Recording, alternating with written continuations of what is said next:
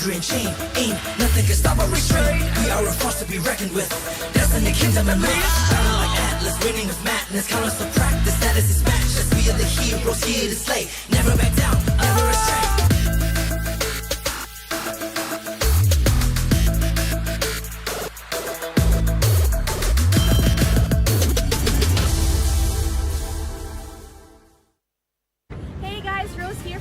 Malaysia. It's Mirko from Indonesia. Morning, Mickey. Here from California. It's North America's favorite caster here.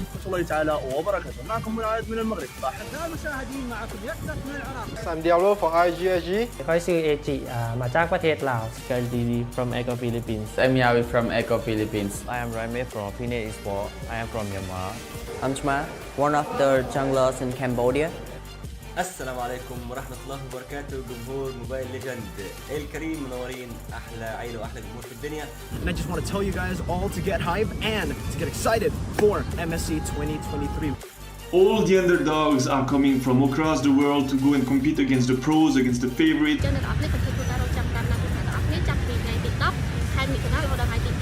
With that being said, hashtag see the world and hashtag roar for MSC. Roar for MSC. Dan TODAK buat betul-betul and langgar semua betul-betul, alright? Hashtag roar for MSC, hashtag see the world. Kamu cari sini. Roar for MSC and see the world. Hashtag roar for MSC, hashtag see the world, GG, RG. Roar for MSC and see the world. And Shark, I know you're hungry for first place. Outplay them, outclass them, outstyle them. Let's go get them, boys. Türkiye şampiyonasını güzel bir şekilde kazandık. Umarım MSC'de güzel şeyler yapacağız. See the world, roll for MSC.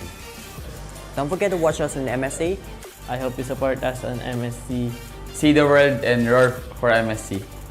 It's time to roar for MSC and hashtag see the world.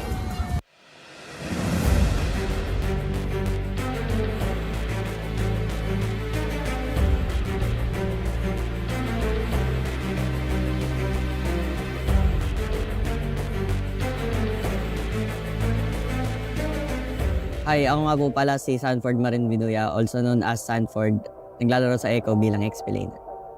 Ang favorite kong FLBB hero ay si Yuzong kasi ilang beses ko na rin siya nagamit sa mga tournaments tulad sa M4, sa MPL kasi parang isa siya sa mga hero na doon ako sobrang komportable dahil lakas niya sa lane, kaya niya sumustain, and then kaya niya din pumatay sa likod ng mag-isa.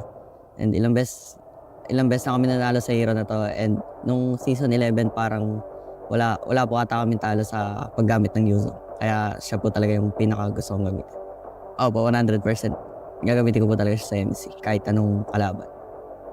Para po sa akin, real life hero ko po is yung parents ko kasi sila po yung sumuporta po sa akin nung umpisa pa, and hanggang ngayon, sila po yung dahilan kaya ginagalingan ko po.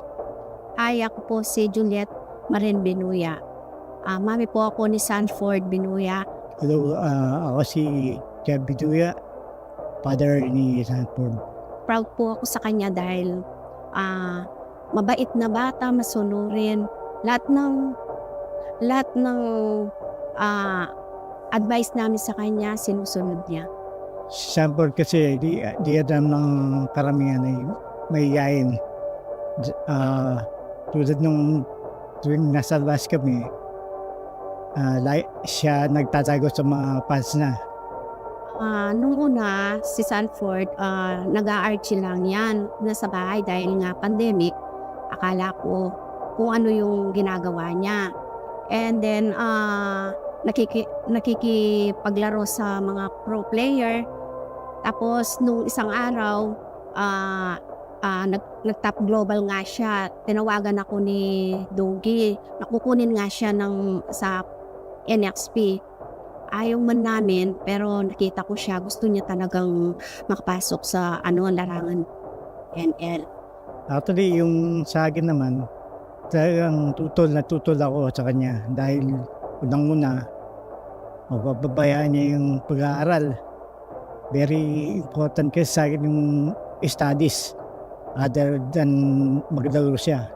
Bali, parang nagkamali akong nang inala dahil pinakita niya sa akin kung paano siya maglaro sa FPL.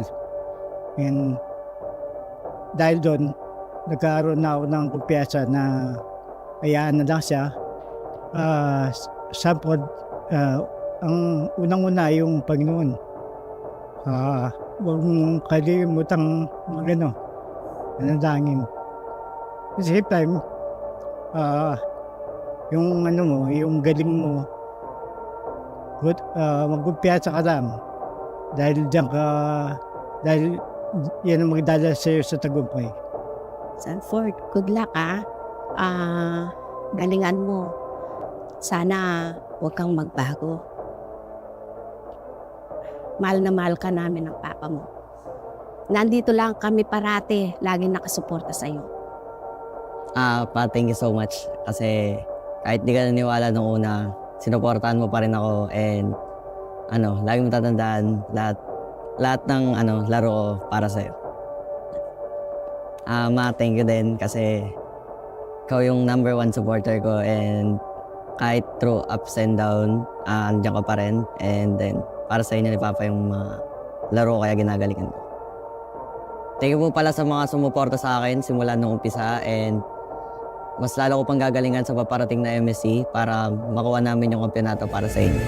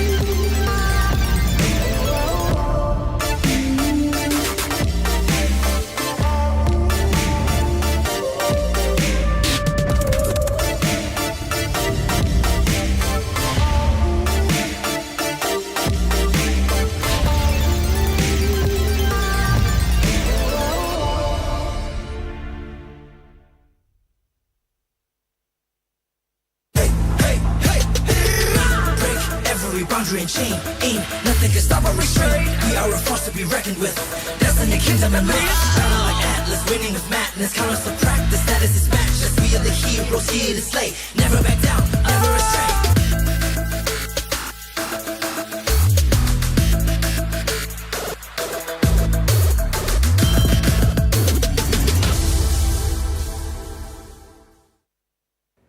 Greetings everyone! From June 5 to June 17, the MSC Guest event will be available in the esports channel in-game. Just log into the game and cheer for your team. Once you've made a guess correctly, you will gain a lot of MSC coins as a rewards. You can use the MSC coins to redeem a brand new Atlas Rune Sentinel epic skin, a MSC exclusive avatar border, emotes, and past MPL skins like Jawhead, Space Explorer, and Claude Earth's Mightiest. Don't wait, join the event now. How are the matches, everyone? From the 5th to 10th of June, the MSC Guest event will be in full swing in-game. Join the event and you can make your guesses on who will emerge the victorious as champion team. If your guess is correct, you will be handsomely rewarded with 1,000 MSC coins. You can exchange the coins for the brand new epic Atlas skin, Rune Sentinel.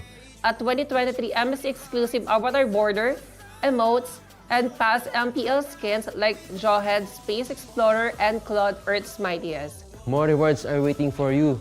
Don't hesitate. Don't hesitate. It's time to get them. That's right, everyone. From June 17 to June 18, as long as you log into the game, you can claim MSC Banner of Morale and the corresponding MSC coin rewards.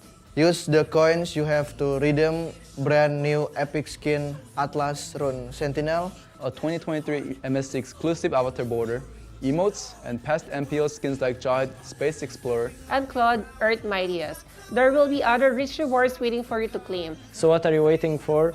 Join the MSC Carnival and enjoy the event now. Join the MSC Carnival and enjoy the event now.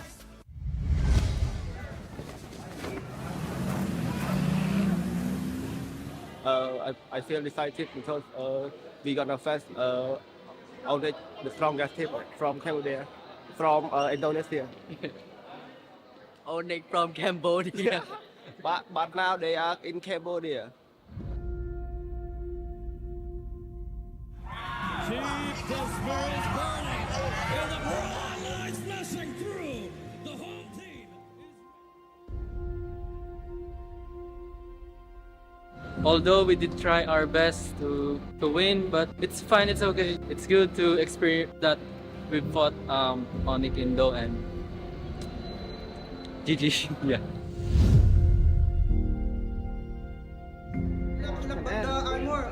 មូលហេតុដែលពួកយើងចង់ revenge ទៅ team outplay ពីព្រោះការព្រឹត្តិការណ៍ M4 ពួកយើងបានចាញ់ទៅលើ team គាត់ដែលយើងគិតពេលនោះយើងគិតថា team យើងអាចនឹងបដូរគាត់បានតែនៅពេលដែលយើងប៉ះគ្នានៅវគ្គ play off បែរជា team គាត់បដូរ team យើងវិញខ្ញុំចង់ផ្ដាំទៅហ៊ុនវិញនេះគឺជាទឹកដីរបស់ពួកយើងចាំមើលថាការប្រកួតក្នុងមុខអ្នកណាជាអ្នកដណ្ដើមបាន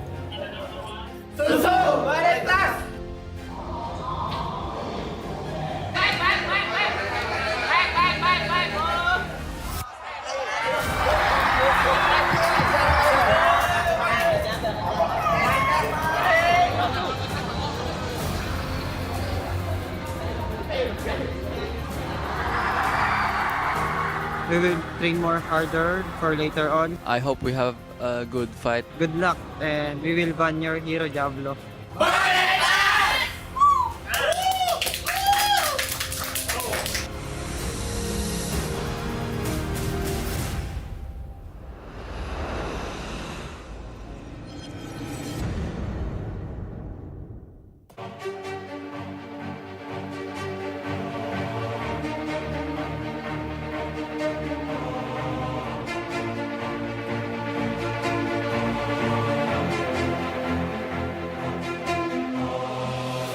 Ako si Tristan Cabrera, ang role ko ay tank from Eco Philippines. Ang favorite MLBB hero ay si Chu. Ginagamit ko siya kasi sobrang ligalig niya sa mapa, tapos ang dami niyang skill, tapos nakaka-micro siya. Tapos ang dami niyang pwedeng gawin sa mga bush, sa mga hero. Tapos yun, magagamit ko siya sa MSC basta hindi siya maban. Yes, may possible na gamitin ko siya, lalo na favorite hero ko siya. So wait nyo na lang. Favorite hero ko si Chu kasi ang dami niya nagagawa, lalo na yung first skill niya naka-micro, tapos yung madali siya maka-pick up yung sipa niya, lalo na pag hindi naka-purify. So, pag nasipa, auto-huli, tapos pag may backup pa ng kakampi yun, sure patay. Yung real life hero ko siguro yung mother ko, si mama, kasi simula pa lang dati sobrang supportive niya na. Simula pa nung nag-basketball pa lang ako, lagi siyang nanonood ng mga games ko, ganun. Tapos nung nag-ML ako, nung una, syempre, against sila. Tapos nung naging supportive na siya, pupunta rin siya doon kahit di niya naiintindihan yung game. Tapos nanonood lang siya. Tapos, ayun, ang dami niya. Dahil pag-interact din siya sa mga fans namin, yun.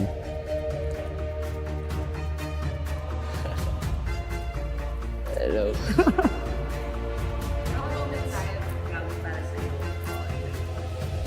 Mensahe ko kay mama, thank you so much sa pagiging supportive simula sa pagbabasketball ko pantas ngayon sa ML. Love you. Walang anak. I am Merly Cabrera. I'm Yawi's mom. And what you don't know about Yawi is that he is a very generous person, loyal sa friend, at mapagmahal syempre na anak at kapatid. Pinaka-proud ako sa kanya, sa mga nangyari sa kanya. Yung recently na naabot nila M4 and itong MPL PH Championship na nakuha nila this season 11. This is one of his dreams talaga. And I am so proud of him kasi pinanindigan niya yung dream niya na yun. At pinaglaban niya sa amin actually. Yung hindi ko makalimutan na saya na naramdaman was when nung nanalo sila versus RSG na secured na sila for M4. So, I'm not sure kung naano nyo pa yun. Bumaba pa siya sa stage. Niyakap niya talaga ako. That's when I was so proud of him. Kasi, ayun na, isa sa mga dreams niya yun yung makatungtong sa world stage. Basta anak, lagi naman namin sinasabi sa'yo na proud kami sa'yo sa mga nangyayari sa'yo sa buhay mo, sa success na nakukuha mo. Basta lang anak, just be humble. Diba? Lagi mong isipin yung mga taong nakatulong sa'yo and always pray na lahat ng gusto mo, daan mo lang sa dasal. Lahat ng challenges mo sa buhay, may it be personal or sa profession mo ngayon sa pagiging pro player mo, lahat ibigay mo lang sa taas. And always believe in yourself, sa teammates mo. And for sure, marami pa kayong championship na makukuha, makakamtan. And good luck sa MSC anak. Kaya nyo yan. Yan, salamat sa pag-suporta kahit simula nung unang talo kami. Tapos, yun, supportahan mo lang ako hanggang sa makakuha pa ng maraming championships and more tournaments pa na mapanood mo. Yes, anak. Siyempre. And manalo matalo, nandito kami sa likod mo. Mahal ka namin.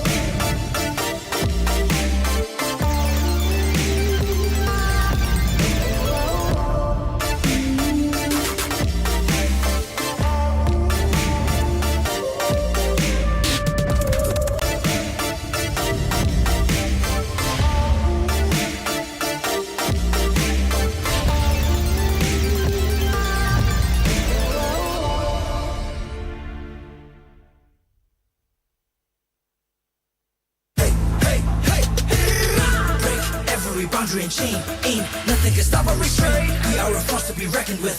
Destiny, kingdom, and might. Battle like Atlas, winning with madness. Countless of practice, status is matchless. We are the heroes here to slay. Never back down, never astray.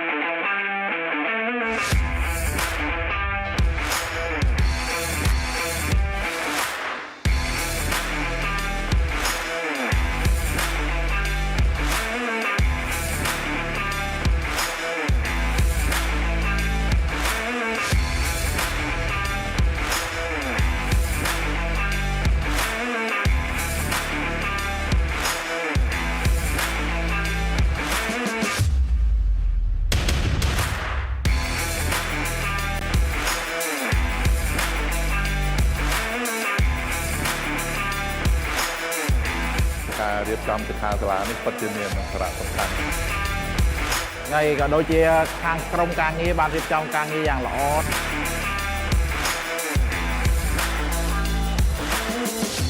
នៅពីមុនក៏ខ្ញុំអត់សូវច្បាស់ដែរតែដល់ពេលគាត់និយាយថាបើយើងចង់ក្លាយជា personal player យើងត្រូវ set target មិនអីមិនមានអាជីពជាច្រើនដែលយើងអាចធ្វើការទាក់ទងជាមួយ e-sport ហ្នឹងខ្ញុំចាក់អារម្មណ៍លើ content creator បងចូលចិត្តខាង create video ខាងកាត់តអញ្ចឹងបងលឺស្រីដែរតែលេង game អញ្ចឹងជាអាប៉ាម៉ាក់ក៏អត់សូវ support មកទេប៉ុន្តែបើយើងមានគោលដៅច្បាស់លាស់ហើយយើងប្រាប់អាប៉ាម៉ាក់យើងពួកគាត់នឹងអាចផ្ដល់កម្លាំងចិត្តឲ្យយើងអាចនឹងទៅមុខបានខ្ញុំបាន inspire ខ្លាំងទាក់ទងមួយចំណេះដឹងកីឡា electronic ខ្មែរយើងនឹងអភិវឌ្ឍច្រើនជាងហ្នឹងនឹងមានអ្នកជាច្រើនទៀតដែលគាត់បានស្គាល់បន្ថែមទៀតបង Hãy subscribe cho kênh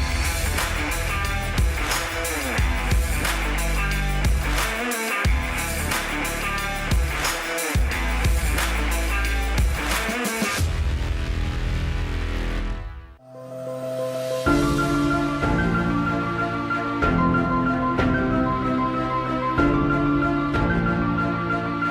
lỡ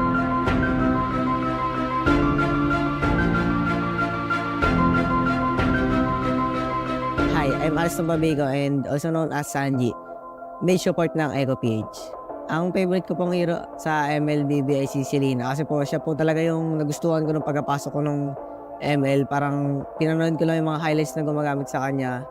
Tapos yung first skill po niya kasi sobrang daya kasi yung vision niya sa mapa, ganun. Tapos parang support role po talaga siya dati. Tapos yung second skill niya, sobrang daya din kasi pag tinamaan ganun, pwede ka pa magtimpla ng kape tapos kung ano gawin mo. Kasi sure dead ka talaga kay Selena dati, sobrang OP niya. Tapos yun, dun sa hero na yun, sa Selena na yun, dun ako na-discover ng mga coach sa MPL. Tapos kaya ako siya laging gamit kasi yun yung meta talaga dati.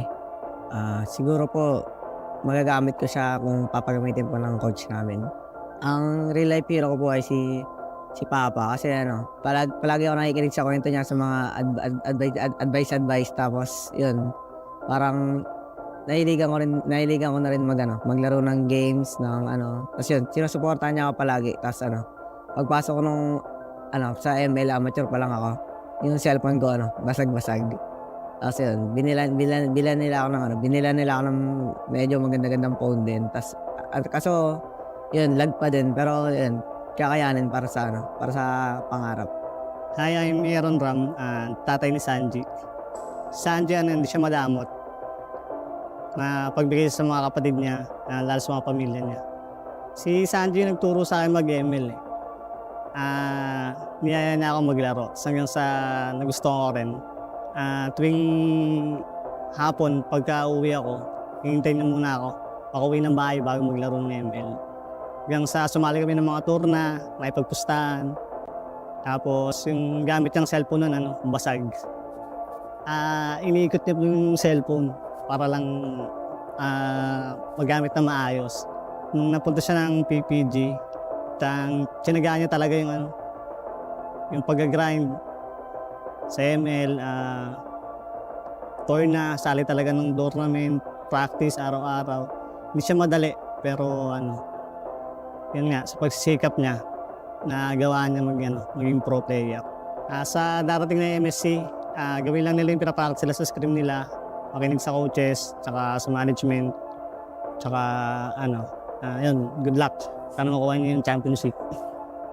Ang message ko lang kay Papa ko, thank you kasi nabuhay ako sa mundo doon. Tsaka binuhay niya ako, tapos sobrang na-inspire talaga ako sa mga kwento niya. Sa mga lahat ng fans namin dyan, mahal na mahal namin kayo and salamat sa pag-support sa amin sa ECO. Tapos iniimbitahan ko rin kayo manood sa MSC 2023. Good luck sa amin sa mga kalaban namin sa MSC at ipapatunayan namin na Pinas pa rin talaga malakas.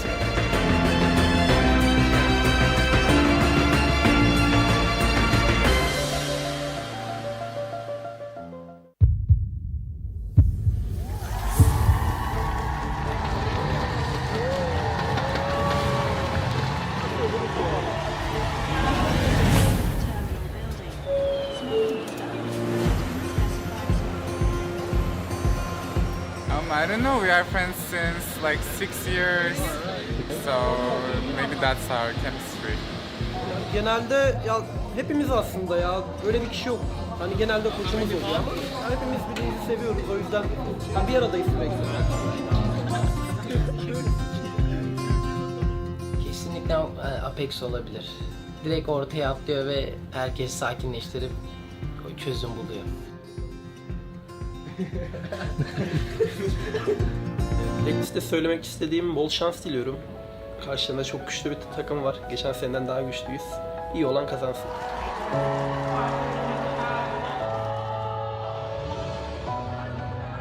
Değil yani ister istemez bir gerginlik oluyor. Sahne heyecandan dolayı sanırım orada.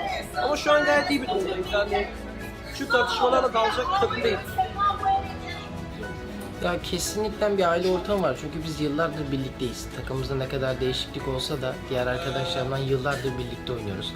Başka takımda oynadık, şimdi bir arada toplandık, birkaç yılda birlikte oynuyoruz. Yani kısaca çok uzun yıllara dayanıyor ilişkimiz. M4 ilk tecrübemizde onlara karşı kaybetmiştik.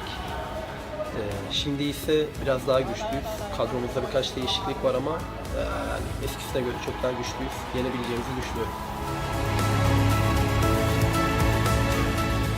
We are feeling good. We will be waiting for playoffs. Blacklist'te başarılar diliyorum çünkü biz çok iyi bir takımız. Onlar için biraz zor bir maç olacak. Blacklist bizi bekle, biz geliyoruz.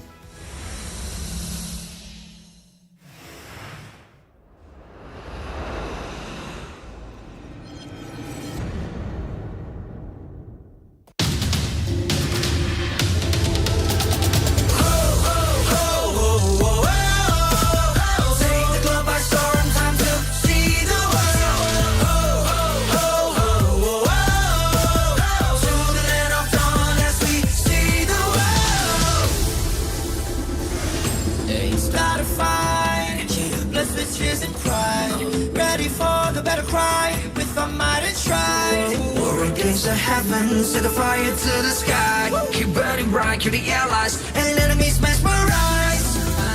Strive for domination. Feel the pressure rising. The fight with your life and for your nation. With your devotion, emotion.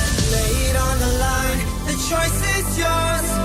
Offense or defense, let the courage roar. Reaching for new heights, it's up to soar.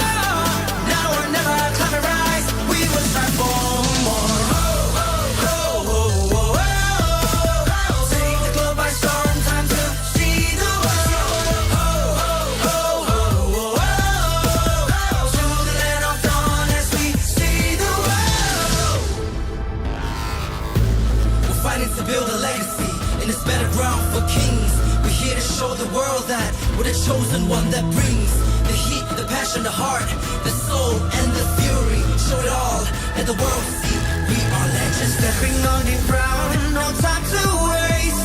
Striving to conquer, face the foes with grace. Be the challenger, it's time to soar.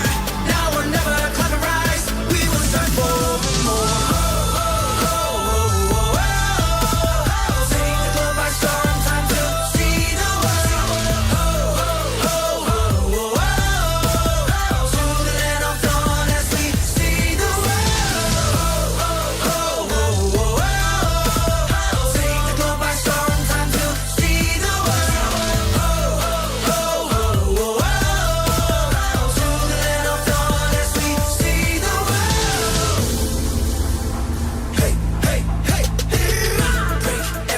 And chain, ain't nothing can stop or restrain. We are a force to be reckoned with.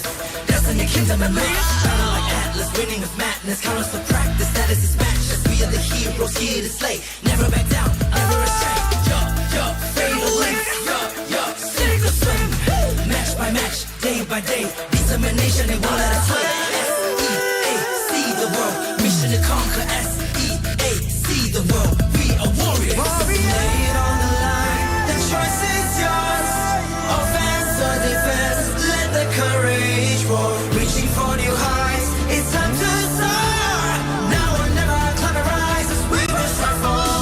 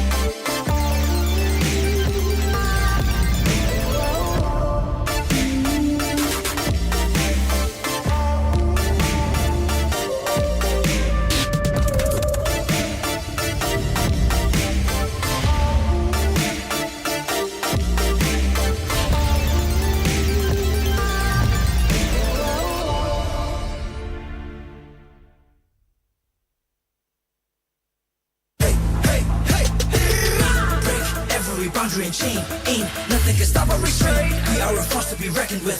Destiny, kingdom, and maid. Battle like Atlas, winning with madness. Count us to practice, status is matchless. We are the heroes here to slay. Never back down, never restrain.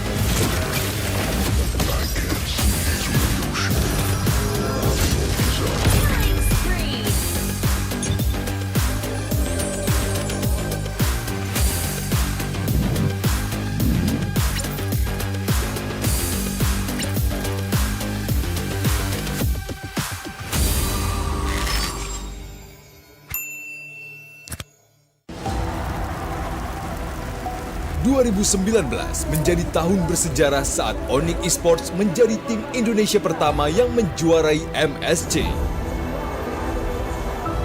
Tangguh, itulah satu kata yang tepat untuk menggambarkan ONIC Esports.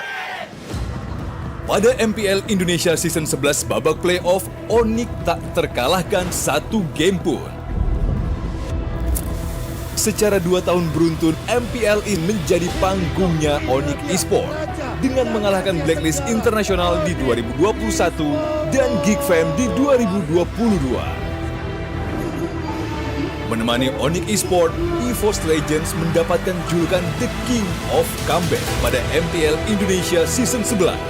Sang Harimau Biru telah menjadi tim Indonesia dan dunia pertama yang menjuarai M-Series. Mereka juga membawa nama Indonesia melambung tinggi di IESF 2022 dengan mengalahkan Filipina. Catatan sejarah telah diraih kedua tim Indonesia. Dan kini, ONIC Esports bersama EVOS Legends siap untuk bertarung untuk mengukir sejarah baru di panggung internasional MSC 2023.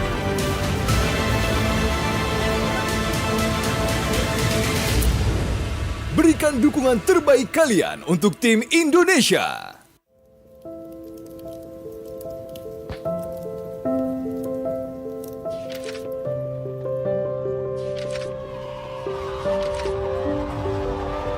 Selamat datang tuan-tuan dan puan-puan di kejuaraan dunia Mobile Legends Back M4. Big difference sebab dekat M4 nampak macam diorang ada identity crisis. They're not sure how they want to play the game. They're not sure who's going to be the carry, what kind of rotation that we're going to use.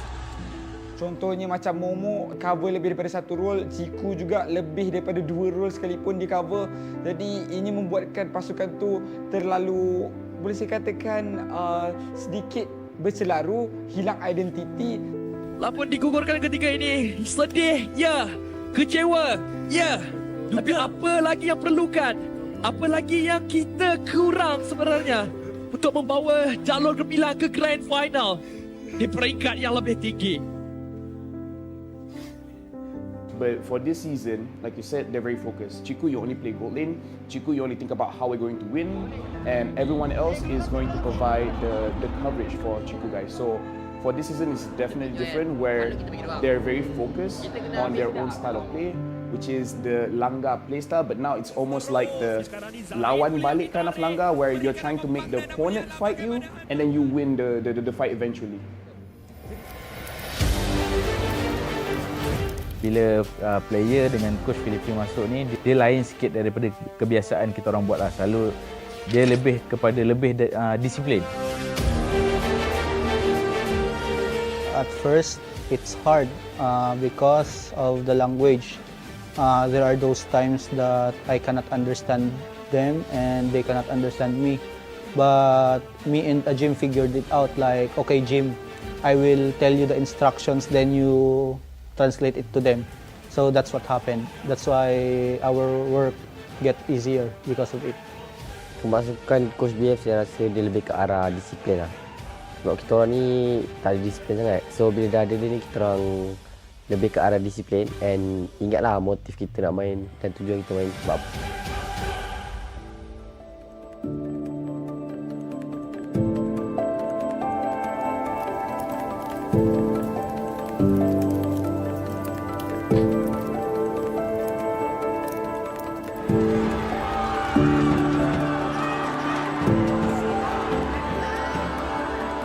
MVP is Chico, guys!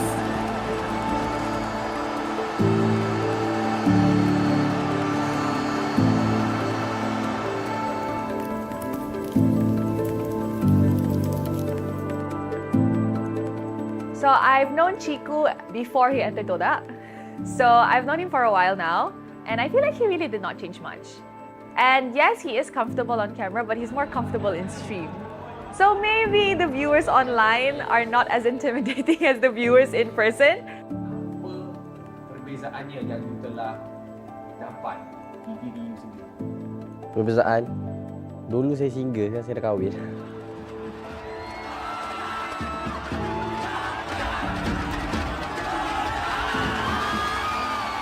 Kalau Ciku ni sebelum kahwin ni dia jenis kaki langgar, tak kisah kalau sebelum ni Punis kan girlfriend dia kan, dia langgar je Punis tu.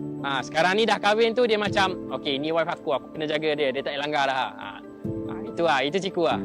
I think he's an absolute legend. I think that he really pushes the agenda and he really knows how to test the limits, or at the very least, very situationally aware of what he's capable of on a particular marksman. Although the meta has shifted and Chiku has definitely changed roles, he has to evolve with the times. I feel that Chiku is still at the age where he's adaptable, but age is eventually going to catch up to him at some point, and we just don't know when. Kalau bagi saya, selagi saya rasa saya boleh main, walaupun tak macam orang lain kan, macam kalau main macam fasian main. Tapi bagi saya, benda tu tak penting, dia lebih ke arah on point lah. So selagi saya boleh on point kan benda-benda yang penting, selagi tu saya akan main lah. Kalau dah sampai masa memang tak boleh, stop lah.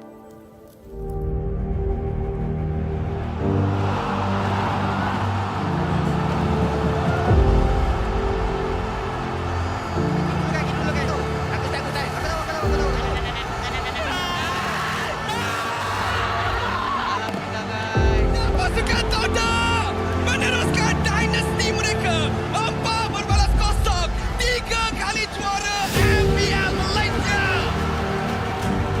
Untuk season ni ramai orang yang toksik, ramai orang yang maki, kata suruh keluar TODAK, Moon dengan Ciku suruh keluar TODAK apa semua. But in the end of the day, kita orang sendiri dapat buat lah. So bersyukur saya sangat kepada Allah SWT yang memberi kita orang kawan-kawan yang macam family macam ni. So alhamdulillah sangat-sangat lah.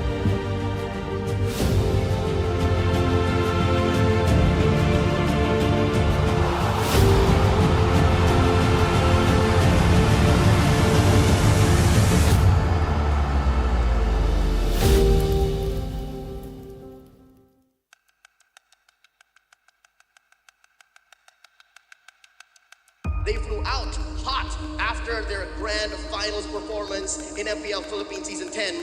And here we're seeing the rivalry of a century. The age of the Orcas is now. Echo are your M4 World Champions. Echo books their ticket to MSC. And the grand finals, a rematch against Blacklist International. A rematch. Blacklist International and Echo taking the rivalry form from Season 10, taking the rivalry continued in M4. Now here we are in the grand finals of Season 11. This is destiny moving in a way na parang kailangan pa nila mag-meet. Yung M4 World Championship, nakita natin kung ano yung naging resulta doon, nanalo yung Echo. And parang binigyan ng tadhana ng panahon na makabawi yung Blacklist or yung Echo para ma-ensure na sila talaga ang pinakamalakas na Filipino team.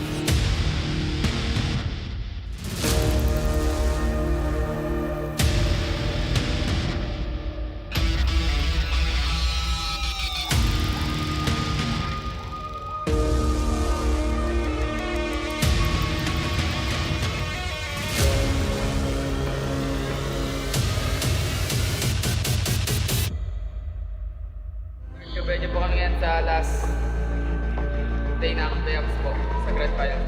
Bigyan niyo po kami ng clear na pag-iisip and discipline po sa gaming na maganda po yung kalabag ng round. Blacklist International will now respect back the Franco and the Kaja. Hanap nila blue eh, no? Binibigay, oo nga, Dragon ni Sanford for the third pick. After kasi ng Season 10 Grand Finals, marami ang nagsabi na kaya din nanalo ang Blacklist kasi parang naubusan ng Echo sa kanilang mga binaong strat. Ngayon parang ang dami. Parang malulunod siya tayo eh. Oo. It's going to be Hanik. Okay. Balir. Boss 5. Hindi ganun kaganda ang ultimate ng isang Balir. So, masasabi natin medyo useless siya para sa Valentina. Hindi sila kumuha ng na ganun kaganda yung ultimate. And at the same time, parang ma-force yung Valentina na real world manipulation lagi kukunin ko. Can Blacklist International do the reverse? Pero ngayon siya atay na pasobra dahil nakukulit siya ni Edward dito. A beautiful switch onto the mid lane. Pero si Cortez hindi ata papayag na walang kapalit. Pero nabitin ng bahagya yung maaari niyang tawiran doon sa mga minions mula sa mid lane. Nakutad ba siya? Makikita ba siya ni Carl? Abot ata. King Wise. Walang retry. Nakawan sila dito ng orange buff. Kaso nga lang siya ay may ipit sa tatlo. Wise dito, may pansalba nga ba si Omoy Pino sa Blazer's Wrath. Sakto yung bitaw. Kaso nga lang hindi umabot yung altar. Omoy Pino's trying to zone everyone. Pero look at Sanji. Numarap. Eto na, pasok King Wise. Ulit si Yawi. Si Yawi nga talaga maging target nila. Hindi na nga ito makaatakas pa tungkol sa real world manipulation. Kaso nga lang natuhog sila dito. Ng execution.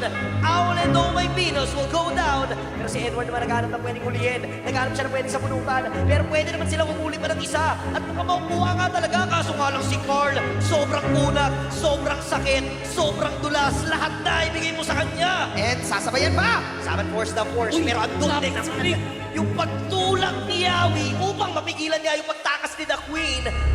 Sinabi na ni Wolf, every time na may dragon, may follow-up na dalawa na hindi mo alam kung skill. Ganon din naman yung EVO Ultimate. Diyan na naman yung dragon ni Sanford.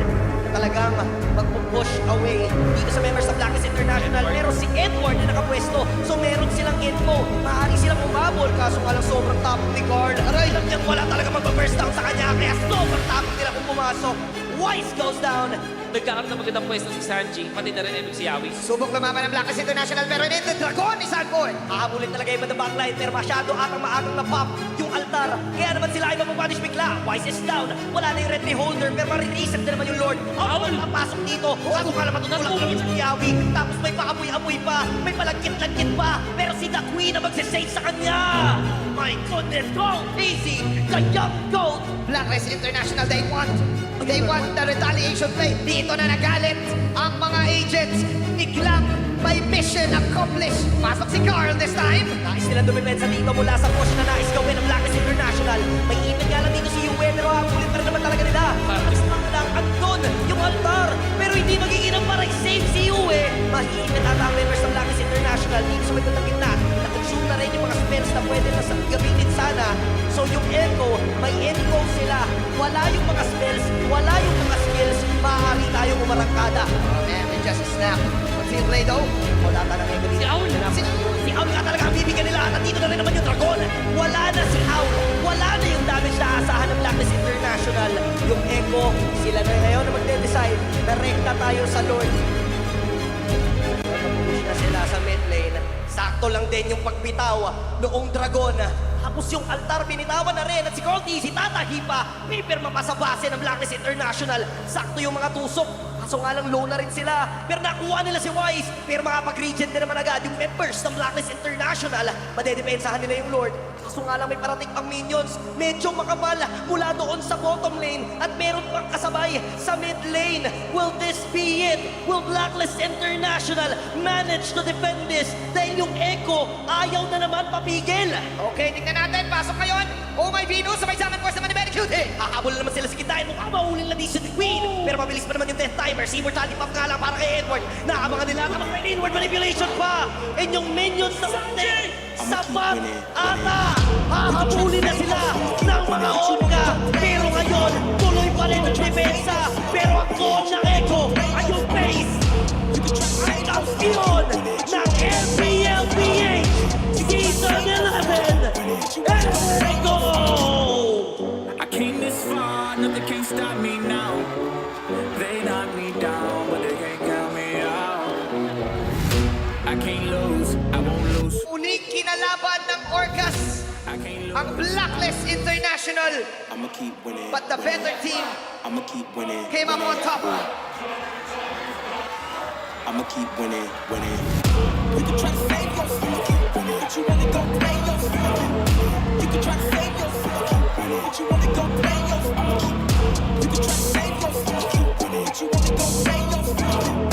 You can try to save yourself, I'ma keep winning. But you wanna go play yourself. Yeah, you gon' need 100 men, 100 scopes, 100 cans just for you to watch what I'm doing under the sun again. God-given gift, MC's doing the running man. If you want me to get it poppin', may cost 100 pence. Yeah, what I supply is always in the man. The throne is mine, take that. It ain't a high five, got the upper hand. I'm too real, can't fake that. Who you know putting fear in them like this? You a vampire, still suck when you bite this. They didn't think I could do it, I had to demonstrate how the flow is so heavenly, keeping demons straight. Who they fooling? I showed them the jig is up again. When I asked them who is the best, they get this to stuttering. Tell them I'ma keep winning, winning.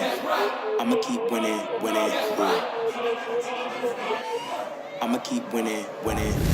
You can try to save yourself, I'ma keep winning. But you wanna go play yourself.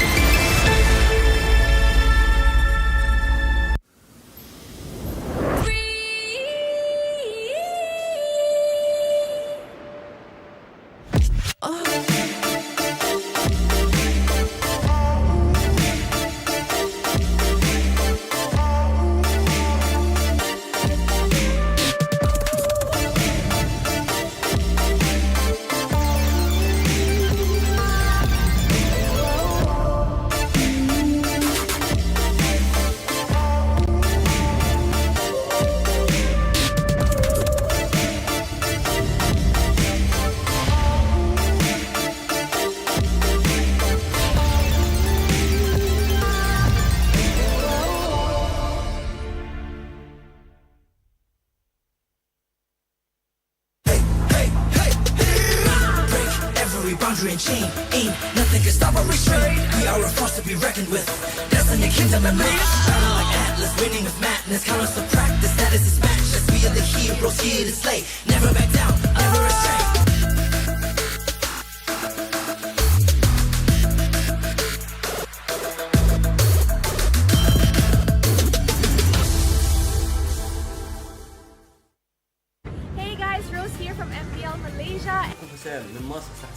It's Mirko from Indonesia.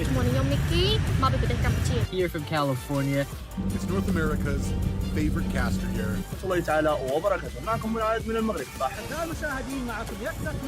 I'm Diablo for IGSG. Sky TV from Echo Philippines. I'm Yawi from Echo Philippines. I am Raime from Pine Esport. I am from Myanmar. I'm Chma, one of the junglers in Cambodia. السلام عليكم ورحمة الله وبركاته جمهور موبايل ليجند الكريم منورين أحلى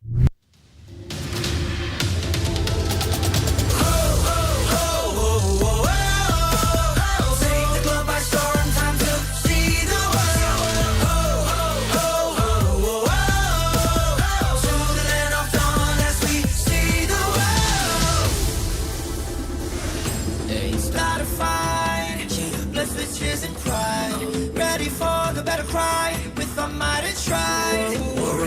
heavens, set the fire to the sky. Keep burning bright, kill the allies, and enemies mesmerize. Strive for domination. Feel the pressure rising. The fight with your life and for your nation. With your devotion, emotion.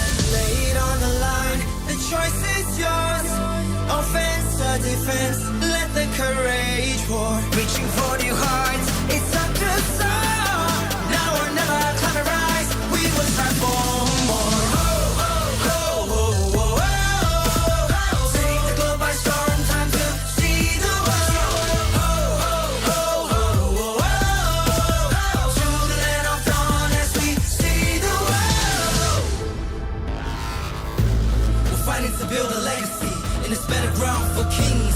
We're here to show the world that we're the chosen one that brings the heat, the passion, the heart, the soul, and the fury. Show it all, let the world see we are legends. Stepping on the ground, no time to waste. Striving to conquer, face the foes with grace. Be the challenger, it's time to soar. Now or never, climb and rise. We will strive for more.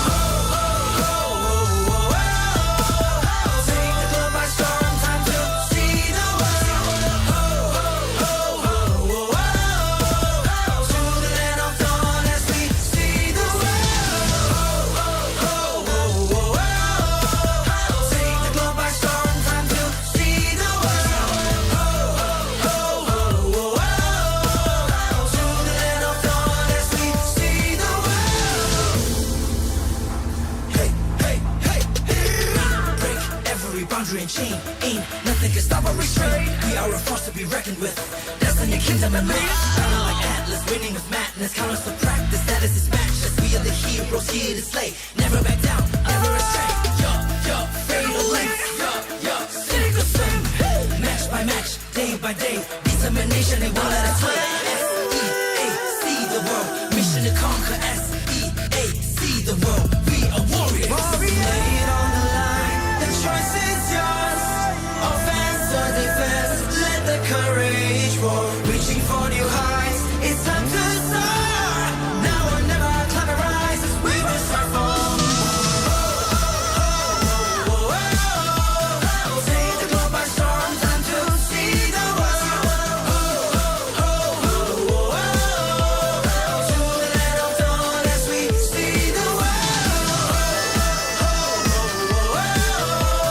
Take the globe by storm, time to see the world. To the land of dawn as we see the world.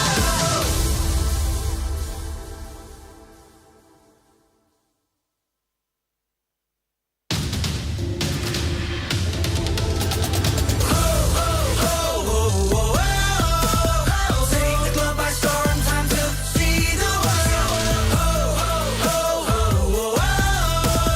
To the land of dawn as we see the world. It's not a fight, blessed with cheers and pride. Ready for the battle cry, with our might and stride. War against the heavens, set the fire to the sky. Keep burning bright, kill the allies, and enemies mesmerize. Strive for domination. Feel the pressure rising. The fight with your life and for your nation. With your devotion, emotion.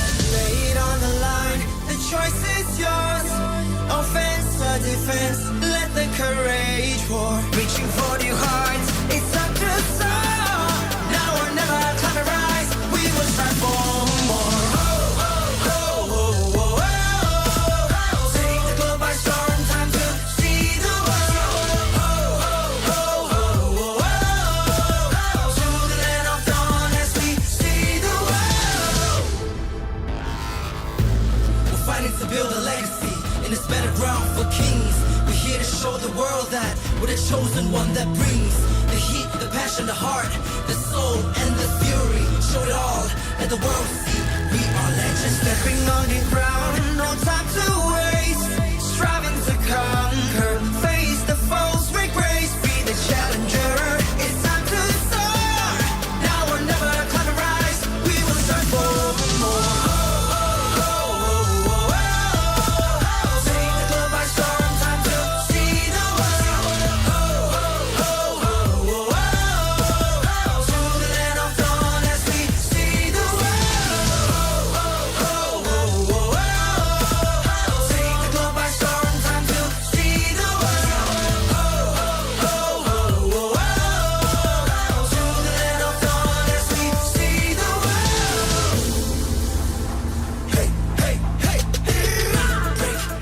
boundary and chain. Ain't nothing can stop or restrain. We are a force to be reckoned with. Destiny, kingdom, and reign. Battle like Atlas, winning with madness. Count us to practice, that is his matchless. We are the heroes here to slay. Never back down, never astray. Fatal links. Sink or swim. Match by match, day by day. Determination, they won't let us play. S-E-A-C the world. Mission to conquer. S-E-A-C the world. We are warriors. Lay it on the line. The choice is yours. Offense or defense. Let the courage roar. Reaching for new heights. It's time to soar. Now or never. Climb and rise as we will strive for. Take the globe by storm. Time to see the world. To the land of dawn as we see the world. Take the globe by storm. Time to see the world. To the land of dawn as we see the world.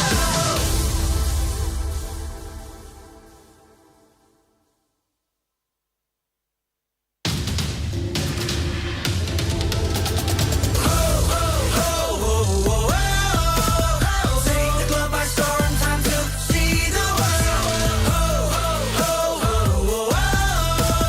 To the land of dawn as we see the world. It's not a fight, blessed with tears and pride.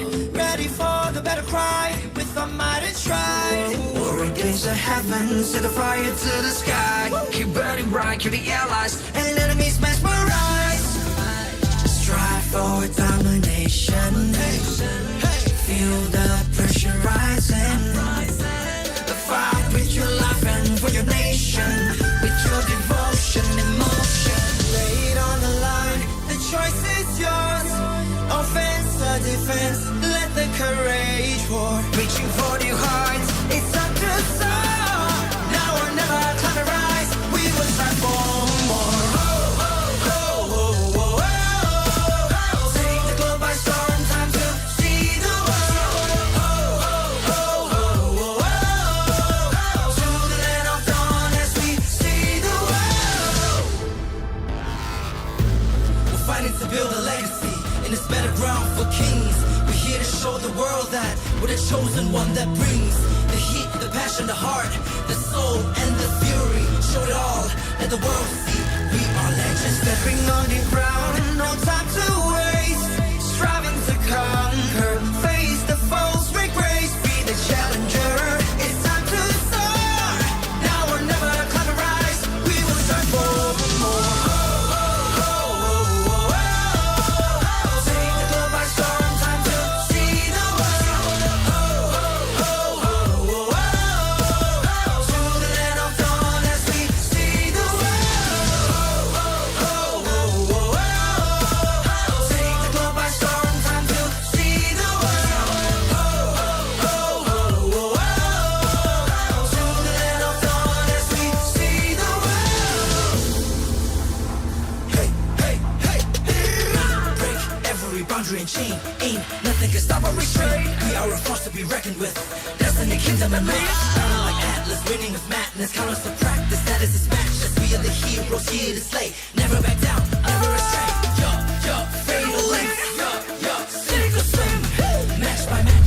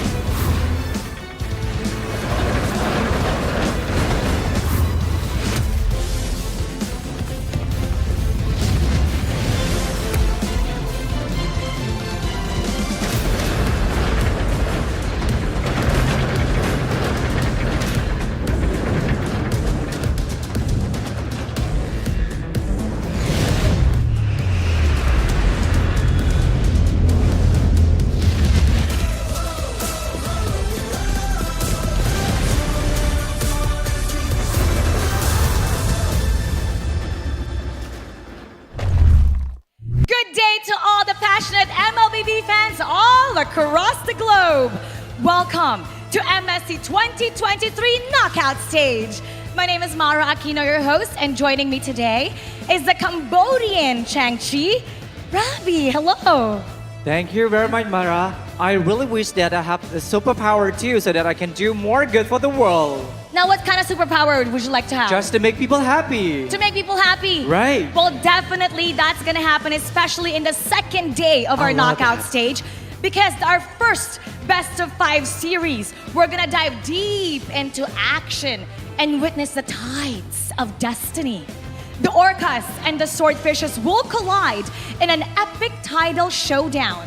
So the question is, can TODAK, the Malaysian Mavericks, unveil more tricks up their sleeve to bring down the M4 World Champion Echo from the Philippines? Sum ho ai TODAK Muay Mau! Can TODAK, the MPL Malaysia Champion Challenge, the world dominance of M4 champions, can defeat the Echo from Philippines? Now, do you think the crowd is ready for this? Why not? I test their energy. They're Let's so test good. it out. How about you go right over there since you're on that side? I believe that's the TODAK side. I'm gonna go right over here where Echo Philippines is. Sure, so I'll go love ahead. this. All right, so it's gonna be a very exciting matchup of the day. We wanna feel the energy from the crowd. Rabi, what you got there? Okay, so I'm here with the fan here of TODAK Langga. Ladies and gentlemen, repeat after me when I say that. TODAK, you say Langga, okay? 1, 2, 3, TODAK! TODAK! TODAK! Wow. All right. I think we can up that energy in here. Where are the Echo fans? When I say Echo loud, you say Echo proud. Echo loud. Echo loud. One more time. Echo loud. I'm loving the energy in here. You guys seem like you're all ready. We're ready, so we're gonna throw it over to the casters. Take us and see the world. Thanks so much, Marin Rabi. And this is another day for another brutal series that we are about to see. It's Echo going up against TODAK. My name is Wolf, your panel host. I'm going to be joined here by Ater, Leo, and Phil, who's actually, he's doing his a little bit. And of course, Mr. Repo. How you doing, my man? I'm doing fine. doing fine. Are you excited at all? Yeah, I'm very excited for this match, Echo versus TODAK. So I really hope that TODAK can bring something interesting in the draft. Yeah, well, if you don't know, guys, Repo actually played for MPL ID for BTR for 2 years, but is actually Malaysian, right? Yes. Okay, so your heart is your heart with the Malaysians this time, though? What do you mean? Do you support TODAK? Oh yes, sure. I'm very supporting Team Malaysia, even though I'm not the same thing as TODAK. So, but same. Support. Same blood. Yeah. Same blood, same negara. Yeah. Country. No, he was a silver medalist with some TODAK members. Yeah. That is very Serumpun. Serumpun. Shout out to Malaysia. Shout out to Johor. Okay. Sama-sama Johor. We do have a pressing question to you. How do you feel about the knockout stages? Very quickly. Do you like it or not? Like a single elimination? For me, honestly, I really like it because single elimination is same familiar as football, Wow. So like, for example, if UCL or something like that, all the bracket is single elimination. So for me, this is very interesting. This is like first time ever MSC. Yes. If I'm not wrong. Yeah. And because of that, we want to thank the people who made this possible, actually. Who made MSC 2023 possible. That's Moonton. And this is, of course, supported by ROG, the official gaming phone, and Secret Lab, our official chair partner. And thank you so much to our lovely sponsors. MSC wouldn't be possible without you guys. We'd also like to thank all the fans out there tuning in and watching the tournament right now. From all over the world, do tell us who you are supporting in the comment section, and let's hype this MSC 2023 up. And I believe that we have something interesting in-game, like Eterna. Yeah, definitely, right? Because MSC 2023 is coming in full swing.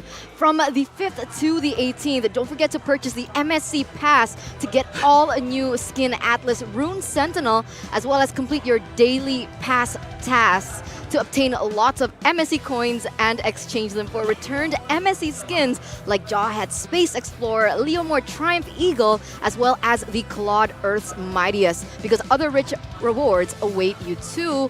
And aside from these, you guys can also participate in events like the MSC Support Chess, which is exactly what Leo is doing right now. Wow. And go for the champion guest, because what are you guys waiting for? Join the MSC 2023 event now and hashtag See the World, hashtag Mobile Legends Bang Bang, and of course, hashtag MSC 2023. Oh, Leo, how does it feel to claim stuff with a lot of hertz, like 160 plus? That's all of the hurts. I think I only lack just one more. I don't have the old Jawhead skin. Okay. That's the only thing I have. So I have about maybe 3 days? 3 days. No! It's the 18th! Is it Wait, the 18th? what? No, it's 2 days. Yeah, 2 days. two I more have 2 days days. to grab it, and yeah, I've been playing a lot of Bane. All right. Do take note of that, guys, because the event will end by the 18th. But now we have to get into business this time, gentlemen and lady. We are... That's you. That's me. We're not going to be focusing on the right side of the bracket. And you saw the development yesterday. It was grueling for all of the teams, having to be facing their matchup. And now, fortunately, we will be reminded of what happened in the previous day. So why don't you watch this video for the recap of day number 1 of the knockout stages.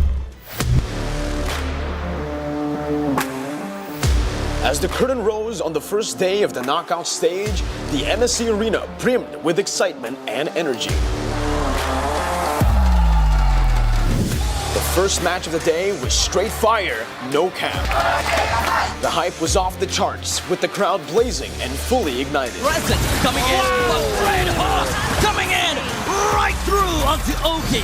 In a devastating display, Burn X Flash incinerated all hopes and dreams of RSG SG. Got caught out, 2 men down on the side of RSG, and the entire part of the side of Burn X Flash is going to be pounding themselves right down on RSG. Burn X Flash takes the game. Leaving the Singaporean representatives empty-handed with a merciless 3-0 defeat. Fireflux Impunity was caught in a maelstrom of aggression as Blacklist International's first knockout match of the day raged on.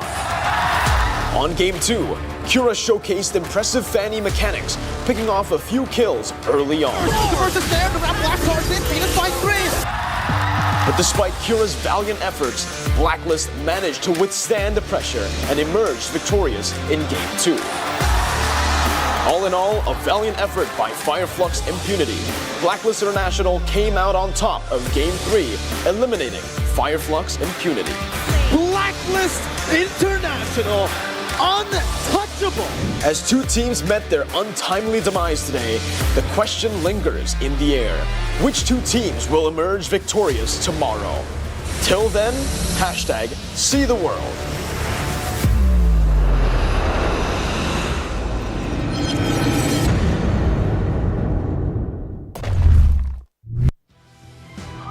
You know, part of the reason why this happened, well, a little bit part of it. Yeah, we have to talk about this. Ripo is here, Lafel is here on the opposite side of the table. It's Echo and TODAK as well as ONIC versus EVOS. Some people will argue that the right side of the knockout bracket is the more quote-unquote competitive side.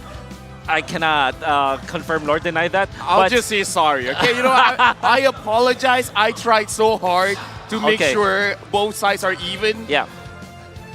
I couldn't do it. We saw that. We saw the I the didn't wash my hands. I'm sorry. Yeah, we saw the pain in your hands. Tangan busuk. I want to ask Ripo though, do you feel that way too? Do you think that on the, it's Echo versus TODAK and ONIC versus EVOS, is that a more competitive side of the bracket? For me, it's a deadly side. Deadly side. Love it. Love it. Yeah. Why? Why do you think so? For me, because at the right side, all the team is very, very strong. So like, for example, have MPL champions, Echo champion also. So the bracket and right. and TODAK also Yeah. the champion side, and EVOS second place also, but very strong. For me, it's very Okay. competitive side and deadly side. Very well. Okay. Let's use the term the champion side, right? But the rest of the panel, I wanted to ask you: do you feel the same way? Yeah. No, I agree. That's Tiga Juara over on the right. Yes. Okay. I feel very nervous, so you know that's all I gotta say. Yeah. Eterna, I haven't asked you about ONIC versus EVOS though. I know that we will be talking about Echo and TODAK, but that's the second match of today happening at 18 o'clock GMT +7. Very, very quick thoughts about that. I mean, either way it goes, I just gotta be happy, right? Either one goes, Okay. I'm good. At least one Indonesia gets to go through. Yeah. I can't say the same about Malaysia. Yeah, that's okay. Maybe next time. Do you feel that TODAK? What are the chances of TODAK though against EVOS? 99% chance we're gonna win. Let's ask Repo over here though, because Lafel thinks that it's a 99% chance that TODAK can get it. Yeah. How about you? In this battle of the 2C Predators, fearless swordfishes, that's TODAK by the way, versus the dominant Orcas, do you think that TODAK has a chance against Echo? For me, Lafil is 99%, but I don't want to be the same, so 98%. 98? All right. Please, Okay. TODAK, please. 2 Malaysians, 2 Filipinos, by the way, and you know, Indonesian. Yeah. She's the most neutral. It's most neutral. For now. I want to pick Repo's brain here because he said that during the match of Impunity versus RSGSG, you mentioned that give away like Diablo's heroes. Burn. Burn. I'm in sorry. RSG. What do you think should TODAK do against Echo? Like any idea what they should do against him? For me, maybe release all the hero. Just Release- like Don't ban. don't ban. No bans. Just ban Layla, Mia. Yeah. Oh, like Fair throwbacks. play. Release our heroes. Okay, Yeah. so that is the dare for Echo and TODAK. Let's not ban meta heroes. Let's just ban out like Mia, Layla, Yeah. maybe Sicilian perhaps. Hey. But that technically would be good for TODAK, no? Mia is Chico, guys. Yeah, top heroes for Chico, guys. Layla, Mia. Yeah. Well, okay. Well, in that case, maybe just ban out. Just don't ban it out. I mean, there's no penalty for not banning any heroes. It's a legit strategy. It's a legitimate strategy. It has been done before, and Repo thinks that is the way to go. Now we are about to welcome the teams. And this is going to be very, very exciting because finally we get to see how well prepared they are. Do they feel the energy today? We're excited to see and bring you TODAK as well as Echo.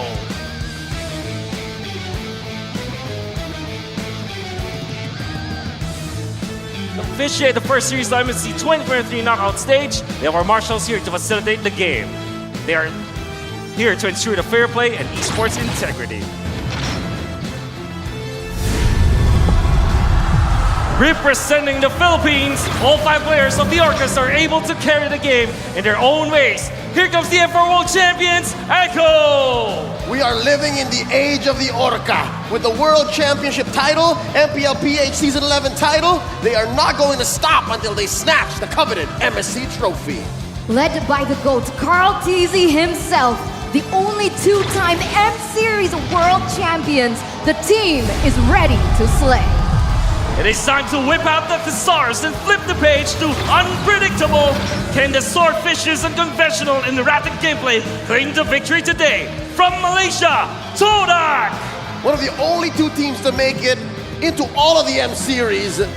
They are the only team that won MPL MY 3 times. They might be unstable, they might be volatile, but they are certainly entertaining and capable of delivering absolute surprises to their opponents. Now we introduce the coaching staff of both teams, Coach Tic-Tac and Trevor, and Coach Moy plus Ashi as the analyst of TODAK, alongside of her head marshal to referee this match.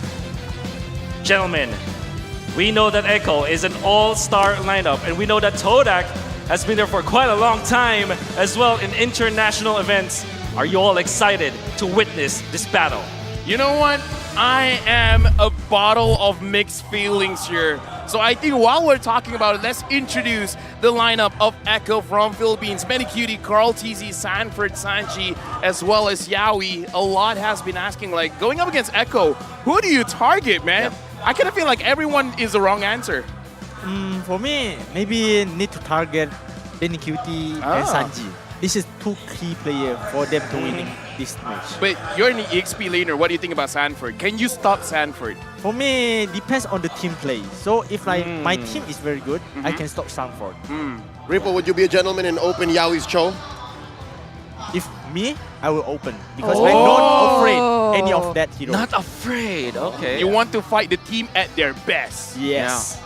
Wow, okay, so maybe that might be one thing that perhaps TODAK can Actually, do they might against do Echo. that. They might do that. They might do that. They might do Knowing that. them? For the show. Yeah. For the show? Yeah. I mean, that's the 1%, right? He's 99th and 1%. Well, that is very true. That's Echo with the star lineup that we know for sure.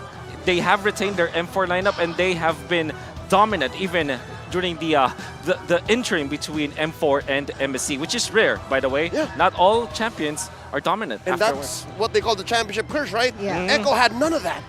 And, you know, this is Chico guys' rival or rival, yeah? Momo and Moon and Yums.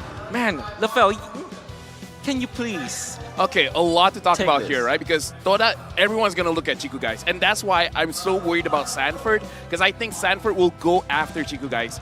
And we got to look at what hero Yums is using. If Yums can make sure Chiku guys stay alive for a very long time, they can do well. But the thing is, Chiku guys, if Chiku guys isn't the problem, they will go after Moon. And if Moon is always targeted, I don't know about his emotional state in the game. Now, very quick thoughts about TODAK. What do you think? Very quick. I hope TODAK's, especially Chiku, will do well. Do well. And Okay. their positioning or that dealing damage at the back line. at the Let's front line. ask you later on because I believe that we have a video, in fact, that will feature the teams that will be playing today. So I'm excited to see and witness this video. Hope that we learn something from this one.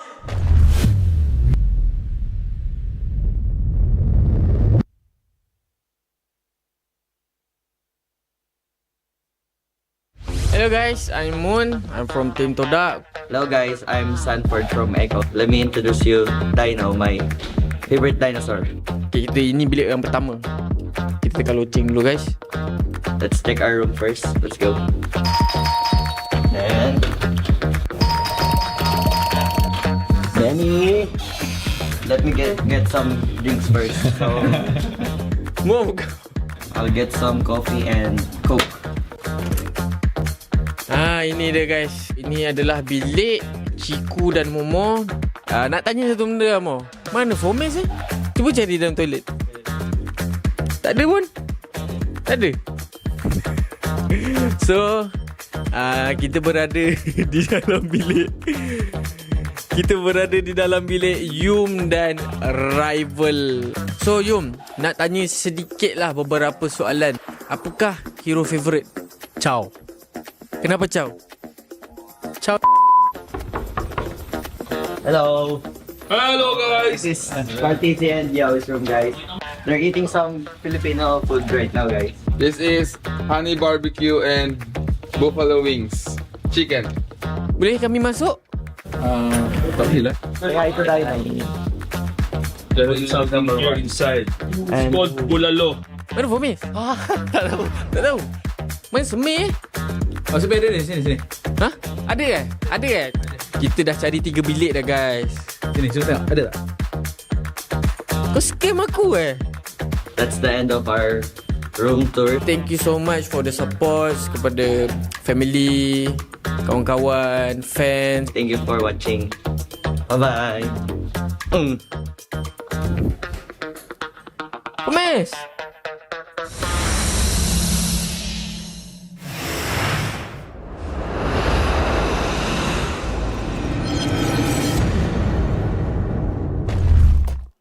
A bit of fun from both the teams. Now we are looking at the competitors. That is TODAK that you're seeing right now. And I want to ask Repo once again, what do you think is the reason why they were the champions of MPLMY? What is their secret, you know? For me, maybe of their mentality. Mentality, okay. Because of their champions, maybe around like 2-time champion or 3-time, I forgot. But 3 times. 3 times. So their mentality at the stage and eager to win as the champions. So that's why they proven this themselves that the reason they can like Find a Rocky. win. Yeah. Looking at the players, looks like they're wearing makeup. You know what I noticed when I looked at the players? What? The Koyo is back on Chiku, man. Oh yeah. Now he's focused. The Koyo is there. The buff is there. 100% focus. 100% focus. Okay. Some surprising heroes from the group stages as well as the first round of the knockouts. Which hero will be unpicked apart from these ones? We have the Badang as well as the Joy.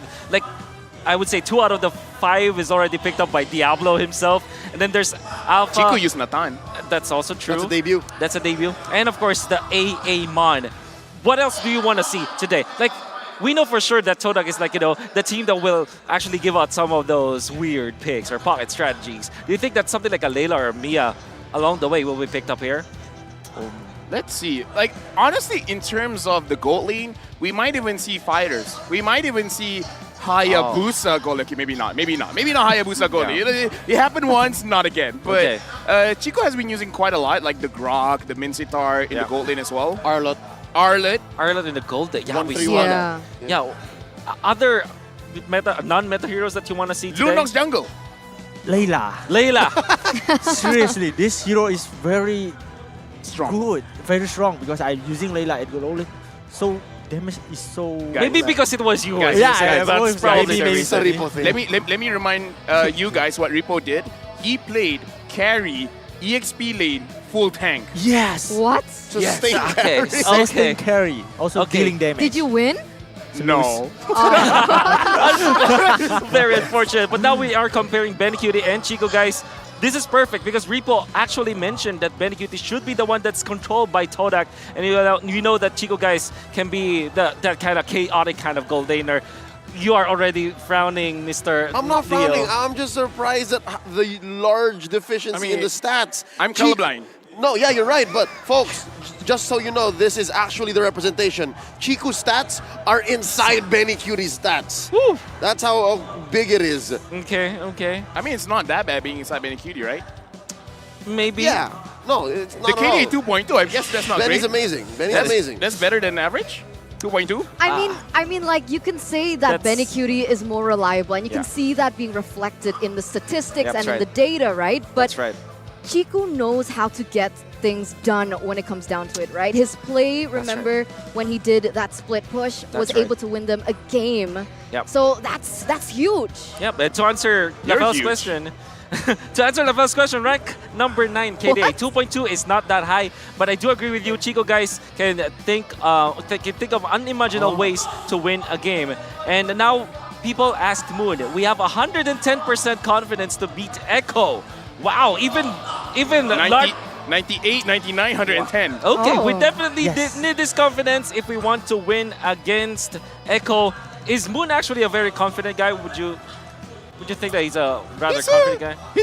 Look at his face, man. He's very handsome. How can you not be confident with This- that face? Look at that face. This is why I'm a Moonatic. Moonatic. Yep. Okay. I'd like to report that we have established Moonatics KH. Moonatics It's KH. done. Moonatics SG, Moonatics MY, Moonatics ID, Moonatics KH. Confirmed. And you're part of KH. Now He's everyone. I have He's the president. I have a few members in. He's the global member. Yeah, okay. Well, play head-to-head. We can see some of the important stats here. Maybe the real question is, for the entirety of TODAK, do you even look at the stats at all? Does it even matter?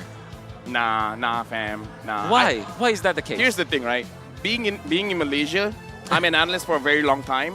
I've gotten to the point, numbers don't matter. Do you agree, Repo? Yes, I agree. Why is that the case? Stats only stats. Stats only stats. Yeah, Okay. gameplay is all about it. Yeah. I mean, Age is just a number. Wait, age what? is Carry is just a marksman. Okay, so when you were playing against TODAK throughout MPL MY Season 11, even if the kill score was 0-20, you always watch out. Yeah. Even if you were 20, TODAK 0, you will still be careful. Yeah, because like I remember like one games we are leading but they are losing, but they can make things Happen. Turn around. Yeah, turn around so they can win the game even though their KDA is low. Yeah. Man, kind of wish that I'd play in MPL Malaysia though. Why? Because it's chaotic. I mean, you don't know what will happen. Like, it shouldn't be a team fight, but we do a team fight. And by the way, it's an echo table.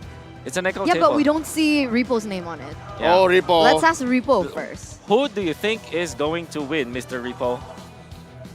For me, Malaysian, I will support TODAK win this place. Okay, so if there was a fifth name there for the English desk, Ripo says TODAK. TODAK. And Rafael, why Echo? Yeah, why Echo? Yeah, what's that? Minority, you know, the minority needs to win. Plus, Ripo knows minority needs I have to win. I have a curse going Oh. on, so I cannot curse TODAK. You know.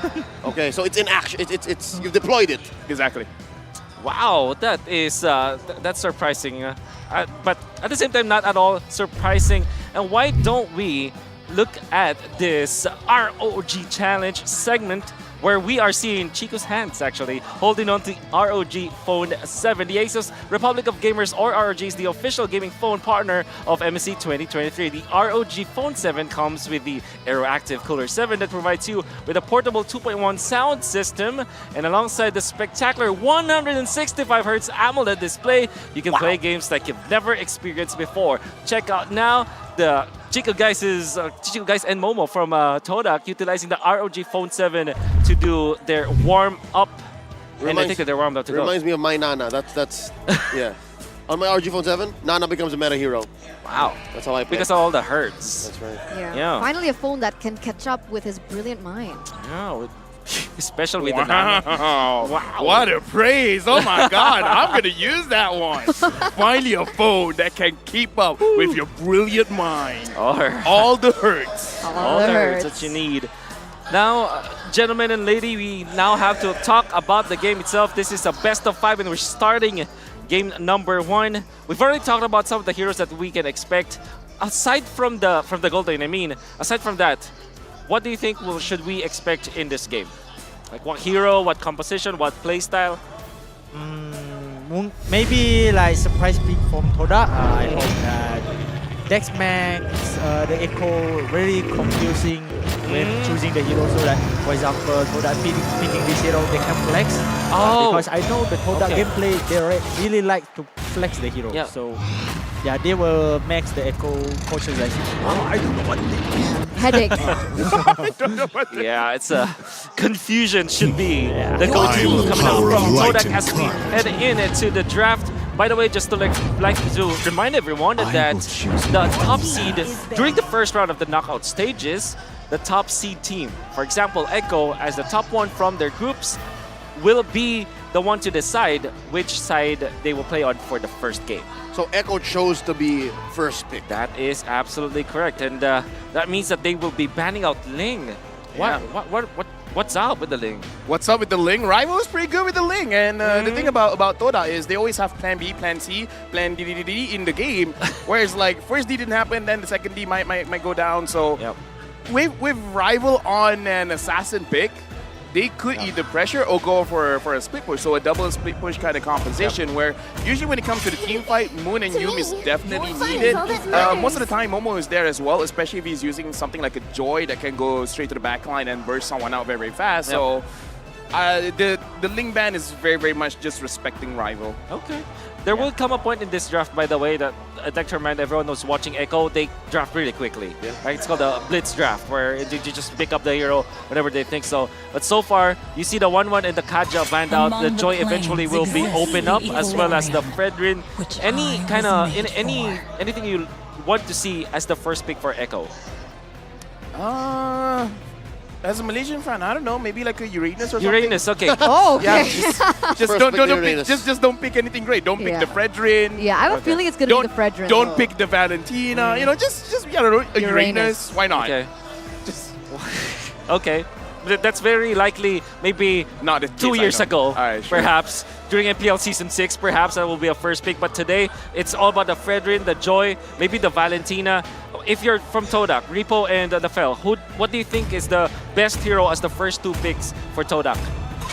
Time to drop the beat of If like Novaria is open, Novaria, okay. Maybe Novaria can they is pick, open. Yeah, because It is my mission. Oh, they to pick Lancelot. Yeah, Echo for the Lancelot.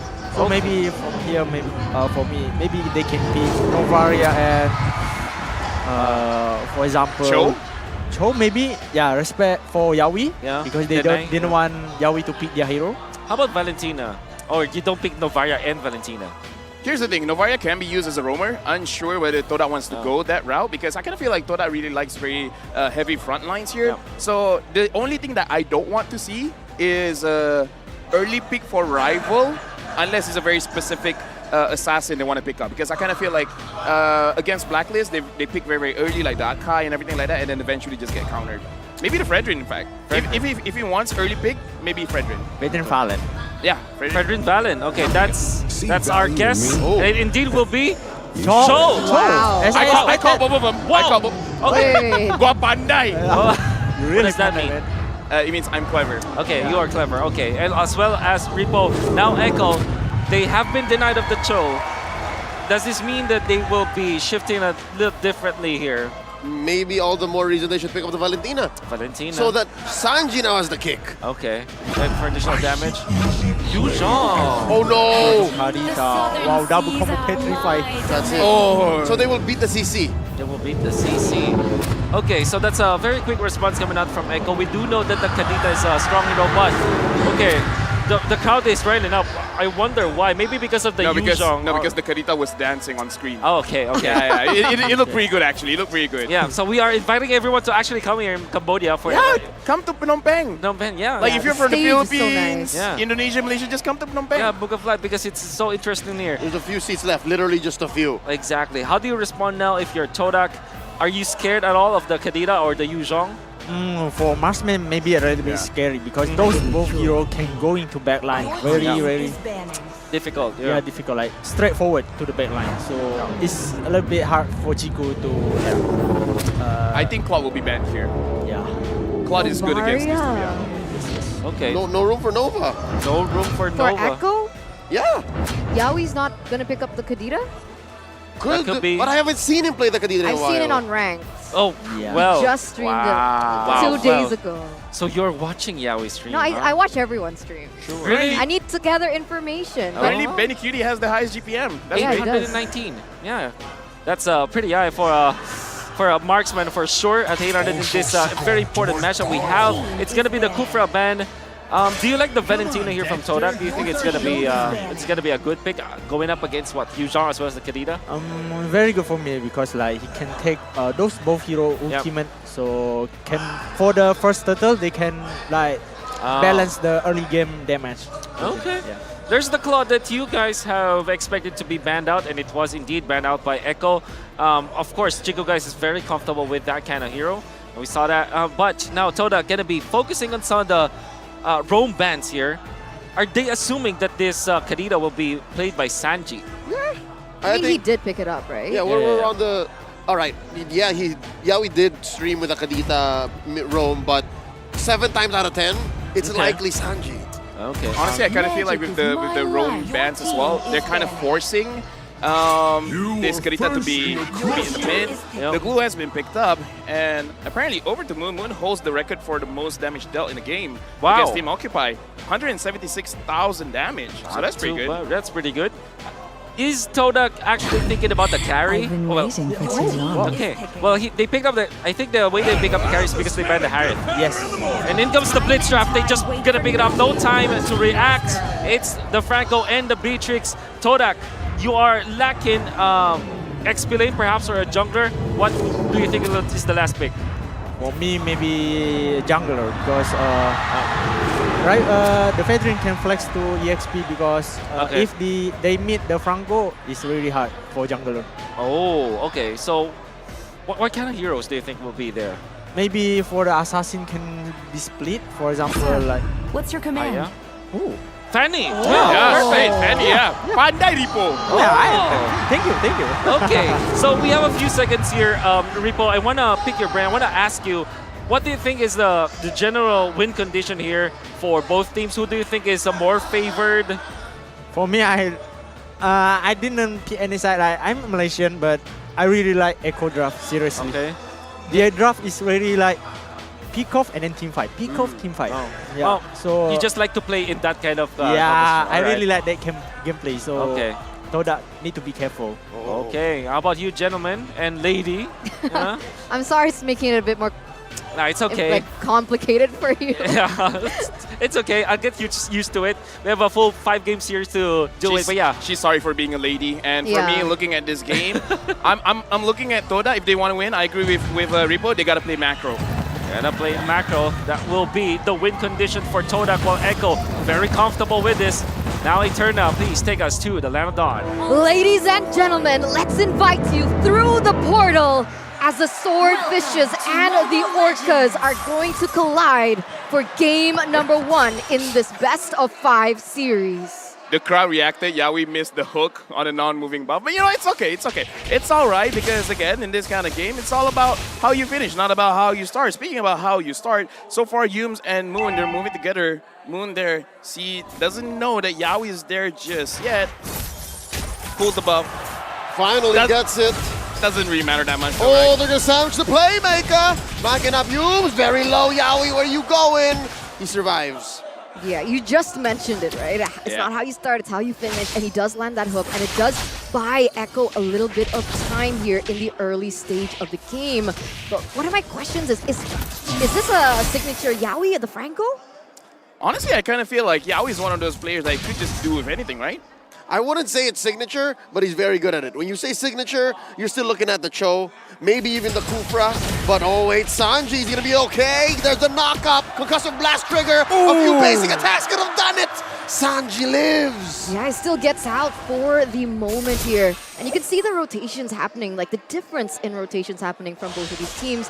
Feels like TODAK going to spend a little bit more time and looking to invade, actually. Carl TZ and Rival going at it. Yep, I think he got the call from Moon. They're looking for the play here, the invade. Oh, instead gonna move over to the gold buff. Right now, also looking at the bottom side because I'm very curious how Chico Guys is playing this lane because as a carry with the Purify, you kind of can't take those very aggressive trades because if you have a very, very bad positioning, you don't have a lot of options to run away. So for now, Bencutie is actually forcing Chico Guys to be in his turret. As I say that, Chico Guys is moving forward. Here's the pull coming in from Echo. 2v3. Sanji refuses to leave. Still not hitting level 4.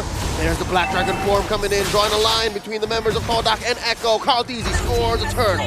Yeah, in this early game, you would expect that TODAK might be a little bit more aggressive, but it doesn't seem like Rival want to go for the objective play. I mean, looking at his emblem itself, right, he wants to go for these plays on those side lanes, give perhaps Chico a little bit of a fighting chance, realizing because he's on the carry, he is in a losing lane against the Beatrix. Yeah, I kind of feel like Rival, I think he goes in just a little bit just to see how much he's dealing damage in this game. And I kind of feel like, okay, I don't feel like I'm enough just yet, so he's going to wait just a little bit more. I saw a little bit of attack speed, a little bit of damage there on his starting build. Not sure what his first build is going to be, but for now, I kind of feel like TODAK, they do want to go a little bit aggressive. They want to make sure that they win the side lanes, but it does look like it's not going to be enough. And for now, 2 fingers. That means it's going to be quick, not the quickest, but still relatively quick. It's a relatively easy to fix situation here, as you can see.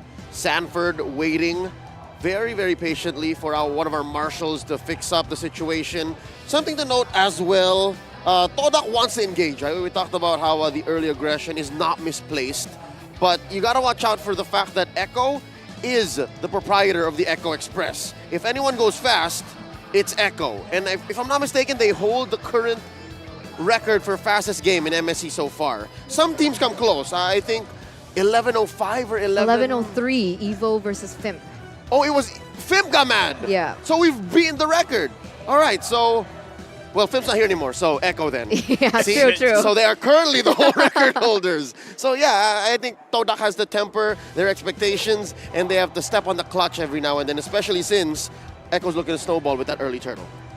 Honestly, one point as well that is very interesting. We have to see in game number 1 how things are going to go down, because I kind of feel like for the Malaysians watching, they're like, yo, they're trusting Rival again because now he's on that assassin, which is, I gotta say, pretty risky because we see how Philippine teams know how to go up against assassin junglers. Just make sure you control their buffs, and then eventually they'll get capped. Yeah. They will reach their ceiling very, very soon. So this is big trust coming in for Rival. Yeah, that's a question that I wanted to ask, right? Because we saw the game from Blacklist yesterday, right? When his opponent picked up an assassin in the jungle and they were able to freeze that blue buff and make the Fanny just really unable to do anything. It was a walking Fanny, but this is the circle of life. Did you know that the orcas actually naturally prey on swordfishes in the sea? For this match, they will retain the same natural order, or will the food chain be reversed this time? The more you know. So nature or, breaking nature This is perfect. for TODAK. This is perfect. It all leads into what we were discussing prior, right? Again, making sure that the purple buff doesn't come through, making sure that rival, this trust put in him, comes through. Hey, talking about assassin junglers, this is the assassin jungler. This is Carl TZ, right? Yeah. Utility jungle, wise, sure, whatever. But in the early days of MLBB esports, it's Carl TZ. I mean, that's why the Lancelot, he has a Lancelot skin. He is the Lancelot He is skin. the Lancelot. He's a pretty good-looking Lancelot. Okay, and with that in mind, let's see. Oh, what? There's a bite down on Ayums. Again, we mentioned the GOAT. He draws first blood. I mean, that just happened, Chiku guys, losing the lane. You were talking about how Echo will be the one moving forward. Exactly. And that just happened. Satu v satu. Yeah, they heard you. I mean, for some reason, I cannot say that I did not expect that to happen from Chiku. He's always so aggressive. They don't know that Echo wanted to go just as fast given their pick-off engagement. As Ripo said, right? This is the place that he likes. Well, I mean, Toda has the second option of splitting the map. Usually we see carry with something like a Kaja or a Franco to make sure that you get that confirmed 2v1 kills, but I don't know. I'm very interested to see how Toda is going to move around the map because, again, something about Toda, I would say one of the early monikers for them is that they're the king of comebacks because they always seem to lose the early game, come mid and late. Somehow they just turn things around. I'm actually quite interested in this in-game equipment by the Beatrix, right? So Fury Hammer for the damage, and she has the pants, but she's in a winning lane. Is it because she's, vying that rival may come to that lane? Yeah, legit, because again, anything could turn around very, very quickly, especially now looking at this.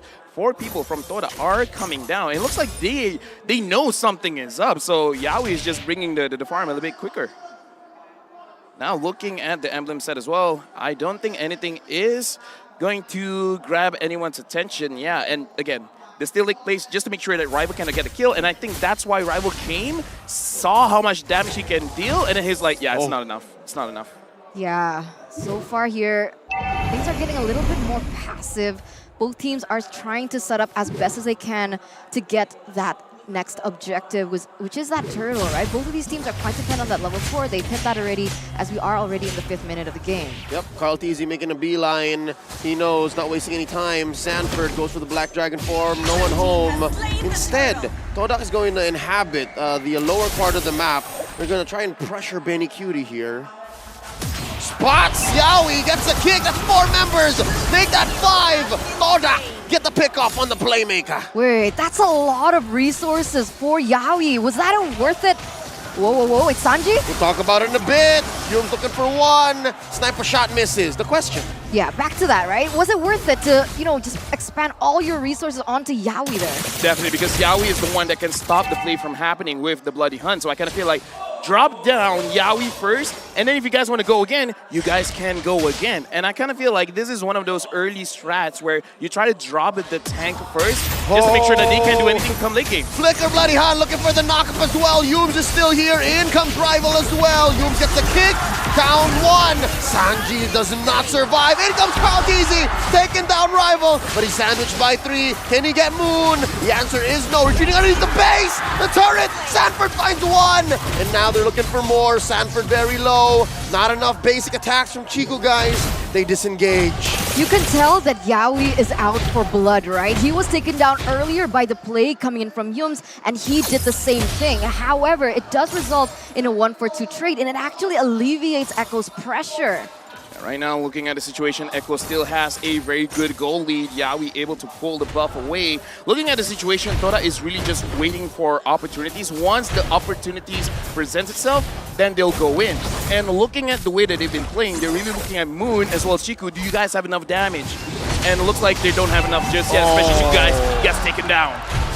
So she wrote, they're going to convert into this tier 1 up top. Down bottom, it looks like they're going to go for the same play. It looks like TODAK might try the same thing. Just throw everything at Yaoi. All right, but is that going to be fair trades happening, right? Is there a certain power spike that we need to be aware of for the side of TODAK? Because as of this point, 7 minutes in, they haven't been trading equally. Echo's been getting better trades. Long for that. Probably secures it. Nope.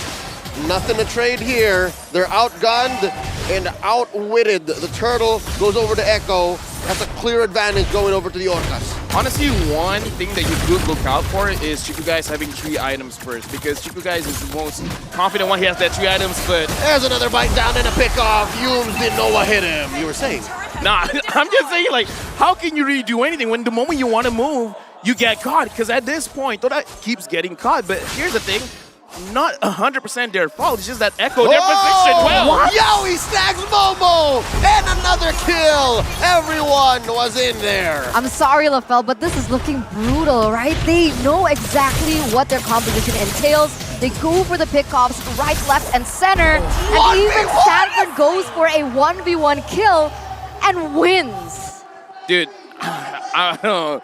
We've seen a lot of Fannies drop to the EXP laners, the Badang, the Yuzong, and I gotta say, Yuzong, the damage can be quite deceiving because the damage is coming in from that passive. And for now, look at this, the way they're controlling the buff. If Rival couldn't get a lot done in the early stage of the game, now it's gonna be more difficult for him. Oh, there you go, Sanford. You mentioned this. They're choking out the purple away from Rival. Sanford popping the Black Dragon form preemptively. An easy take in mid for Echo. 7,000 gold lead already, but like we mentioned before, right, the beautiful thing about a Fanny, it's not just its advantage in terms of that damage, that prowess, but also the fact that you can utilize it in a macro way, in an objective way. And so Rival, you can see he is trying to look for something on the board, which is basically the only thing you do, the turret push. Yeah, right now looking at the itemization as well, Sanford just with that Hunter Strike. Oh, that could have been very costly, Rival. Anyways, looking at itemization from Chiku Guys, he has 2. Looks like he's on the way to finish his Wind of Nature. Once the Wind of Nature is done, I kind of feel like they're a little bit more open to getting into those fights. But again, even if Chiku Guys is open for the fight, you gotta be careful of Sanji, man. Sanji could one-shot him as well. Oh, there's a hook coming in. Yums, close call. Echo did not say go. Lord very low, 1/10 of its health left. The Orcas score 1. Like, even if Rival wasn't that low, he's level 9. He was level 9. He just went to level 10, but he was a level 9 against Carl TZ, who is level 11. So is that really something that you can even contest at this point? Here's the thing, even if they're 15 to 15, going up against a Lancelot, it's not going to be easy. It's the Lancelot. Yeah, because even just Lancelot, right? The Lancelot is just so good. Okay, never mind. Conceal When can I talk? Conceal play. Rival just walked into that, and it's not even his fault. Go ahead, LaFell. Nah, you know what? I'm done. Echo Express. Echo Express, man. They didn't move the game so fast. Look, I'm just looking at the play, and I'm like, okay, the moment I say something, Yaoi's going to catch someone. Or Sanji. There you go. It could be Sanji. It could be Yaoi. Bombs away. Scores 1. A close call, but here comes Sanford. He wants to finish the job. Mid lane in jeopardy. They finally get it. Lord smashes that inhibitor. It's looking brutal. Okay, finally that hook does not land onto TODAK, but it does give TODAK maybe a little bit of breathing room. And at this point, right, Chiku Guys 2-0, level 11, just hit that power point. But does he have the items even to dish out the damage that he was meant to? I don't know, man. 10,000 gold lead. If it were me, I'll be having Aspen attack, and now Rival, no energy. They're sandwiching him. Sanji gets a beat on him. Yaoi misses the hook. No energy. Spotted by Carl TZ. Down by Sanji. Oh, he was cornered even before he knew it. 11,000 gold lead. Not looking too good, because for them, now they got to make sure that they can survive and engage coming in from Echo for someone to eventually split push. But with Sanford and Sanji, the way that they've been playing, I don't think they can survive. Here comes Sanford coming in from the west. Breaking that holy shield, knocking up Momo, knocking up Yums, and there's the Phantom Execution. They're not letting TODAK breathe. Underneath the ocean, they take Sanford, the punish from TODAK. Yeah, a 1-4-2 trade, so they are able to defend it. They don't lose that tower in the top side, but in exchange, they have to lose Yums and Moment. It could be worse. It could be Chiku guys. But now, because the waves are hitting like this, Chiku guys does have some time and the resources to be able to maybe try and catch up. Okay, let's look at the instant replay, see what really happened here. And here's the thing, this is always how Echo starts a fight. Yaoi, you try someone, you didn't get it. Sanji, no? All right, well, Sanford is going to come in and make sure something happens. And in this situation, Chiku guys was able to dodge a lot of the damage, a lot of the attack. Chiku guys still has that Purify, so it's going to be good going up against the next team fight at the Lord if they want to go for it. But the thing is, someone has to be the one to take away the Franco ult. Someone has to be the black sheep. Someone's just got to be like, yo, Yaoi, look at me. Hug me, bro. The scapegoat. Someone has to be the scapegoat. Sacrificial lamb. Here we go. A hook thrown out by Yaoi.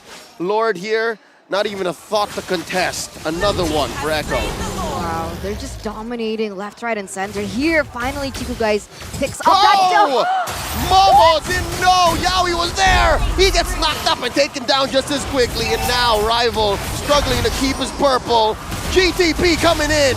Black Dragon form from Sanford. Another hook comes in from Yaoi. And they're going in underneath the turret. Chico guys falls.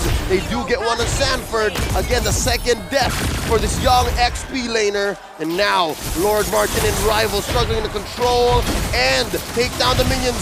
Yums is gonna fall as well. Oh Lord, there's just 2 left. Now just 1. Moon goes down. Echo takes game 1. The Orcas showing their teeth as they lead the series against TODAK here in the first game. That was brutal. How many minutes was that? I didn't look at the timer. All right, let's not talk about it 1-0. I gotta say, this is not a good way to start for TODAK fans. I mean, you know, the question is, right, is TODAK a type of team who needs to feed off momentum, or can they come back from a 1-0 deficit? Because they can, yeah. It's just 1-0, right? Reset. I mean, it's not just 1-0. Right. Did you see how that 1-0 was? Yeah. Oh, what's going on here? I believe this is in reference to the 4-0 championship sweep across MPL MY and MPL PH. That's what they were referencing there, the Spider-Man meme. Oh. Spider-Man.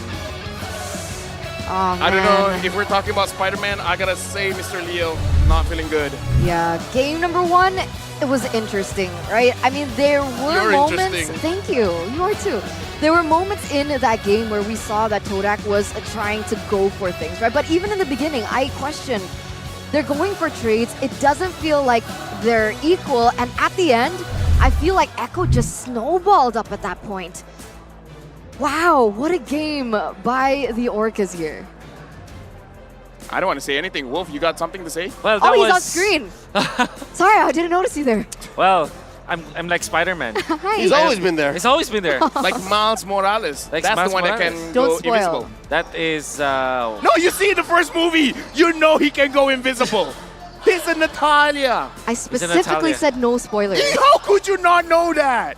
Well, unfortunately, she doesn't know. But what we do know is that game number 1 went in favor of Echo very quickly in a very dominant fashion.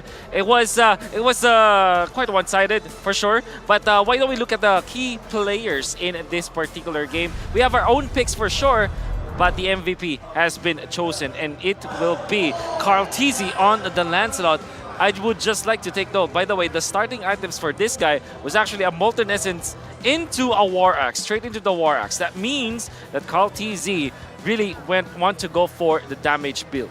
I mean, looking at the way that he's been playing, man, here's the thing. If you want to go for a damage build, you just got to make sure that you don't die. And 5-0 and 6, he made it happen. And here's the thing. The difference between, I would say, Echo as well as Toda in that kind of situation, when Echo wants to do something, they get something out of it. Toda, not so much.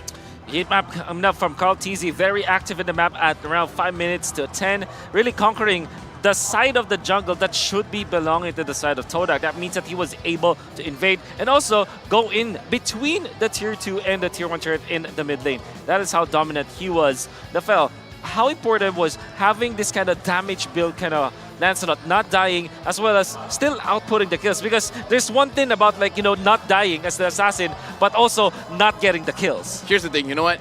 if you are hit by, say, 2,000, 2,700 gold, you can go for that damage build because at this point, the thing about the Lancelot is you can heavily punish your opponents by making sure before they have an opportunity to outplay you, you kill them first. So if they die before they can do anything about it, that's actually an amazing build. Oh, Eterna, you look like you're shocked from what you just Sorry, saw. I was like 942 GPM. Yeah, so That's a gold laner stat. that's a goal. Sorry, I think that the highest GPM was Benny Cutie with 800, and surely Cartesi's performance kind of tops at 942, and it's all because of the fact that they were landing their spells. Or at least from what I can see from this game, it was just them outplaying the side of TODAK. Did you feel that way too? But outplay during the went game? home. Eterna, behave. Sorry. You know what? Here's the thing. Yawi, the way that he was playing the Franco, I could have sworn there's a Novaria in play. Okay. The hooks had additional inches. Yeah. You know, one of the main things on top of that, right? On is top of what what? What you just said. On top of Yawi having No. extra inches? I don't know. No. The Franco. That's what he just said. Yes. Okay. So whatever you said. Okay. Is what I noticed in the map is the fact that because of how they kind of, compose their drafts, right? You saw that a lot of the times Rival was too busy trying to help out in those side lanes to be able to go in for even a steal onto Cartesi's jungle or even contest on these buffs. And so Cartesi had a really free roam and movement space to do what he can. And you can see that through his GPM. We can see that through the composition as well, coming up from Echo. You're going to notice very standard pickups. This is Yuzhong, one of the most played for Sanford. Sanji plays the Karita so many times. Yawi's Franco is already a signature, and also Benecuti's Beatrix. So Echo just really played in their own playing field. For TODAK, this, all due fairness, this doesn't look like a TODAK draft to me because it really looks pretty normal. Yeah, and the thing is, they couldn't go for a lot of fights because TODAK is the, Langar basically means charging into your opponents. It doesn't look like a lot of them had a lot of opportunities to really charge for their opponents. I don't see Rival forcing kills. I don't see Yums and Moon forcing kills. I mean, like, in terms of being disciplined, they were disciplined. But is it too much discipline that they were, I almost want to say, scared to try something? Yeah, I was about to ask, does it seem like as if they were scared, right? Because, I mean, Yums did try to go in for the Way of Dragons. He did hit, but maybe the follow-up or just like the counter engage coming in from Echo. An alternative maybe was TODAK came in expecting to be reactive. I think they invested a little too much in the potential for a split push with the Fanny and with the carry. And maybe that's where the whole thought process ended, and that allowed for Echo to just snowball to the victory. And again, I agree. I think we're at the point wherein Yawi's Franco has become a signature. Yeah, he was very good at it. We saw that in the game. Saw how well he landed all those hooks. And not only that, the fact that he is actually positioning himself in correct lanes. For example, there was a lot of focus in the gold lane. But whenever they find that there's a rather big opening in the other side of the map, it's going to be greater. One thing that I noticed though, if you're going to see the kill participation of the entirety of Echo, no one went above 60 or above 65%. It's always, 61. It's because of the fact that there were so many solo kills in this game. Okay, stop bragging, stop flexing. I mean, like, come on. You got to do me like that. I mean, how do I feel? do you really want to know how LaFell feels? Yes. Yes. A bit. Who said that's that? a 7 out of 10. 8 out of 10. Leo. 8 out of 10. So how does Left feel? Shad. Sad. Shad. Yeah. It's more than just sad, it's shad. Shad. With an H. But it's okay, it's okay. Things It's could just happen. game Things could one. happen. Yeah, it's just game one. You know what? Game one barely matters. So that's the Doesn't matter. 0.1% of the 99% confidence that you have. Yeah. Is it In still case- at 99? Actually, in case you guys don't know, it was a meme last year, I think, from BTK, but, it's whatever. I mean, for BTK, okay.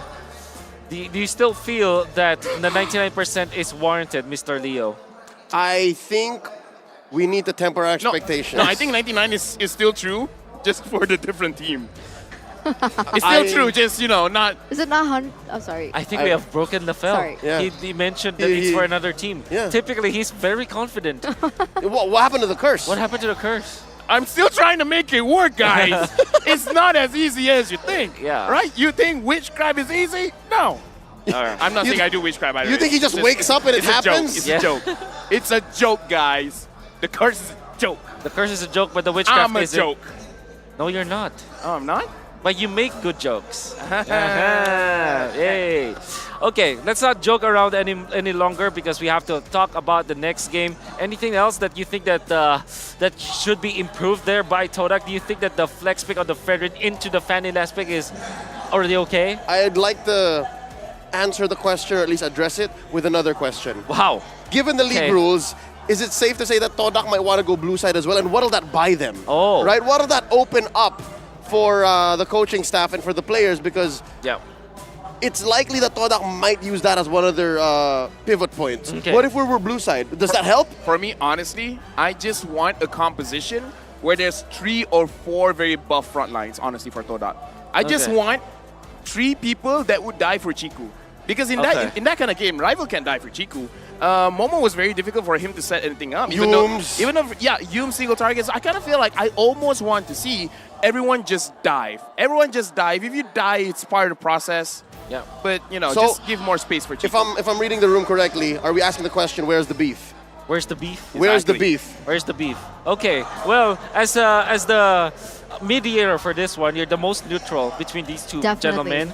I wonder what your opinions will be, Eterna, on how each team will, you know, eventually win game number 2. How will they win? Yeah.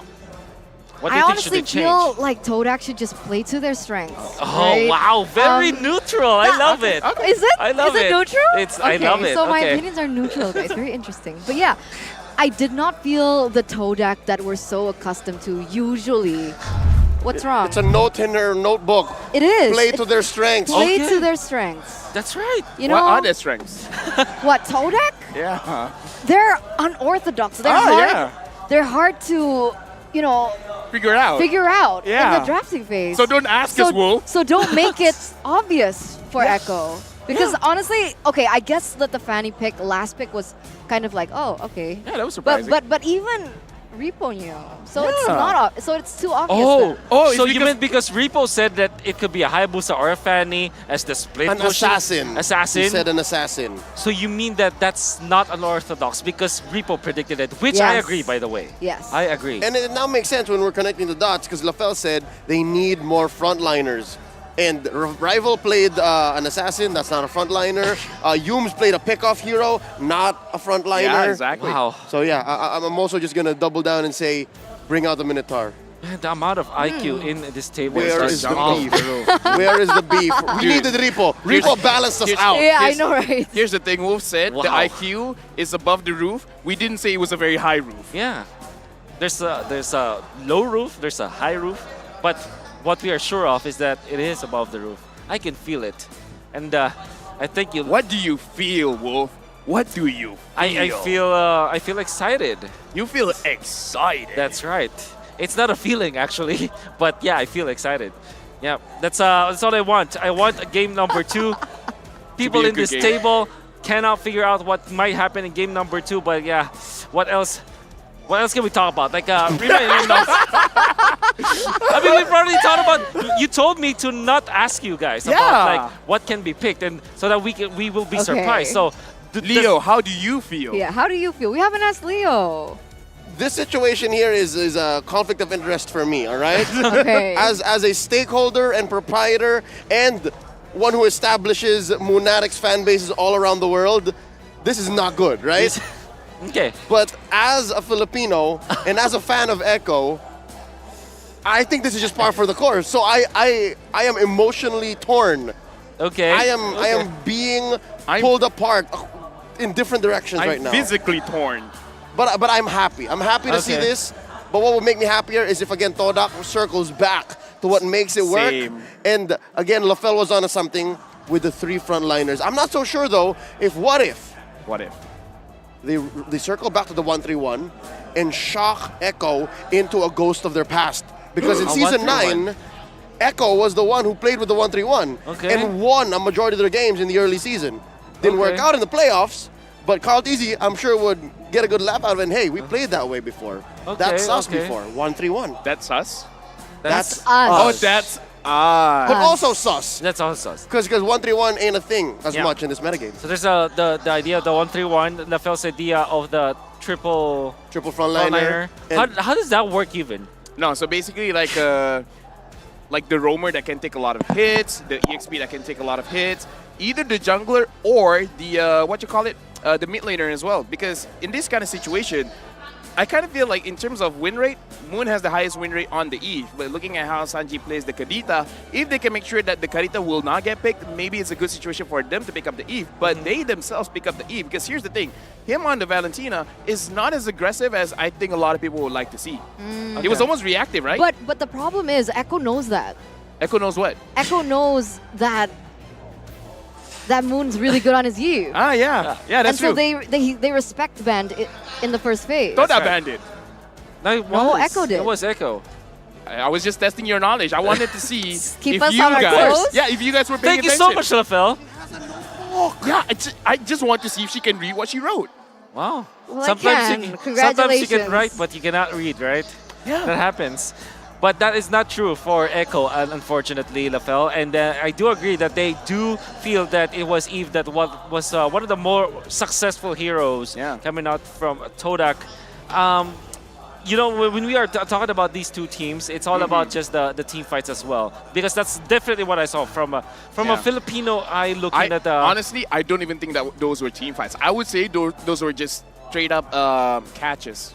Catches. Yeah, because it was always for Echo against one TODAK. And it's mostly Momo getting hooked. That's right. That is true for game number 1. But what I saw in MPL, MY, it's all about team fights, right? Yeah. What's up with that? Why are they so focused on just winning on team fighting?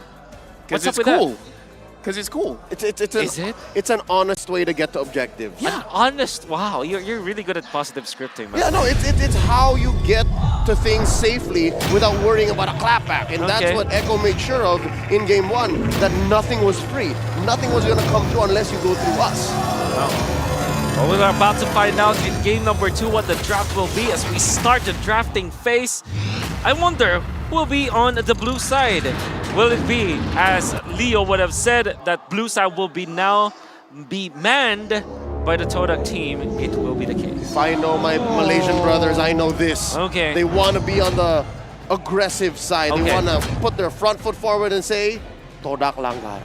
All right. How do you langar your way here, right? What do you pick up? What do you prioritize as the first pick? Well, Novaria was not really focused for both teams, right? For the second game. Ignored. I want to see if for this game they will want to pick it up because Moon Novaria. was 1-0-1 against Blacklist, which is kind of good. Compared to the rest of his teammates, right? So I kind of feel like Novaria would be fine, especially if you do have a lot of peel on their composition. Because again, like I said, honestly, during MPL, they would even go for 4 peels in the game, making it so that whoever wants to team fight, you're invited, but you're not going to get out. Okay. Wow. Okay, that makes a lot of sense to me. But for Echo, it's going to be the same set of the first 2 bands. Yeah. It's Arlott and Ning. And on the other side, it's Franco and Lancelot. Top 5 highest GPMs so far. Benecutie had 941. Now trumped by CallTZ just recently with 942. Best performances from 1 to 3 belongs to Echo, but Rival, however, on top 5. That's also something to take note of. That is the reason why Echo will just straight up ban out the Ning. That's the thing. That's the thing, right? What I saw when I was like, wow, TODAK is playing amazing. These are on the heroes that were already banned out by Echo. So definitely Echo notices this, is able to observe it, take it away. But like you mentioned, you're right here. The Phobius being banned out, Is it a does bait? this signal Definitely a bait of a 1-1 pick? It's a 1-1 into Joy bait. Yep. Oh, that's right. It's the and if you don't pick up the 1-1, tic-tac they'll pick the 1-1. trap. See value in me. Tic-tac They don't trap or bite. trap. They don't bite. They don't bite. Yep. They don't bite. It's going to be the Fred raid. But you still can get the 1-1 if you're Echo because you did ban out the Phobius anyways. And it is the Benecutie special. And I'd just like to remind everyone that Benecutie's son or daughter. His name 1-1. Name 1-1. Really? That is true. No That's cap. so cute. No cap. You know the NGL. last time? That is cute.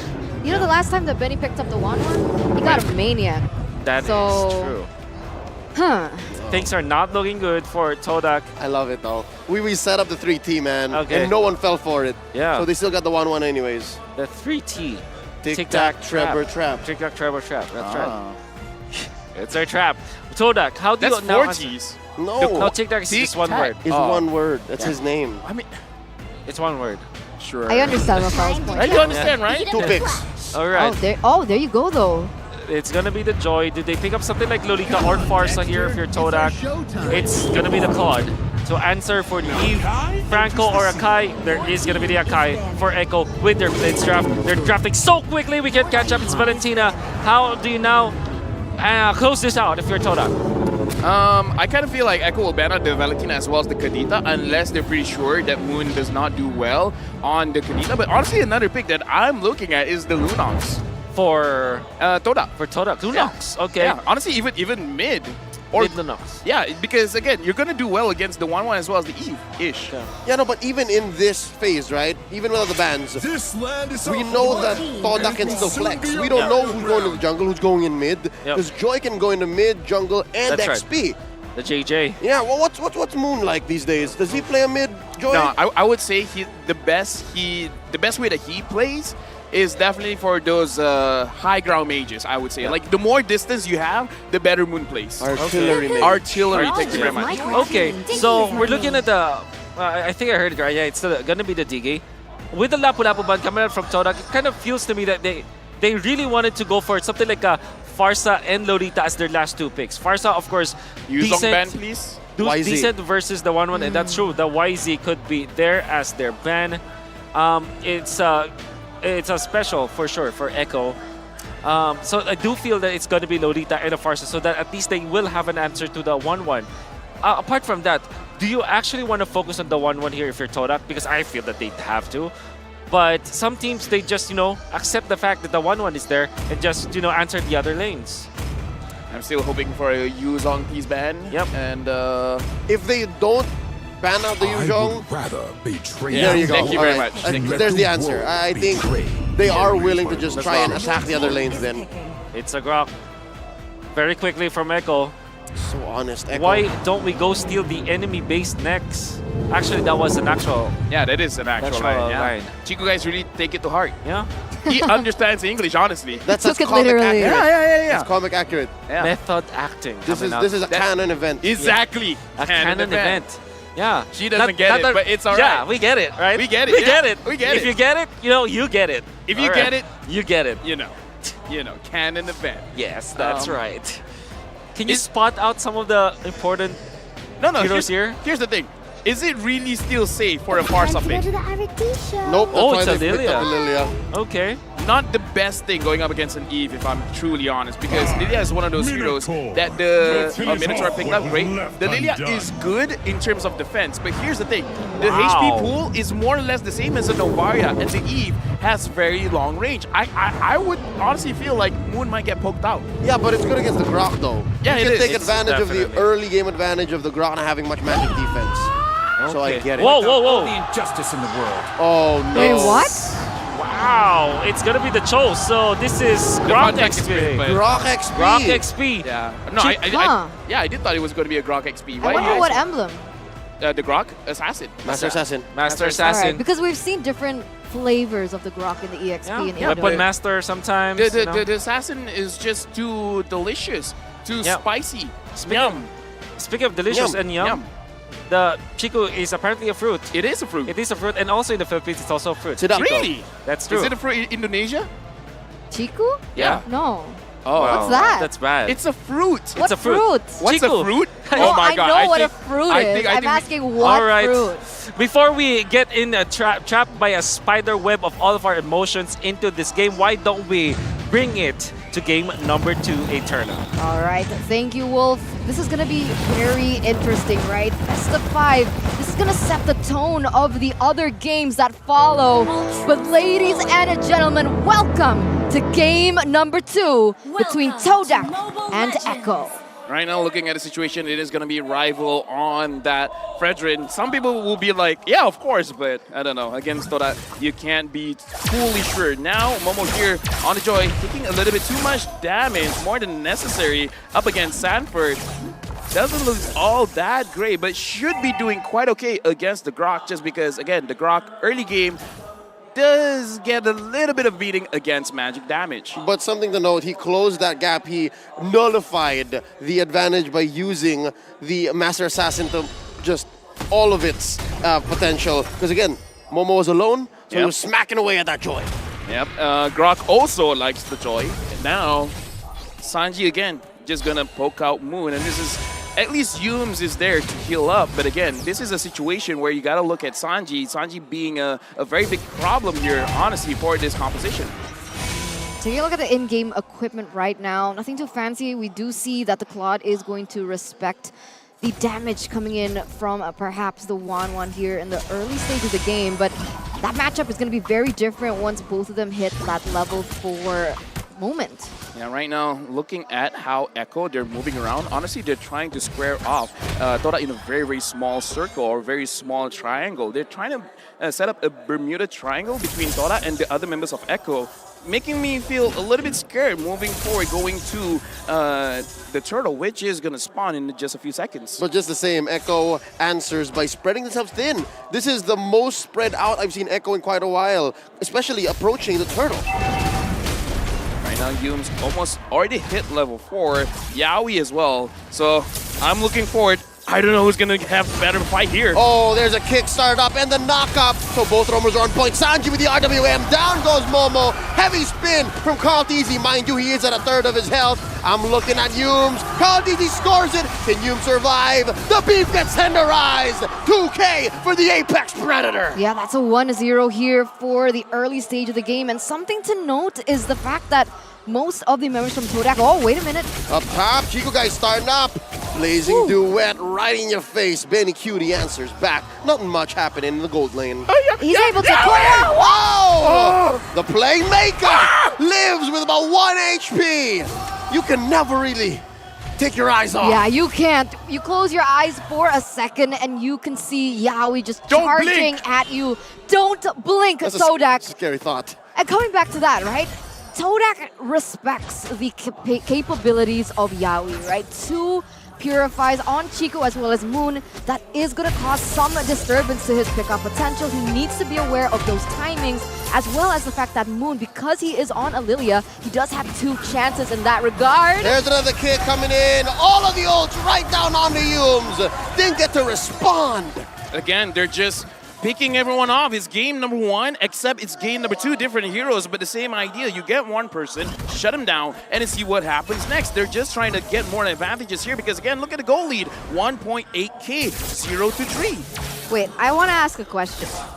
What's the cooldown on Yaoi's ultimate? More or less around 23, 27 seconds-ish. Wow. Right now. Yeah, around so now. even if TODAK had brought 2 purifies, Yaoi can still find those moments. Yes, he would get an average of 2 kicks per cooldown. That's tough, that's tough. You're Echo. tough. Oh, I don't know if that's a good thing or a bad thing, but it looks like Echo is giving TODAK a tough time here. 1,200 gold lead already in the first few minutes of the game. It's starting to look kind of the same if TODAK can't look for more on the board. They gotta make sure they find a way to win fights at the turtle because they keep on losing here, and that's really not a good thing. Sanji is still feeding. Look at Moon's HP. The fight hasn't even started yet. Look at Momo deep in, looking to get that ult off. And there's a heavy spin already. Kaltizi gets the turtle. Clear advantage over to Echo. Momo understands this. They disengage.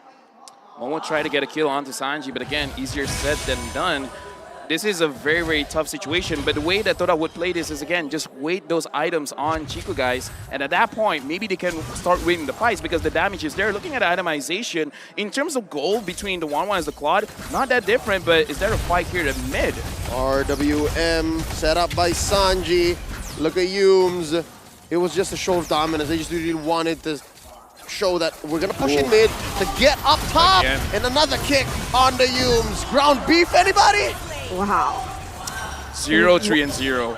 Oh man, 0-4 on the you know, on the kill line, right, between both of these teams. And I like how you mentioned that TODAK wants to centralize things, wants to hyper-focus on trying to make sure that Chiku gets to that power spike. And you can see that Echo is just preventing that from happening on all fronts, right? They're not even allowing that to happen at this point. Yaoi already very aggressive in his positioning, looking for yet another opening. But, you know, you can't force Moon and Rival to always rotate to the top side. Well, right now they are all at the top side, and looks like they're gonna give up their minions for Chiku guys here, because Chiku guys probably gonna absorb the mid minion here. So far, yes, Yums is 0, 3, and 0, but if anyone's gonna die a lot, might as well be Should be him. Carlteasy finds a headbutt. Force is out of movement. There's a heavy spin. Carlteasy isolates Moon. He's still alive. Rival wants to get the kill. Carlteasy's still at large. No way. And the GOAT gets away. What? You received that much damage, that many resources have been just elected towards you, and you still get out of life. Lavelle, that's tilting. How are we feeling about this? That's tilting. You know, that's one of those things where it's like, I try my best, but in the end, it doesn't even matter. And that's going to convert into more space for Echo here. Going into the turtle. A tenth of its health. Carlteasy misses it. Rival scores 1. Not enough, though, for them to breathe. Watch out, Moon in the middle of 4 members, trying to get a kill. No dice, Sanji gets 1, a kick, once more on the Yums. Down goes the Minotaur. It's a double kill for the young Sanji. Oh, Chico. He's still going, blazing duet, just clearing the waves. BMI on out, caught by Sanford and Carlteasy in the back line. There's a wild charge. Chico didn't know what hit him, and he goes down. Momo does get a shutdown on Sanji. Can he get away? That's 4 mad orcas on his tail. Rival here, waiting in the bush. Momo dashing on through. There's 2 members on each side. Carlteasy with the headbutt coming in. And another heavy spin. Pops the vengeance. Not going to be enough. Sanford gets the kill. Rival very low. Here comes Yums. Motivational roar up. Despair stomp. Quelling Echo's aggression. Now that was a roller coaster ride in terms of emotions, right? Just when you think that TODAK is going to get something above Echo, they instantly trade back, but Moon... Black Shoe's not going to save him, put him still in a very bad spot. And Yaoi pointing out exactly where Moon fell. Honestly, at this point, it does look bad, but at least this is more of a TODAK style. They're kind of like, you know what, I don't care anymore. I might as well be 0, 10, and 0. I'm just going to do what I'm supposed to do. And what Moon tried to do was get the mid just now. Sanford very low, but how are you going to escape this, man? Chico, guys, goes underneath the turret. Take me! Sanji gets 1, and Sanford played it to a T. Okay, where is Chico? 0 to 1. Sorry. Does he have the golden staff already? I think so. Okay. I think so. Why not? So technically he's reached that power spike, so maybe that's why he's being a little bit more aggressive. But if he keeps trading things like that, realizing that TODAK just really desperately needs the damage coming out from him, is it wise to be this langgar? No, honestly, it's fine, because if you want to die now. I mean, you don't want to, but if you have to, you die now, because the respawn timers aren't that long. Bad. But coming like 16, 17, 18, 19 minutes is going to be really bad. So if you're going to sacrifice your own life for an objective, now's the time. Oh, you can see now Chico's going to go for that play. He's trying to imitate that, right? That's why he picked up the Claude. It's the only play that he has right now, the only option that Echo has allowed. A quick Lord take here, not wasting any time. Echo is painting the map red. But this is some room to breathe for TODAK, right? They got a mid lane tier 1. Chico just worked on that top lane, and there's some parts of the farm that even Rival is giving over. Oh wait, there's a fight in mid. They kick up the beef once more. The Playmaker finds 1. Then Cutie looking to take the skies. And there's a Black Shoes for Moon, surviving for just a little bit more. But Sanji makes sure he doesn't. Here comes Momo, does get the kill. Popping that vengeance, but Sanji gets 2K. Oh, Lord! You get nothing, good sir! Yeah, but all the while, right, Chico trying to get anything that he can, right? He's focusing in that top lane. He's trying to push in those turrets. He's trying to look for any trades on the map that he can for TODAK, trying to replicate perhaps what they did before. I don't know about this, though. What Echo is doing is very straightforward, but it's very effective. Just shut down Yums. Make sure that Yums dies first, and then after that, TODAK does not have any room to breathe, because let's look at the instant replay. You see it once, you see it 5 times. Choke kicks, Akai locked down.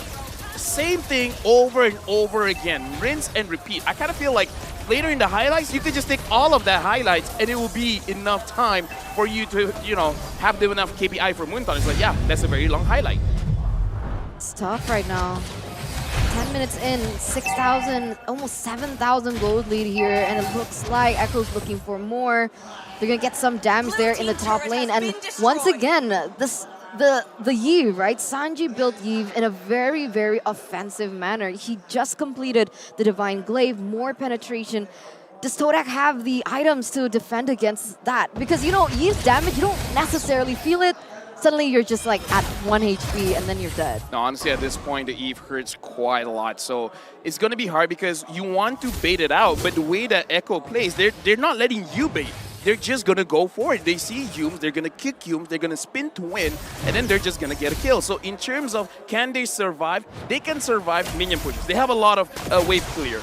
In terms of damage, not so much. Not so much. And that's what's making Echo's approach here all the more scary, because at any time they can come in, right? They have such great range. There's the flicker kick, there's the RWM, there's the flicker wild charge, and I guess that's what's allowing TODAK here to breathe a little bit more. But again, it's the threat of activation. At any time, Echo can pull the trigger and say, you know what, we want this tier 2 in mid, we fight now. And that's not a good idea, given how outgunned they are, 7K ahead. And the crazy thing is, right, coming back into even their lineup, Moon, Lilia was supposed to be their safe pick, but look at the stats, right? 0-3-0, so not much of the impression or just the effect that you wanted the Moon, that you wanted the Lilia to have. 0 participation.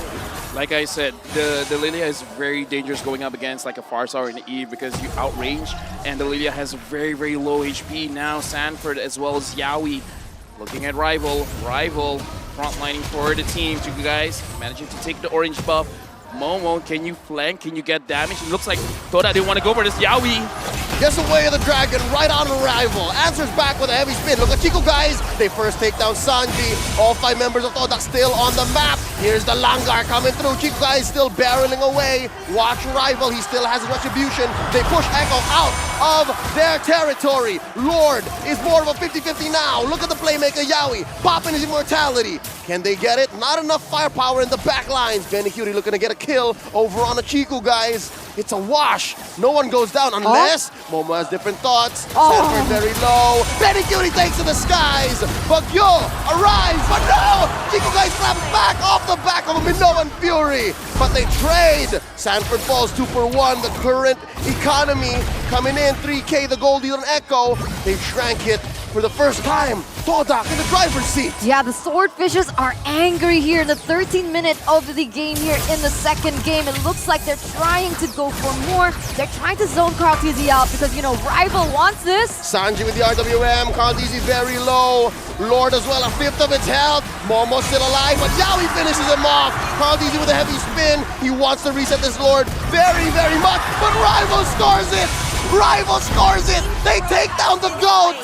Luminous Lord over to the Malaysian champions. Right now looking very good. TODAK, they played that as best as they can. Right now, Echo only having 1.7k goal lead. And the whole play, Chico, guys, as well as Momo, they flanked because TODAK got a lot of vision. They basically saw everyone there. Momo got a very good pickup, and then Chico, guys, goes in, provides the additional damage. And this is what happens when Chico, guys, starts having the items. And look at the difference. 11,000 compared to 10,000 at this point of the game. It kind of doesn't matter that much, but again, this does show even if he does get pressure, he'll find ways to farm. Yeah, that's the beauty of it, right? Because even before, when Benny Cutie was leading in terms of that gold, honestly, Chico wasn't far off. He was only behind like 100 or 200, even in a bad scenario, bad decision. But right now here, the Lord is going to push in the top lane. All resources are up, except Yums. He doesn't have that flicker. Right now, honestly, TODAK didn't want to go in, but he got to be very, very careful. Yaoi looking for a kick, finds one, but he's very low himself. Arguing the answer from Sanji. Minoan Fury quelling the aggression, the punish, and Benny Cutie takes to the skies! Yoom's still alive. Benny Cutie might get punished here. There's the knockup. Not enough damage. Count easy. Takes down Yoom. Moon falls as well. Look at me. Chico Guys wants to penetrate. They heavy spin, push, and rival underneath the tier 3 turret. That's double kill. 440.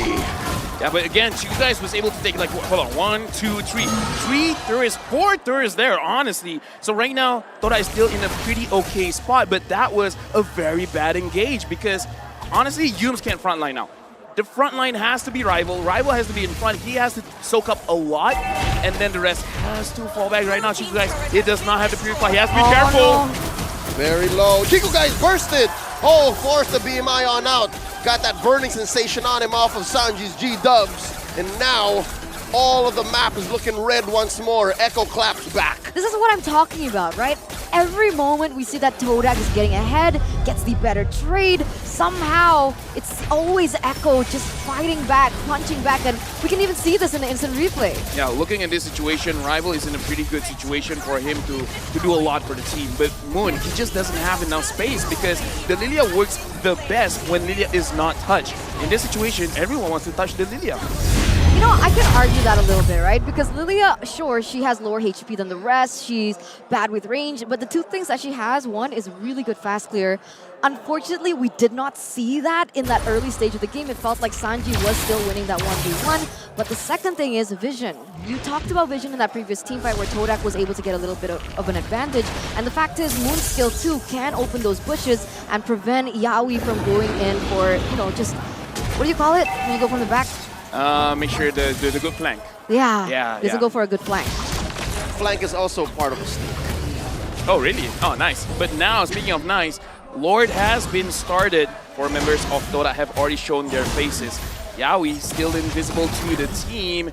I kind of feel like looking at Sanford, Sanford is probably the one we got to pay attention to. It's the Y bush that Yaoi is calling home for now. The only one hidden as well is Yooms. And he is now in the presence of Echo. Lord here at a fourth of his health. Sanford, clean footsies, count easy. Rival, watch the retribution. It's Sanford who scores it. What's going on? Heavy spin by count easy. Use to disengage. That's 4 members crashing down on the goat. They're answering over. Sanji is going to be next. Kartizi falls. Momo gets punished. Benny Cutie gets 1. Sanji survives. Look at Rival. Benny Cutie and Sanford backing out. All right, 1-for-1 trade, Momo for Carl Teasy, but Echo gets the Lord. Sometimes it feels bad to be, you know, correct because somehow I kind of felt that Sanford was the one going to make the play and he made the play, he got the Lord. Now the Lord is there, kind of feel like TODAK can't clear it up, and if we're looking in the map, Chiku is trying his very best to stay away from his team. Yeah. You guys can go 4v5, right? I mean, you guys will be fine. They could actually do this, right? But the problem is Carl Teasy hasn't spawned yet. So as he spawns, he should meet Chiku there in that base. And you can see that Sanford is trying to buy time for Carl Teasy with the wall placements that he's doing. Yep, RWM set up by Sanji. That's the Luminous Lord crashing on. Gonna barrel away at this inhibitor down bottom, and Yooms gets trampled on through. Momo gets his ult off though, taking down Sanji. 1-for-1 trade so far. Look at Rival. Oh my God. Easy's clearing. Can he though? That's the battle. Rival goes down. 2-for-1 so far. Benny Cutie does not have his ult, but he takes down Moon underneath the base just the same. Now Yaoi gets sent back home as well. He gets the Immortality pop. And now it's a 2v1. Chico Guys showing some dominance up top. Yeah, he doesn't have minions though, right? Carl Teasy running straight for it, trying to buy some time here. But is this possible? Can he do it? It's going to be very difficult because everyone else Oh my God, bottom side. Oh no! Watch the base. Watch the base. It's just Chico Guys left. Oh my God. Oh no, not like this. All back doors. Not like this. The minions do take down Sanford. Not like this. Benny Cutie. Of course he does. From Manila to Jakarta. Come on, you! To Phnom Penh. Not here, says TODAK. Not today, Benny. No way. One more. Shut down. Oh my God. Ladies and gentlemen, we have a game on our hands. TODAK, Chiku, they go in for that backdoor play. Echo trades it back, almost gets it. But Benny Cutie gets just wiped out by Yooms. Yooms saved that game. Okay, This is one of the closer knockout fights Look we've at the had so far. Windsuckers. And now, let's see. Sanford is going to come up. Benikuti is going to come up as well. Is TODAK going to force this? Oh, Are they no. really going to force this? No. Chiku guys is far away. If they went in, maybe, but no. They want the Lord. 14 seconds though on Benny. That was Very a close. close Woo. call for Echo. That was a But- close call for TODAK. LaFell is fought awake. both. LaFell is awake. Oh, dude. And look back. at just like, there's literally no goal difference right now. Oh, Things no. have just leveled out, but Wait. with the way that they've No, set TODAK up, got this, TODAK got TODAK this. has the better setup right now. Yep. TODAK got this. We're going for the blitz. They are on the scene at first. Rival already Oh, yeah, we're spends. coming. The appraiser's wrath. Here comes the No, heavy no. spin. Caldisi gets knocked out. Knocking them all out of the pit. And who got it? Chico Guys knocks out Caldisi. Chico Guys scores! Down goes Sanford as well. Momo pops the vengeance. Sanji falls. It's just Yaoi left. The playmaker. The lone survivor. No way. One versus all here. Leo, LaFell. They can end this, they can end this. This could be it for the Orcas. This could be a 1-for-1. This is difficult. Acho is not meant to defend this way. He gets popped. It's a wipeout. TODAK evens the score. 1-1. Wow. Let's go. Not a 3-0. Finally. 99%. Finally, in the knockout stage, we see a bit of a fight from a team. This is TODAK scoring a game against the world champions. This is a big deal. You know what? Thank goodness they banned the Yuzong. The Yuzong would have been a big problem in that game number 2. I gotta say, man. But here's the thing. Chiku so far, 100% or a very high percent win rate on the quad. Yeah. At one point, he's not gonna get this quad. There's something with game Dua. Game 2. Two. TODAK seems to always just come back online and buy out. Dude. It is also the club. I'm speechless, man. So, just no Claude for Chiku starting from now? I have Is no this idea. a trend that we're gonna see these teams go for when they go head-to-head against TODAK? Because honestly, that looked like Echo's game to win. You know what? Here's the thing. Like I said, for this game, they gotta go macro. I mean, TODAK did macro. they did. They sacrificed their HP to make sure that they kill the minions to make sure they get objectives. Isn't that right, Wolf? That is very true. And what I want to take note, by the way, is that you guys, both of you, LaFell as well as Eternal, you mentioned something about Chiku should start 0-2 and then he turns on. It's like a... He purposely He gets turns don't on top after lane. 0-2. He needs it. He needed 0-2. It's not an item timing. It's not a power spike. You have to start 0-2. And that guy is the MVP. 2, 3, and 8. He forgot where his base was. Silver. 2, 3, and 8. The He's an MVP, actually. Dude, the Lord was pushing in. 4 members of Echo pushing in. And he's like, I'm staying in the base. But I'm staying in Echo's base. But yes, silver medalist. Silver medalist. That is actually true, by the way. So TODAK has been able to do this against 2 PH teams. I can't believe it. 2 world champions. 2 world champions, by the Wow. way. The world champion, you know, what the hell? The 1v9 hero. Kingslayer, the 1v9 hero. Yeah, Chico, guys, I am in disbelief. But what I do want to take note is that there's a little bit of merit that we should give to Yums. There's a massive play that he did in the mid lane during a Lord team fight where he was able to get what Benny as well as Sanji perhaps. And then he was the one who actually defended. We are going to see through the highlights. Talk me through this, LaFell. What should we be looking at? We should be looking at how The 0-2 play. I would say the timing between minute 4 up until minute 9. You could kind of go for suicide plays. You just go in. Even if you die as long as you get the first tier turrets. Because at that point, you will have enough vision to actually move for a more risky play or a better flank. So I kind of feel like those timings, it's fine even if you sacrifice yourself. Because at that point, the timers, it's not going to be that long. It's not going to be too punishing. Yeah. Say what you will, Kartisi played it well. Like on a strategic level, he delayed the minions. And he bought enough time for Benikuti, but there was a defense coming out from Yums, and Kartisi being zoned out in this particular team fight meant that he cannot go for the retribution. And then at this point, you now feel it's TODAK's game, right? I am in really quite a disbelief.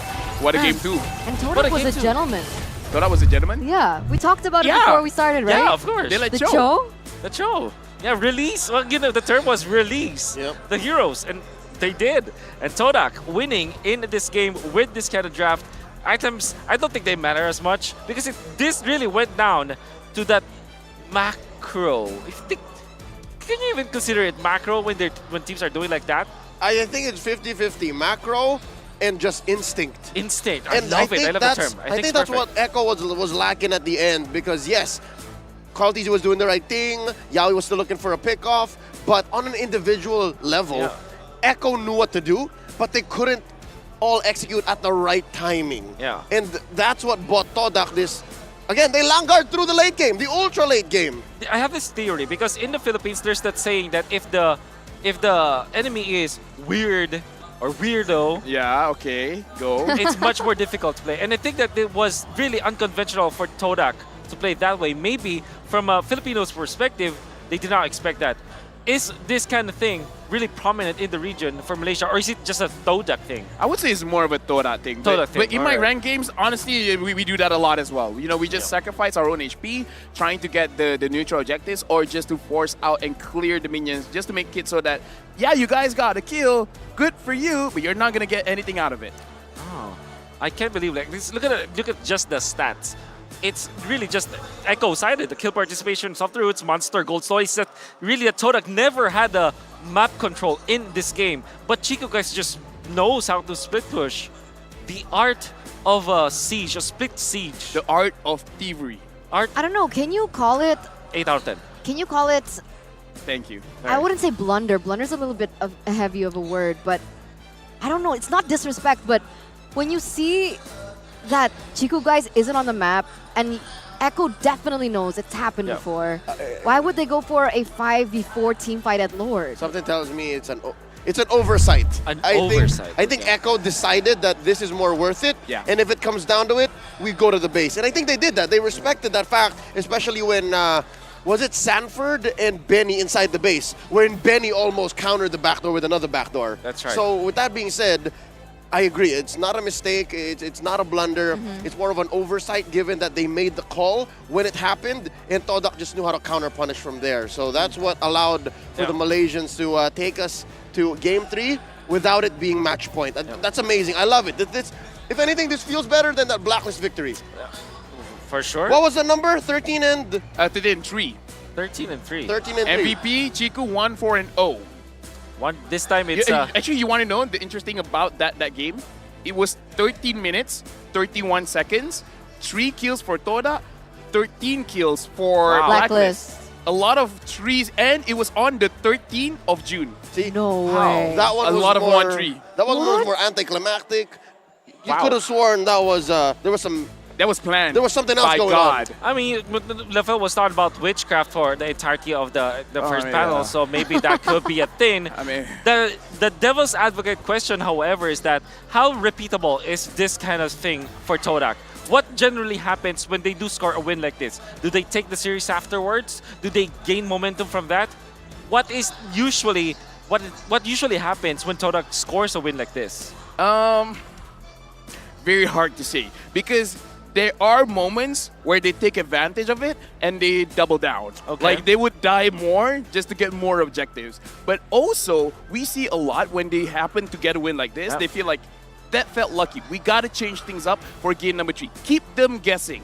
And then when you keep them guessing, even your own team's like, wait, what are we supposed to do again? And that's what led to the outdraft the last time this happened, right? Yep. It was a great win in the middle, stole it from underneath Blacklist's nose, and then Game 3's like, what were we doing again? What was that? Very well. And in that case, though, the converse of stuff, right? So you saw that happen from TODAK. What now for Blacklist International? Do you think that they can, for Blacklist, no, not for Blacklist, for Echo. Very quickly, do you think that they can recover from this kind of loss? Yes. Wow, okay. That was a very quick answer. And Leo is actually pretty confident that will happen. I'm excited to see game number 3 for sure. But for now, let's throw it over to Omar and Ravi for through the stage. My goodness, that was such an intense showdown! Oh my god, unbelievable! Now we are tied at 1-1, and here with us to represent the teams that they're voting for, we have Repo and, wait, Manjizi? Oh, I'm the long-lost cousin of Manjizi and Hajin. You're Hajin? My name is Manford. Manford! Yes. Manford. Okay, we Manford. have Manford in here. My gosh, what did you guys think about game number 2? Because I'm kind of sweating from that one. Go. For me, like, it's really like. It's like beating so Like, fast. beating It's so hard. fast, yeah. Is it still beating fast right now? Yeah, It yeah. is. What did you think about that? In the Philippines, we have a saying. Uh-huh. Whenever you're going to match up against TODAK, you're not sure. We're not sure. You're not sure. So TODAK happened. TODAK happened. Period. Okay, now we gotta figure out what they need to do for game number 3 because it's 1-1 right now. You being the expert, the golden medalist, Yeah. what do you think TODAK needs to do? I hope TODAK that like started engine already because that the first game they just warm me up. They were just warming up. Yeah. So they were just playing with Philippines. So like not like okay, I need to know what hero they're using. So like okay, we should ban this that. Testing the waters Yeah. before they see the world. What was happening with Echo? You know what? I wish TODAK good luck because they are gonna need more luck to win the next few games. Hey. ខាង Echo មិនណយទេណាប៉ុន្តែខាង TODAK ក៏មិនណយដែរហើយលើនេះយើងឃើញហើយថាខាង fan TODAK គឺគាត់បាននិយាយថាការឈ្នះលើកដំបូងគ្រាន់តែជាការ warm up តែប៉ុណ្ណោះមិនមានជាបញ្ហាគ្រាន់តែជាការលេងដើម្បីកំដរតែប៉ុណ្ណោះហើយលើនេះគឺ TODAK បានដាក់មួយវិញហើយមួយស្មើនៅជុំទី2ហើយជុំទី3នឹងទៅយើងយ៉ាងណា Okay so do you believe that will happen in this second March that Echo and TODAK will win this. I mean, the TODAK will win the Echo. That's right. What do you think is going to happen in match and third the game? Okay, what's going to happen? For me, maybe it's already. I talked about you earlier. I just heard Echo early. Echo, go. Okay. Okay. He's saying they can't find it. No, Okay, he's saying okay. that if you're gonna say echo, the sound fades It out. fades out. It fades Yeah, out. right. Can no longer hear. Right. But today, the first team that will fade out is TODAK. Oh! Is that right? Nah, it's not right. Not true. Because this is third match, so we will see who is disappear in this match. All right. Look at your logo. Look at TODAK's logo. Okay. That's a foreshadowing of the number of wins that you're gonna get for the next few games. Look at the logo. Look at the logo. Look at that. It's a zero. It's a zero. Oh my gosh. Oh my God, Repo, are you okay with that? It's a zero. No more wins. No more wins. That's what he's saying. You see, it's zero, but you know the logo TODAK have this, like, the thing? The sword, The right? sword, yeah. You know the sword with. Oh. He will stab the orcas. I felt that. I felt that. Stab the I felt that. orcas. Mara, Oh. I think the tension is very high right now. I can't say anymore because now we can see the logo របស់ Echo គឺ 0 ប៉ុន្តែរបស់ TODAK វិញគឺដាវតែម្ដងចាក់ទម្លុះបេះដូងតែម្ដង It's so មិនហើយឥឡូវ fan របស់ TODAK មិនបានស្ងាត់ជ្រាបយ៉ាងសូមសំឡេងឲ្យ TODAK មួយមក Wow, it's not bad. The fan of TODAK here is crowd. Okay. How about they're trying to hype up TODAK. Alright, We need to hype up the fans of Echo. All right. Manford, go ahead, Manford. You guys know this. Echo loud. One more time. Echo loud. Echo proud. Oh, can you beat that? Why not? Sure, for sure. Okay, let's go on stage. Rock it! Okay, for TODAK fans. Okay, are you ready? TODAK! TODAK! Wow. Okay, how about let's do this. We're gonna go, you're gonna go, and then we're gonna go. And we'll determine Who has the louder fans? All right, Manford, let's do this. One more time. One more time. One more time. Here we go. Echo loud! TODAK! Echo loud! Echo proud! TODAK! Whew. Now we gotta settle this inside the land of dawn. So we're gonna go back to the casters to see the world. Thanks so much, Mara, Ravi, of course, Repo and Manford, and the Swordfish and the logo of TODAK and everything in between. What a wonderful banter with the teams. Like, there's a sound effect. Like, how's the sound effect? Where does the sword go? Dude, Ripple is just so creative. I don't want to know. Even the Swordfish is split pushing now. That's it. That is the battle of split pushing teams in game number 2, but we are heading to game number 3, all tied up 1-1. I don't know what to expect, and there's nothing that we need to expect because we do know that we are heading into the game pretty soon. Gentlemen and lady, what else do you want to see from both teams? You know, pulling something like that against 2 different teams 2 times in a row is normal, right? You would expect that oversight from happening. But can you actually pull the same strat 2 times in a row with the same team? And this team being Echo of all teams. Something tells me it's not even a strat. Yeah, right? It's just we'll see what happens. It's a red button, a red emergency button. Yeah, maybe. no, or it's emergent gameplay. Yeah. It's a concept that just comes up given the situation. Because again, what if TODAK won the early game? They would be different. They would have snowballed as well. They would have just taken everything. Langar, the traditional way. But here, I think it's closer to what Ripo showed us. It just came out of nowhere and just creative. Just as impactful. Get a sword out of nowhere and then stick it in somewhere you don't want it to stick in. Inside your base. Inside the enemy base. That's right. Thank you. Enemy base, just to be clear. Not your own base. I'm so happy that you that almost happened too. I'm so happy there was no self-goal here in MLBB. Exactly. Unlike in football. You know, okay. You know these boys, right? The ones that you're seeing on your screen. Oh, yeah. Very confident, very relaxed, I would say. Talking about the players, the coaches. And the coaches Them too. too. The coaches too, them too. How do they react to that kind of loss? I think, all right, here's 50-50. A 50-50. part of them are laughing about it. A part of them are like, whoa, they got us there.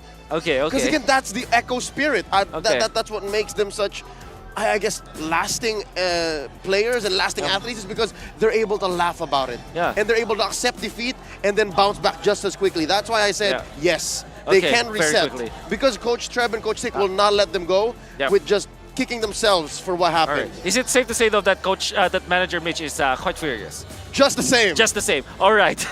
I gotta say, that kind of match drains a lot out of you. If this is gonna go all the way, it is going to be a battle of attrition, man. Because especially for TODAK, that kind of way, again, I would agree. That's not a strategy, right? That's just an opportunity that was there. They saw the opportunity, they just went for it. But playing that kind of way, you have to push yourself mentally to find the gaps. Always find the gaps. Like, wait, this is safe, this is safe, this is safe, this is not safe. Then you just gotta figure things out. Playing that way is very tiring. Senor Lobo, you did mention what is something we want to see again, right? Yeah. I hope we see something that is not what happened in Blacklist TODAK. I hope that after this sudden win, they stick to something that works instead of getting outdrafted. All right, so just not Diggy versus Hilda, or Yes. is Hilda versus Diggy? I mean, Yes. as we head into the draft of game number 3, we can assume that the blue side is the priority for both teams after games 1 and 2, and indeed it will be Echo choosing that once again.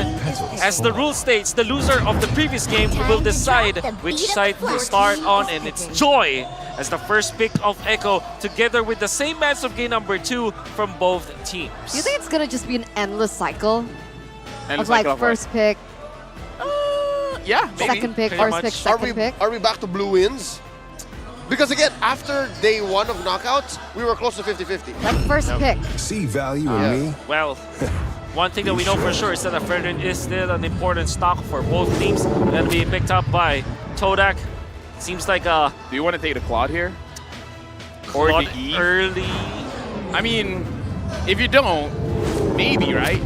Yeah, it's the thing where Echo is not a team that will Well, actually, Echo is a team that will pick that out. Yeah. Think about I it. would rather betray the Or you Yuzong counter it. than let the You world snag the betray Yuzong. You also counter marksman in general. Yep. And you're comfortable with this. Great answer coming up from TODAK. Right now, even though the Phobias has been banned, do we really feel like a 1-1 will be here? Yes, we do. All right. Well, thanks for answering the question. Yeah, that's an instant pick Yeah. onto the armor, but it's no longer at 100%. No. Now that they lost that previous game. Wait, do you pick up the Faramis now if you're TODAK? It's great versus the 1-1 in general. It's great with Faramis the or Fredrin. Okay. Or just the Claude. That too. Actually, that might be perfect. That might be the top one of the priority. I think they'd like the Claude more. Okay. They won with the Lilia. They don't mind. Yeah, That's true. very, very true. And we're just waiting for it to be picked up. Then, if you do pick up the Claude, you already have the Yuzong. Now you maybe just ban out something like a Lolita, perhaps, or maybe the Lapu Lapu, which is the other, explainer that can take out the Claude easily. These are the options that can be done by TODAK. And it feels like Mr. LaFell himself feels confident that this will be a Claude. Claude? It is Claude. It is There you go. Claude. It is Claude. As It's we just say how it, it goes. Yeah, as we say it, he comes up. I mean, yeah, you're right. At this point, I kind of feel like everyone is screaming Claude. Do not go for the Harris. And now, Art of Thievery. Chico guys is 3 out of 3 with Claude with 19,000 average. Wow. Turret damage, Yeah. tower damage, building damage, structure damage. Yep. The push potential Push from potential. the Chiku, right? That's what he's going for more when it comes down to the Claude. And we see that actually being the defining factor for TODAK in these really difficult matchups. Yep. But coming to the second phase, right, Wolf? Yeah. I mean, yeah, I think that you just prioritize taking out the killers for the. It's the choice in the world. Wow. Now they Respect don't. Yaoi. Now they don't release it. But the respect comes from Echo. Very, very quick on the bans of the Minotaur. Knowing Echo though, Leo, how do you close this out? Do you get an assassin for Mr. Kaltizi himself? Just settle for a defensive hero for Yaoi? We might even be looking at Kaltizi here already. Horology is my He might be call. playful to pick up the Val in the jungle, but Okay. something tells me closer to an Akai can be picked up here. I think I like that more, maybe even a Martis. Because again, there is a Fredrin on the other side. That's right. That's right. Thought could pick that up as well. Yeah. Oh, yeah. I mean, the Akai, because maybe Yums could use the Akai That's because right. the Digi has been banned, right? Yeah. Right. Yeah. So it's kind of good just to take it away. Yeah. So, Rival and Kaltizi are now still contesting. Yeah. Maybe Are they'll be even the last pick, yeah. Are we not feeling the Lolita right now for TODAK? Is that not something that Yums is comfortable on? Yeah, he can. I mean, sure, why Yeah. not? I it's value just that it on Echo more though.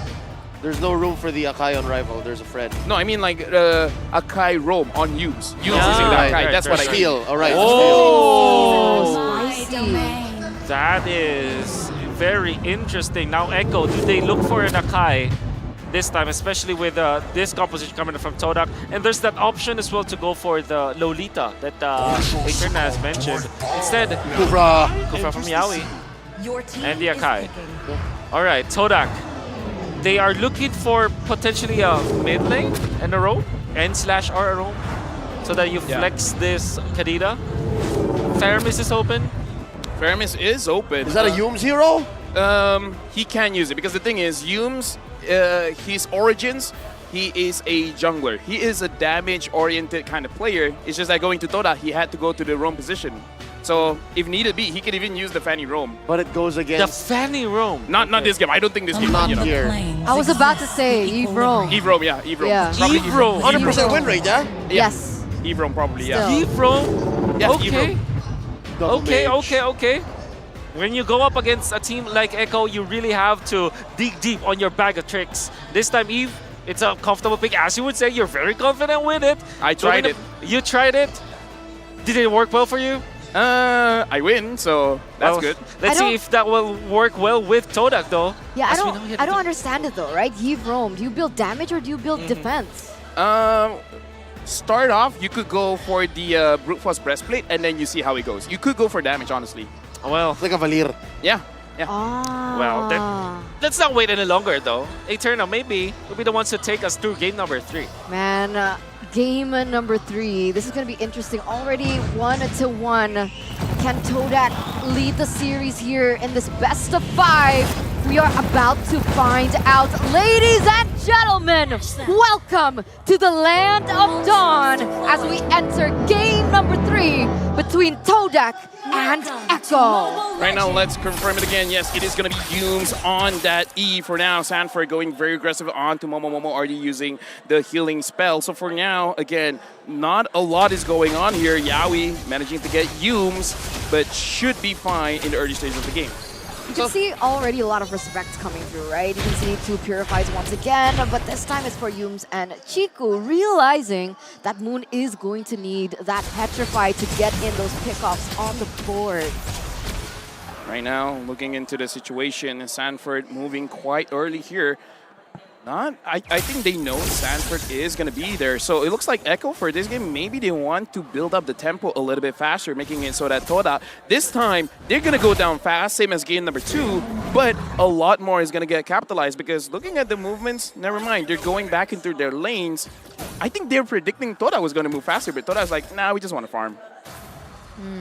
Okay, we'll see. So far, it seems like that has been the case. But this matchup, once again, right? Benny QT as well as Claude. In the previous game, we saw that Benny QT had a little bit of an advantage when it comes down to that 1v1. But Chico wasn't far behind. You can see maybe they're trying to make it a little bit more uneven as we see the rotations from Yaoi, focusing more onto the top side, putting more pressure, and you can see this already coming through. But Yums is there as well, probably just to provide vision because, again, yes, Chico guys, I would say he lost a lot of those 1v1s, but this matchup he played before, so perhaps this time he has a better understanding of how Benny QT would be using that 1-1, and now looks like the turtle has spawned. Headbutt right into Momo. Carltz saving that heavy spin for the turtle take. Here comes the Black Dragon 4. Momo obliges. He's drawing a line. Does he see Yaoi? Still stretching, goes for the jump, no one home. Here comes Sanford looking for that old heavy spin plus the retribution. RWM coming in from Yums. No one home. That's a 4v4 engagement leading to nothing for TODAK. Echo is going to be able to get all on the board here in the first stages of the game, but this is the thing, right? TODAK has drafted themselves in a way that, sure, they do have a team fight because they do have the artillery coming in from Yums and the real-world manipulation, but they need to be able to prioritize and utilize Moon to do more on the board, right? Make these things uneven because in a 5v5, I feel like Echo has more AoE damage and therefore in team fights, it would give Echo a bit more to play around with in comparison to TODAK. Quarterfinals still secures the most turtle in the tournament with a total of 20, while Wise is falling behind with 15. And the thing is, for that turtle fight, I kind of feel like if Momo had more HP, he could have done a lot with it. But the fact that he entered the fight with like, what, 40% health left, TODAK kind of made the cause like, okay, let's not force this. And that's what makes this draft or game as a whole odd for TODAK. It's the least langgar lineup I've seen in TODAK's hands in a while. But I kind of feel like they can. The moment that Momo starts having a good play is going to be looking very, very good. For now, again, the main idea is to be very, very careful. Chico guys here in front. Moon manages to get. This is dangerous. Benny QT about to get popped. Does survive. Here comes Carltz and Yaoi. Heavy spin plus bouncing ball in. And they're going to feed him up to Sanji. Can he get it? No one home. That was an interesting engage. I wonder what both teams were thinking. I kind of feel like that was kind of good coming in from Moon, wanting to get the kill. But again, the built-in Purify managing to get out of it. And Moon as well, saving his first kill to make sure that he doesn't get caught by that Kai, managing to purify himself out of there. So for now, TODAK and Echo, I almost want to say both of them are being a little bit more passive. You're right, there's a lot of natural purifies going on, but now Momo, Black Dragon form, 2v1. He's down to a fifth of his health. Does get on out of there. So it's Sanji's turn, here he comes! 40 going in, taking down Momo. And now, San Duo showing themselves up in this second turtle take, going it over to Carltz. Yeah, beautiful, beautiful. Just zoning coming in from Echo, right? They were able to get a kill onto Momo as well, so it did give them an advantage in that team fight. But Chico... Wait! Oh, that was close. One more weakness point there.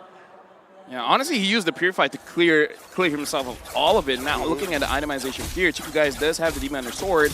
Trojan side for Benny Cutie. Now, Carl TZ as well as Yawi is there. Humes did not get caught.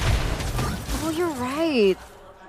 What am I right about? I was like thinking, and I was like, Purify doesn't just counter Yaoi, it also counters Benny Cutie as well. So here we go. Moon looking to burst down Carl DZ. Rival misses a taunt on the Akai. And that's another disengage unless TODAK wants to force it. Bouncing ball by Yaoi. Not gonna find him. I kind of feel like they can't force it just because Moon already used his ult. If he did have it still, they probably would have gone for it. But again, in this game, it's much slower. 5 minutes in, Chiku Guys was able to dodge Yaoi there. A good jump, but a good engage as well. Moon. He burst in.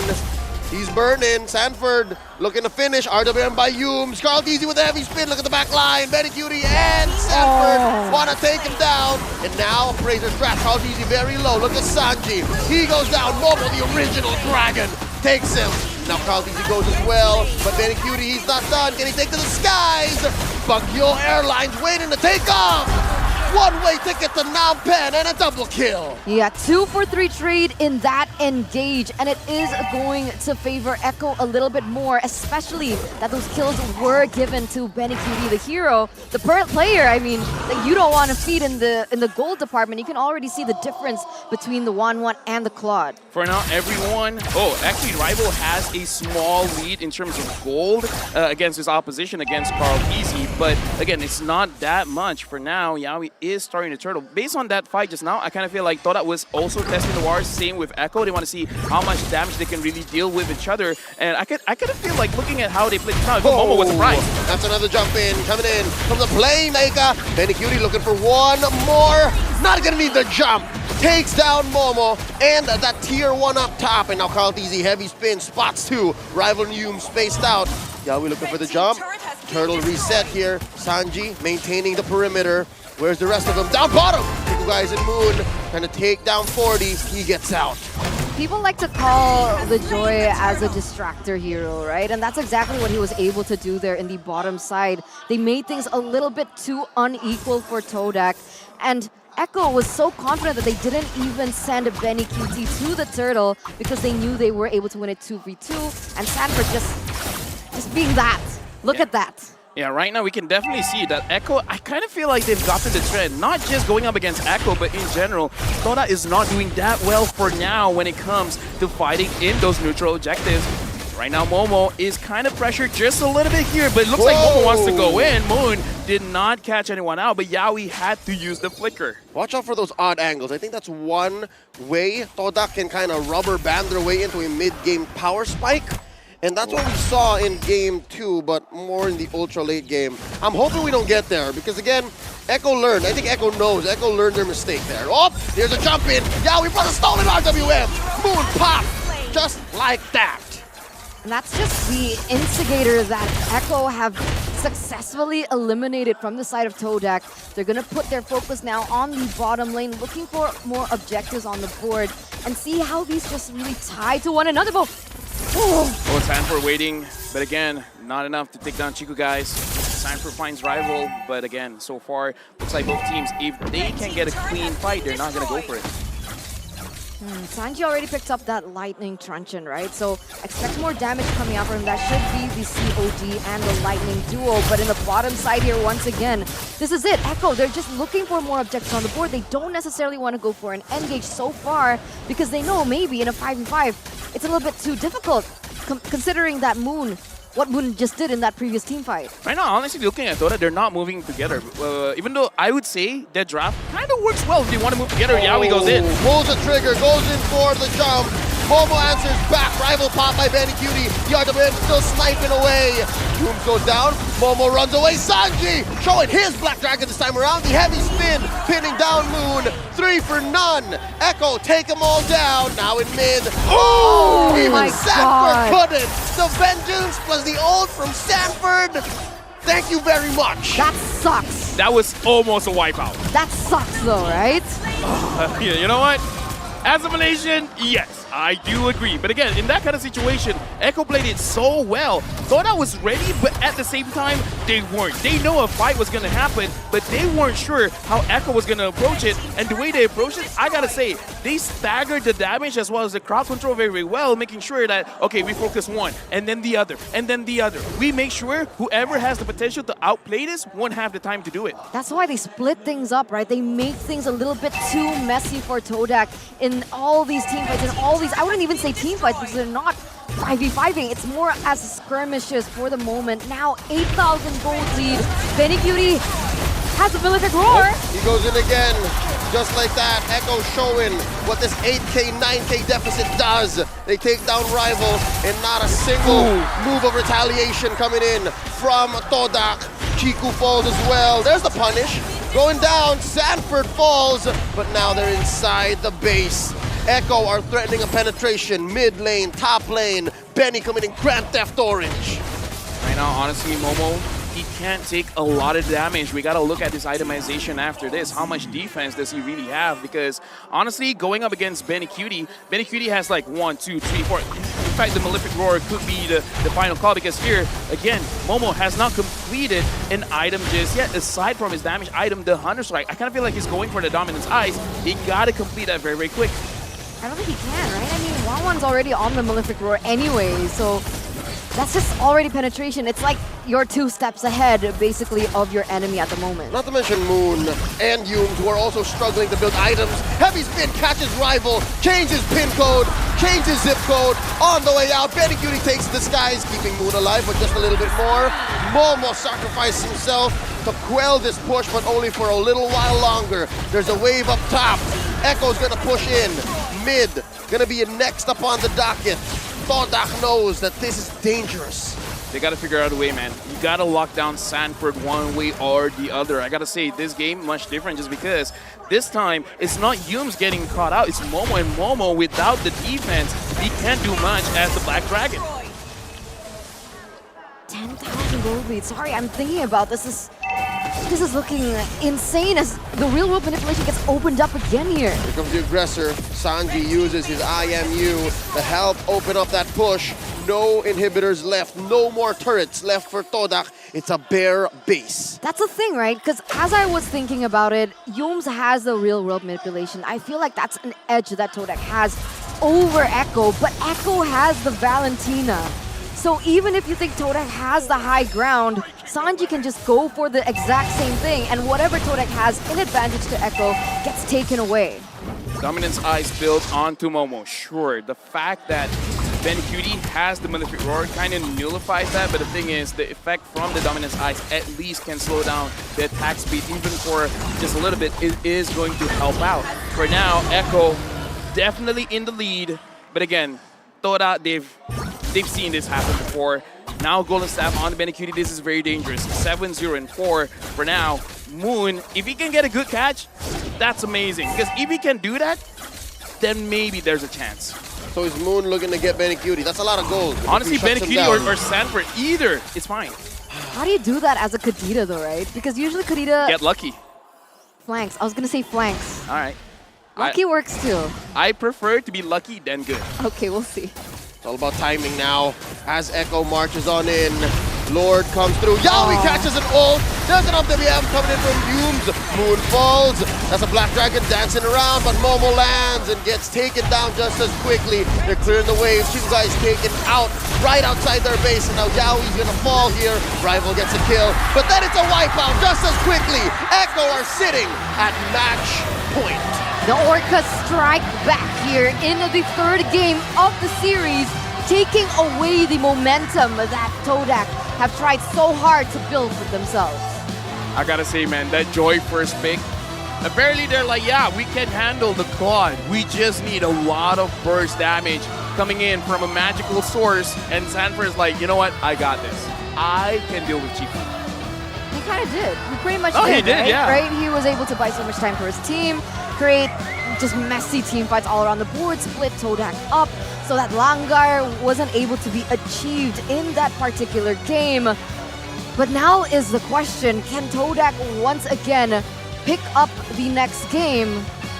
Or is it just going to be 3-1 at this point, right? By the way, I just gotta say, during breakfast, even you were like, yeah, maybe a 3-1. I did say it. You did say I it. said it, right? I didn't record it, so people just have to take our word for it. You did say it. I said it. But I would prefer a 2-2 after this, right? All right. The difference is, game number 1, a lot of emphasis on the Yums. This time it's like, yeah, Yums, you can do whatever. Everyone else is going for everyone else. Yeah. Momo wasn't able to do well.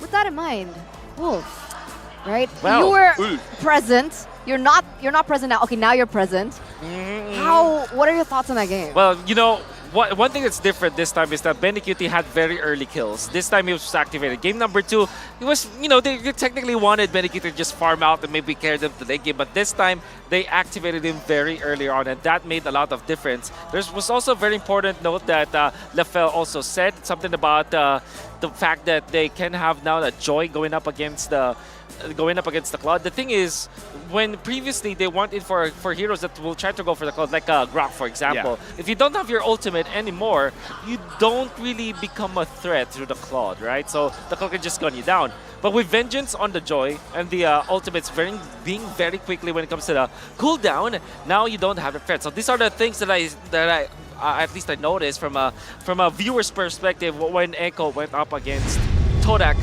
So MVP. Chico killed himself. Yeah, That's right. Essentially.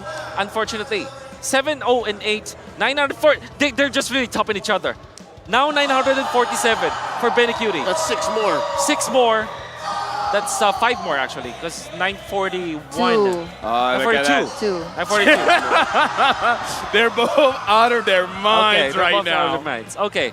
Lefel, what now can you say about the Filipino MVP 7-0-8 for Benny Cutie's 1-1? Dude, that was an amazing play. The fact that in this game you look so free. Even though there's a lot of dive potential coming in from the Yuzong as well as the Kadita, it just didn't happen. It just didn't work out. Looking at the highlights here, again, during the intro we said, Echo is one of those teams that have all 5 players that all make a play. Yawi made a lot of plays. Sanford definitely made a lot of plays. And again, our MVP here, Benny Cutie, is there to clean everything up. Yep. 6 minutes, he already have 2 kills. That is actually 2 kills more than he was able to do in the previous game. And he will get a 3rd even. Really being prioritized in this game. Again, after 3 minutes, he utilized Benny Cutie once again. There's a lot of usage on the marksman, which you typically would expect to be just farming, but knowing that Echo has that Echo Express kind of strategy, they fielded it in today. Any other highlight players in this game? Yawi on the front end. Okay. He was amazing. You're amazing. You are amazing. Thank you. You are amazing. You can see that the reasons why they were able to really just start the fights is not only just because of Yawi, but also Cartesi. I mean, very underrated gameplay on the Akai. He was really sitting, playing slowly in the previous game, but now he's playing quickly. Do you agree with me on that one, Leo? Yeah, no, the way Cartesi played the Akai was less about securing much. If anything, 4 out of 5 heavy spins were the displaced members of TODAK. So that's what made the Langar, which was already very impossible to see come in, all the more just absent.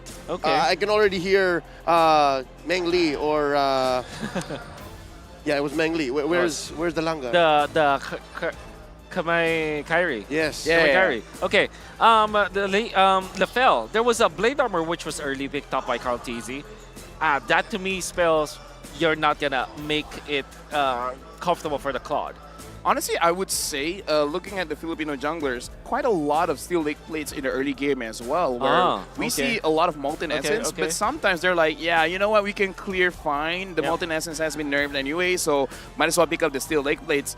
And against the Claude here, it worked out because Chico just basically killed himself. The Vengeance, the Blade Armor, there's a lot of Reflect coming into this game. And Chico, guys, even though he has the Demon Hunter Sword, sometimes the healing is not enough. Okay. In the Philippines, there's a dish called chop suey. Not entirely sure. Yeah, chop suey. Sounds very familiar. Sounds very familiar. It's almost a Chinese stir-fry mixed set of vegetables wherein you get different kinds of vegetables. Yeah, and that's what we call in the Philippines a chop suey build, or maybe just a casual item build-up where you get those small items. Isn't chop suey a band? What? It is. Right? I was going to say it's chapchai in Indo. Oh, chapchai in Indo. Chapchai. Malaysia also chapchai. I have no idea. Should be. Yeah, the Korean. mixture of vegetables, right? So Wait, where are we going with this? we are going with food because yeah, that's true. Because we are hungry. But you know who else is starved in this game? It was definitely TODAK. With only 4 kills in this game, weren't able to farm.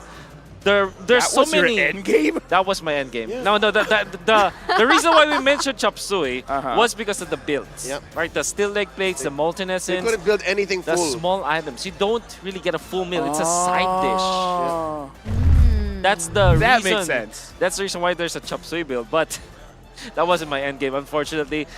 Now at match point, we have to ask Lafel over and over again. What usually was TODAK do in these kind of situations? Before that, just want to say, I watched the game, but I feel like I'm more disappointed with that. What was that end game? You brought out chop suey, and I was like, okay. It wasn't the end game. I told you it was all about the casual items. The build, the chop suey. I know, build. but it's like, I like it. Yeah, we call it. let's agree to disagree. What was the question again? Something about my feelings and the game and what TODAK has to do? No! No? It's totally not about that. It wasn't. Oh, then what are you asking me? You're asking me out? Yeah, maybe after this. Okay, let's skip Lafel for now and actually ask the gentleman, the gentleman with the green suit over here. I'm not. Wait, what? you're a green suit? Yeah, that's a green suit. Hijau. He's colorblind. Forget. Hijau. Yeah. Well, how do you feel? What should the approach for TODAK as a Moonatics leader or Yeah. What should they do? Founder of Moonatics, yes. I believe right now, Game 3 draft was. I hate to say it, but they fell to old habits. This is similar to what happened to the Blacklist International versus TODAK from Game 2 to Game 3. They seem to have overthought the process, and Lafel, look, Humes has now broken his own record. It's now 4 out of 5 Rome Eves. The way that this Eve performed could have been instrumental to starving out the rest of TODAK, right? Because you're looking at Moon. Moon has to burst Sanford or Benny Cutie. He couldn't because Humes was also getting some farm because there's not much an Eve without at least a couple of items could do. That's right. And as a roamer, you have to be cost effective. As a roamer, you have to be okay with your chop suey builds. Yep, that's right. Chop suey again, mentioned. I'm wondering, what if the Eve is just because Humes was low-key tilted using a frontline tank, he was always getting caught. So I was like, you know what? I'm going to use a mage. I ain't going to get caught. Why do you get tilted if you win, That's though? right, he won! I mean, I don't know. That was the biggest of wins. Does he get tilted like that? Is that his character? No, but this is the world. Well, you know what? Southeast Asia is basically the world. The world stage here, you know? It's the world. So they say, so they say. Yeah, so they say, you know, it's not from me. It's just like the people. What they say. Yeah, what they say. You know who they are. You know the world. They are amazing, by the way. What was I going again? Oh yeah, maybe like being on stage, a different kind of character, a different ego brings out. You've just been here before. You've just been on the grandest He's never stage been of on the world. Phnom Penh. Well, how do you know? How do you know? Oh, that is true. I don't know. Oh, that's also true. Oh no, because he didn't go to SEA Games. Nevertheless, we saw that this kind of picks weren't effective, especially against a team like Echo. So I think that we have proven after games 1, 2, and 3 that it's not just about the hero picks that they should be changing, it's their playstyle that you saw. Whenever they do this kind of strats where they just literally find the opportunity, they just win. Now, this begs the question, how do you make yourself open to those kinds of opportunities? Here's the thing, how they won Game 2, again, that was emergent gameplay. It was a fruit of circumstance. Drafts are not fruits of circumstance. Yeah. Drafts You are decided. That's right. They're prepared for, they're planned for. You see what your opponents are doing. And yeah, I picked this up from former ONIC PH coach, Coach Lyric. He made a YouTube video on the whole Game 3 of TODAK and Blacklist. And did he? Yeah, that's what opened my eyes to what could happen here. And I hate to caster curse it, but it happened. Yeah. I mean, if you want to curse, let's curse it to make it to a 2-2, right? I mean, can I say something real quick? No. Yes. Yeah. Lafel, come on. I've been so kind to you please, today. Please. You know what? Yes. What is this? You're the kindest to me, Animosity, actually. man. You're the kindest, actually. Thank you know what? you. Unwarranted. I am. Please talk. You know, I want to Ever hear your since voice. yesterday. I mean... Okay, coming back to my point that I really wanted to make earlier is that now TODAK does have the choice to be first pick again. Is that going to be detrimental to how this drafting phase just unfolds? Yeah, I think that was a very valid point because there's a lot of power with the first pick. Remind me again, what was the first pick of Echo? It was Joy. Joy, which was Valentina. also the priority for. Joy is a very good hero, by the way. Joy is amazing. Yeah, Joy's great here in MSC. Yeah, they really like it up. But yeah, I do. That was a fair point, Eterna. I think that personally, first pick in this particular series, right? We are gonna see it. It's 30% pick rate for Joy, but when it comes to its win rate, it's definitely that high. 1-1, however, you get away with game number 2, but you lose game number 3. As TODAK, how do you evaluate this hero now? Is it a hero that you give to Echo after games 2 and 3? Something tells me you have to prioritize it still because of how the meta favors banning out suppression heroes. And suppression heroes are one of the best ways to stop Joy. So without the natural predator, the Joy just gets out there. Yeah. Honestly, I do agree. Do you guys hear me, by the way? We've been hearing you for the longest time. Hello. Okay, good. Amazing. I kind of feel like this Phovius ban really surprised Toda, honestly, because again, the 1-1 is open as well, but like Leo said, a great thing to talk about is the fact that the suppressed heroes are banned out, so it does activate quite a lot of heroes, so the drafts is... I don't know, even if I'm in Toda's shoes, even I'm not too sure. Honestly, first picking the Joy would be good because we've seen even Momo do good on the Joy. It's a flex. It's a flex. When you go ahead and consider the situation, the meta favors Joy being out there. It's so weird that why just now, day 2 of knockouts, are we saying that Joy is as lethal as she has always been? Yes, she has been nerfed, but I think it's legit. I think, choosing sides allows for you to choose where Joy comes up. Here's the thing about the Joy, right? I kind of feel like, in terms of Joy... Joy. Yeah, Joy... what was I going to say about the Joy? Joy. Oh, yeah. Joy is very player dependent. Because in terms of Joy, I kind of feel like it's not one of those heroes you just pick up and play. It's one of those heroes that if you have a very good pilot on your hands, that Joy is like top of the world. But if you're not that great at it, you're going to look very mediocre. That's why I kind of feel like in MSC, it's a very mixed bag. Which allows for me to say, and this comes from the founder of Moonatics, we might not see it in mid for TODAK. It's just not a Moon thing, right? Exactly, I agree. Just the same, I'm going to say, it's not a Carl Teasy thing. It just doesn't fit the bill. At this point in Carl Teasy's career, he wants to play the Akais. He wants to play the Fredrins. So you mean choosing between Akai, Fredrin, Joy, you would rather Akai Fredrin as Carl Teasy? Yeah. Is that what it... Whoa. I would agree. I think if I know the GOAT, if I know the GOAT today, wow, that's the priority. That's why Sanford's playing it. Well, that is very Sanford true. likes Joy. Well, yeah, it's true that if you want to see Carl Teasy just picking up the Joy, we should have seen it earlier on, right? Exactly. So many chances that they could have done it. Jungle Joy, right? The Jungle Joy, indeed. How about Rival? Rival really likes the assassins, but I kind of feel like he would not be able to guess how much damage he can take. So I kind of feel like he can kill someone, but he would instantly die as well. So I kind of feel like Jungle Joy... Not as safe. Not safe. Okay. Really not safe. I can dig it. Okay. Sanji, though, is a wild card. Sanjoy is a uncontrollable element, I think. I'm not so sure yet. But I do like... Sanji's just so... I think he's just so acclimated with the nuke mages, the artillery mages, right? I mean, Joy can nuke someone with the ult, definitely. If you plan for it. If you plan for it. No, if you're good enough, you can.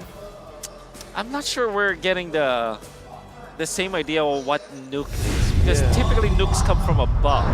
That's why it's a nuke. Sorry, I don't have first-hand experience, my bad. Well,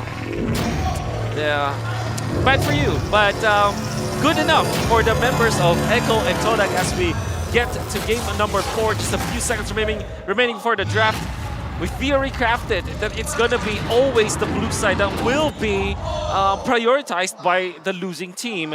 So far in 3 games, that's what we saw, and now it is indeed gonna be the case. Same set of bans for TODAK and Echo. Expect maybe the Joy this time?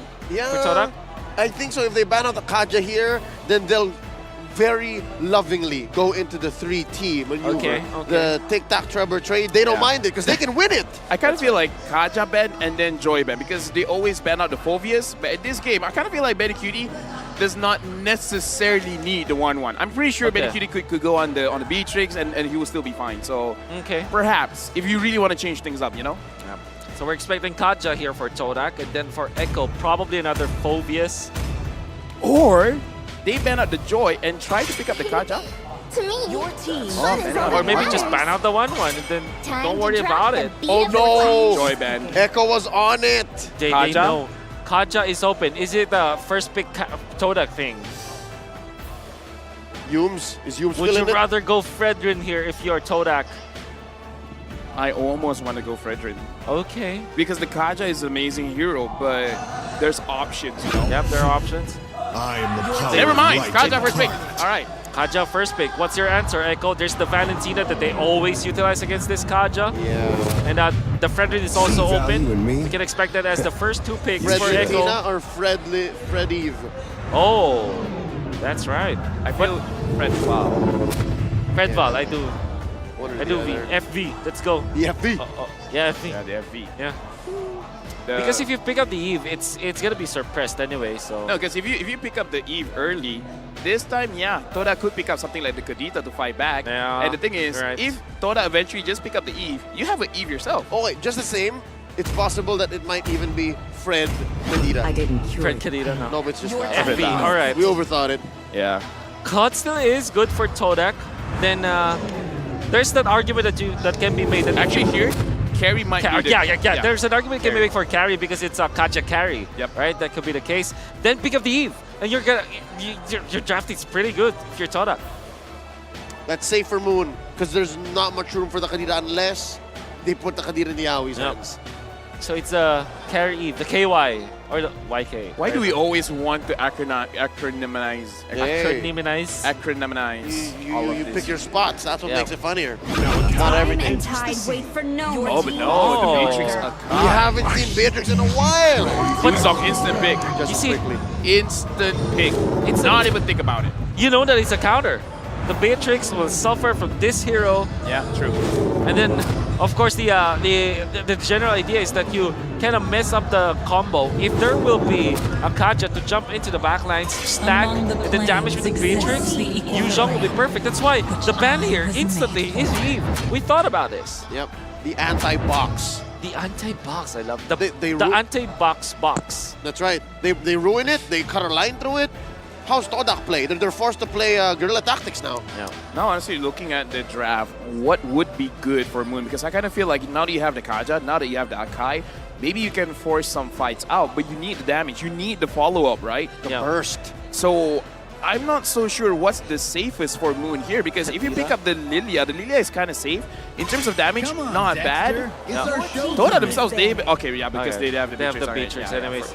I'm thinking Kadira actually, but it could be panned out. Nope. I was thinking of Kadita as well. But. So you revert back to the Farsa, but Farsa and Beatrix both suffer from Yuzhong? Yeah. Can I just say mid is so tight right now? Like mid is, I agree. I don't want to say worst, but it's the worst lane to be right now. Like answers and threats. Novaria is still open if you want to try that. Alright. I don't think he has enough damage because you have to make sure your second skill actually hits. It's an anti-synergy with everything else so far. That's true. Yeah. It's too much. Very slow though. Very slow. I'm thinking if somewhere along the lines of a Kagura even. If this will be an assassin pickup for Echo, which I think it will not be the case because they already have the Fredrin and they use on anyways. That could be the case. I don't know. Honestly, if you want to go for more just like less vulnerable type of mid laners, Lilia again is something that maybe TODAK would want to go for. It's going to be very dangerous because, again, I agree with Leo. I play mid as well. Not a lot of very good picks with what I already have. What if Echo picks up the Melissa so they kind of force the Farsa on TODAK, and then when it's a Farsa Beatrix, it's very bad for their squad. Yep. So you just choose the lesser evil. But it's still pretty bad. It's still pretty bad against Yuzhong. And of course the Valentina. It's not just a normal Yuzhong. It's Sanford Yuzhong. I've been it's SFYZ. I mean, we're Yeah, every you're time right. I say everything, right? You're right. Pretty sure Sanford's one word. Okay, there's the carry. Is there a world where you go Hayabusa if you're TODAK? I think it's very hard just because of the use of Okay. Frederick. It's very hard. Okay, okay. So you really put this Akai on the jungle role. Yeah, we're looking at the jungler. Okay. That means you need a mid laner. Mid laner. Farsa, the Kagura, I feel like the Kagura is... Moon has a Kagura. Yeah, he can play a Kagura. He can play Kagura. Again, I'm thinking Lunox, but again, it's very dangerous as well. Not possible for a Faramis pick. Esmeralda Kag... Oh, you're right. You're right, actually. Faramis is actually Lapu is also open for TODAK. Faramis Lapu. Lapu Kagura, maybe? Novaria. All right, Wait, we're gonna wait. try. Natalia? Is this Natalia instant pick for Echo? Yawi, Natalia Yawi. Natalia Yawi? He's gonna do it. Dude, don't. Come on, man. Or maybe an assassin. Give us a chance, man. Come on. You know, like, honestly, looking at Echo right now, they already kind of have an answer to the Novaria anyway, right? The Yuzong. There's so much. Yeah, that's true. Yeah. Natalia. They wouldn't mind stealing Astral Echo Wait, either. is Cho open? Oh, you're right. Yes. They can go the boring route with the Cho. Oh, it's boring It's now. boring now. I mean, you want to win, right? Yeah. You want to win, so... And it's match point. And it's match point.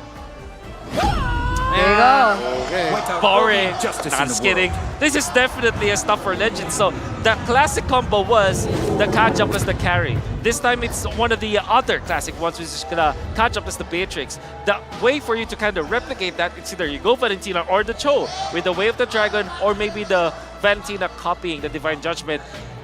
Clearly, Echo is really planned for this carry to be good and to deliver the kills to them. That is going to be the draft for potentially the last game of this series. But of course, TODAK will not let that happen just easily. So, Eterna, why don't you take us to game number 4? All right. And you know, on top of your point, there's also the Novaria and the Beatrix combo, right? So there's a lot of just combos, these sets that are coming out from TODAK. They're going to be able to win it when it comes down to those pickoffs, but it could be a different story when it comes down to those team fights. And with that in mind, ladies and gentlemen, potentially it could be the last game of the series if TODAK can't force this out from the Orcas. And with that, let's begin game number 4 between both TODAK as well as Echo. Right now, I'm looking at my heart rate and it's pretty high. Speaking of which, right now, looking at the situation, we got to see how Yums as well as Moon is going to play this out, because there's always that potential of Novaria stealing away the buff very early on. Yep, there's a lot that the Novaria puts on the table. It's just a matter of timing, and if TODAK's communications are on point, especially now that their backs are against the wall. True, true. And that actually is going to be applied in all these 3 lanes as well, right? So far, how is this Yuzong and the Lapu Lapu matchup going to look like? Well, it looks like Momo is going to take a lot of damage, so I don't know how to follow up on that conversation now. I mean, it changes at level 4, no? Yes, definitely, definitely. But, yeah, that's because Sanford uses full combo. Yeah. His level 2 combo. Dude, again, that's pretty hard. BettyQt breaks the GPM high score again with 947 gold per minute last game. Rival is here to help out Momo.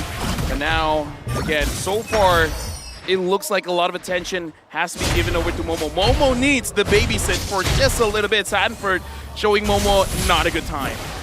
And that's the question, right? Because right now, it's very different. When we saw those 2 lanes, it's usually in favor of Echo, but this time TODAK does have a winning lane, which is in the gold lane. Do you think they're able to play around that, play around Chiku?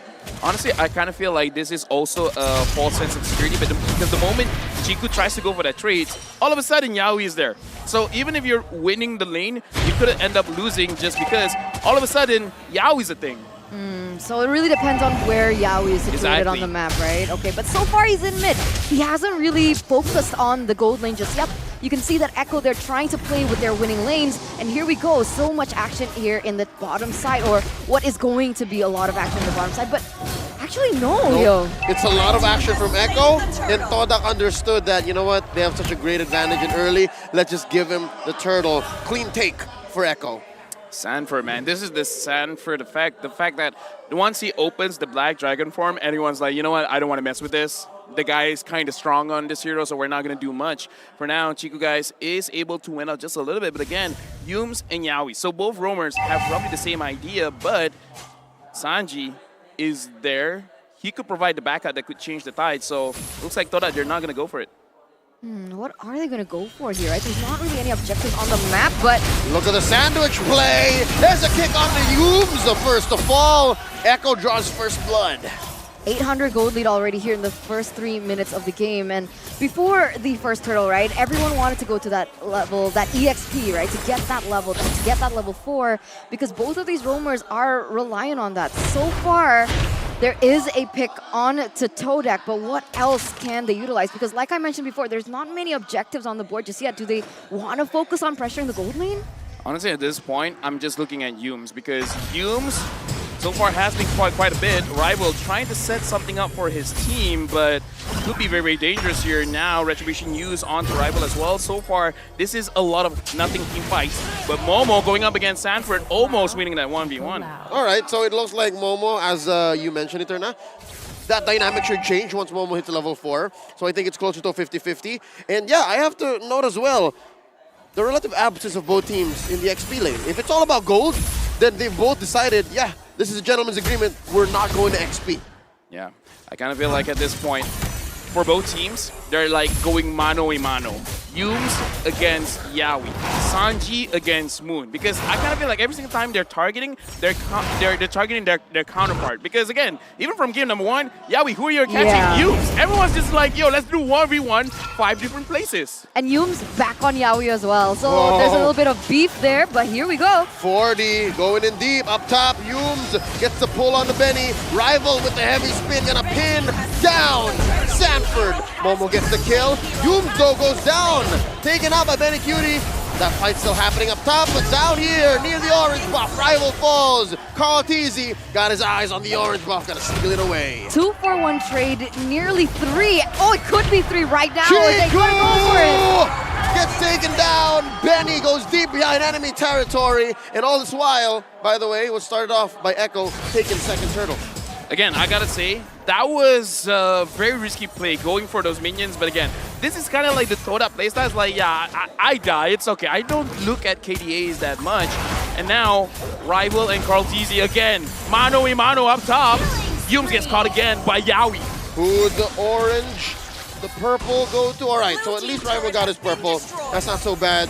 But given these movements in the jungle, that gold lane got popped wide open. Tier 1 goes down. And that's not great, right? Because now, what we thought was a weak lane, what we thought Benny Cutie was playing weak side, he's been fed 3 kills already in the first 5 minutes of the game, and he already has his first item on the way to the second. Meanwhile, Beatrix still stuck at that. I mean, ultra late game, Beatrix should have the advantage just because you have a lot of range as long as you can handle both Sanford as well as Yaoi. Now, concealed play, Yumes. Will he go for Sanford right now? Sanford wants to fight back. He sees Chiku guys, he sees Moon, he wants Moon. That's a full combo set in by Sanford. Black Dragon form straight into 4. Let's see, Rival playing footsies. Astral Echo set out. Sanji catches that bolt.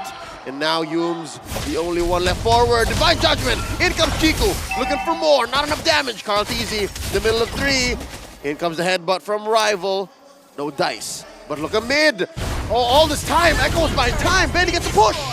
A little bit of miscom, I think, there because Yumes wanting for the cash, but I kind of feel like Chiku guys, he did not have his ult ready. If he did, I kind of feel like that was a kill. The basic attacks, not enough just yet because Chiku guys just has the Blade of Despair, which is great, but kind of great when you're using your ult. Basic attack for right now, with the deficit that you have, not great. 3.6k, 3.7k. Chiku guys just needs a little bit more. He needs a little bit more. His team needs to buy him a little bit more time, but that's the problem. Do they have enough time? Echo are playing the map exquisitely, right? Already getting that top tower as well with just how they were able to manipulate those side waves. Even in the mid, right? It seemed like TODAK were hyper-focusing on the bottom lane, looking for that pick, like you mentioned before, but that actually just gave Echo the room and the space to go for another objective on the board. Right now, look at Echo. They're clumped up together. Uh-oh. Moon giving just a little bit of vision, so they roughly understand that it's not a 1v1. Right now, there's 3 members there. Fredrin has to get his buff. Humes, do you want to catch Yawi? Do you feel that vengeful? The 4v4 just waiting to happen. Feel the tension. Rival spots Yawi. Heavy spin, forcing out a flicker. In comes Sanford. Watch Carlteasy getting those stacks in, forcing out a flicker away from Chico guys. Humes already popped the conceal. No dice. Rival headbutts in. Spent his ult already. That's a false engage. And now look, it's Momo off camera. Up top, taking a tier 1. Right now, looks like TODAK, they're just trying to split. They're trying to find Humes. Humes able to dodge out of that. Humes still has his Divine Judgment.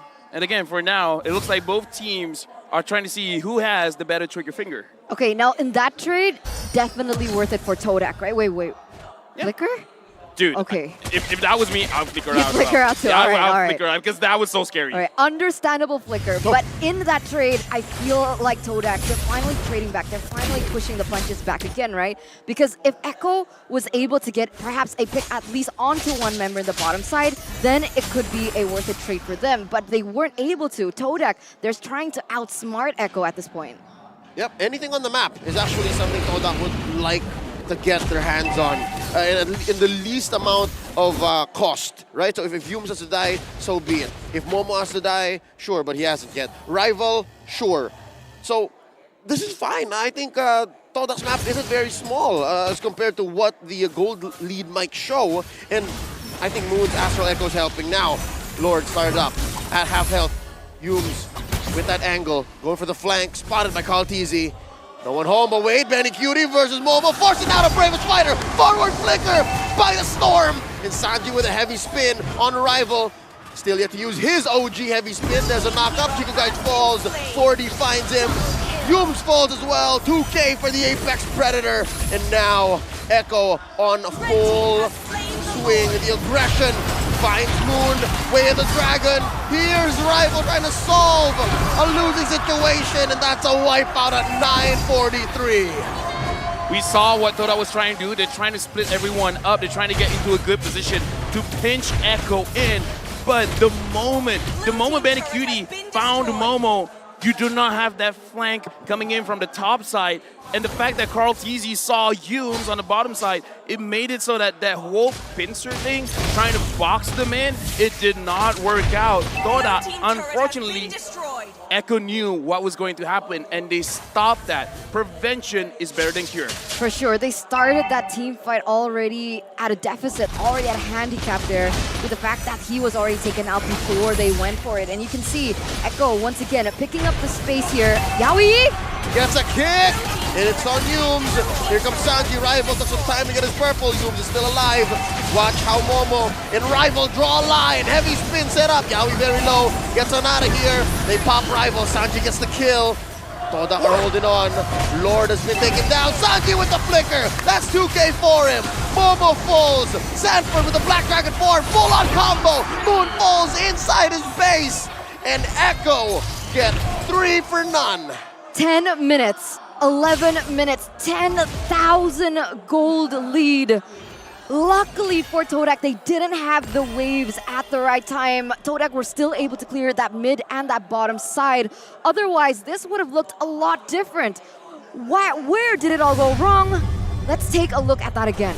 Again, the instant replay, unfortunately, we're not looking at the Lord fight. And here's, Yawi was solo, but the fact that Rival, he tried to go in, Sanji pushed him away like the Beyblade effect happening. If it weren't for Sanji, I kind of feel like Rival was able to pin quite a lot, and Chico would have been able to deal out quite significant amount of damage. So the fact that Sanji was there, preventing Rival from making a play, that was big. Now, another engagement. This is the right thing to do for Echo. They just push the advantage, force these engagements. They steal the orange away. And now TODAK are forced to stay inside their own base. Ooh, wow. Echo just completely dominating here in the 12th minute of game. And when we took a look at that replay, right, there was such an unfortunate Astral Sphere. It should have hit Yawi. It was a few centimeters off in terms of that range. But later on, right, we're already 12 minutes in. Moon should be getting those items back. I'm curious to see how it looks like because in the later stage of the game, that type of poke should be able to deter Echo's aggressiveness later on, right? Moon needs 2 items, you guys needs 4. Going up against this composition, the fact that you guys can't deal out easy damage is quite a problem because now Chiku guys even has a Wind of Nature, so he can survive a little bit longer going up against Sanford. Not gonna survive quite well going up against Benny Cutie. Looking at the itemization here, Moon only has 2 items, which is strong, but going up against Sanji, 1, 2, 3 items here. And the fact that there's a lot of penetration coming in from the Genius Wand as well as the Arcane Boots, Chiku won't be able to do well because he has absolutely no magic resist. Oh man, and unfortunately Yaoi as well as Carl TZ already do. So Benny Cutie is full item, by the way. yeah, Novari needs at least penetration at this point, right? Divine Glaive or even the Genius one. At this point, I kind of feel like, yeah, it's the Divine Glaive because Echo, their lineup is way too tanky. You gotta stop Carl TZ and Sanford somehow. I'm also wondering where Yums is right now. In this situation, 13 minutes in, 1-13, he thought of building the fleeting time first, plus a couple of baby armor items, baby sustain items. What was that? Was he thinking to go aggressive much faster than they're actually going now? Yeah, but the thing is, he always get caught by Yaoi. Speaking of Yaoi now, he's in the front line. Sanford, Black Dragon form going in. 2 lanes pushed in, 2 lanes threatened by Echo. Lord crashing on through top lane, fully penetrated. TODAK now has permanent damage on their hands. Now Echo might go ahead for mid. Mind you, some key ults have been spent. Yeah, but the thing is, I kind of feel like Echo, they're not going to be too aggressive for now unless Yaoi has anything to say about it because Sanford, he doesn't have the Black Dragon form. Wait for that. Once it's on, then they might go for something. Oh, they're not playing that top side? Wait, a concealed play. They find the goat. Carl DZ with a half health. Oh, now no. they have isolated Chico guy Sanji with a heavy spin of his own. Double kill for Sanji. Yums is already out as well. Moonfall is just Momo and Rival left. Momo gets popped. Rival inside his base. What's he thinking? What's he gonna do? Echo has no waves in mid, but they do down bottom. Yaoi's still here, living on the edge. Black Dragon form. No. Echo smell blood. It's just Rival against the world. Ladies and gentlemen, Echo are just waiting for these minions to move on up as they make it to the next stage. They have not lost a single match in the group stage, and they move on here in the knockouts. What a performance by the Orcas themselves, proving what it means to be the world champs. Congratulations to TODAK for making it this far, but Echo is moving on. It was a very gutsy play at the end there, trying to catch someone. But again, like I said, looking at the Valentina, a lot of penetration there. Chico guys had absolutely no magic resist. And the Valentina just caught him off guard. It's like, yeah, I'm here. You're going to go down. Wait, so with this, we've confirmed the top 3 already, right? We just need 1 more remaining. We're all going to the semifinals. That's right. Up next. Just 1 more, either ONIC or EVOS. Yeah. Woo. And with that, the last, well, the lone Malaysian team gets eliminated. And now we're only left with 2 Filipino teams, a Kamai team, and 1 more Indonesian. We'll take a look at what the winners have to say about that match. សូមស្នូទះដៃឲ្យអេកូមួយមកអត់សូវលឺទេសូមសំឡេងឲ្យខ្លាំងៗឲ្យអេកូម្ដងទៀតមកវ៉ាវតោះខាងនេះយើងឃើញថាមាន fan របស់អេកូច្រើនណាស់សូមហៅឲ្យអេកូឲ្យខ្លាំងៗមួយមកវ៉ាវ energy ពិតជាខ្លាំងមែនតើឥឡូវនេះយើងឃើញថាអេកូជាមួយនឹងតូដាបានវាយគ្នាត្រឡប់ទៅវិញទៅមកមួយស្មើប៉ុន្តែបន្ទាប់មកទៀតគឺអេកូទទួលបាននៅជ័យជំនះនៅក្នុងការប្រកួតនៅវគ្គមួយនេះផងដែរឥឡូវនេះយើងរកឃើញម្ចាស់ពានហើយនៅក្នុងវគ្គនេះគឺបានទៅលើអេកូរបស់ហ្វីលីពីនវ៉ាវឥឡូវនេះយើងចង់ដឹងថាតើអេកូអ្នកទទួលបាននៅជ័យជំនះមួយនេះគាត់មានអារម្មណ៍យ៉ាងម៉េចដែរអូខេសូមត្រឡប់ទៅកាន់ Mara ទាំងអស់គ្នាលើ stage I'm gonna pass it to Mara on stage Congratulations Echo Great fight, great fight. But you know what? A lot of your fans got nervous after game number 2, during game number 2 actually. A lot of them were screaming. They thought you had that one. It was back and forth, back and forth. Your opponent tried to do a backdoor. Actually, in the comment section, a lot of people were saying that game number 2, you guys got overconfident. Especially you, Yawi, because they saw you doing a lot of TPs. How true is that? Were you really overconfident for game number 2? Confident naman po talaga kami na mananalo kami ngayon eh. Tsaka yung pagtitipi naman po namin kapag wala lang po gagawin or kakatapos lang ng clash. Yun lang po. So they're really confident that they're gonna win today. And in terms of TP, they usually do that after the clash. So it's a thing that you like to do. Why is that? Nakaka-boost po ng moral po namin. Tsaka na-hype po lahat. Yun po. Nabuboost po yung moral namin, tas na-hype po kami lahat. Oh, their morale is boosted and even their own players gets hyped up. Wow អញ្ចឹងយើងមានន័យថាយើងអត់ចាំបាច់ទៅឆ្ងល់ច្រើនទេព្រោះអីដោយសារតែអេកូគាត់បានដឹងហើយថាគាត់នឹងទទួលបានជ័យជំនះនៅក្នុងការប្រកួតមួយនេះជាធីមតែម្ដងព្រោះអីដោយសារតែ player គ្រប់គ្នាគឺសិតតែទទួលបាននៅការបង្វឹកក៏ដូចជាការលេងយ៉ាងល្អមែនទែនបាទ San brothers, Sanji, Sanford, after game number 2, you guys went to your room. What did you guys talk about? Because after that, everything went uphill from there. Parang ano po, pinag-usapan lang po yung mali namin and dinadjust lang po yung draft. And mas kalmado po kami nung anong game yun? Game 3 and game 4 po, ayun.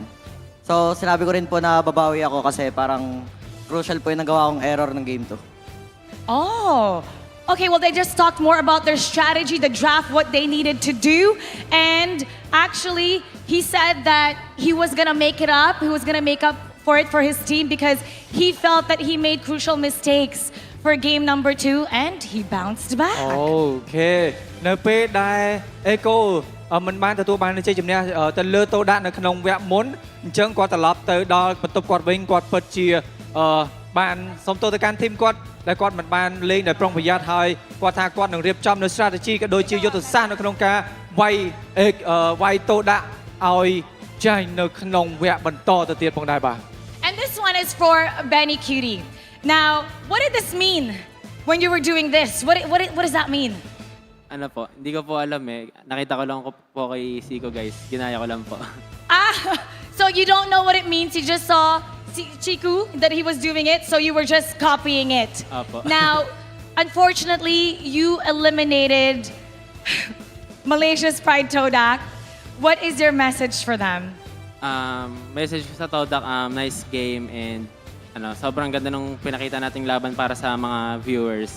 And good luck sa MPL. He's sending a message to TODAK that it's a nice game, and both of them, even TODAK, put such a great effort and put such a great show for the audience. And he's wishing TODAK good luck for MPL, and perhaps you'll see each other យើងឃើញ again. ថា battle មួយនេះគឺពិតជាស្វិតស្វាញមែនទេព្រោះឯដោយសារតែមិនដូច battle មុនទេគឺ 3-0 តែម្ដងប៉ុន្តែគឺចំពោះនៅក្នុងការប្រយុទ្ធមួយនេះគឺយ៉ាងហើយក៏ទទួលបានមួយពីខាង TODAK មកវិញដែរអញ្ចឹងគាត់ជូនពរឲ្យ TODAK ទទួលបាននៅជ័យជំនះក៏ដូចជាសំណាងល្អនៅក្នុងឱកាសក្រោយផងដែរបាទ Now up next, it'll be 2 Indonesian giants. If you get to choose, let's give it to Carl TZ. If you get to choose between ONIC or EVOS Legends, the very first world champions, you being a 2-time world champion yourself, okay, which one would you rather choose? A fellow world champion or ONIC? Ano po, EVOS po kasi gusto po namin sila bawian kasi tinalo nila kami ng MPLI. Oh, so he wants to face EVOS because they want to bounce back and make a comeback. Revenge because they beat you for MPLI. Now, what is your message to all the Echo fans, especially those who flew all the way here to support you? Sanji, ikaw. Thank you sa mga fans and salamat po sa mga sumuporta sa amin. Thank you to all the fans and thank you to all who supported them. អូខេគាត់អរគុណទៅដល់អ្នកដែលគ្រប់គ្រងគាត់តាំងពីដើមរហូតដល់ពេលនេះហើយឥឡូវនេះគាត់ទទួលបានជ័យជំនះហើយដោយសារតែការគ្រប់គ្រងរបស់យើងទាំងអស់គ្នាបានធ្វើឲ្យគាត់ទទួលបាននៅជ័យជំនះ ហើយសម្រាប់សំណួរអមាញ់មិញថាតើនៅពេលដែលគូបន្ទាប់តើគាត់ចង់ជួបជាមួយអ្នកណាគឺគាត់ចង់ជួបជាមួយនឹង EVOS Legend And now it's time to find out who the MVP is for the first match of the day. Let's take a look. And the MVP is... Oh, wow, Sanji! Sanji, MVP! What are your thoughts on that? Did you expect that? Isang turo. Sanji, point. Copy that post. Go ahead. Oh! Do you have anything to say about you being MVP? Because a lot of fans love you here. Anong gusto mo sabihin sa lahat ng mga fans?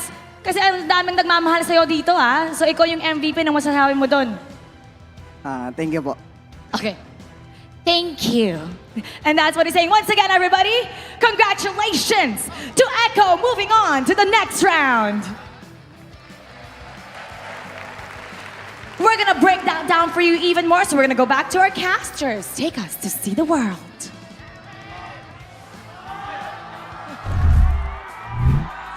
That's how it is. Oh, That's how it is. on. It's not just Okay. me. It's also the boys and the lady. I mean, the gentleman and the lady. Yeah. You know, at this point, you just refer to me as gentleman. Yeah, I mean, if you know, prefer that, okay. The people. It's okay. The people. The people. Alright. The panel. MVP is Sanji for that game and for that series. 7-0-5. Wonderful performance on the Valentina. Unforgettable copy the ultimates, utilizing the heavy speed for the Beyblade action, as Lafell would say. He has but everything. Overall, he did have Let it everything. rip. What did he have? He had the Beyblade again, heavy spin. Okay. He could use Divine Judgment. I'm not Okay. even sure if he stole at some point Bravest Fighter. I'm pretty He sure he could. didn't. It would be a waste. Even Astral Echo. Getting Astral Echo would be so good. That's right. Let's see. Lafell, you saw through the. Can you talk us through what Echo did correctly in this game through our highlights? They saw the future. 20 They saw seconds the future. 20 seconds ahead, because every single angle Toda was trying to do, they knew it was coming. This is the fight around the Lord where, okay, Yumes, you wait in that bush. Momo, you're gonna come from top. All three of us are gonna charge at the same time in mid. They saw that happening, killed Momo first, killed Yun seconds. The other three, doesn't matter. At that point, in the bottom side, they knew that Toda wanted to go for anyone. So Carl TZ just made himself his bait. And then Sanji just waited, and it's like, okay, I'm gonna come in, do damage onto Chiku guys. Once Chiku's not there, the rest of you kind of don't matter. So at this point, I would say they learned the habits of Toda. So before Toda made the play, they could instinctually know what they were looking for. Okay, in most of those fights that we saw through the highlights, surely you saw like Sanji and everybody just thinking ahead, right? And I think the guy who thought ahead many more times was Yaoi. And I would like to ask Eterna, because she was the one who predicted this Cho pick. Were you that impressed about the performance of Yaoi, or was it just like another day at the office for the Cho god of the Philippines? I mean, honestly, it kind of was, right? Kinda was, right? That's what you'd expect. That's why you said it was boring. Because True, at this true. point, we expect that of Yeah. him. And it just fit their composition and how to counter the enemy's composition most. So that's how I was like, you know what, Cho. Yeah, he definitely delivered literally and figuratively in this game.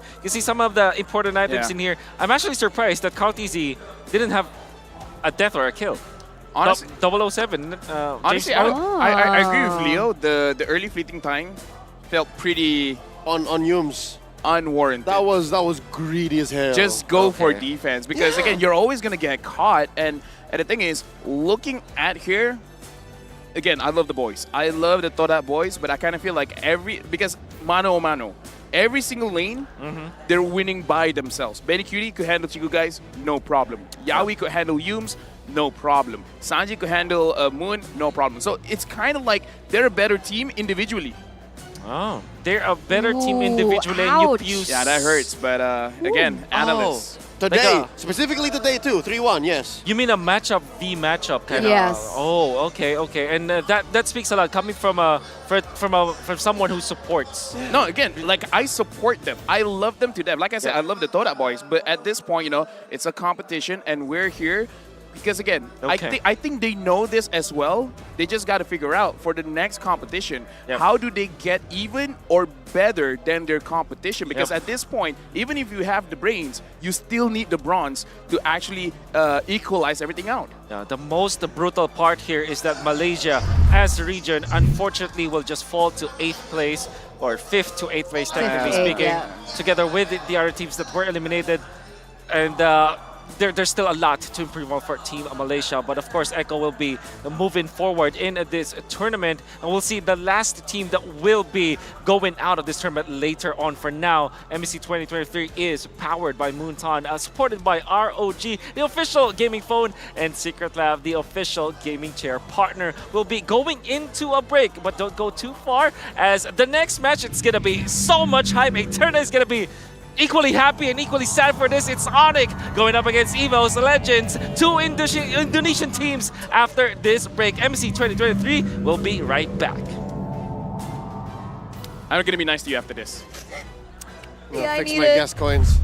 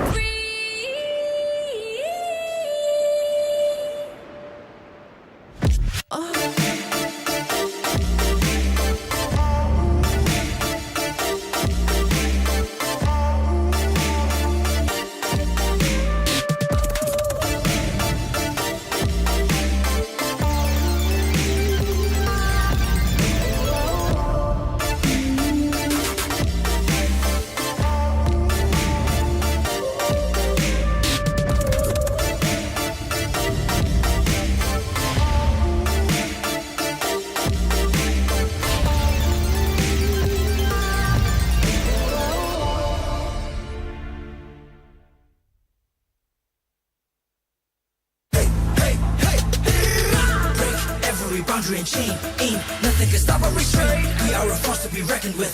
Destiny, kingdom, and might. Battle like Atlas, winning with madness. Count us to practice, status is matchless. We are the heroes here to slay. Never back down, never astray.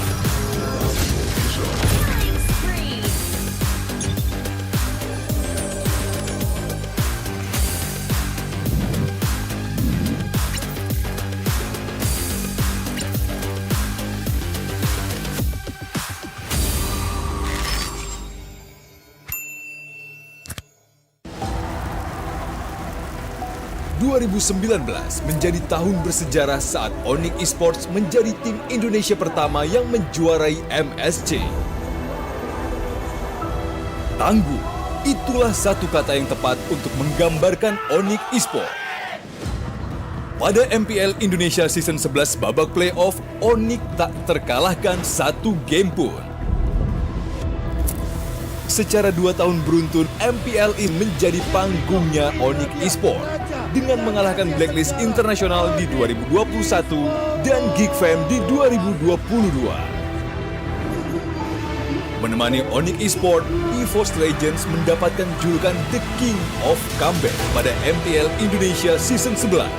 Sang Harimau Biru telah menjadi tim Indonesia dan dunia pertama yang menjuarai M-Series.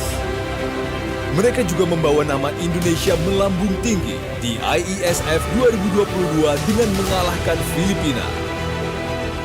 Catatan sejarah telah diraih kedua tim Indonesia.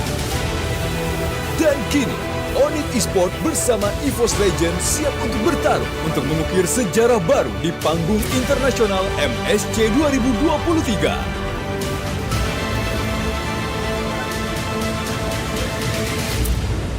Berikan dukungan terbaik kalian untuk tim Indonesia.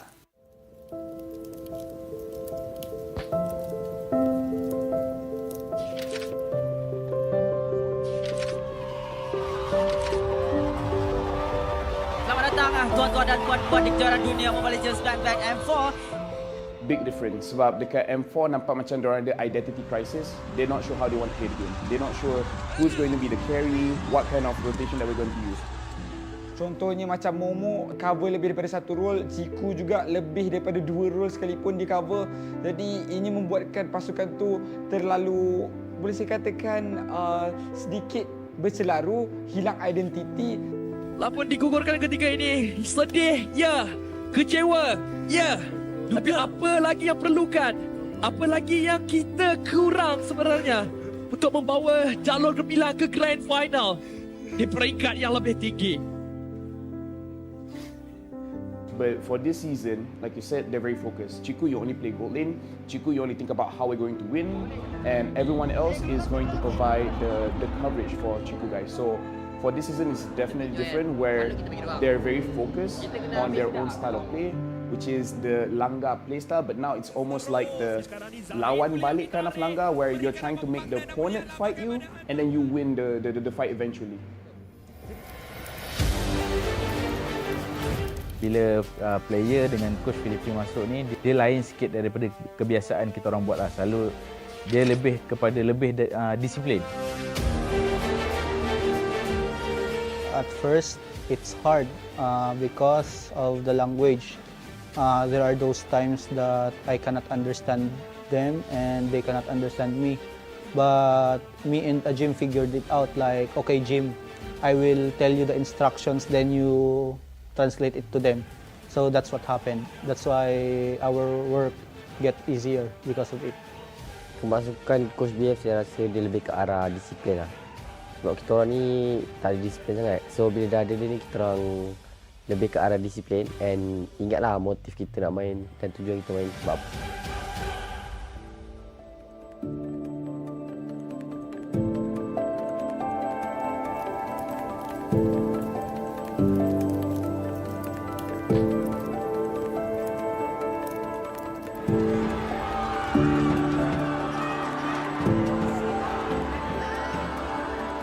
MVP is Chico, guys!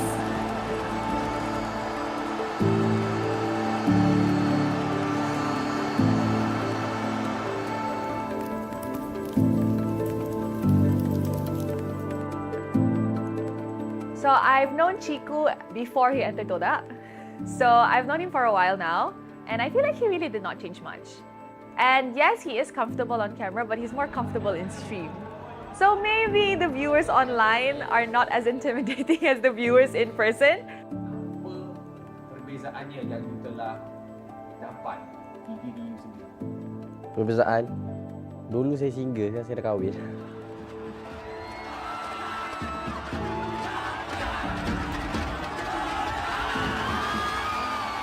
Kalau Ciku ni sebelum kahwin ni dia jenis kaki langgar, tak kisah kalau sebelum ni Punis kan girlfriend dia kan. Dia langgar je Punis tu. Sekarang ni dah kahwin tu dia macam, okay ni wife aku kena jaga dia. Dia tak langgar dah. Itu Ciku lah. I think he's an absolute legend. I think that he really pushes the agenda and he really knows how to test the limits, or at the very least, very situationally aware of what he's capable of on a particular marksman. Although the meta has shifted and Chiku has definitely changed roles, he has to evolve with the times. I feel that Chiku is still at the age where he's adaptable, but age is eventually going to catch up to him at some point, and we just don't know when. Kalau bagi saya, selagi saya rasa saya boleh main, walaupun tak macam orang lain kan, macam kalau main macam fast hand main. Tapi bagi saya benda tu tak penting, dia lebih ke arah on point lah. So selagi saya boleh on point kan benda-benda yang penting, selagi tu saya akan main lah. Kalau dah sampai masa memang tak boleh, stop lah.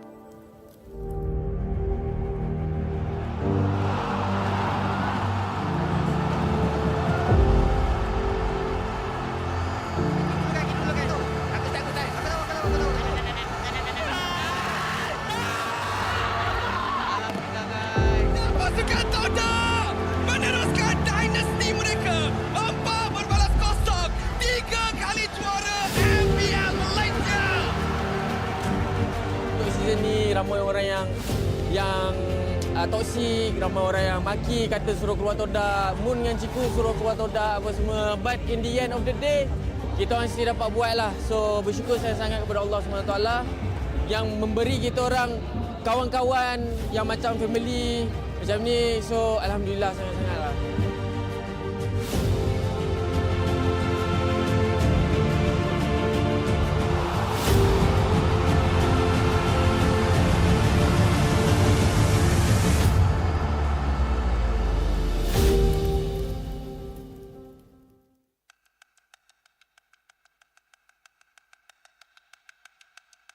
They flew out hot after their grand finals performance in MPL Philippines Season 10. And here we're seeing the rivalry of a century. The age of the Orcas is now.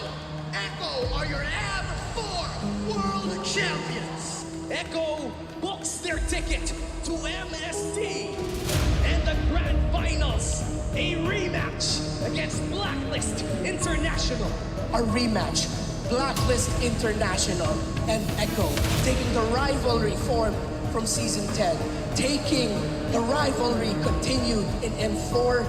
Now here we are in the Grand Finals of Season 11. This is destiny moving in a way na parang kailangan pa nila mag-meet. Yung M4 World Championship, nakita natin kung ano yung naging resulta doon, nanalo yung Echo. And parang binigyan ng tadhana ng panahon na makabawi yung Blacklist or yung Echo para ma-ensure na sila talaga ang pinakamalakas na Filipino team.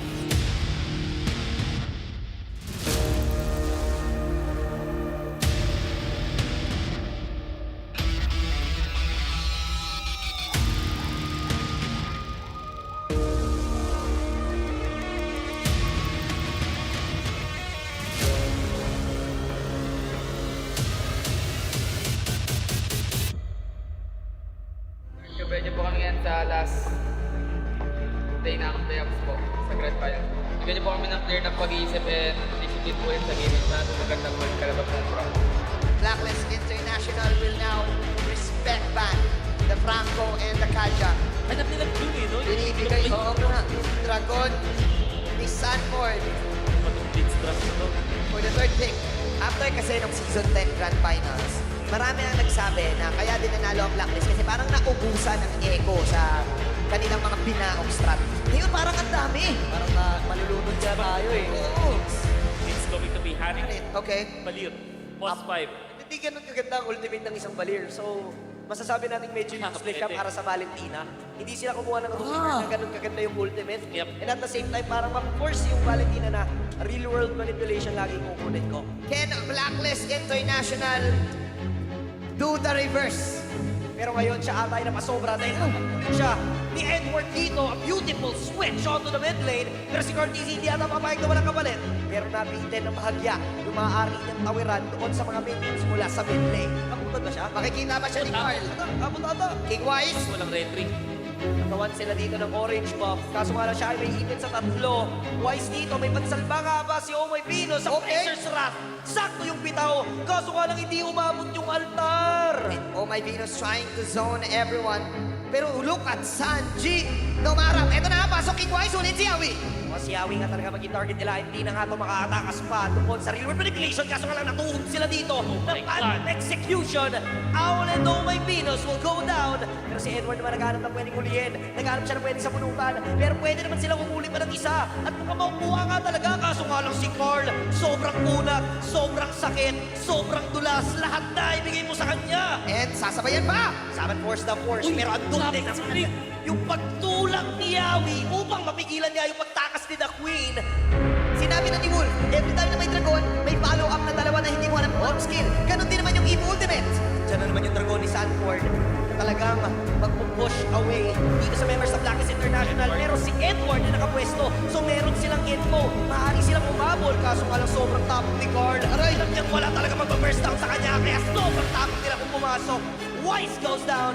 Nagkaroon na magandang pwesto si Sanji, pati na rin itong si Yawi. Subok lumaban ng Blacklist International pero hindi the dragon ni Sanford. Hahabulin talaga yung the backline pero masyado atang maagang na-pop yung altar. Kaya naman sila ay mapapunish bigla. Wise is down. Wala na yung red holder pero marireset na naman yung Lord. Awal papasok dito. Kaso ka naman tutulak lang sa Yawi. Tapos may paamoy-amoy pa. May palagkit-lagkit pa. Pero si The Queen na magsisave sa kanya. My goodness, go easy. The young goat. Blacklist International, they want the retaliation play. Dito na nagalit ang mga agents. Biglang may mission accomplished. Pasok si Carl this time. Nais nilang dumipensa dito mula sa push na nais gawin ng Blacklist International. May ipin nga lang dito si Yue pero hakulit pa rin naman talaga nila. Tapos lang andun yung altar. Pero hindi magiginang para i-save si Yue. Mahiipit ata ang members ng Blacklist International dito sa magandang gitna. Nag-consume na rin yung mga spells na pwede na gamitin sana. So yung Echo, may info sila. Wala yung mga spells, wala yung mga skills. Maaari tayong umarangkada. Oh man, it just snapped. What's he play though? Wala ka na Echo dito. Si Aul nga talaga ang bibigyan nila. At dito na rin naman yung dragon. Wala na si Aul. Wala na yung damage na asahan ng Blacklist International. Yung Echo, sila na ngayon na magde-decide. Direkta tayo sa Lord. Push na sila sa mid lane. Sakto lang din yung pagbitaw noong dragon. Tapos yung altar binitawan na rin at si Carl TZ tatahi pa. May pirma pa sa base ng Blacklist International. Sakto yung mga tusok. Kaso nga lang low na rin sila. Pero nakuha nila si Wise. Pero makapag-regen din naman agad yung members ng Blacklist International. Madedepensahan nila yung Lord. Kaso nga lang may parating pang minions. Medyo makapal mula doon sa bottom lane. At meron pang kasabay sa mid lane. Will this be it? Will Blacklist International manage to defend this? Dahil yung Echo ayaw na naman papigil. Okay, tingnan natin. Pasok ngayon. Oh my Venus, sabay sa amin naman ni Very Cute. Hahabol na naman sila sa kitain. Mukhang mahulin na din si Queen. Pero mabilis pa naman yung death timer. Si Immortality Pump nga lang para kay Edward. Nakabangan nila naman may inward manipulation pa. And yung minions na sapat ata. Hahabulin na sila ng mga Onka. Pero ngayon, tuloy pa rin ang depensa. Pero ang goal ng Echo ay yung base. Ang kampiyon ng LPLPH Season 11. Echo! I came this far, nothing can stop me now. They knock me down, but they can't count me out. I can't lose, I won't lose. Unik kinalaban ng Orcas ang Blacklist International. I'ma keep winning. But the better team I'ma keep winning. came up on top. I'ma keep winning, winning. You can try to save yourself, I'ma keep winning. But you wanna go play yourself. You can try to save yourself, I'ma keep winning. But you wanna go play yourself, I'ma keep. You can try to save yourself, I'ma keep winning. But you wanna go play yourself. You can try to save yourself, I'ma keep winning. But you wanna go play yourself. Yeah, you gon' need 100 men, 100 scopes, 100 cans just for you to watch what I'm doing under the sun again. God-given gift, MC's doing the running man. If you want me to get it poppin', may cost 100 pence. Yeah, what I supply is always in the man. The throne is mine, take that. It ain't a high five, got the upper hand. I'm too real, can't fake that. Who you know putting fear in them like this? You a vampire, still suck when you bite this. They didn't think I could do it, I had to demonstrate how the flow is so heavenly, keeping demons straight. Who they fooling? I showed them the jig is up again. When I asked them who is the best, they get this to stuttering. Tell them I'ma keep winning, winning. I'ma keep winning, winning. I'ma keep winning, winning. You can try to save yourself, I'ma keep winning. But you wanna go play yourself. Right.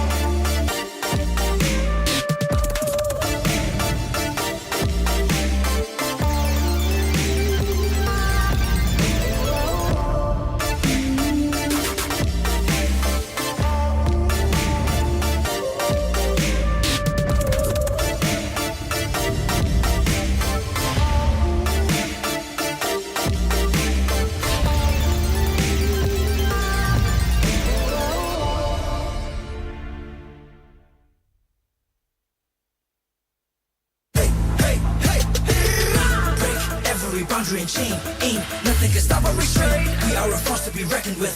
Destiny, kingdom, and might. Battle like Atlas, winning with madness. Count us to practice, that is his match. We are the heroes here to slay. Never back down, never astray.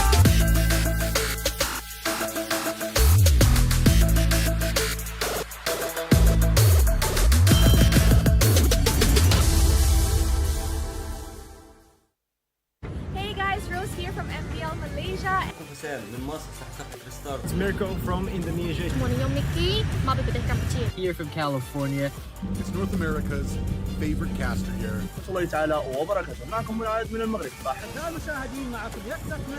I'm Diablo from IGSG. ค่อยชื่อเอจิมาจากประเทศลาว Sky TV from Echo Philippines. I'm Yawi from Echo Philippines. I am Raime from Pine Esport. I am from Myanmar. I'm Chma, one of the junglers in Cambodia. السلام عليكم ورحمة الله وبركاته جمهور موبايل ليجند الكريم منورين أحلى عيلة وأحلى جمهور في الدنيا. And I just want to tell you guys all to get hype and to get excited for MSC 2023. All the underdogs are coming from across the world to go and compete against the pros, against the favorites.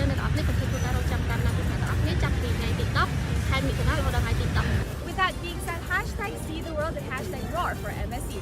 Roar for MSC.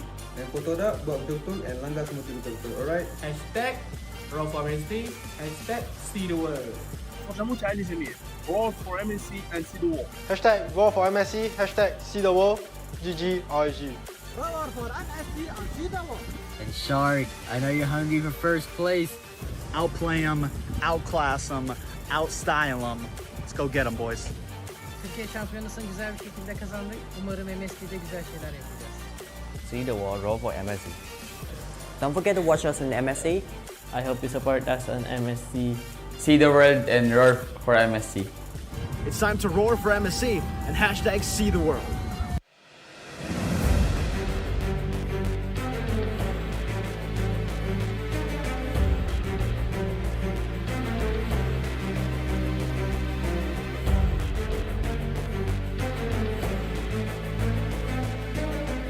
Hi, ako nga po pala si Sanford Marin Binuya, also known as Sanford. Naglalaro sa Echo bilang explainer. Ang favorite kong FLBB hero ay si Yuzong kasi ilang beses ko na rin siya nagamit sa mga tournaments tulad sa M4, sa MPL kasi parang isa siya sa mga hero na doon ako sobrang komportable dahil lakas niya sa lane, kaya niya sumustain, and then kaya niya din pumatay sa likod ng mag-isa. And ilang beses na kami nanalo sa hero na to, and nung season 11 parang wala po ata kami talo sa paggamit ng Yuzo. Kaya siya po talaga yung pinaka gusto kong gamitin. Opo, 100%. Gagamitin ko po talaga siya sa MC, kahit anong kalaban.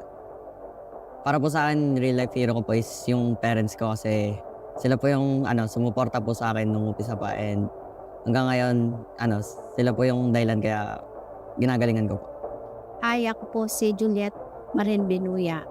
Mami po ako ni Sanford Binuya. Hello, ako si Jeff Binuya, father ni Sanford.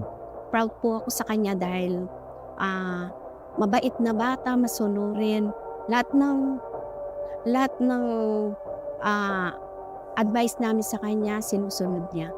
Sanford kasi di alam ng karamihan ay mahihayin. Tulad nung tuwing nasa labas kami, siya nagtatago sa mga fans na. Nung una, si Sanford, nag-a-archie lang yan nasa bahay dahil nga pandemic. Akala ko kung ano yung ginagawa niya. And then, nakikipaglaro sa mga pro player.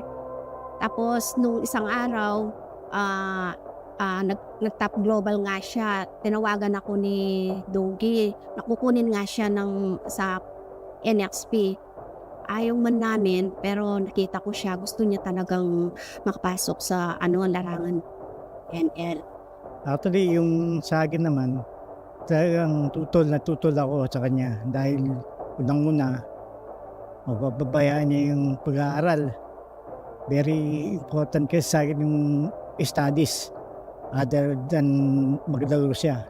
Bali, parang nagkamali akong nang inala dahil pinakita niya sa akin kung paano siya maglaro sa FPL. And dahil doon, nagkaroon na ako ng kumpiyansa na hayaan na lang siya. Sample, ang unang-una yung Panginoon. Huwag mong kalimutang nanalangin. At the same time, yung galing mo, magkumpiyansa ka lang. Dahil yan ang magdala sa'yo sa tagumpay. Sanford, good luck galingan mo. Sana huwag kang magbago. Mahal na mahal ka namin ng papa mo. Nandito lang kami parate, laging nakasuporta sa'yo. Thank you so much. Kasi kahit di ka naniwala nung una, sinuportahan mo pa rin ako. And lagi mo tatandaan lahat ng laro ko para sa'yo. Thank you din kasi ikaw yung number 1 supporter ko. And kahit through ups and down, andiyan ka pa rin. And then, para sa inyo ni Papa yung mga laro kaya ginagalingan ko. Thank you po pala sa mga sumuporta sa akin simula nung umpisa, and mas lalo ko pang gagalingan sa paparating na MSC para makuha namin yung kampeonato para sa inyo.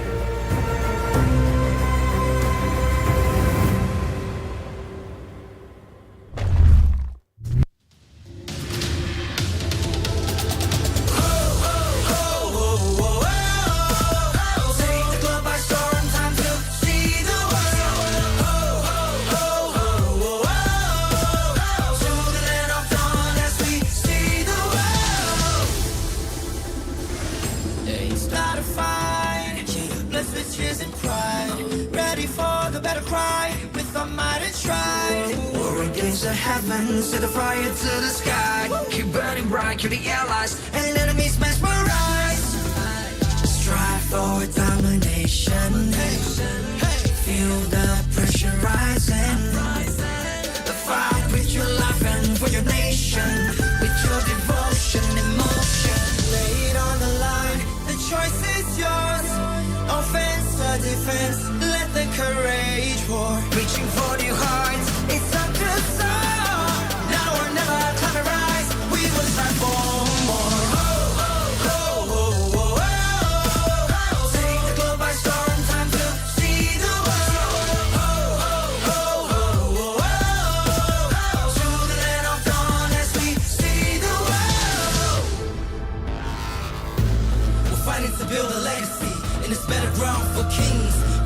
Show the world that we're the chosen one that brings the heat, the passion, the heart, the soul, and the fury. Show it all, let the world see we are legends. Stepping on the ground, no time to waste.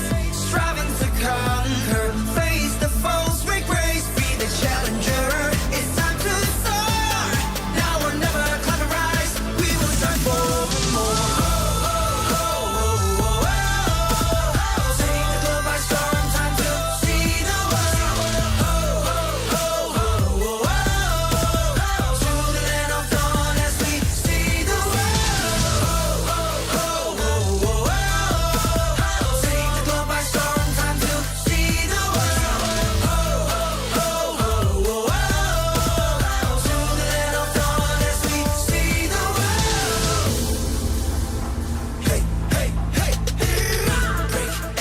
boundary and chain. Ain't nothing can stop or restrain. We are a force to be reckoned with.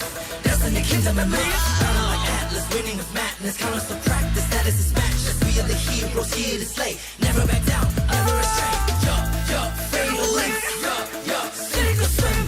Match by match, day by day. Determination, they won't let us win. S-E-A-C the world. Mission to conquer. S-E-A-C the world. We are warriors. Lay it on the line. The choice is yours. Offense or defense. Let the courage roar. Reaching for new heights. It's time to soar. Now or never. Climb and rise as we will start from.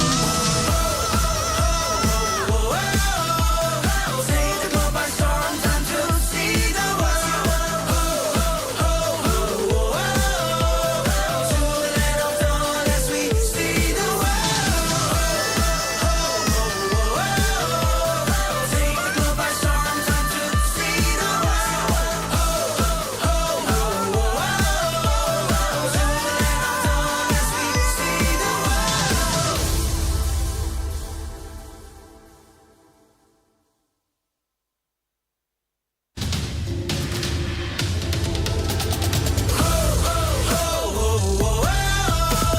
Take the globe by storm, time to see the world.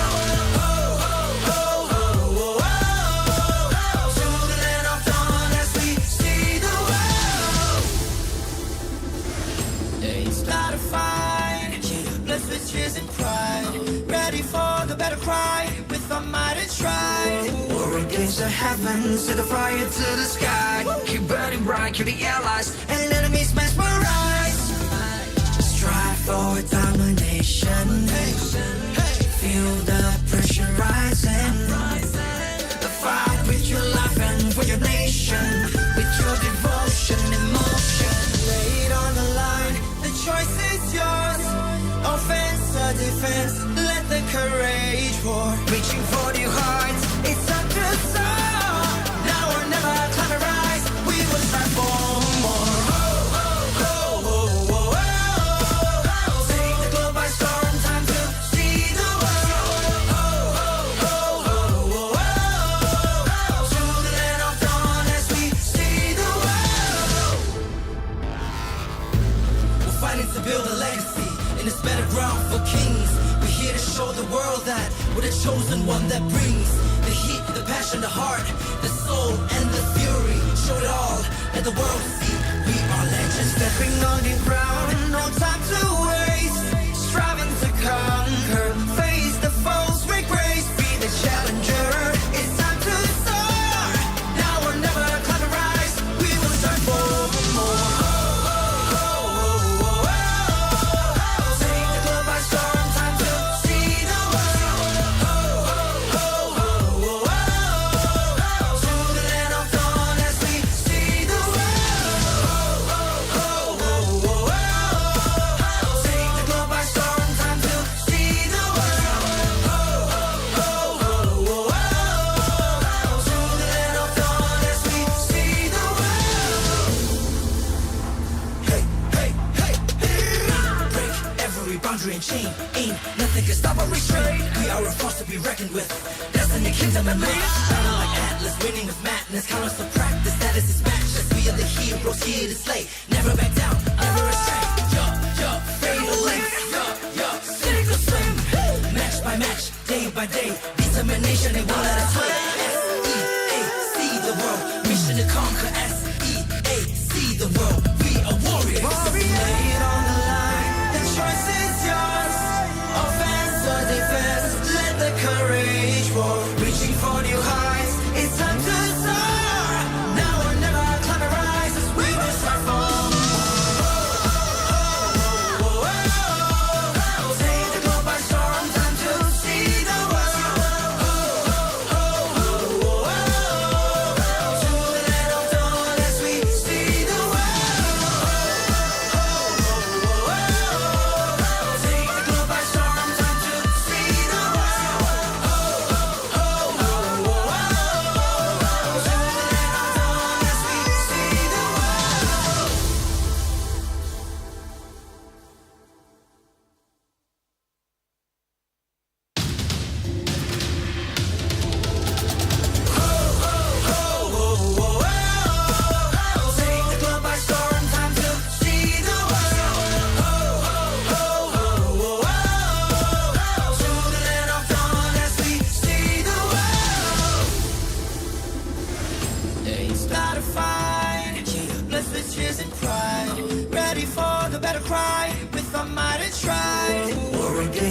heavens, set the fire to the sky. Keep burning bright, kill the allies, and enemies mesmerize. Strive for domination. Feel the pressure rising. Fight with your life and for your nation. With your devotion, emotion. Lay it on the line, the choice is yours. Offense or defense, let the courage roar. Reaching for your hearts, it's time to soar. Now or never, climb and rise. We will strive for more. Take the globe by storm, time to see the world. To the land of dawn as we see the world. We're fighting to build a legacy in this better ground for kings. We're here to show the world that we're the chosen one that brings the heat, the passion, the heart, the soul, and the fury. Show it all, let the world see we are legends. Stepping on your ground, no time to waste. Striving to conquer, face the foes, break grace, be the challenger. It's time to soar. Now or never, climb and rise. We will strive for more. Take the globe by storm, time to see the world. To the land of dawn as we see the world. Take the globe by storm, time to see the world. To the land of dawn as we see the world. Hey, hey, hey, break every boundary and chain. Ain't nothing can stop or restrain. We are a force to be reckoned with. Destiny, kingdom, and reign. Battle like Atlas, winning with madness. Count us to practice, that is his matchless. We are the heroes here to slay. Never back down, never astray. Fatal length. Sink or swim. Match by match, day by day. Determination, they won't let us win. S-E-A, see the world. Mission to conquer. S-E-A, see the world. We are warriors. Lay it on the line, the choice is yours. Offense or defense, let the courage roar. Reaching for new heights, it's time to soar. Now or never, climb and rise. We will strive for more. Take the globe by storm, time to see the world. To the land of dawn as we see the world.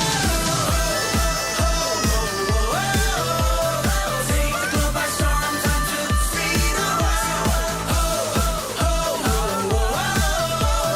To the land of dawn as we see the world.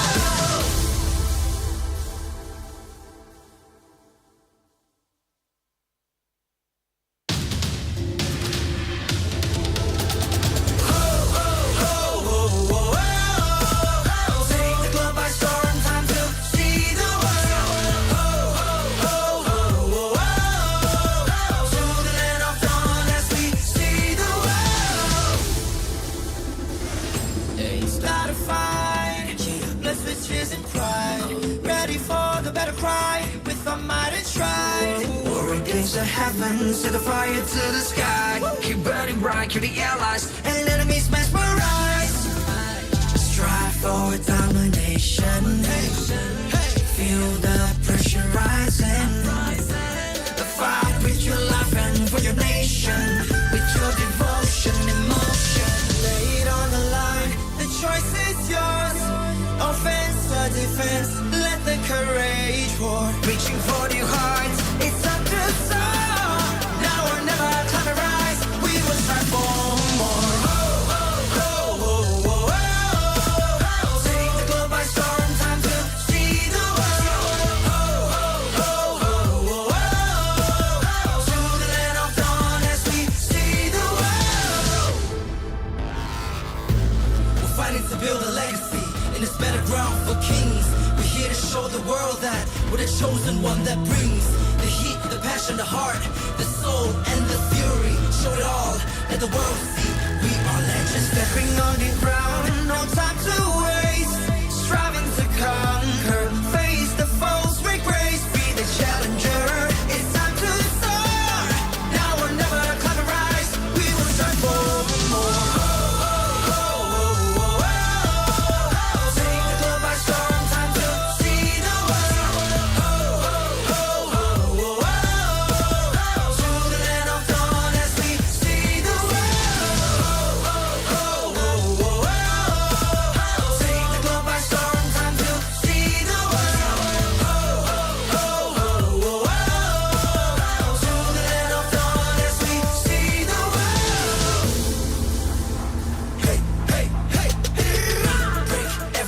boundary and chain. Ain't nothing can stop or restrain. We are a force to be reckoned with.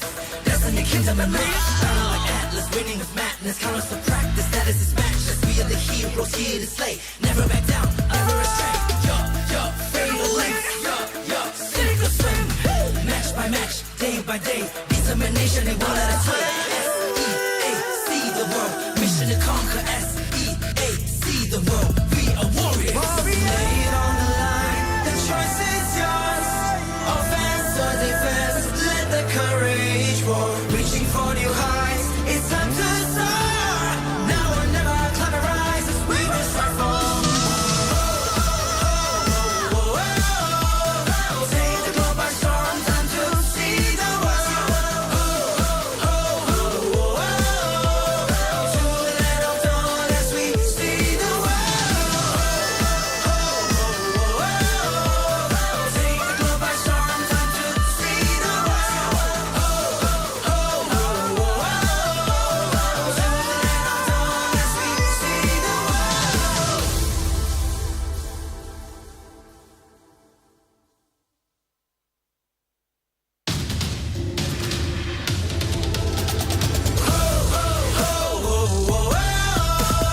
Take the globe by storm, time to see the world.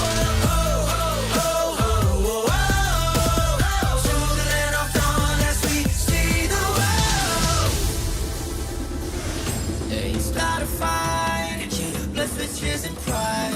Ready for the battle cry, with our might and stride. War against the heavens, set the fire to the sky. Keep burning bright, kill the allies, and enemies mesmerized. Strive for domination. Feel the pressure rising. Fight with your life and for your nation. With your devotion, emotion.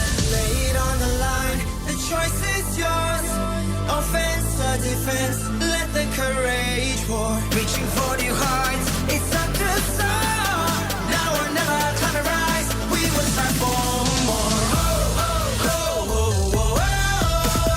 Take the globe by storm. Time to see the world. To the land of dawn as we see the world. We're fighting to build a legacy in this better ground for kings. We're here to show the world that we're the chosen one that brings the heat, the passion, the heart, the soul, and the fury. Show it all, let the world see. We are legends stepping on the ground, no time to waste. Striving to conquer, face the foes, with grace. Be the challenger. It's time to soar. Now or never, climb a rise. We will strive for more. Take the globe by storm. Time to see the world. To the land of dawn as we see the world.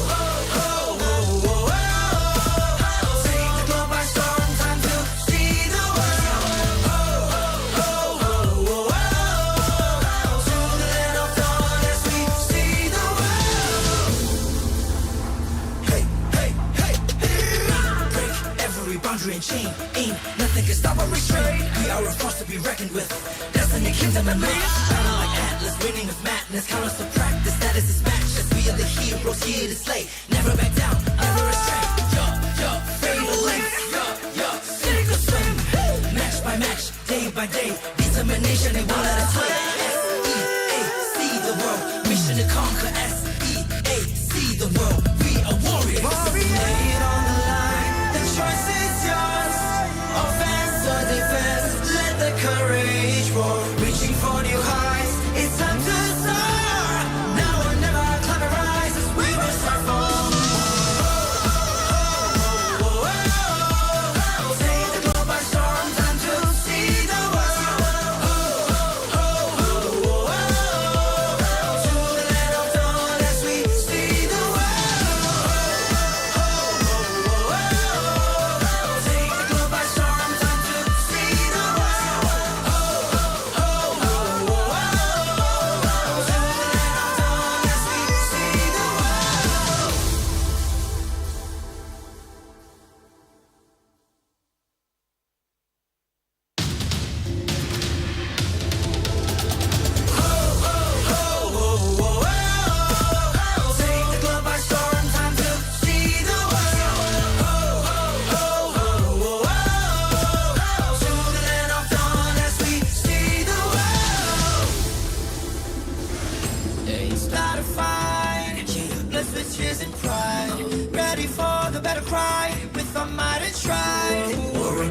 heavens, set the fire to the sky. Keep burning bright, kill the allies, and enemies mesmerize. Strive for domination. Feel the pressure rising. Fight with your life and for your nation. With your devotion, emotion. Lay it on the line, the choice is yours. Offense or defense, let the courage roar. Reaching for your hearts, it's time to soar. Now or never, climb and rise. We will strive for more. Take the globe by storm, time to see the world. To the land of dawn as we see the world. We're fighting to build a legacy in this battleground for kings. We're here to show the world that we're the chosen one that brings the heat, the passion, the heart, the soul, and the fury. Show it all, let the world see we are legends. Stepping on the ground, no time to waste. Striving to conquer, face the foes, break grace, be the challenger. It's time to soar. Now or never, climb and rise. We will strive for more. Take the globe by storm, time to see the world. To the land of dawn as we see the world. Take the globe by storm, time to see the world. To the land of dawn as we see the world. Hey, hey, hey, hey. Break every boundary and chain. Ain't nothing can stop or restrain. We are a force to be reckoned with. Destiny, kingdom, and reign. Battle like Atlas, winning with madness. Count us to practice, that is his matchless. We are the heroes here to slay. Never back down, never astray. Yo, fatal length. Yo, sink or swim. Match by match, day by day. Determination, they won't let us play. S-E-A, see the world. Mission to conquer. S-E-A, see the world. We are warriors. Lay it on the line, the choice is yours. Offense or defense, let the courage roar. Reaching for new heights, it's time to soar. Now or never, climb and rise. We will strive for more. Take the globe by storm, time to see the world. To the land of dawn as we see the world. Take the globe by storm, time to see the world. To the land of dawn as we see the world.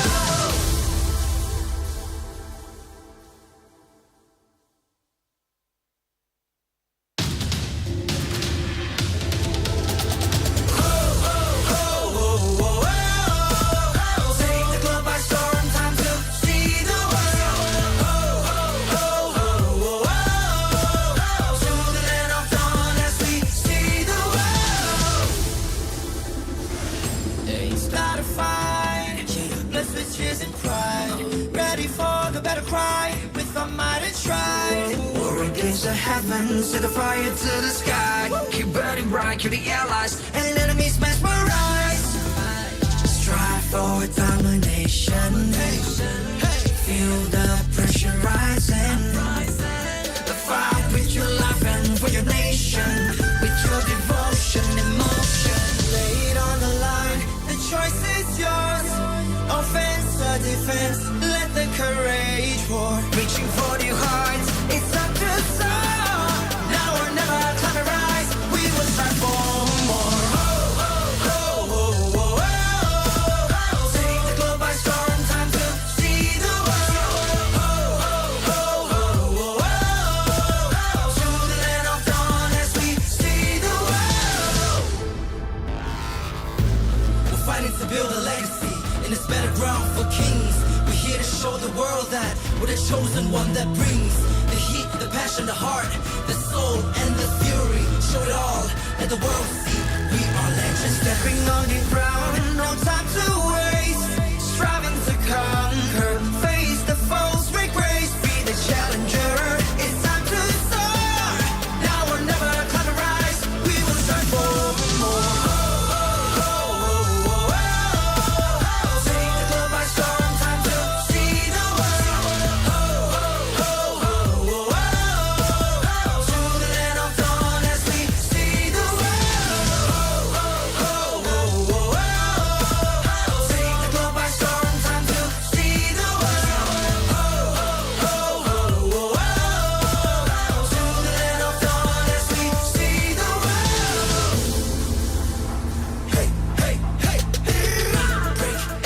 boundary and chain. Ain't nothing can stop or restrain. We are a force to be reckoned with. Destiny, kingdom, and main. Battle like Atlas, winning with madness. Count us to practice, that is his matchless. We are the heroes here to slay. Never back down, never astray. Fatal length. Sink or swim. Match by match, day by day. Determination, they won't let us sway. S-E-A-C the world. Mission to conquer. S-E-A-C the world. We are warriors. Lay it on the line. The choice is yours. Offense or defense. Let the courage roar. Reaching for new heights. It's time to soar. Now or never. Climb and rise as we will strive for. Take the globe by storm. Time to see the world. To the land of dawn as we see the world. Take the globe by storm. Time to see the world. To the land of dawn as we see the world.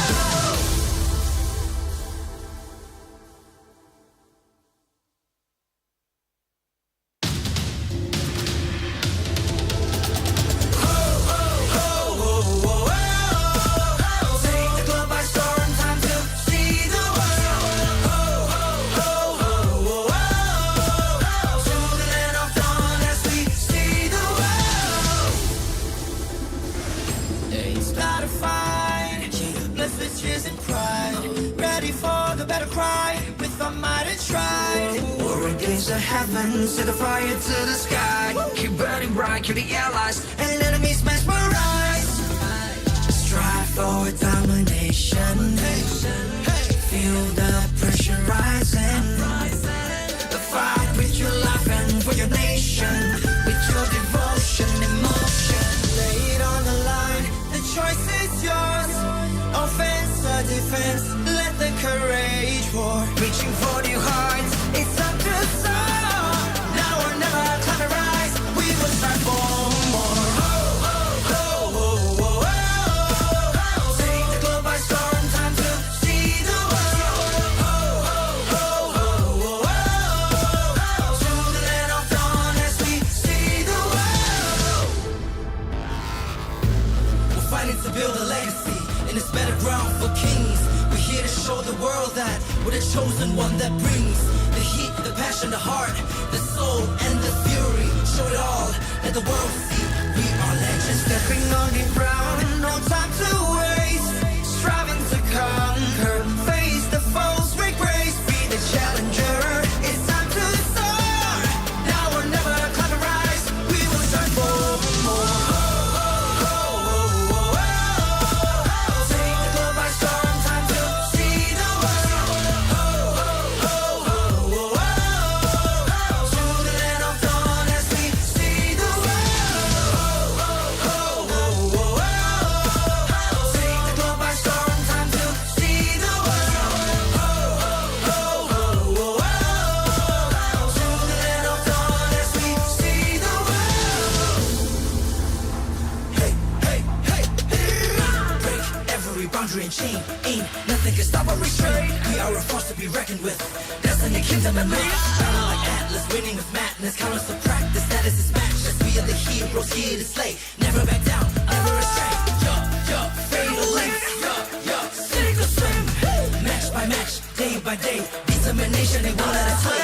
S-E-A-C the world. Mission to conquer. S-E-A-C the world. We are warriors. Lay it on the line. The choice is yours. Offense or defense. Let the courage roar. Reaching for new heights. It's time to soar. Now or never. Climb and rise as we will strive for. Take the globe by storm. Time to see the world.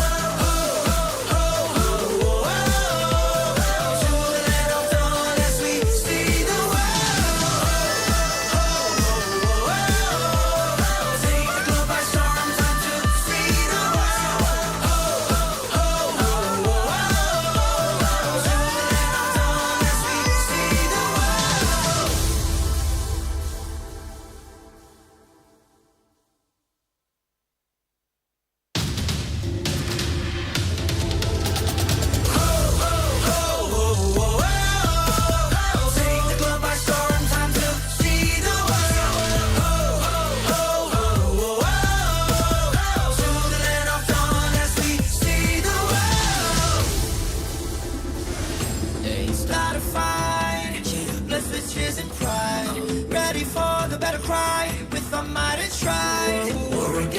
heaven, set the fire to the sky. Keep burning bright, kill the allies, and enemies mesmerize.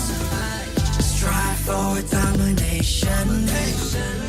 Feel the pressure rising. Fight with your life and for your nation. With your devotion, emotion.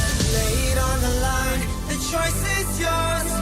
Offense or defense, let the courage pour. Reaching for new heights, it's time to soar. Now or never, climb and rise. We will strive for more.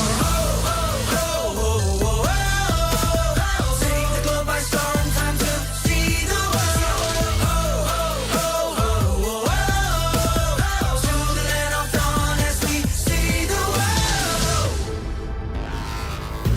We're fighting to build a legacy in this battleground for kings. We're here to show the world that we're the chosen one that brings the heat, the passion, the heart, the soul, and the fury. Show it all, let the world see we are legends. Stepping on the ground, no time to waste.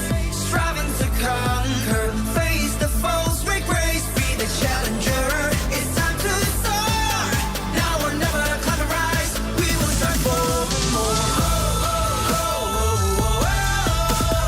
Take the globe by storm, time to see the world. To the land of dawn as we see the world. Take the globe by storm, time to see the world. To the land of dawn as we see the world. Hey, hey, hey, hey.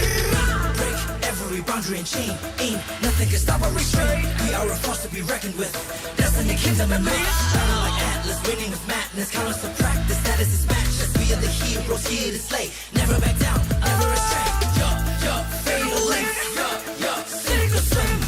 Match by match, day by day. Determination, they won't let us sway.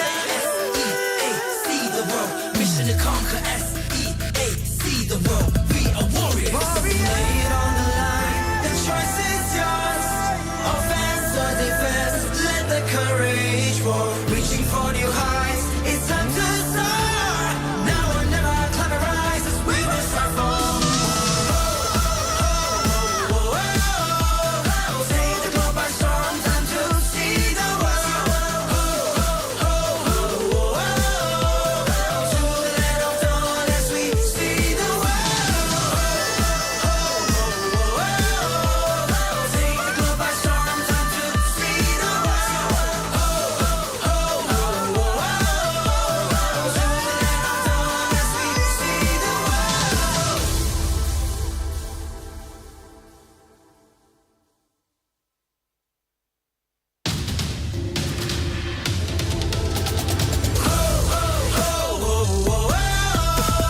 Take the globe by storm, time to see the world. To the land of dawn as we see the world. It's not a fight, blessed with tears and pride. Ready for the battle cry, with our might and stride. War against the heavens, set the fire to the sky. Keep burning bright, kill the allies, and enemies mesmerize. Strive for domination. Feel the pressure rising. Fight with your life and for your nation. With your devotion, emotion. Lay it on the line, the choice is yours. Offense or defense, let the courage pour. Reaching for new heights, it's time to soar. Now or never, climb and rise. We will strive for more. Take the globe by storm, time to see the world. To the land of dawn as we see the world. We're fighting to build a legacy in this battleground for kings. We're here to show the world that we're the chosen one that brings the heat, the passion, the heart, the soul, and the fury. Show it all, let the world see we are legends. Stepping on the ground, no time to waste. Striving to conquer, face the foes with grace. Be the challenger, it's time to soar. Now or never, climb and rise. We will strive for more.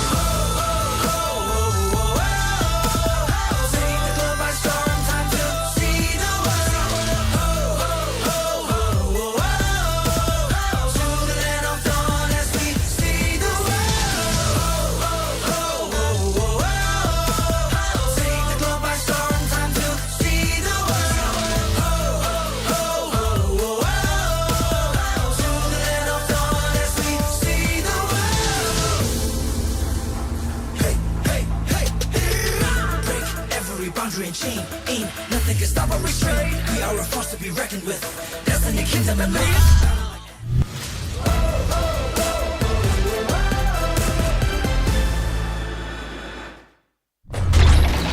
Welcome back, everybody. And this is the intense knockout stage of MSC 2023. My name is Mara Aquino, your host, and here with me, the dashing Rabi. Well, you know that. The last match, I was so excited and my heart bumping so hard. And I can't believe that. And I believe that the crowd are ready and so excited too. That's right, because the last series of the day is a heavyweight matchup. This is a highly anticipated match between two Indonesian giants as they prepare to lock horns in a battle that will surely be remembered. A rematch of MPL Indonesia Season 11 Grand Finals. It is the Sky Kings ONIC going up against the M1 World Champions, EVOS Legends. អ្នកទាំងអស់គ្នាដឹងអត់ថាថ្ងៃនេះគឺជាថ្ងៃមួយដែលពិសេសមែនទែនដែលនៅក្នុងប្រវត្តិសាស្ត្ររបស់ MSC ដែលមិនធ្លាប់មានពីមុនមកនោះគឺការប៉ះរវាង ONIC ជាមួយនឹង EVOS Legends ដែលមកពីប្រទេស Indonesia តែមួយតែម្ដងតើនឹងទៅជាយ៉ាងណានៅក្នុង season មួយនេះរងចាំទាំងអស់គ្នា And now the stakes are higher than ever and now we need your support and energy. Let's hype up the fans here. That's right. Oh, how about you take on the EVOS Legends fans? Sure. I'm gonna take on ONIC Indonesia. How about that? You go first. Why not? So អ្នកទាំងអស់គ្នាដែលជា fan របស់ EVOS Legend កុំឲ្យខ្ញុំបាក់មុខ Okay?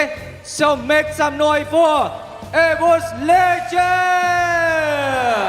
Wow. Okay ម្ដងទៀតខ្ញុំនឹងថា EVOS អ្នកទាំងអស់គ្នានឹងថា Roar. Okay? Let's count. EVOS! EVOS! EVOS! Okay. I think the ONIC fans can do better than that. When I say go, you say ONIC. Go! Go! One more time, everybody. Go! I love it. What about the two at the same time? The fans of ONIC once again! Once again, please! And what about EVOS Legend? EVOS! Yes. How about I do this? When I say EVOS, you say roar. EVOS! EVOS! Go! Go! I love it! I can feel the energy in here, and I know for a fact That's a that perfect EVOS energy. Legends and ONIC Indonesia have millions of fans all across the globe. So for everybody watching right now, go ahead. Tell us who you're voting for. Take out your phones, your tablets, use your keyboard. Comment down in the comment section below. Let us know who you want to win. Now, whatever happened a few months ago during their MPL season, that's all in the past. Because now, it's a higher stake. It's for bragging rights. Because this is the Mobile Legends Bang Bang Southeast Asia Cup 2023. So we're gonna go now to our casters. Let's take it to see the world.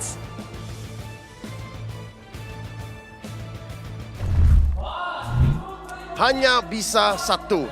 There can only be one. And here in the first match of the knockout stage, on their brackets, we see ONIC going up against EVOS one more time. Welcome, my boy, at your service. My name is Leo. Here on the desk with our esteemed guest, Ripo, one more time. Hello, and of course, Abstract, Lafel, and Wolf. Honestly, looking at the crowd reaction, I don't know, it kind of feels 50-50, but for me personally, go ONIC. It's a classic. Do you say EVOS? I say go ONIC. Oh. Go ONIC. I mean, I don't know. We haven't seen the prediction, but for now, so far it does seem like ONIC. But Ripo, why going for ONIC? Because I know ONIC is a champion on MPL season 11 ID, so I choose ONIC. Fun fact, 10 games, EVOS going up against ONIC, EVOS only won once. season 10, I think. 1 in 10. Wow. 1 in 10. 1 in 10. Speaking of season 10, Ripo, you were still in MPL Indonesia in season 10.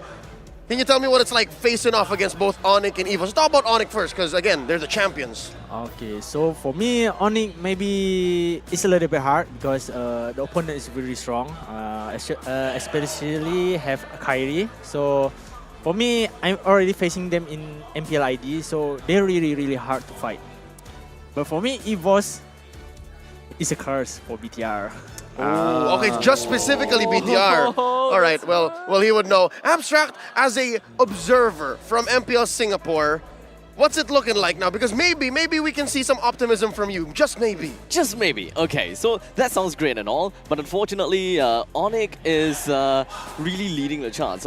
I believe that a lot of Singaporeans is also a big fan of ONIC. You know, the entire branding and all. Yes, we do used to have an EVOS SG in Singapore, but unfortunately, after that has been disbanded. You know, so we don't really have the EVOS name in Singapore anymore. But looking at the other regions, yes, we'll definitely get some people to kind of convert and transfer and all that kind of stuff. But, you know, ONIC is still the big boys. Looks like it's a tough hill to climb here, to claw through for EVOS. But real quick, we would like to thank everyone making MSC 2023 possible. Once more, we'd like to give a special shout out to Secret Lab, our official gaming chair partner. When it comes to built-in lumbar support that you can adjust to your spine, an incredible magnetic memory foam head pillow, and brand new fabrics to enhance the perfect designs, enjoy the same performance advantage trusted by the world's biggest esports tournaments at secretlab.co. MSC 2023 is also powered by Moonton, supported by ROG, the official gaming phone, and Secret Lab, our official chair partner. Thank you all so much. Now, Wolf, talk to me about this. Is there a chance? Is there something that EVOS might be able to pull out? Because again, it looks like even this desk is very much for ONIC. You know, if I can set aside my analyst brain and just put on my coaching heart, I would love to see Dilar in there. That's the only chance for them to win. But kidding aside, I think it's ONIC with Coach Yeb in there as well as Kyrie. I trust these guys so much. But the thing is, all 4 members or other 4 members of ONIC that's in the starting 5 is just so good at the game. Right now, we're going to look at the brackets, boys, because for now, we got to look at the only last match, best of 5, is ONIC going up against EVOS. And after this, we will see who will be going up against Echo. Now, I got to say, right, because of the story between ONIC going up against EVOS, I kind of feel like this is a point where, in terms of storyline, ONIC, a lot have said during this international tournaments, they choke. And EVOS, I kind of feel like if they're number 2 for a very long time, they've got to be starving. They got to be really hungry here. So in terms of storyline, I kind of say a lot more is on the shoulders of EVOS, but ONIC, I kind of feel like they have as well, because you got to make sure that you perform well. You don't choke going up against EVOS. Speaking of, let's dig into that real quick. Ripo, why is EVOS a curse for your former team? Why is EVOS a curse for BTR? I don't know, but every time BTR meet EVOS always lose. It's a curse. It always and always. EVOS always lose. Yes.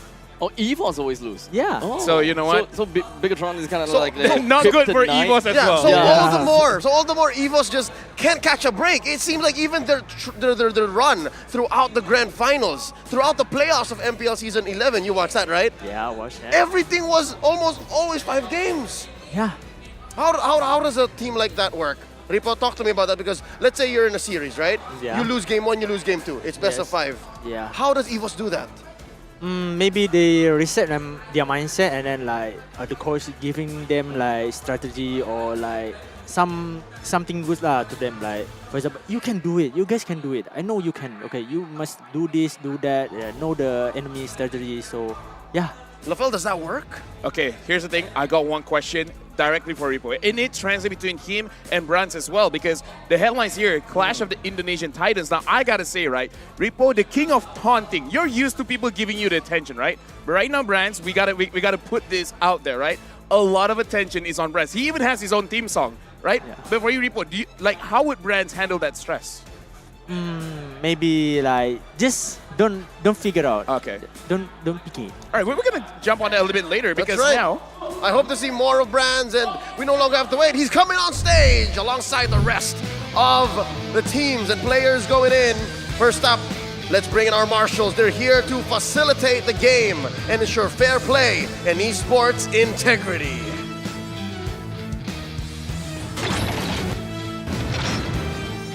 First up, hovering over the clouds, it's the Sky Kings making their entrance with confidence and grace. Let's make some noise for ONIC! They are the back-to-back MPL Indonesia champions, and they won MSC back in 2019. They have done it once, and they know they can do it twice, just like against their upcoming opponents. They know they can defeat EVOS Legends. Here they come. It has never been a smooth ride for the White Tigers.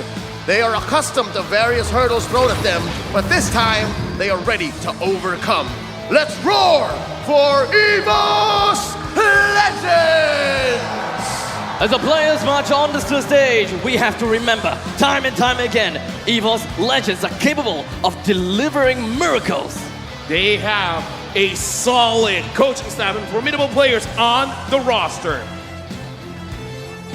Now on stage, we have Coach Yeb, their analyst Addy for ONIC, and of course Coach Age and Taxstump as their analyst for EVOS.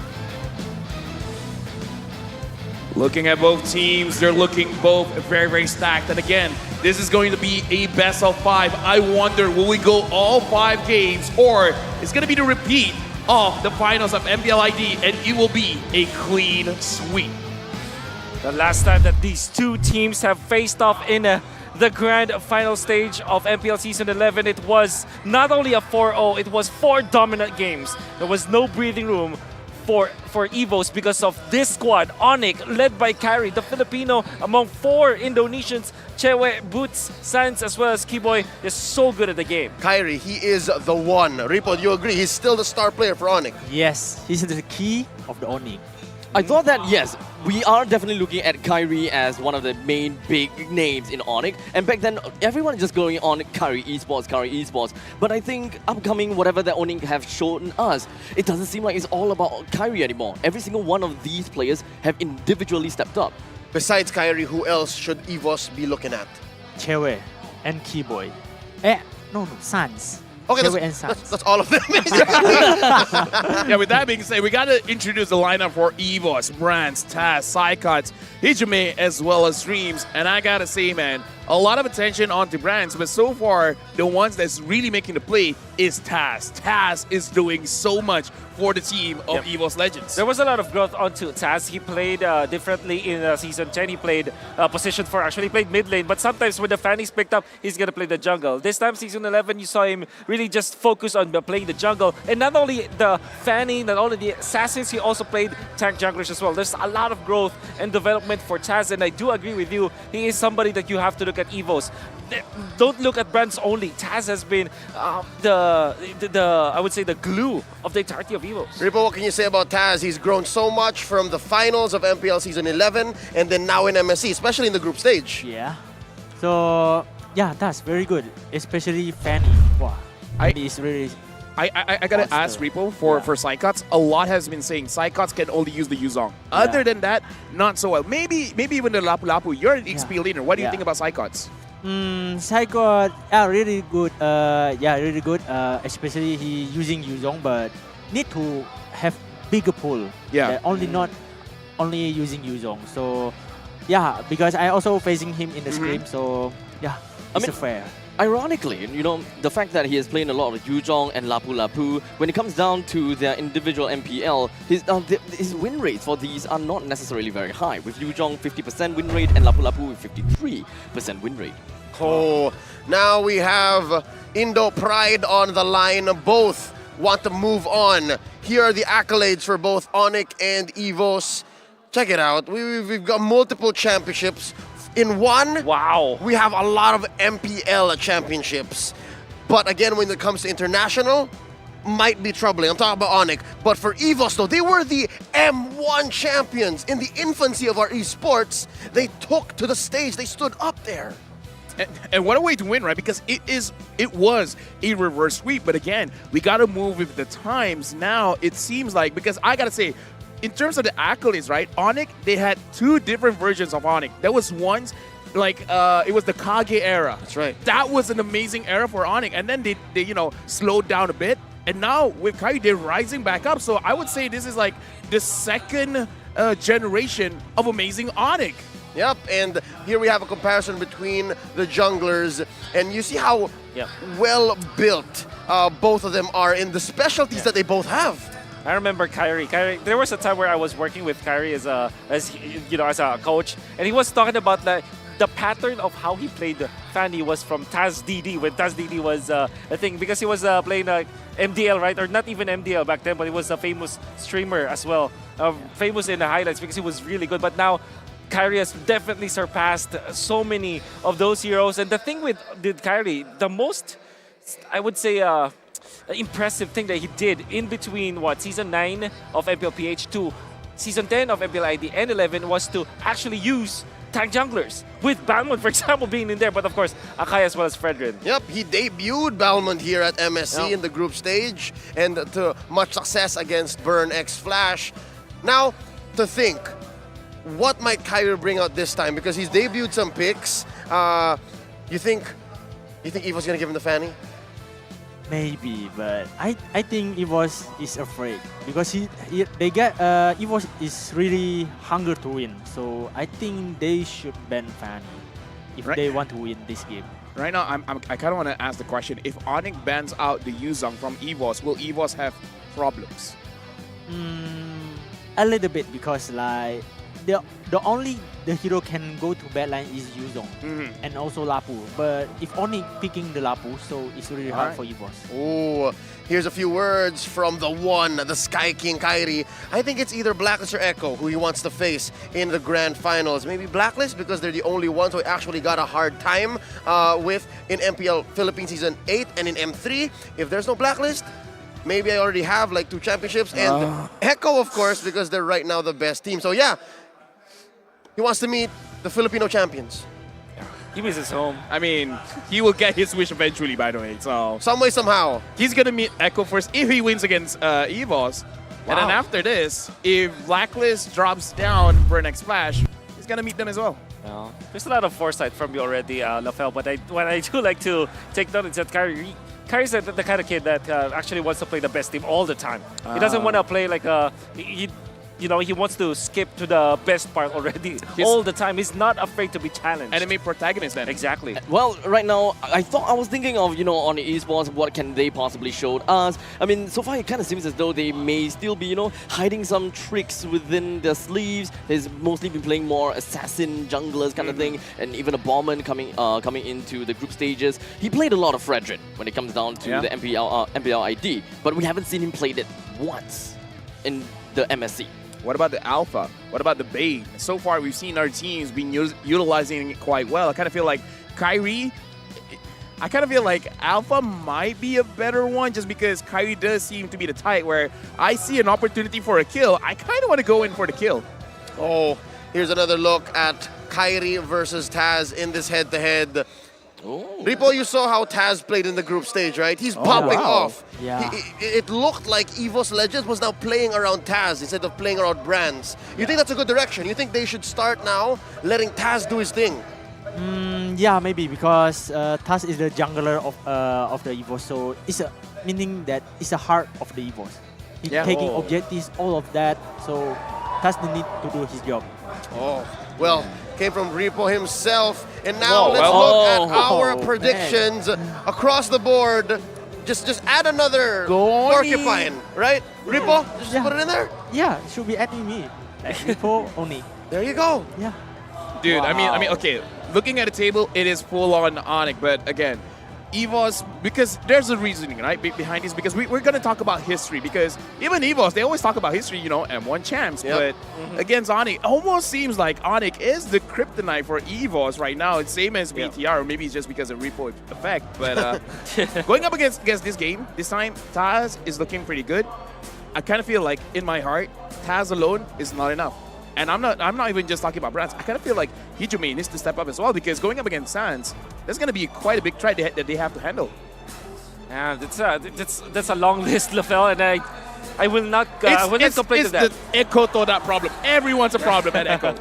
Which I agree with you. I think Yeah. ONIC has mastered this game, and particularly on how they matured as a team, that they will not go for the 50-50 play anymore. They want to really just go for the best play possible in each of the situations. My pick so far, it really just boils down to the fact that EVOS Legends hasn't really been very consistent. So that is the main question for today's first game between ONIC and EVOS.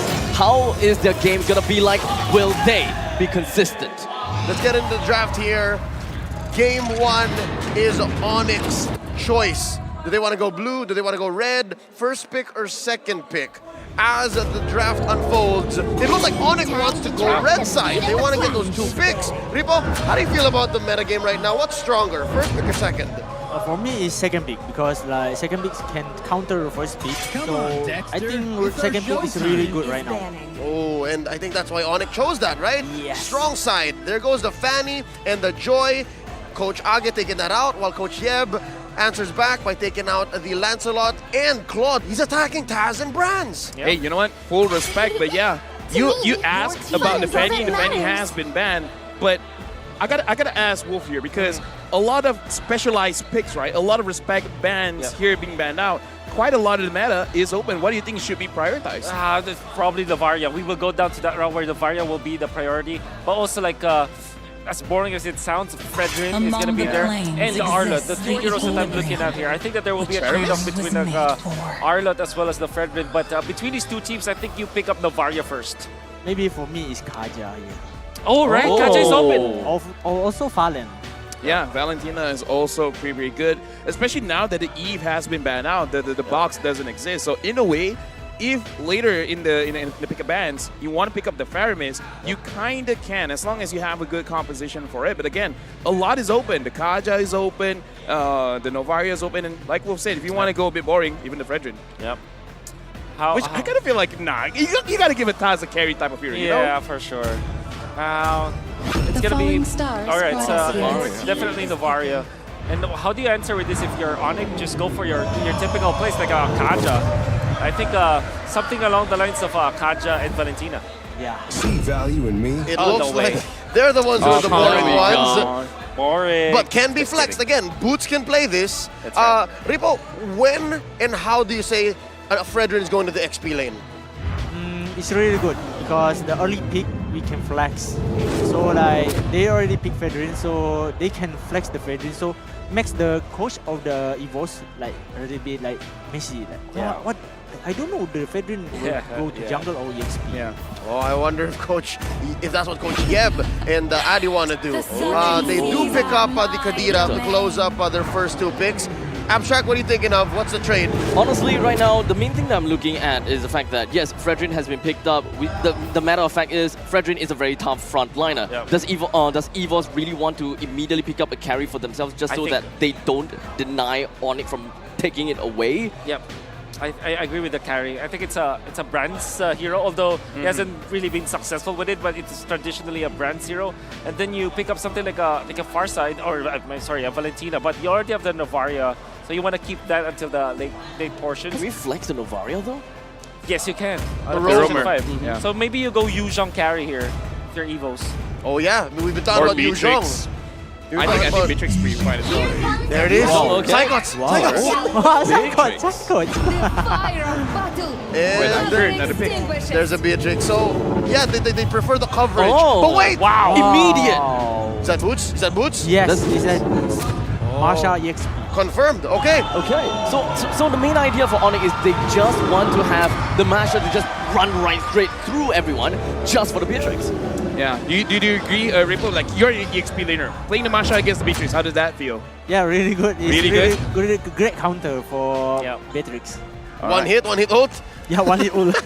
Yep, I definitely agree. I think this is such a Yeba. You said this is just a Raja Yeba pick. Yeah, I spent a few minutes with him talking, and he said that in the scrims prior to MSC, they were trying a lot of heroes, and now it's showing. Yep, and I think just gonna let it all out. In the first game against EVOS, they pick up the Masha. But now this is ONIC just correcting, trying to shut down Chaz and maybe force him to pick up the Assassin. Picking up this ban on the Akai might be followed up by perhaps a Martis, so that they'll definitely have this Fredrin, which we now confirm is going to be the jungler. Right now, my only question is, now that you see the Yuzong as well as the Novaria, what kind of marksman is going to be good here going up against the Yuzong? Because I kind of feel like a lot that you still have in the pool right now might not be so good. Ripo, when you're a Yuzong, what's one of the harder marksmen to kill? Need some stitches? I can help. Maybe Carry. Carry. Carry's still open? Yeah, still open. They can probably pick. Yep. How about Brody though?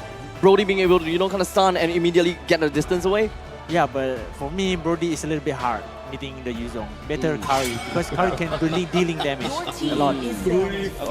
Plus, I think Carry can use the Purify. The Brody Purify is kind of like, It's much slower. Yeah. Here we read into it, of course. Again, ONIC will try to corner Taz into picking an assassin, which will again also make that Masha all the more valuable. Exactly. So you ban on Carry or Brody here for EVOS. Of course, Carry is the, I would say the more. I would say back Magic is my the life. Harriet, of course. Chadwick can play that. Okay, so now they try to close up here. Ripo, when you try to dive as a Yuzhong and then you see a Harith, is that hard too? Yeah, it's hard, really hard, because he's dashing, chrono dash, so really hard. So far, all the marksman picks are pretty much denied away for our dear friends CW, right? Yeah. So he's played a lot of Claude, a lot of Melissa, a lot of Beatrix, and all of which are unavailable. In fact, 1-1 even. So if we kind of look into what he has played before, more of the comfort picks per se, it kind of seems as though the only few ones that's available is, and makes sense, is Carry. Yep. As we wait for what Chewe will pick up, Sans here, the least deaths among all the players in MSC. 3 times, just 3 times? Wait. Hold on, Okay, Valentina. So position 5, Kadita. I think there's a big chance that this will be like a Franco and maybe Franco as well as Ling as the last 2 picks for EVOS.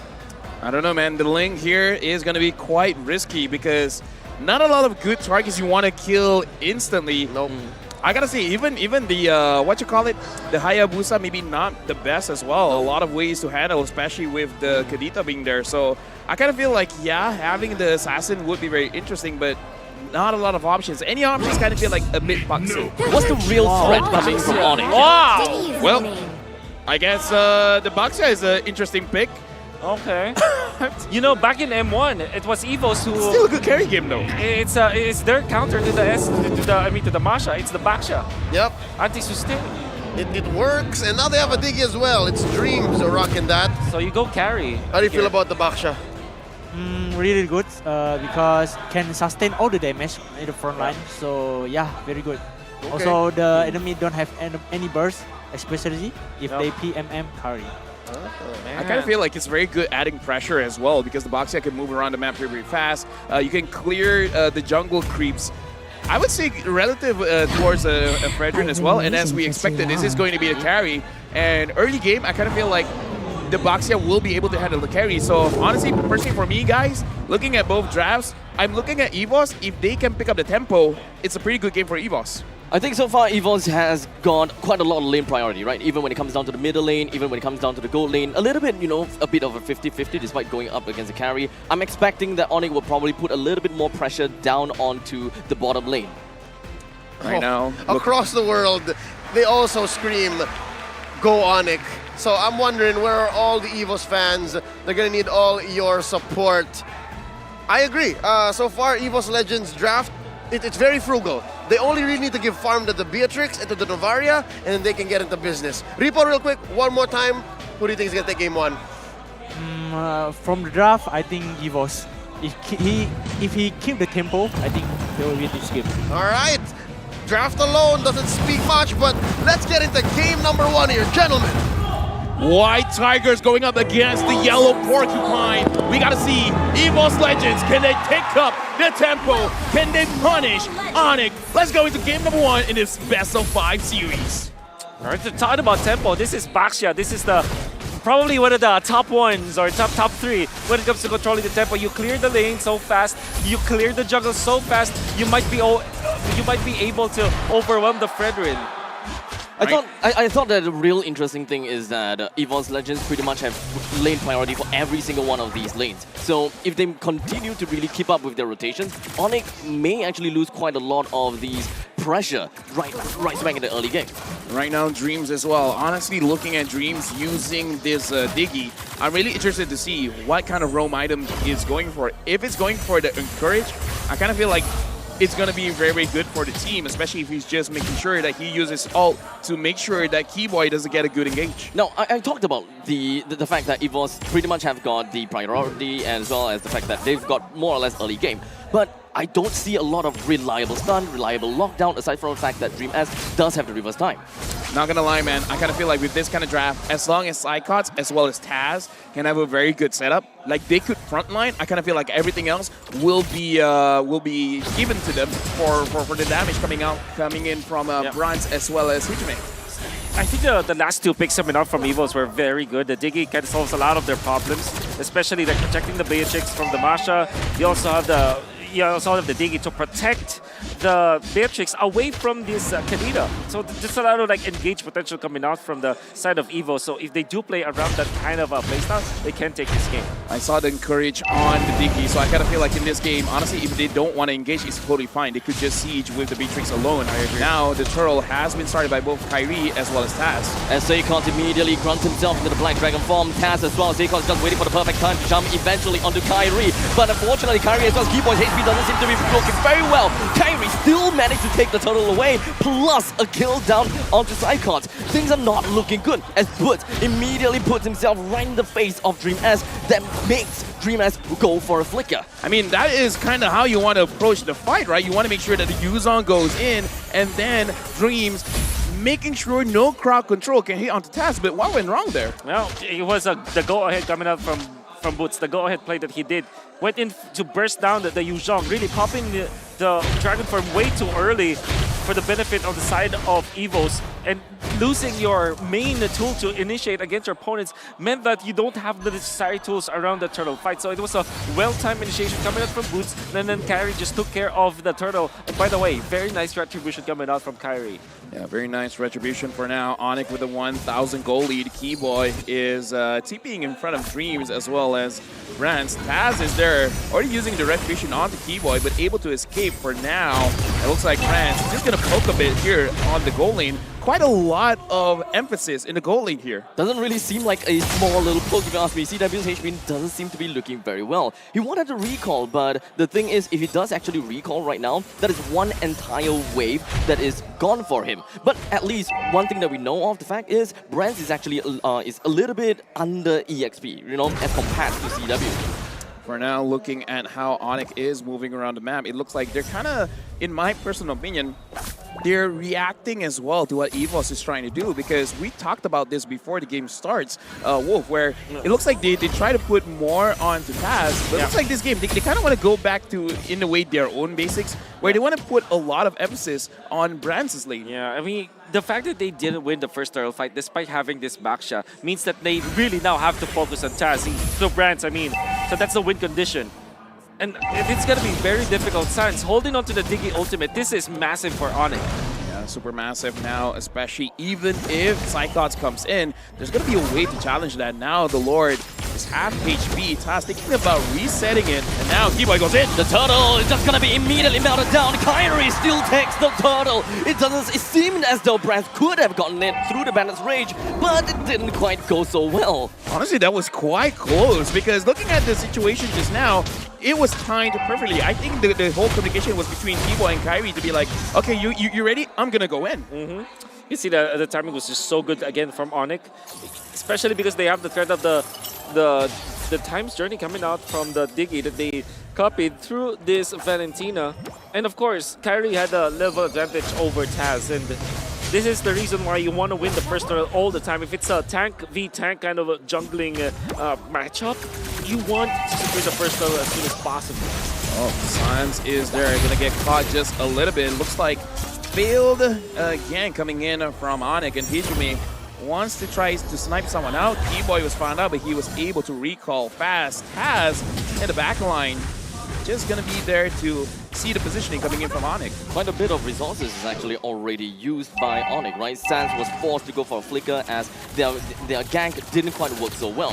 EVOS's babysitting service from Dream on to Branch is working pretty darn well, but ONIC, they have their own answers, and that is to get their equal value in the bottom lane by really putting boots there. Could have sworn that this was a massive play already coming out from EVOS as they do take up the top lane with the aggression coming out from Taz, but it was quickly answered with just a one-man pushing machine. That's the Masha. Every time that Cyclops wants to get into this lane, Boots will just freely just hand over one of his life bars and just gun down Cyclops, poke him down so that he will have to go back and there will be no defense in lane. And Cyclops that's really being destroyed in this lane. Not his fault, it's the Masha. Yeah, honestly, looking at the situation now, based on the reaction, I think Kyrie was able to steal that away. And again, Boots is making sure that it's always a 4v4. Cyclops, you stay here. You have to use good for you, but you're not going to be able to use it now. Taz and Kyrie, they're both starting lower, but Cyclops goes in. Is there going to be another time where Kyrie will be able to get a turtle? Yes, he will. ONIC only have got one thing in mind, and that is a turtle. Boots made himself all the way in front. He still had 3 health life bars. It's not going to be a problem. G-Boy immediately gets himself a rough waves, gets himself away. Hijumi as well as Dream S holds himself behind, understanding that Seikots as well as Taz is already dead. Right now, I gotta say, man, looking at how that last turtle fight went through, it looked like Taz was there. He was alone. The thing is, for ONIC, they were not alone. We're gonna look at the replay. I kind of feel like Taz took too much free damage. For sure. So what they wanted to do was to take the turtle because they know that the retribution was already used up by Kyrie. And the solution coming out from the side of ONIC Esports is to just go to Taz. Gun him down before he's able to steal off that turtle. And because of that, they just ran through. They just steamrolled over. Yeah, I kind of feel like if there were more bodies there, perhaps they could have done something to ONIC. But the thing is, everyone was so far away. Taz was basically 1v3 at that point. And of course, the Afro Echo is just going to be taunting down, or rather hitting down the CW plus Kyrie. CW melts down Taz. Not much of a play that he could have made. Dude, at this point, Taz probably wants to get back on Assassin, man, and Boots dominating his lane. Again, tell us again the story. How is Boots winning against Icons? Well, it's literally just a matchup issue coming out from the Yuzhong versus the Masha. Masha 1v1 versus the Yuzhong just can't win. It will not be enough. There's so much life bars as well as so much damage that can come out from Boots, and he's got to a point where he can definitely one-shot marksman. Boy! Great rough wave. Kyrie comes in as a connection, but unfortunately Hijumi manages to get himself away. Okay, Hijumi almost died there. I'm pretty sure Keyboy has the Genius Wand. I'm not so sure if Hijumi has any kind of defense because we're going to look at the in-game equipment and no. I kind of feel like the only reason why Hijumi was able to survive was the HP on the Clock of Destiny. And of course the Time's Journey being utilized there. That kind of saved him. Boots is strong enough to kind of force out some of the retribution already, which means the Lord will be super duper free for ONIC. Dude, Boots is higher level than Taz, man. There's a lot of beefy front lines from the side of ONIC, and it makes it even worse that EVOS just don't have a lot of ways that can actually deny ONIC of these neutral objectives. Not much of ways to really push Fredrin away, not much of ways to just lock him down, no suppress whatsoever. The only thing that they have is just reverse time. It's unfortunate because we were talking about the draft coming in from EVOS where it's a lot of potential, right? But you got to pick up the pace. You got to make sure that you have a very good start and you transition well. But so far, ONIC's the one that is having their foot on the gas. I really just see this as more of like a snowball composition from EVOS, right? They want to win their lane and just shove the lanes as fast as possible and eventually meet up and to really win in team fights. But that doesn't seem to quite be the case. Right now, looking at ONIC with a 9,000 gold lead. The Lord is marching up top. Boots is basically just there saying, yeah, you guys aren't going to go anywhere. Right now, EVOS, how are they going to defend? ONIC doesn't seem like they will want to jump onto EVOS anytime soon just yet. They don't seem to want to extend the fight in order to keep the Lord alive. Keyboy barely making it alive after all of those pokes, but he's gonna be A-okay. ONIC continues their counter. They continue to push it down in the middle lane, but EVOS, they defended this pretty well. That was super duper close to get a kill, finally to get a kill, but it wasn't enough. Keyboy was able to get out, and they do defend, so that's what's more important here for EVOS. That kill wouldn't matter if they had lost more, but they did defend. So they will live to see another day, but they were so behind now. What's that? 9K at 10 minutes. Here's the thing. I got a question. Brands, Hijumi have not died. They haven't got a kill, they haven't got an assist, but they haven't died. Is it all doom and gloom? Can EVOS do anything to win this one? What they need to do maybe, because they don't have like a massive like initiation, they don't have a win condition like a Franco or maybe a Minotaur. They will have to look for a mistake actually. Okay, well, no damage anyway. Yeah, no damage. Anyway. Yeah. I thought that there might be only one of the few ways is to just really get Hijumi as well as Brands to really work together to pull off the RSG/SG move, right? Yeah. Immediately burst down the back lines, bring CW down, that's the win con gone. So this really plays the part where ONIC gonna have to make that big of a mistake and EVOS capitalizing on that small little margin of error. It's difficult to say against the ONIC.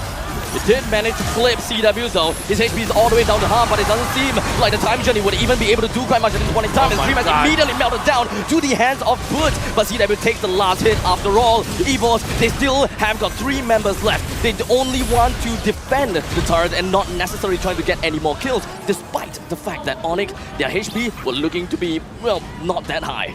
All right, here's the thing, man. Brands did quite a lot of damage just now. Half HP. CW was chunked quite a lot, but Kyrie was fast on his feet. It's like, yo, I see where you at now.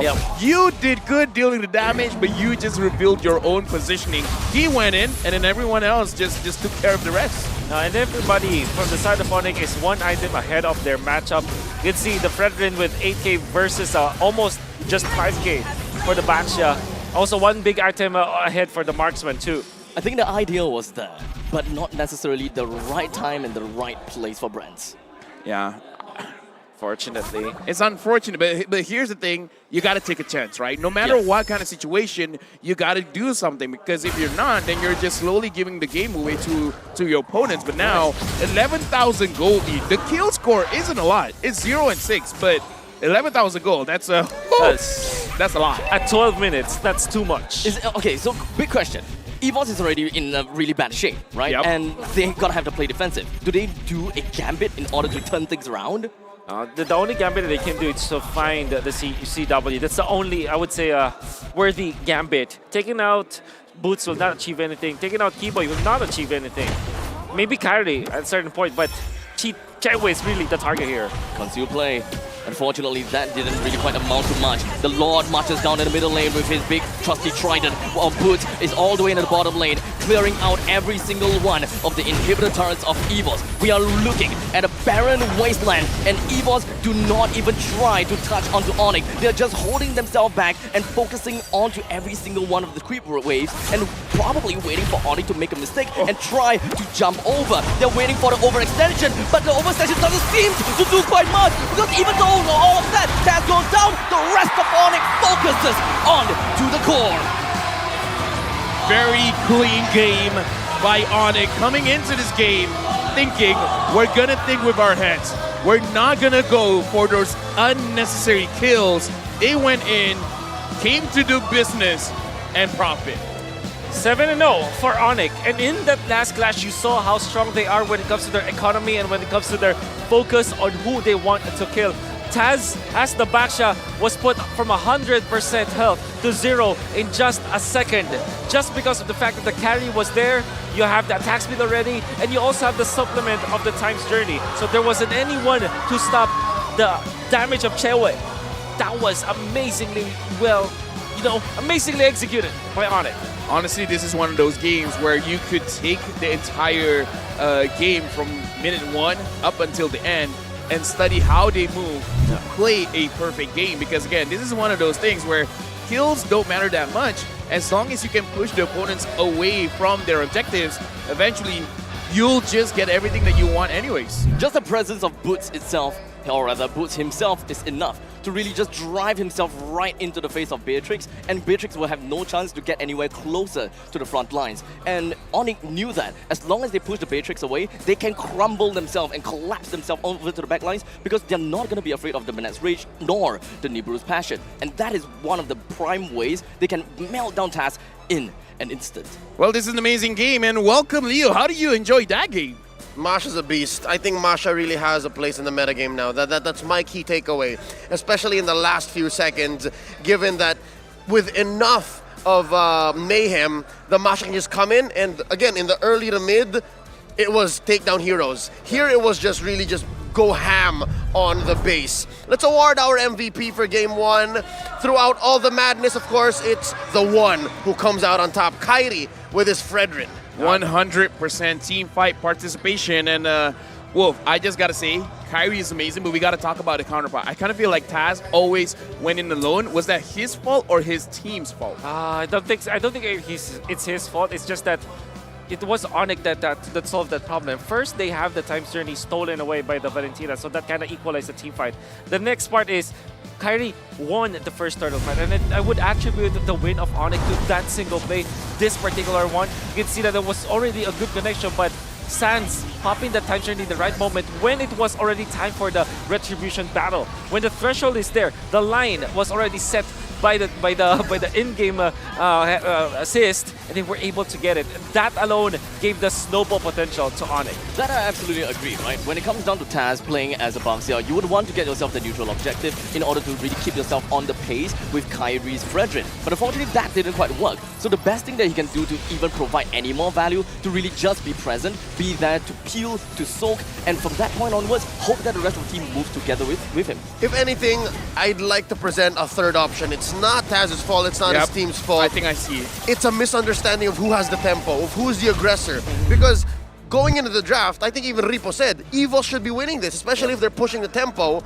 But it's ONIC who said, you know what, no. You think you want to go fast? We can go a little faster. And that's what allowed them, exactly, a porcupine, right? Gotta go fast, ding, ding, ding, with all those rings. That's why they went 0-7 in 13 minutes. Which is kind of thing. I kind of feel like Bara should be a Sonic hero. Get it? Because, you know. Anyways. But they said they're porcupine. I mean, here's the thing. Full analytical, right? Yeah. Honestly, looking back at the highlights, it was neither Taz's fault or EVOS' fault. Yeah. It's Boots' fault. Boots, I keep seeing every single time the turtle has been taken, he was 1v3. Yep. He saw dreams, he saw anyone that's there, he's just gunning for them. Yep, let me piggyback off of that while also converging it with my argument earlier on that it was ONIC just getting the first turtle that won them the game.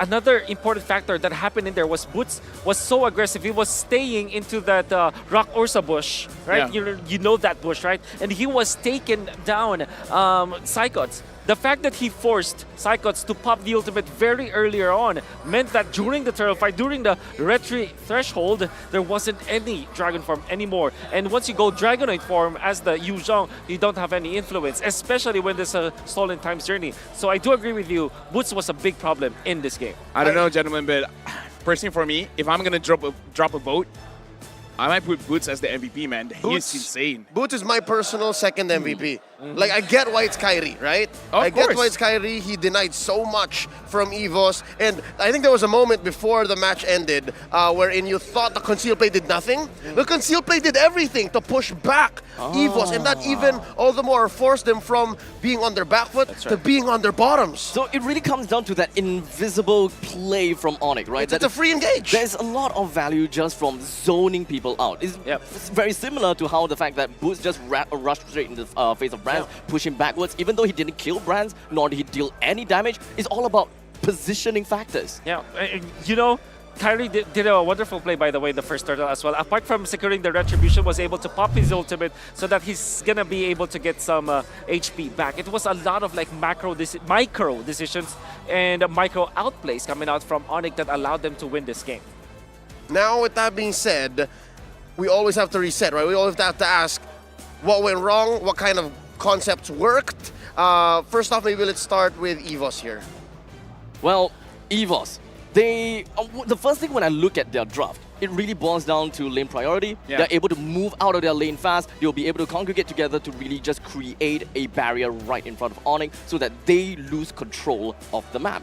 But that didn't seem to be much of the way. When they're contesting for the turtle, they just don't seem to be able to really grasp a control. Yes, they were really whittling down the health of the turtle, but this is where the draft comes in. They don't have anyone that really is capable of stopping Kairi from just walking right in, press retreat, and walk right out. All right, it sounds like even from blue side, it's it's EVOS who got compromised. It's Taz who had a hard time. Real quick, before we get back into this discussion, we would like to tell everybody about the upcoming Project Next. That's right.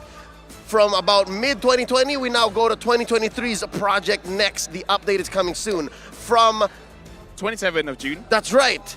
Revamped emblem systems, Erudicio story, the brand new hero, and generous events and remarkable bonuses are about to meet everyone. Log into the game if you want to know more about the new update. That's Project Next for 2023. Lafel, Wolf, your thoughts?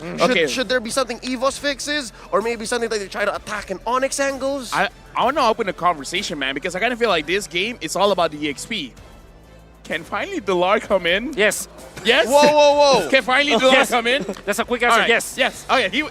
A yes from Wolfie Boy. The general. The general. Well, you know, this is gonna come from a lot of bias for me because I mean, yeah, sure. Yeah, he's one of my favorite players out there. But here's the thing, right? I have a theory. What happened in because I have a criticism when it comes to the draft of the side of EVOS, for example. You saw that they had to pick up brands as well as Cyclops here earlier on. It was Beatrix and Yuzo. We kind of predicted it. Yeah. But then again, it exposed the composition that you can see from the side of EVOS. Now, the Masha, third-picked Masha, really made a lot of sense. It was checkmate already. You don't have a way to solve it. The Yuzhong will have definitely a problem, and you will have a problem with the marksman. So what I'm trying to say here is that if they keep on using or relying on Psychots, and they are forced to pick up the Psychots and Brand Zero together in the first phase, that is a big problem against a team that can, against a coach that can plan well, like Coach Yeb. Gentlemen, ask and you shall receive.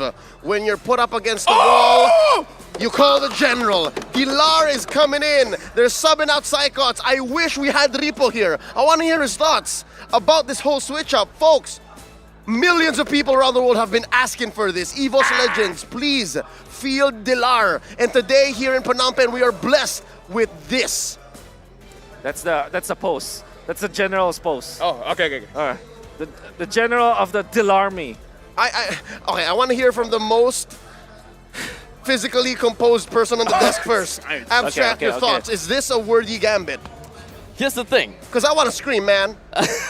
Okay, this composure comes in from the fact that, you know, I've never been casting in the other M series and the MSC, so I haven't been that critical. You're in for a treat. I'm in for a treat, and this is where I think I can come in to ask, what is the big deal of the law? Whoa, whoa. Okay. All right.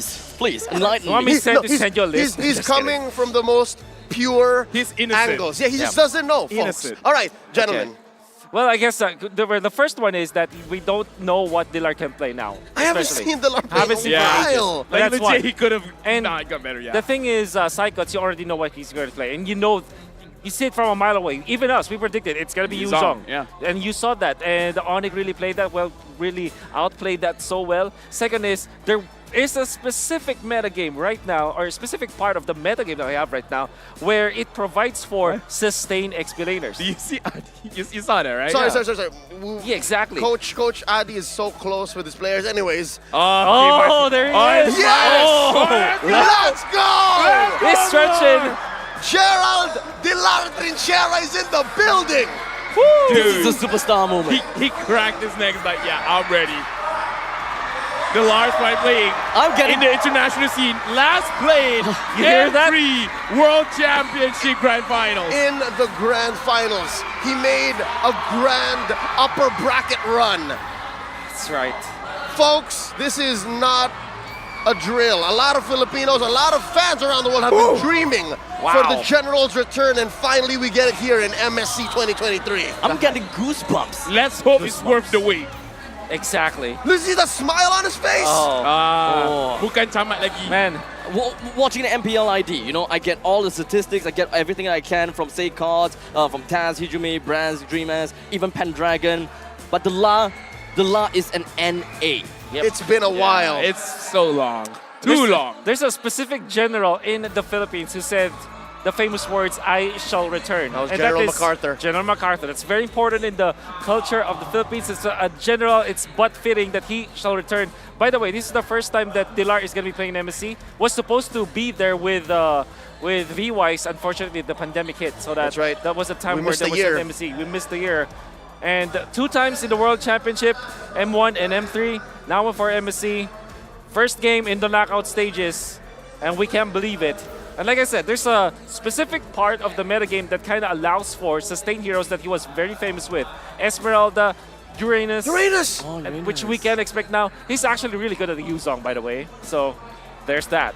So I would believe that there could be a very high possibility where ONIC would just outright ban out what they know of the law, such as the Uranus as well as the Yuzong, just ban the heck out of it. Yes, but just the same, if you do that, you're playing to what EVOS wants. This is exactly what Coach Age and Taxstamp want. They want to steal the show so that you divert from what's actually happening, because even if Dilar does come in, I'm pretty sure the team dynamics shouldn't change much. I'm pretty sure it might still be Taz and brand-centric. And I'm guessing if ONIC does bite onto the bait, then that's to EVOS's benefit. Leo, I gotta ask you, man. Is the playing field even now? Both teams have one Filipino. Hey, you know. It's still 2-1. It's still 2-1, unfortunately. It's still 2-1. But, okay, to be fair, to answer your question, it's always been even. Despite the loss and despite the sweep in the grand finals, both teams come in 100%. Both teams want to compete at their finest. It's just that last time in Jakarta, ONIC was a better team. Yeah. Tonight, we don't know. Tonight, especially with Dilar coming in, we don't know. Is it time for history to be made? Or History has already been made. Okay, Eugene. remade. Sorry, To be remade. rewritten. Yes. I hope so, but look at this. Is this Coach was like, Is this not a bittersweet reunion? It is. Look at Denver. Look at his 100%. face. Even for Kaine, I'm pretty sure he wasn't. For sure. I don't know. Were they expecting this? I don't think so, man. No, I wasn't expecting it. I kind of feel like a lot of people already gave up. As much as I want in my heart of hearts for Dilar to play, right? I don't think the give up is a word. It's like I made peace. The fact that there you go. at least this season, just give it to Psychots. But now, this is the least of my expectations. I thought that if they will ever deploy the general once again, it should be in the group stages. But no, it's not. It's in a knockout stage. In a pivot game. No, because if you lose this one, you're going home anyways. But if you win, but if send someone else home. Yeah, and then that means the army is reactivated back into active service, right? Like, everybody. Yeah. I mean, how do you feel right now, Eugene? He's trapped in a storyline that he just caught up to. I kind of feel like we're a storm, and he's in the eye of the storm. Is like, how? This is fine. Especially because you're an EXP laner, so you're yes, like, I'm an EXP laner. Like, how will he play? Like, why is he so amazing? This is where I will get to learn a lot. Actually, here's the thing, right? This is one of those moments where you found a really funny video, you show to all of your other friends, and then you have that one friend be like, I hope he likes it. Yeah, he's never seen this meme. He's never seen it. And it's a 2-year-old meme. Yeah. That's right. I hope I do like this meme as well. At the same time, I hope, because again, the LAR has, let's be realistic, the LAR hasn't been stretching his legs. It's been a while. It's been such a while. That's an understatement, so, even. Okay, so you're preparing me in the very event that, you know, something doesn't go too right for the LAR. Yep, finally we've been screaming and singing his praises. How about a word from the young man himself on his MSC debut? Dilar says, I'm very happy to go here in MSC because I've already experienced all tournaments except MSC. So I'm very excited to play. Taz, don't cover him, Taz. Taz, it's his first time here. He's a superstar. Come on, let him bask in the glory. All right, he's sorry. He's sorry. He said maaf. All right. Taz is a memer, man. I love him, dude. Taz is a memer. He's adorable. But again, Wolf, your experience. Do you think after like such a long time not playing on stage, what kind of effect that would happen on someone like Dilar? Normally, typically that would go badly. If there's a lot of jitters, your teammates will have a hard time like adjusting to whatever it is that you are trying to do, especially from a team play kind of perspective, especially in an XP, right? But the thing is, Dilar's a veteran. He doesn't feel any kind of those jitters anymore. He's He's I would say battle ready. Hardened. Battle hardened. There you go. I mean, he was there in the first of many battles, right? Yep. He was there when EVOS Legends became world champions. That is right. And the best of the best that we would call stars now, I'm pretty sure Dilar inspired the likes of Diablo. Yeah. Dilar inspired the likes of Edward. Exactly. Right? So, with that being said, this is historic. He's like a OP old guy. So he's basically the father of EXP lanes. Yeah, he was playing even before it was called the XP lane. Oh yeah, that's true. That's Godfather. true. Yeah. His nickname in the Philippines among his teammates around 2020 was Electro Draggy, which is an Electro Dragon, because he plays the Yuzhong so much that he looks like a dragon. That was an inside joke. It's funnier in Tagalog though. Yeah, okay, yeah. Okay, I got it. Yeah, but you get it. I'll laugh at anything at this point. I'm just happy to have Dilar here. A few seconds before we get back into the draft. Ladies and gentlemen, quick reminder, it's up to EVOS now. They choose which side they want to be on as we go into the Game 2 proper. Akumbong Atlas for pulling us up into the scene. Finally, we see EVOS going over the red side. I love the Atlas, by the way. He really helps everyone out. Anyways, going into the draft, ONIC first pick, EVOS Legends second pick. Novaria banned out by EVOS, but ONIC as the first pick, betting out the Claude as well as the Eve. For now, it looks like they're trying to make sure that just the comfort heroes aren't being given away by EVOS. Personally, for me, I'm really liking the Claude ban. Yeah, it's a brand special, and especially because ONIC really likes somewhere of Eve. They really like Valentina, so that they ban out the Claude, so just they will open up the draft so much for their squad. I would assume that ONIC might prioritize. Actually, Valentina should be the priority here for ONIC, but it will be banned out so easily. I mean, okay, gee, whatever. Help out EVOS, why don't you? So yeah, Valentina has been banned out. For now, again, we're looking at the Joy. I'm not so sure whether Dilar can play the Joy now. And speaking of which, #C the heroes. Half of MLBB's hero pool has been used. That's surprising. In MSC 2023 with 60 left to complete the current roster. Now, gentlemen, this does not show that this meta is as balanced as it could be. I love it. This is amazing, especially given the fact that heroes like Masha are coming through, and this just shows that we're going through the best of the best, the Hall of Fame, the Hall of Legends, if you will, for the meta games across time and space. But now something else to note, even with the 60 heroes left, almost half of MLB's hero pool used, why is mid still so tight? Why does it seem like there's only so many mid heroes that are viable? To the point where you even see fighters in the mid. The answer is really just settle for what works. It's really, you know, that's 4 mid laners banned. Exactly. So with that, do you go Joy is open, by the way, as well as 1-1. What do you pick, ONIC? There's so much. This is a shopping spree, but you only can pick one. Joy, Kaja. I always want to say the Joy. Knowing ONIC, they will pick up 1-1. To me. Wow. Because 1-1 is open. But wait. Kaja is open as well. Kaja Joy. Kaja Joy or... Kaja Joy, nope. I think the Kaja will take priority, right? Since that's probably the only one that can really deal with a 1-1. Obvious though. You pick Kaja Joy here. I mean, yeah. I mean, Dilar is in play. Phoveus It could legit be absolutely anything. Get spicy. Could be Phoveus, could be the Joy. Yep. They're in no rush. I think Kaja...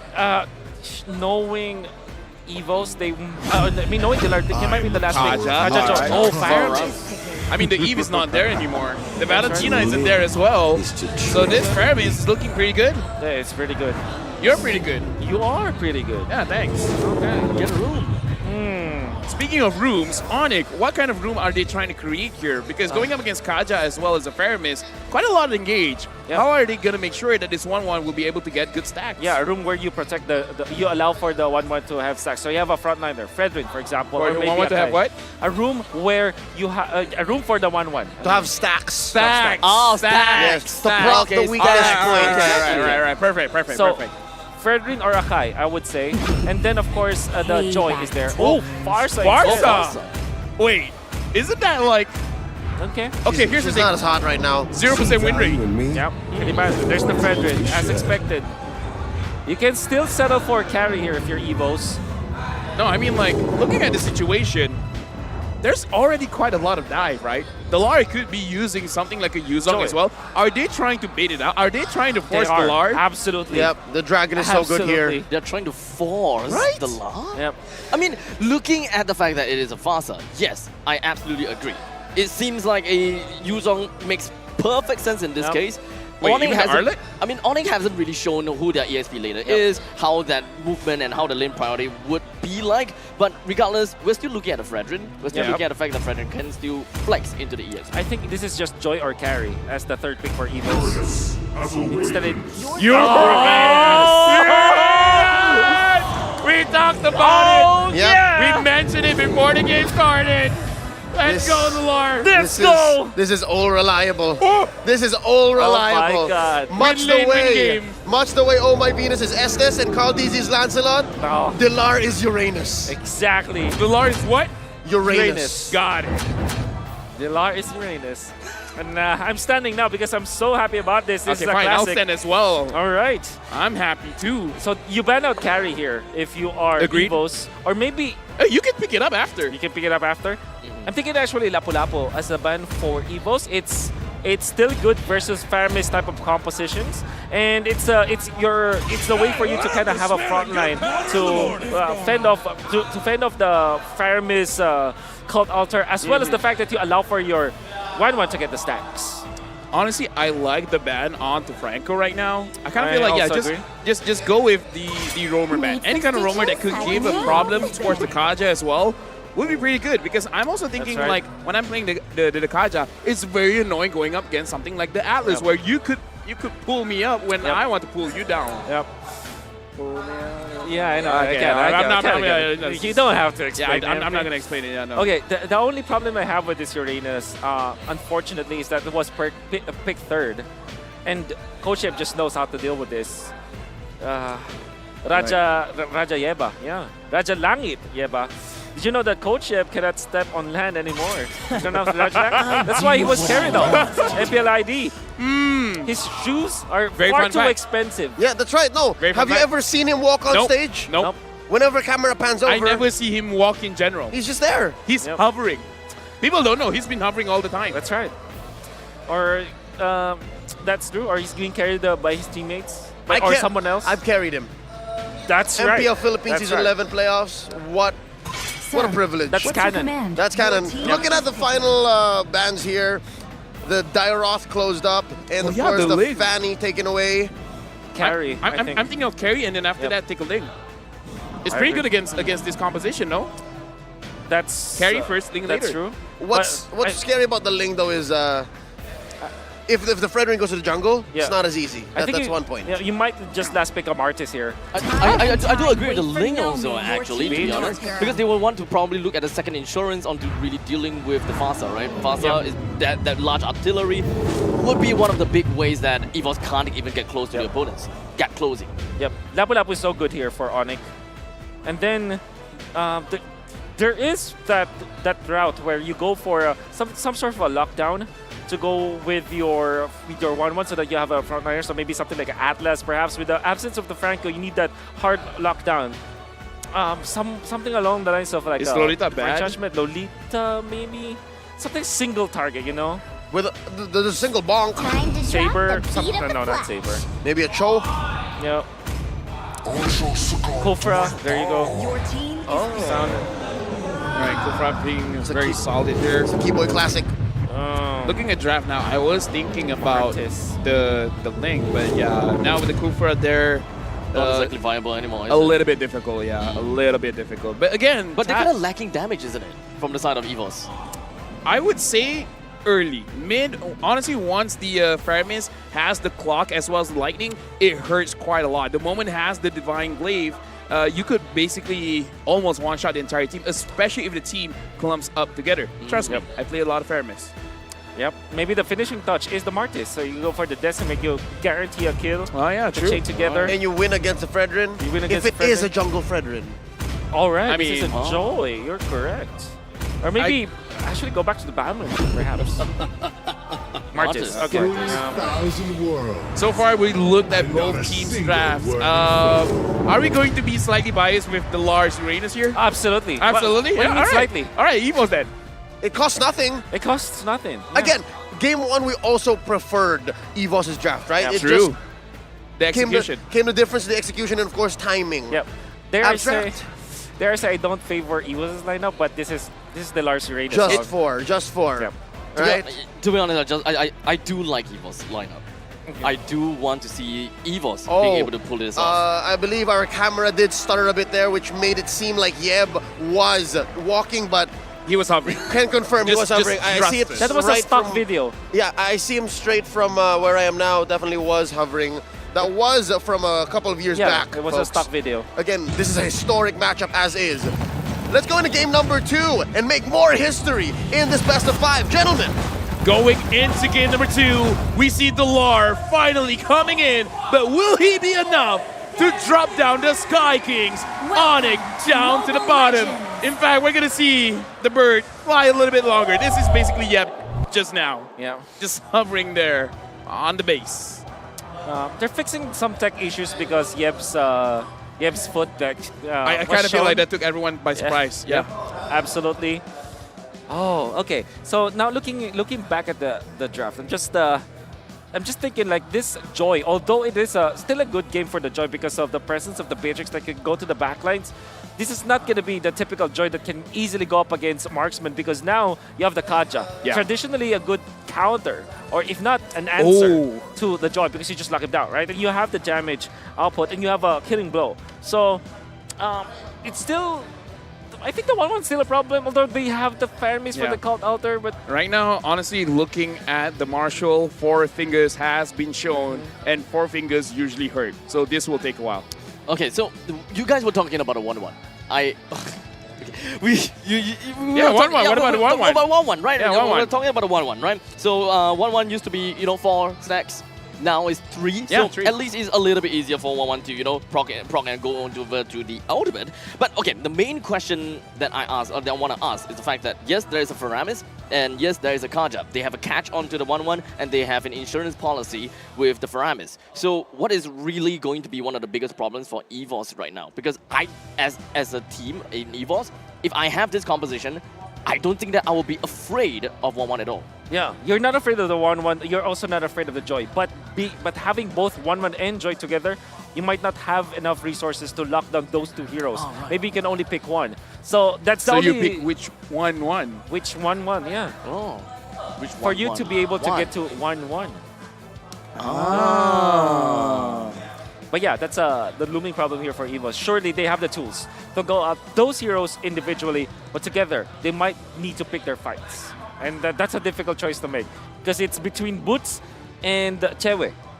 So it's a very difficult dilemma. But then again, like I said, they do have the tools. I see where you're going with here because again, you have the answer, but you probably have the answer for one person only. Yeah. Now, I kind of feel like the answer will be much easier if one of the lanes is one. Yeah. Right? If the Uranus was able to deal with the Joy, then the Joy won't be that big of a problem later, right? So you can use all your resources to make sure that the 1-1 comes down. But if the 1-1 doesn't see much trouble, then yeah, you can focus on the Joy. If neither of them are much of a trouble, then do whatever you want.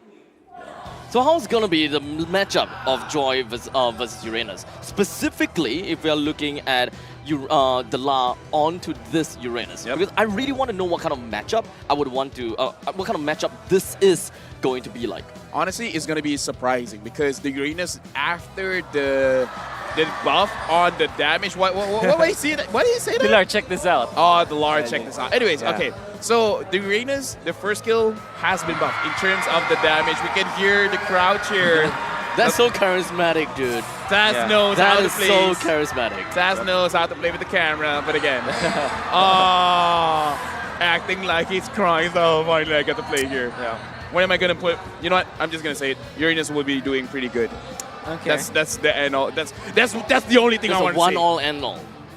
And the Joy does quite a lot of damage as well, but level 1, you can cut the lane as long as the Joy gets hit by the Ionic Edge. Yeah. Uranus will eventually win now, but I don't think the Joy will let the Uranus get the Ionic Edge stacks onto the Joy. Difficult to think. Yeah, it is difficult to think. I guess the real.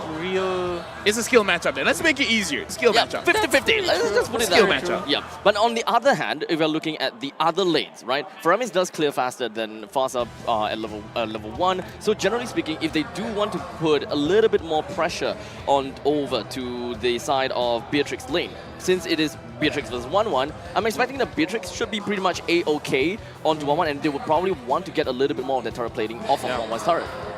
Which, you know that you say that, then now you said that it's Kaja plus the Faramis, so that's even faster. Like you have the clear already, clear speed is there, and you can rotate to lanes much faster. And it's like, if you compare that to Farsa and Kufra, that of course will pale in comparison. So you only have to be careful about the initiations that will come from Kiboy. That being said, Dreams and Hijome, they need to be active this game. They have to make sure that the first 2 picks, the Kaja plus the Faramis, will count. Honestly, right now, I'm actually quite interested in the Farsa because, again, Farsa so far hasn't been doing too well. Still has the damage, but here's the thing. Initially, when I saw the nerf on the Wings by Wings, sure, adding a few extra seconds, making it so that you can't really spam your force skill all the time, I thought it wasn't that big of a deal, but apparently it's pretty annoying not being able to fly away from difficult situations. So now ONIC Philippine reunion, Coach Yeb, Kyrie, and the Lard meet once again in the international stage, however, on different sides this time. This time... this is adorable. These two. They are adorable. At this point, I don't think it's EVOS fans. I think they're all just Dilar fans. No? Really? Maybe. Dilar has I'm his a fan own, of Dilar now, actually. Yeah. You haven't even seen him play. No, it doesn't really matter. He's charismatic. Yeah. Yep. I like Riz. General of the Kyrie, Riz though. army. The Kyrie, though. Kyrie, yeah. Even... He's the handsome devil. Yeah, handsome... But handsome devil is Diablo. The handsome devil is Diablo, so... Yeah. All right, that's Raja Yeba, Raja Langit. You're seeing together with Coach. He's barely sitting, Eddie. by the way. He's what? He's barely sitting. Like Yeah, his feet is hovering above Exactly. the ground. Exactly. And if it does need to kind of get his feet on the ground, they make sure that the ground is like there's a carpet that has been dry cleaned. The upholstery is great. It's premium. You know, he only steps on premium ground. You know, at this point, I don't even know how to follow that up. Yeah, there's no follow-up. It's a fact. It's something that we have to experience first, then we can really say something. Okay. What was that? I'm glad that the way that they're buying time for us, just keep showing Dilar over and over again. Yeah. Like, this is the effect. The moment One scene, then go back to Dilar. Imagine being Dilar. All right. After like what, a year plus I haven't played, now I'm going to play. Yeah. Goes in the game. Pause. Yeah. What an effect, man. What an effect. Yeah.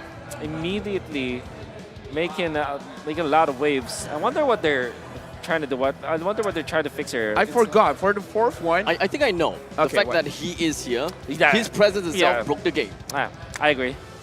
Let's see It's here. just historic. I keep forgetting, but number 4 has a lot of things under it. But yeah, it will take a little bit of while. Right now, the troubleshooting does say around more or less 2 minutes, maybe just a little bit more than that. For now, we can see the crowd. They're all really enjoying themselves. Yeah. Boots Okay. revamp. A Boots revamp, okay. Oh, him. does the guy look next like to the a- guy is the revamp Yeah. Boots. Does look like it. Yeah, he does. Looks the part. I wonder if he actually does. Is that redrafting? Huh.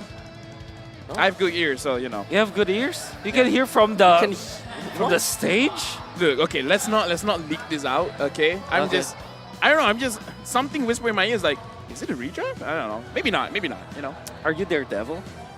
No, I think he is that girl. Yeah. No, I'm not. Alright. You have all Hoi kinds of Moi superpowers. Mao! Okay. Hoi Moi Mao basically means everyone cheer. Ah. Yeah. You're not only good at hearing, you're also good at understanding. Oh yeah, no, honestly it's weird. Sometimes I hear people talking like, oh yeah, I roughly know what you're talking about. Now we're gonna look at both Kyrie and Dilar face off. Who is more handsome, Kyrie or Dilar? Starting from Cast your votes. Starting Dilar. from Wolf. Starting Dilar. Okay, Wolf. Dilar. Can I Can I abstain? Can I abstain here? Nope. Nope. This is not the one Both where you can of them either are have a your check kids. or Oh man. you can't. It's so difficult. They're both my boys, you know? They're both Filipinos that went to Indo. And both from ONIC. Yeah, they're both your boys. They both respect you. Now you gotta make a choice. Who is your I'll favorite just die. son? Just kill me, you know. We have to be specific here. Who is the most handsome? Because if Just kill me. if you're nitpicking on the term handsome, I know Somebody my answer. just shoot me now, you know. You know what? That Come on, is Wolf. that How is do you answer that? that is probably My- the answer of a parent. Yeah. My Okay. answer for the most handsome would be Kyrie. Oh, okay. But the cutest one, of course, will be Dela. You know what? I don't know the difference between cute and handsome, so. You're cute. Oh, You're handsome. Hey, Hey. Chase. All right. Yo, we Got coffee. him. Got him. Now looking at the screen, looks like they're touching the screen just a little bit. So I think we're about to go into the game. Yeah, but we are gonna be waiting for the head marshal's instructions to go on with the game, and we haven't seen that just yet. Yeah, but right now we're seeing The them. chop.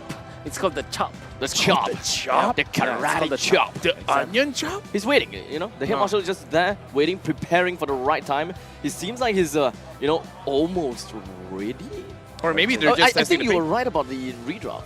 Or maybe we're just looking at Kyrie and Delar at this point. Yeah, they're the ping test. The game does not matter. Yeah, it doesn't matter, does it? Oh, we're no going to the chop. game. No chop. No chop. No chop, and we're in the game. Speaking of which, EVOS has 7K gold lead? Nah, there's something wrong. The game just started. The game just started. That was the previous game. This is how strong the law is, you know? His presence alone is more than enough to break the entire statistics of the game and the economy So and numbers. No, imagine the buff that you have. The moment you go into a game, you immediately get a 7K gold lead. That's the buff I want. That is the true meaning of buff. That's the true meaning of buff. Is this the time where we focus on Delar just, you know? They're just leaving the lane. I think this is going to be a really good idea for me to really realize and understand between Boots and Delar, between Joy as well as this Uranus, how is the lane priority going to be like? Will Joy even want to stick himself out and stick his neck out and try to go for trades on health while trying to bring down the waves? Honestly, it is worth it, but the thing is, Delar just keeps on healing up, especially he's using the crab there to make sure that he keeps the 20 stacks. Yep. And of course, in the meantime, in the middle lane, we do have Keyboy as well as Kyrie jumping onto Dreams. It didn't really quite suffice too much to our kill. Oh, however, Delar against Kyrie. this is going to be something. Delar is just going to be jumping himself right in the face of Kyrie. The Appraisal's Wrath did manage to connect, but Delar is still going to be A-OK, and we know for a fact that he will regenerate back. But we do have Sans coming in from behind with a feathered airstrike. More than enough. Kyrie still takes the turtle right now. Taz just going to be jumping right in with the decimate that kills Boots.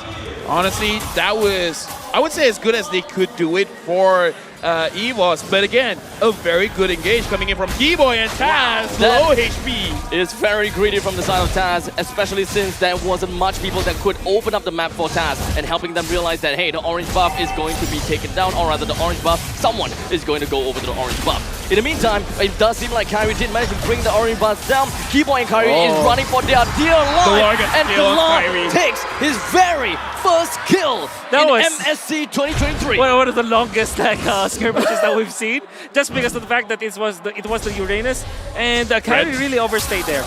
Was able to successfully get the turtle and the orange buff. That was great. Great place, but Delar was there to punish. What? I mean, something happened, Ichime died. Yep. I mean, do Very apt. 1-2 and a profit. But either ways, right now on the top side, Taz is here. I kind of feel like you can't really take quite a lot of advantage here in the EXP just yet, because even though Boots isn't winning, Boots isn't really losing as well. I think this is the point in time where the ESP is just so equal and 50-50. Even if Delar is winning against Boots, it just takes so little for Boots to come back in this game. You just need one person, hit himself up to the top lane, push Delar away, and they're back to equal. I kind of get what you're coming from, but looks like there's a clash. Keyboy, a bouncing ball. In the meantime, suppressed in, and Keyboy is not in a good spot at all. The entirety of EVOS collapses themselves and brings the front line down. I would have said that it was Taz who's suffering. Even when like Delar as well as Fred's having a great time, Taz will be the one suffering.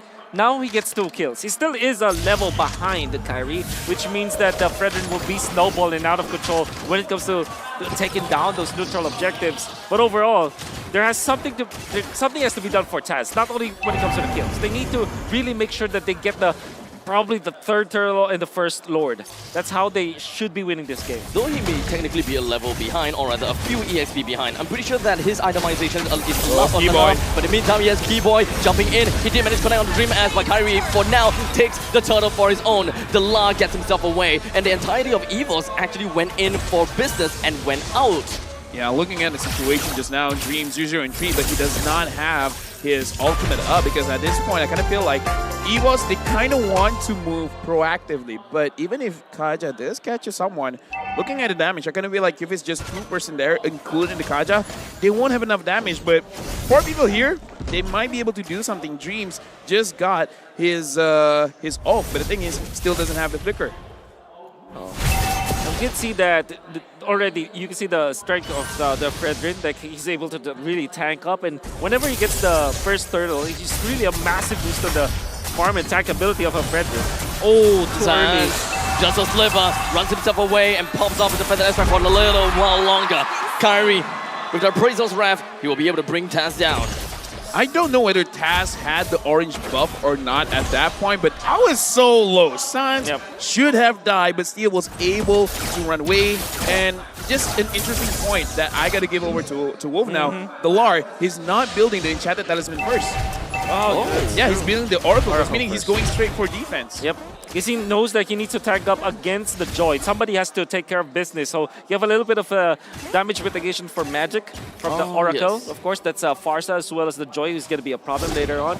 Then you go to Talisman afterwards. Best of both worlds, huh? You're able to sustain for extended team fight, and of course, you're going to be A-OK with Sans and Blue.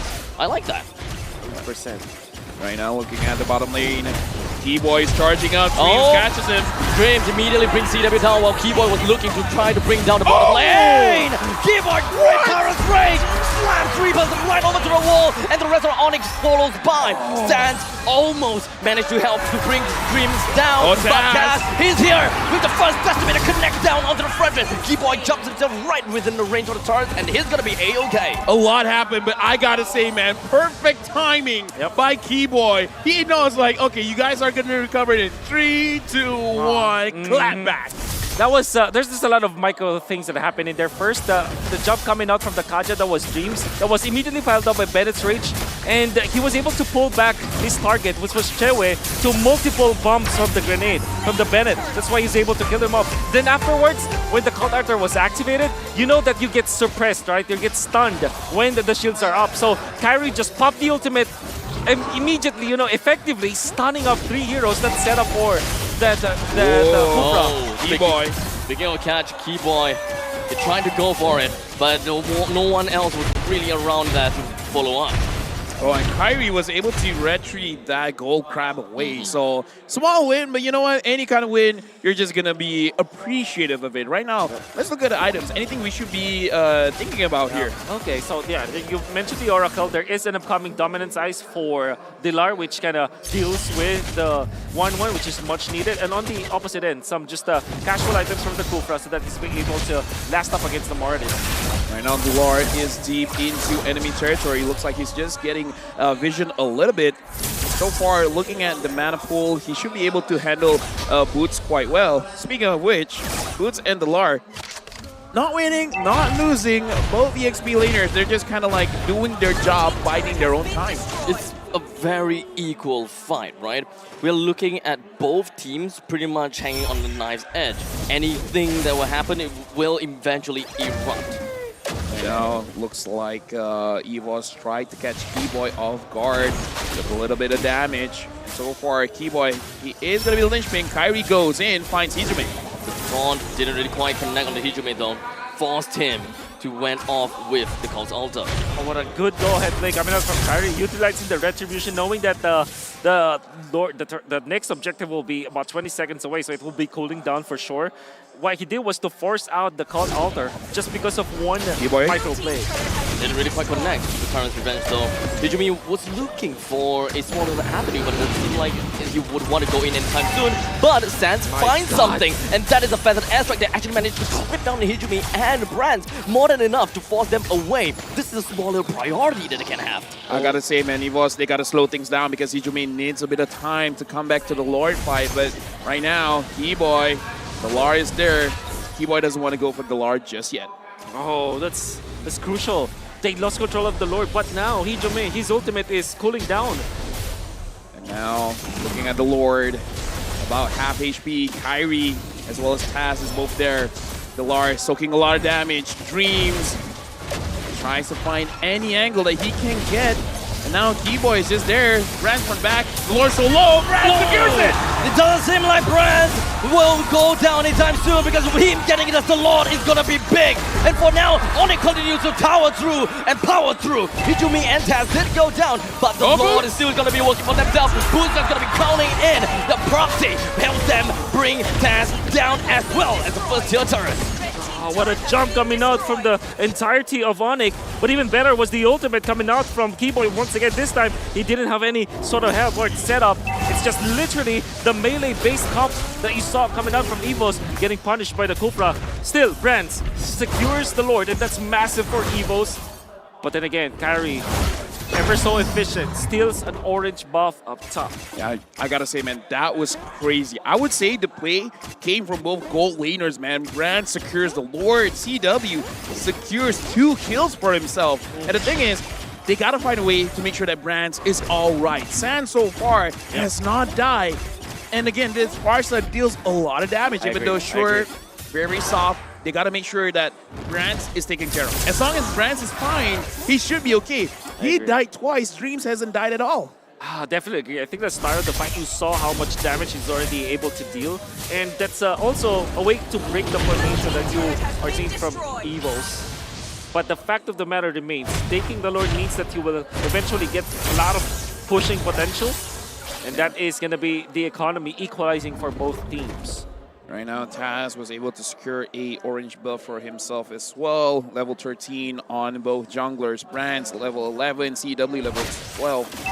Hijime right now, I kind of think in terms of items, he should be doing quite well. But the thing is, Keyboy as well as Kyrie is putting up so much space between them as well as CW and Sans, making it quite, I would say, quite safe for CW to move forward. I just want to say though, Keyboy is very tanky now. Radiant armor as well as the dominance size just really picked up. We can see that he is, he knows that correct items. Where you're looking at his counterpart, it's the Kaja. He's about, what, 600 gold richer? But interestingly, not able to complete an item. Right because now, of those casual items.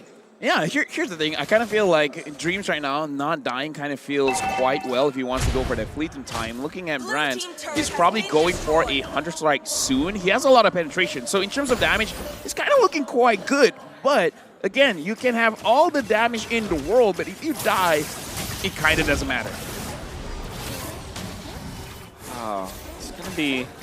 It's gonna be a very important second Lord. And I guess that whoever takes this next Lord and then wins the fight will inflate their lead to about 5,000. Now, one thing that we're gonna have to reconsider and remember is the fact that EVOS did manage to pull off getting themselves the first Lord, and that was no fluke. EVOS have timed their retribution between Taz and Brands. Brands wanted to go for the snipe onto the Lord at the same time of Taz going for the retribution. And we can more or less prepare for something like that to happen again. As such, ONIC maybe should keep an eye out for where exactly this Beatrix is. Right now, I'm actually looking at the map. Sans is coming back into the fight. The Lord is coming in. Keyboy is looking for an angle. The Lord is very low. Taz is alone. Everyone else is far away. The Lord is gonna flank from behind. 11,000 HP left on the Lord. Looks like no one wants to commit just yet. They really want to make sure someone dies first. 8,000 HP on the Lord. And now, there's gonna be a penetrate plus an boost passion onto the Lord, and Taz will eventually be able to get the Lord down. But unfortunately, throughout all of that, the Lord is still gonna be taken down to the hands of ONIC. Hijumi goes down too. ONIC found value after taking the Lord. Yeah, massive snag coming out from ONIC for sure, especially with the ultimate coming out from Keyboy, stopping the Dilar's tracks, already committing the Purify. But then again, that's the idea coming out from ONIC. Wow, okay, Kyrie using the taunt to his... You talked about the Purify. Hijime didn't use his. Yeah. I saw quite a bunch of crowd control on him. I kind of feel like Hijime should not have died just now. Well, he knows that he will have the passive anyways. He's going to trigger it. It's not worth to commit your Purify. Through the instant replay, you're going to see the go-ahead usage of the Penetrate, but Dilar was isolated. You can see Keyboy with the knockback, utilizing his ultimate. And they were just fine not giving away the Lord to the side of ONIC. So it's pretty much an even trade-off between two teams. But honestly, looking back into the highlights, everyone else was going away except for Hijime. So maybe there is some kind of a communication communication issue there. Yeah. They gotta fix that up because Hijime, he has to know he is the mid laner. Yep. He can deal the damage, but again, you gotta make sure that you're in the right position to actually hit your Ghost Blisters onto multiple targets. I guess the call for EVOS was hit and run. Let's just get the retribution. Let's get out afterwards, knowing full well that there's some massive engaged comp that you can see and expect from ONIC. EVOS, they're far too afraid to commit 5v5 versus ONIC unless it's just for the sake of getting the retribution onto the Lord. Right now, looking at the positions of everyone, Dilar is solo up on top while the other 4 members of EVOS somewhere here down bot. Dreams now has the Tina Shield, should be able to handle the damage coming in from Sans. Sans so far again has not died just yet, doing absolutely quite a lot of damage onto EVOS. I gotta say guys, during this entire fray, during minute number 1 up until minute 15, the start of the game, 7,000 gold lead. But after that, I would say not even a 1,000 difference between both teams. Yep, I definitely agree. And big props to ONIC, alleviating 7,000 gold in just the first few minutes of the game. Amazing. Yeah, it all boils down to the first buff, huh? Eventually, once you get the first buff, the lead is just so much. But in all seriousness, one thing that I'm looking at from the side of ONIC is the fact that they are pretty much more or less going for like a wombo combo, unga bunga kind of gameplay, right? While EVOS, the main thing and the main way that they have been playing is really just Sand Dream as with a flicker, followed by pulling and picking off someone. From that point on, hopefully that they will be able to get that numbers advantage in order to win in the team fight. And not to forget, with the insurance from Hijumi, I thought that would have worked well. And I kind of feel like both teams are trying to see who's going to make the mistake. CW is getting sniped quite a few times already by Brands. Brands so far has been pretty good on those snipes. Lord Spawn, EVOS so far has been able to secure 2 for themselves. Can they make it a 3? Or this time, ONIC is going to make sure that they get it. Looking at Dilar, he is inside the base of ONIC. And Keyboy jumps himself right onto the front lines. Taz seems to be in a deep trouble as Boots puts himself right onto Hijumi. Brands all the way behind, trying to go for the snipe, but unfortunately that's not going to work out for them this time. Bottom lane. For the first time, ONIC gets themselves the Lord, but the lies all the way down in the bottom lane, pushing the wave all the way through. In the meantime, we're looking at 2-way role split. We're looking at 2 fights. Well, the main thing is CW soars into the sky, takes 2 down, and Brands pop off with a Wind of Nature. CW pops his own one and tries to follow through.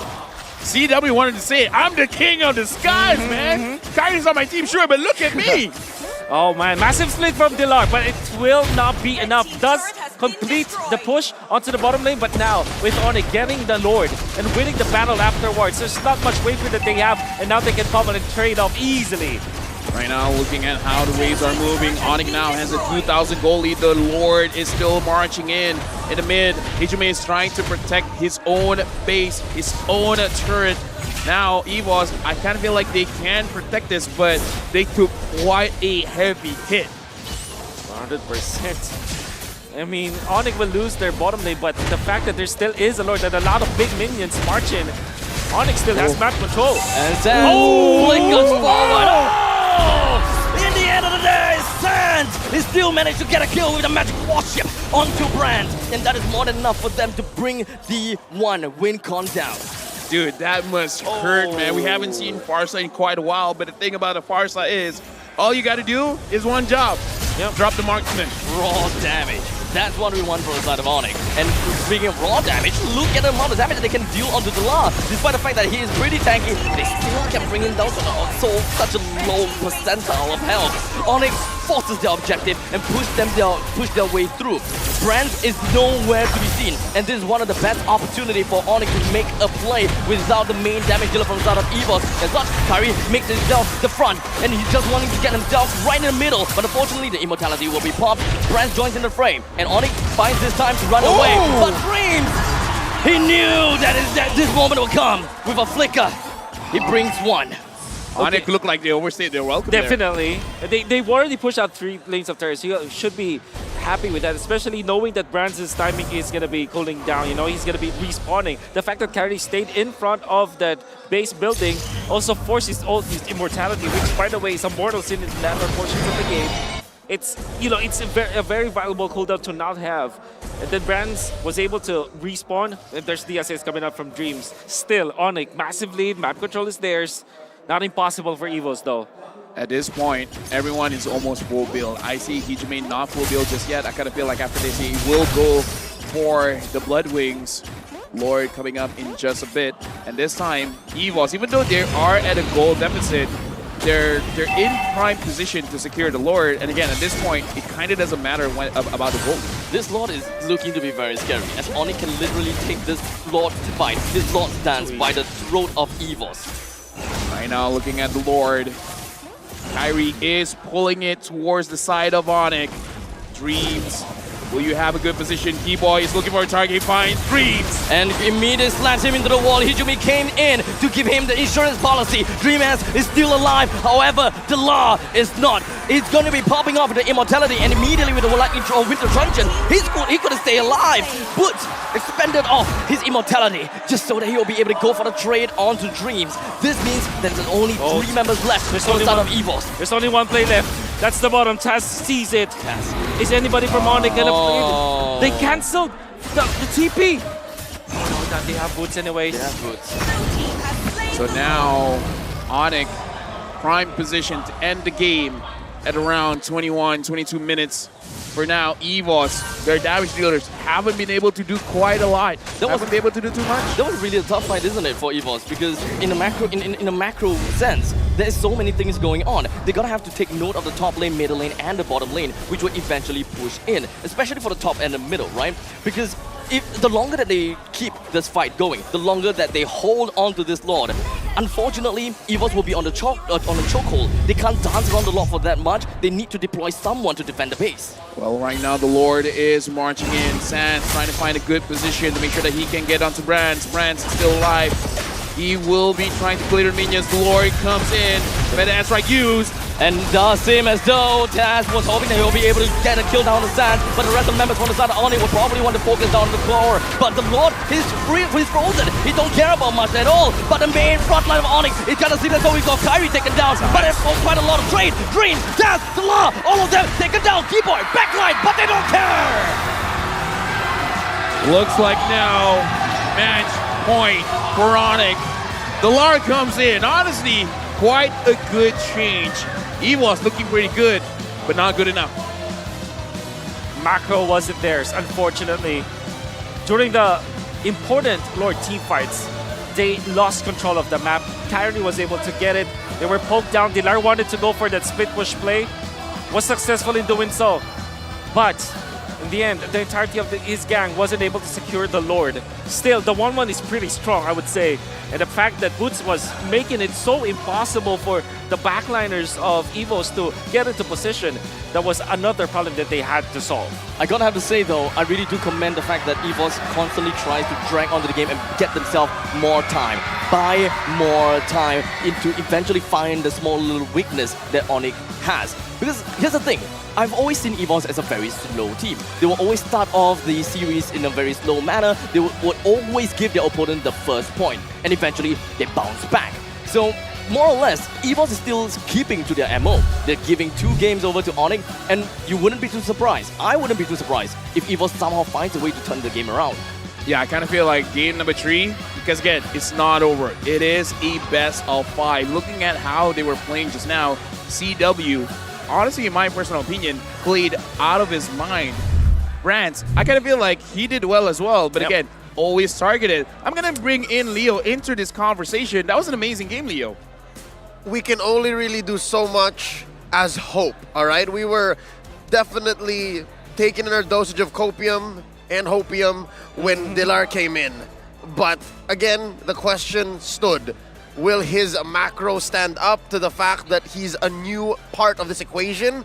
And we saw some signs of the old Dilar, right? We saw how even when everything is up against EVOS's odds, he tried to push that bottom lane. He really did. And I don't know, is it just me or is the mid-game something that EVOS really just let go of somehow? Honestly, I kind of feel like it's all on ONIC because we're going to look at the MVP for now, and the MVP of this game is going over to Sans, where again, we got to remember, in MSC, 0% win rate, Sans just changed that. And the thing is, Sans and Boots, like, we got to bring up Boots again. He's a pretty cool guy. He's a pretty nice guy. He makes sure that everyone stays careful. But in this game, he keeps telling Brands to be careful because Sans and Boots always making it so that, yo, you know what, Brands? Maybe you could relax here. Yep. Don't be close to the fight. I love the fact that there was an important pickoff coming out from Sans. Didn't go for the mystery shop. It was playing really passively, but at the same time, he's on point with the ultimate. He used the flicker so that he's able to eliminate Brands. And that actually gave so much of a push for the side of ONIC. We're going to see highlights once again. Important internal team fights, but Taz was able to get 2 kills. Great start. You see Keyboy with the counter play. Oh, that was beautiful. That's nasty. That was nasty, and it was started because of the cult altar that expired. Now, here's the thing. Whenever we are looking at the initiation coming from EVOS, the main thing that we want to grab on is the person in front. Most of the time it's Kyrie, the other time is CW if the opportunity presents itself. Otherwise, Sans will never be caught. So right now, the main idea is that Sans had got free real estate. As long as he's in the safe place, he will have all the free feathered airstrikes. He can deal as much damage as he can. And the main problem about Fasa right now is the fact that everyone can deny him, everyone can stop his ultimate, but in this game, not much. It's only this one time where Taz actually managed to find that knockup onto Sans, where there's not that much value to be made. Oh man, look at Sans is just like a menace against Brands. He seems like a Ochip as well as Coach Achille or Adi just, gave him one task to do today. Make it so that Brands will not be able to play. Don't let Brands play. That's what he did. He did it. He set it up, right? If there would be a secondary MVP, I'd say it would be Chewe. But that's a completely payoff type of MVP. Sans was both. Sans helped set up amazing team fights for ONIC, and he had a great pop-off from the mid to the late game. Let's look at the items here. This was a relatively long match. Again, 22 minutes. There was a clapback. There was a time wherein ONIC said, you know what? It's our turn. We're going to win. But just the same, EVOS built up. EVOS had a good, solid ramp up to the mid-game. Honestly, I feel a lot of people will be critical on to Brands, but in that kind of game, it's very hard for him as a marksman to position really well to the point where I kind of feel like you've been kiting a lot. Would it be crazy to say might as well just go for it, flicker for it, and try to kill them before they kill you? Because I kind of feel like at this point, Brands is trying to avoid a lot of the damage, which again, that's your initial instinct. Is this one of those situations? Might as well just like, I don't care, I'm going to go in, I'm going to try to kill everybody. I know a gold leader who would do that. And he's called the gold starter in the Philippines. He's not afraid to go flicker in, and he knows his timings, right? But then again, if you're going to be looking at the composition of ONIC, it's kind of hard to do. There is an opening, though. Once the Joy already went to the backlines, and of course Sans already used the ultimate, maybe you can go and flicker in. This is also a dilemma between like picking up Faramis. Sometimes it will go badly for you, because once you receive that ultimate, it seems like your enemy will have a free stun. All they have to do is to pop the feathered airstrike and then land it to the extra shields, and you're going to be stunned up. Maybe that's the reason why Brands does not go for that kind of flicker play, because he will be really susceptible with that 1 second stun. That's a theory, though. And actually, the way EVOS approached it is they wanted Brands to be on, I'd say, the forefront. They wanted him, again, to kill them before they killed him. And that's why I think they also played the Faramis here, and of course, tried to be aggressive with Dreams. And even towards the late game, towards when things were looking dire, Dreams was looking for a play. He tried to serve up kills to Brands inside their base, but it just wasn't so easy to do. It was conceptually possible, but ONIC did not allow for it. So a little bit of deja vu from Game 1 going into Game 2, despite the switch up in both the roles, the players, and of course, the draft. Gentlemen, your thoughts, what might be going on in their minds here, both EVOS and ONIC, going into Game 3? I mentioned before, EVOS, they are a slow team. They can come back with a full series sweep. and we have seen before in many other occasions, except for MPLID this time. So well, maybe we'll be able to see something like that soon. But for EVOS lineup, right? I believe that what we have seen is that they do want to play for team fight. They want to play for play for pick off with the Kaja. At least they will be able to pick off the 1-1. So the 1-1 becomes not much of a problem. Initially, that seems to be it. But in the end of the day, CW with a 5-1-4 kind of KDA, that doesn't sound very good at all. Yeah. Honestly, going into game number 3, I'm kind of critical on the Hijime, right? Because I kind of feel like he could have done a little bit more because we can't see the amount of damage he dealt. Maybe he dealt a lot of damage, but I kind of feel like, again, it's not enough. Perhaps it's the hero, not good for the matchup, but who knows? Yeah. Well, I wish there was more that EVOS and ONIC can do to take it all the way, but just the same, we're gonna go throw over to our hosts and see what's going on the floor here at MSC 2023. Thank you, casters. We're here with the beautiful ladies coming all the way from Indonesia. To Cambodia. Wow, I'm shocking. It's like so beautiful here. Yes, my heart is beating so fast. Ladies, let's tell the world who you are. Go ahead. Hi all, I'm Pali Laurencia. I'm a content creator, MLBB content creator, and also a KOL from Indonesia. Nice to meet you.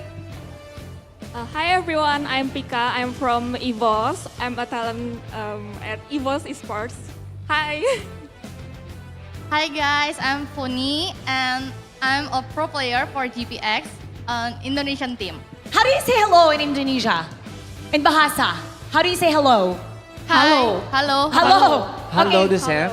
Okay, how do you say, how's everyone doing in Bahasa? Apa kabar? Apa kabar? I remember Hey, that. but can you say Chumriap Su in Khmer? Chumriap Su. Chumriap Su. Okay, once again, Chumriap Su in Khmer. To the camera. Chumrim Sue.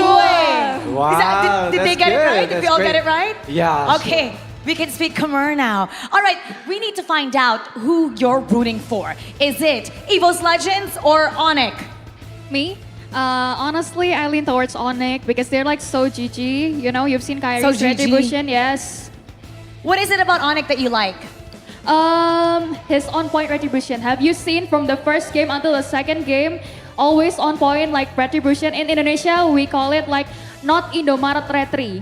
Retri anti-Indomaret, you know? Kyrie is really amazing. Okay, Yes. how about for you? I'm rooting for EVOS, of course. EVOS, I think the hair says it all. Yeah, Why sure. EVOS? Because it's my team. And because it's your team. Yes. You play for EVOS. How about you? Honestly, I'm rooting for both, but for now, maybe EVOS. EVOS. Okay. Because you also play for Yeah. EVOS. Okay. I played for EVOS. I want to know that you guys are EVOS and you are ONIC. So what you love the most about EVOS, and who is the best player that you love the most in EVOS? Player for EVOS. Favorite player. For player, I don't know. Who's the best for you? The Let's best for pick me, one. Yeah. Pass. Okay, how about for you? TAS also. Oh, okay. Nice. Lots of fans. Wow. But what's happening right now? It's 0-2 for EVOS. Are you nervous? How are you feeling? I trust them lah. They can You turn trust around them? the score, yes. Okay, but are you feeling nervous, excited, sad? What's happening? A little bit like excited or a little bit nervous because now 2-2. I think I'm quite excited to see the comeback. The comeback for the next game because I hope like EVOS can score another point. How about for you? I'm rooting for ONIC, of course. What do you think is the likelihood that it will be a sweep once again for ONIC? I kind of think it's going to be 3-0. 3-0. Does the crowd agree? Do you think it's gonna be 3-0? Yes. We got a lot of crowd yelling out hello. All right, so we've settled this. You're rooting for EVOS, you're rooting for ONIC, but here's the question. Who is better looking, Dilar or Kyrie? Regardless which team you're rooting for, okay? Let's be not so biased. Dilar or Kyrie? That's the hard question. Dilar. Dilar? Yeah. Because Pika answered Dilar already, I chose Kyrie. Kyrie. Okay. Why Dilar? Why Kyrie? Because Dilar is funny. Dilar is funny. Yeah. You like funny guys. Yeah. Okay. How about for you? Kyrie because? I chose Kyrie simply because Pika chose Dilar. Oh, okay. So you want to be the opposing. But Yeah. how much better looking is Kyrie in real life? Like, do you think? I think he's the same in picture and in person. Same. Yeah. Okay. How about for you? Dilar or Kyrie? We're settling the It's actually tie. a hard question. They're both cute, but you know, I pick my boyfriend. You pick your Wow. boyfriend. Yes, of course. Where's the boyfriend is here? Where's This the is my boyfriend? boyfriend right That's the here, boyfriend. yes. Okay. Boyfriend. Good girlfriend right over there. She can't choose because you're right here. All right, she's being loyal. You choose for her. Who's better looking? Dilar or Kyrie? It's hard, but I think it's Kyrie. Kyrie! Okay, the vote goes to Kyrie. Great girlfriend that we have right It's here. like no pressure to ask the question អូខេឥឡូវនេះយើងឃើញថាគាត់កំពុងតែដណ្ដើមគ្នារវាង Kyrie ជាមួយនឹងជា team តែម្ដងគឺ ONIC ហើយនឹង EVOS ថាអ្នកណាមួយដែលល្អជាងអ្នកណាមួយសង្ហាជាងគឺកំពុងតែដណ្ដើមគ្នាតែម្ដងឥឡូវនេះគឺអត់ហ៊ាននិយាយច្បាស់ហើយព្រោះដោយសារតែ boyfriend គាត់នៅហ្នឹងប៉ុន្តែឥឡូវនេះយើងចង់ដឹងថាតើបន្តទៀតគឺនឹងមានអ្វីកើតឡើងនៅក្នុងវគ្គទី3ជុំទី3របស់យើងប៉ុន្តែមុននឹងវគ្គទី3របស់យើងខ្ញុំនឹងមានសំណួរមួយទៀត I have some question for you. You see that a lot of people here are fans of EVOS and ONIC. Are you surprised that a lot of people here in Phnom Penh City are fans of Indonesia player? I'm really surprised actually because it's like Cambodia, right? I don't think there's any Indonesians here, only like a little, but Sure. there's so many audience right here. That's so great for both Team EVOS and ONIC. Wow. គាត់ពិតជាអត់នឹកស្មានថាកម្ពុជារបស់យើងគឺជា fan របស់ ONIC ឬក៏ EVOS ច្រើនដល់ម្លឹងទេព្រោះអីដោយសារតែ Indonesia នៅក្នុងថ្ងៃនេះគឺមានតិចតែប៉ុណ្ណោះប៉ុន្តែពិតជាអរគុណមែនទែនទៅដល់ fan របស់កម្ពុជាយើងបាទ All right. How we need your help to pump them up. You pump up EVOS Legends. She's gonna pump up ONIC. How's that? Because there's the two of you. You guys go first. Go ahead. We're the fans of EVOS Legends. Hey, the stage is yours. Rock the stage. So if I say EVOS, you guys say roar. EVOS? EVOS?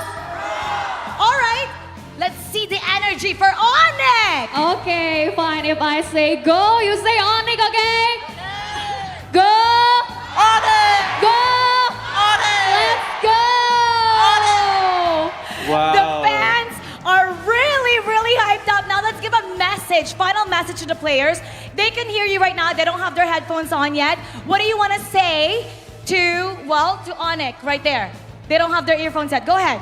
Okay, you guys are very good players, so I really hope you're going to win the MSC, actually. I'm really hoping.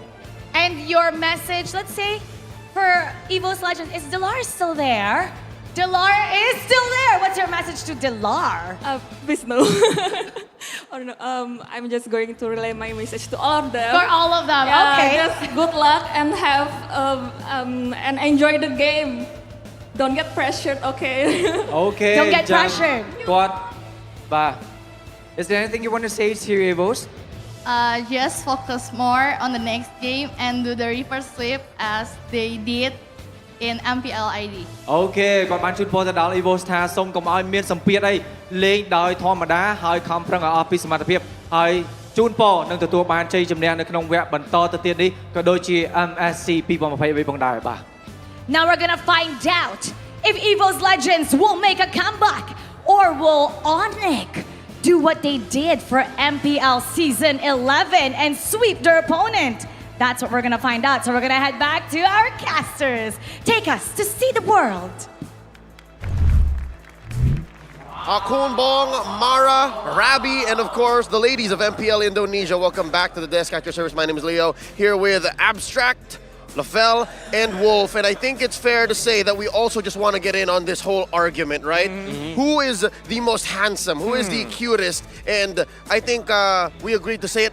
on the count of 3, all right? All together, just to see what comes Yeah, out. whatever comes All in our right? head, then we just say it. All right. 1, 2, 3. Robbie. Huh. We're not playing your game's production. We choose who we think is better looking. All right. Now, going back into the matchup. It's a best of 5, and only one can move on. It comes down to this. Oh, wait, we should have said Coach Yap, huh? Yeah, we should. I don't know, man. You know what? Next time. He's doing all right. He's doing all right. It's at this point, do we see a canon event? Is it meant to always be a sweep, or will EVOS change the tides? Because right now, can confirm, Dilar stays for the series. Okay. I honestly want to ask Wolf. Okay. Should it be not the Matrix? Or was the Matrix fine? You read my mind. I actually Analyst, man. No, I think a lot of people are gonna hate me here, but I think the Matrix does not work. It's just not like this. It's not like this. It is not how you play it. You saw that he was able to utilize the Bennett Rage once in the bottom lane with the Kaja ultimate. That's the way you want to use it. But that only happened once. And he tried it for, 3 more times afterwards. Didn't work. Always whiffing the shots. 0 kills. 0 kills afterwards. I think that EVOS, the tempo that they're playing, it doesn't fit Matrix.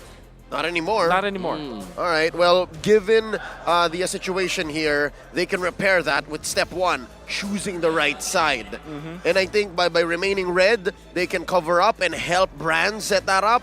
But I don't think it's on Brands anymore. I think Brands is an accepted factor in the way EVOS plays. So there's only so much adjustments you can do in that front. I mean, this kind of shows probably a little bit of problem in terms of the hero pool, because once the Claude has been banned out, he's been opting very quickly, right, to go on to that Matrix pick. And almost defaulting. Yeah, and I kind of feel like ONIC is just abusing that. It's like, we don't have to think about it too much. You can pick up the Arsa early because they're definitely going to take the Matrix. It's really not a problem. Okay, a few answers are coming towards the questions we posed even before the draft began, especially with the reveal of which side EVOS chose going into this pivot point, this Game 3 in a best of 5. ONIC are at match point. They could be dropping their fellow countrymen. And yeah, EVOS stays red. EVOS stays red. This helps. Yeah, but again, look at the draft, man. Respect Claude as well as Reynas. Whoa. Respect. Wow. I'm pretty sure Boots is like, yo, you know what? Get rid of that. Yep. I don't want to fight a planet. The general. The general. Okay. Well, I do hope that if ever there will be a surprise Dilar hero pickup from for EVOS, I do hope that it's gonna be picked up last. So Agreed. With the ban on the Uranus, what's next is the Esmeralda, and that will be the last pick. Esmeralda quite a lot of setups as well, because Esmeralda is kind of a late game kind of hero, so you got to make sure that your mid can put enough pressure. You got to make sure that your side lanes can deal with themselves. 1-1. ONIC themselves as man now, so they have a different idea for a first pick here. Is it a Kaja? Perhaps a Kaja. Or Valentina? Or a Valentina, but knowing ONIC, I guess my low odd or high odds kind of bet here is weird. It's Eve. How important, Eve. How important is it to give Brands a winning matchup by putting him to pick last? Or would it make more sense to use Dilar as that wild card and let him pick last? I would say Dilar wild card. Yes, I agree. I think it's not just about the hero pick for Brands. It's not just about winning matchup. He had Matrix. And the thing technically is, he's supposed to win 1-1 in terms of matchup. In a way, I guess the idea is what really is the baseline of Brands. Brands wants to fight as soon as possible. Matrix, although you can do that, and with the Kaja, you should be able to do that. But the way that they're playing is they want to farm first. So maybe put Brands in something like a Brody instead that can, fight. Or force him to fight. Not just. Even the front lines have to adjust because Hijime has been playing pick-off heroes and Taz has been playing in and out type of heroes. You need a good solid front line here. Yeah. But yeah, you read into it. They're setting up the box. Setting up the box. Eve is 100% present in all of MSC matches so far. What's a good trade for EVOS? Oh, it's difficult. Maybe Arlet. At a certain point, you don't want to give that up. And also, it's Valentina. It's kind of bad, right? Because the Claude could fight against the Eve, but it's banned out. It's banned out. Kadena would have been there. They banned it out as well. Yeah. Would have made a very good idea as to what ONIC is trying to go for. Kaja or Franco, maybe from sure. Dreams. then of course the Arlott, and then the Valentina. Those are the probable 3 options here. Instead They're okay, that is a surprise at least for me. Generally, when I look at a Eve, I wouldn't expect a Frederick pick from on the other side. And look, there's still Franco, there's still Kaja. 2 heroes that can definitely be played by Keyboy.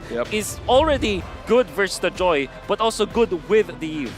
So I wonder, I think that the Joy might have been far too early for EVOS, because you also reveal, or at least you reveal 2 side lanes, or 2 confirmed lanes, like the jungle. I kind of feel like there's a lot of layers why the Joy has been picked up, right? Because we're assuming this is going over to the Lar. Need some stitches? And the thing is, maybe the Lar just wants to flex his abilities. But again, it also was a big problem for Brands to handle. And now, like I said, the Kaja has been picked up, and the Melissa as well. So team fights, man. ONIC has been good in team fights. This is so much better for ONIC. They left open the 100%. Franco because the Franco is awkward with the Eve. Yes. The Franco going into the Eve is so awkward, and there's that negative synergy between the Melissa go-away and the Franco. So they don't mind.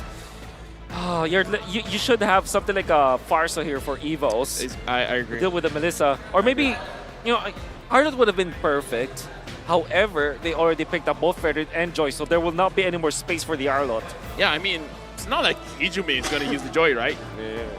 Statistically, honestly, he can. Statistically, did he? No. Okay. He has never played a single Joy in mid. Was able to breathe for a little bit. Your team is burning. Oh no. Oh no. Fellas. Oh no. Folks watching at home. Let's just believe, It might be the final game. At this point, let's just trust. Keep the man where he Okay. wants. It's not that it's impossible. It's just difficult. It's very difficult. So okay. I hope Coach Agi pointed it out. Well, this time the Joy isn't going to do a lot to the Beatrix. I mean, the Eve still... I don't know, man. Okay, so Eve Kaja Melissa doesn't have a lockdown for the Bennett Strange nor the Nibiru's Passion. I don't think it's gonna work. Okay. And Frederick being the main front line right now, at least when it comes down to the jungle, will have a problem going and entering onto ONIC side. I mean, we do have a Eve up front. And whenever I look at a Eve, I immediately think slows. When I think about immobilize, the boxes, how does Frederick even close up the gap here? And I think that's why Coach Yeb and Coach Addy are going to lock down mid. They're going to take away solid roamers and mid laners to make sure that engagement becomes all the more difficult. It's already hard as it is, but now they're going to make sure that, all right, King of Marksman not going to play again. Yeah. Is there a mage that we're just not thinking about? Like, is there a world where they pick up something that is like, quote unquote out of meta? That could handle this kind of composition? Vixana, perhaps. Whoa. I mean, maybe. Valentina's still out there. Valentina, I feel that the Lilia might be the choice, the additional choice here. Alright, good bans. At least they're setting up for the Beatrix. There's still Arlott though. Arlott v Joy, that's still much doable. And guess what? The glue is still there. Yeah. Honestly, we haven't seen the glue at all today. Not even bans. That is true. Yeah. It's been quite some time since that has happened. But the final ban goes over to the Atlas. Yep. Again, mid laners, right? That main artery. Okay. I think a Lolita would be kind of okay here. At least being able to deal with the Melissa. The Grog. I didn't cure the pain. Okay, Valentina is there. Okay, if you're ONIC, what's your last pick here? You have the Martis still, pretty good. You also have the glue. Perfect. I think the glue will just really close it out. And of course, Arlott still available, like I mentioned earlier on. So. Man. XP lane was free pickings. Not a single ban except for the except for the Uranus in the first phase there. So we are only missing out for the junglers from the side of ONIC. Martis is the safest pick. Ling might be the flex. Like, they just want to win it, Or the Fanny as well. Fanny as well is there. Honestly, even the Hayabusa wouldn't be that bad. Yeah. Oh. Hayabusa. Become my guest. Okay, sure, why not? Sure. I guess they wanted more contributions in objective takes. That's safer. Is there a world where the Saber is picked up by EVOS? As the Saber roam? Yeah? You know what? At this point, why not? Just go for it. Yeah, you know what? Oh, the Franco is still open. But again, it's awkward. Yeah, true. their front line already have a problem, you know, closing the gaps. And if they were to pick a Saber, I think they wouldn't even be able to control the battlefield at all. Ooh, check it out.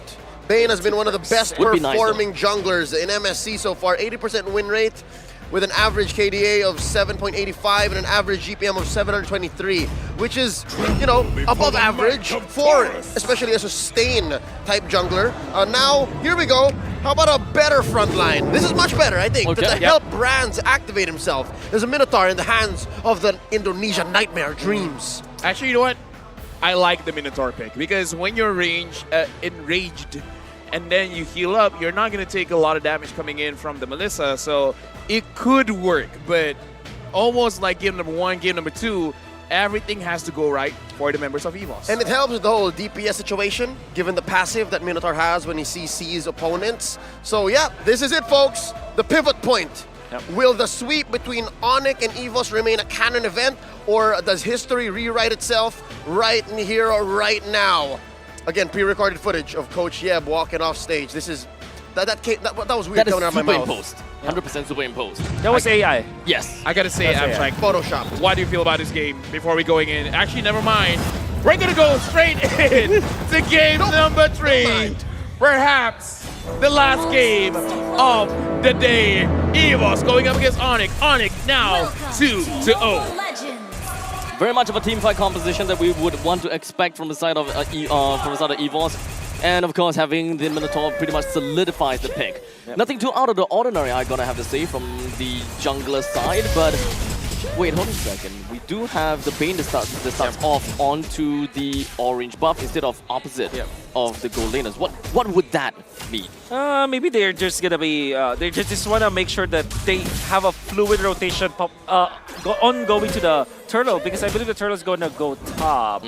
Well, it's not revealed yet. So they don't really want to care technically too much about the gold lanes, I would suppose? I don't think. Maybe they just want it to be a 1v1. For now. This is Melissa. So Melissa wins the 1v1 almost all the time. Right. It's like, you guys are strong, independent women.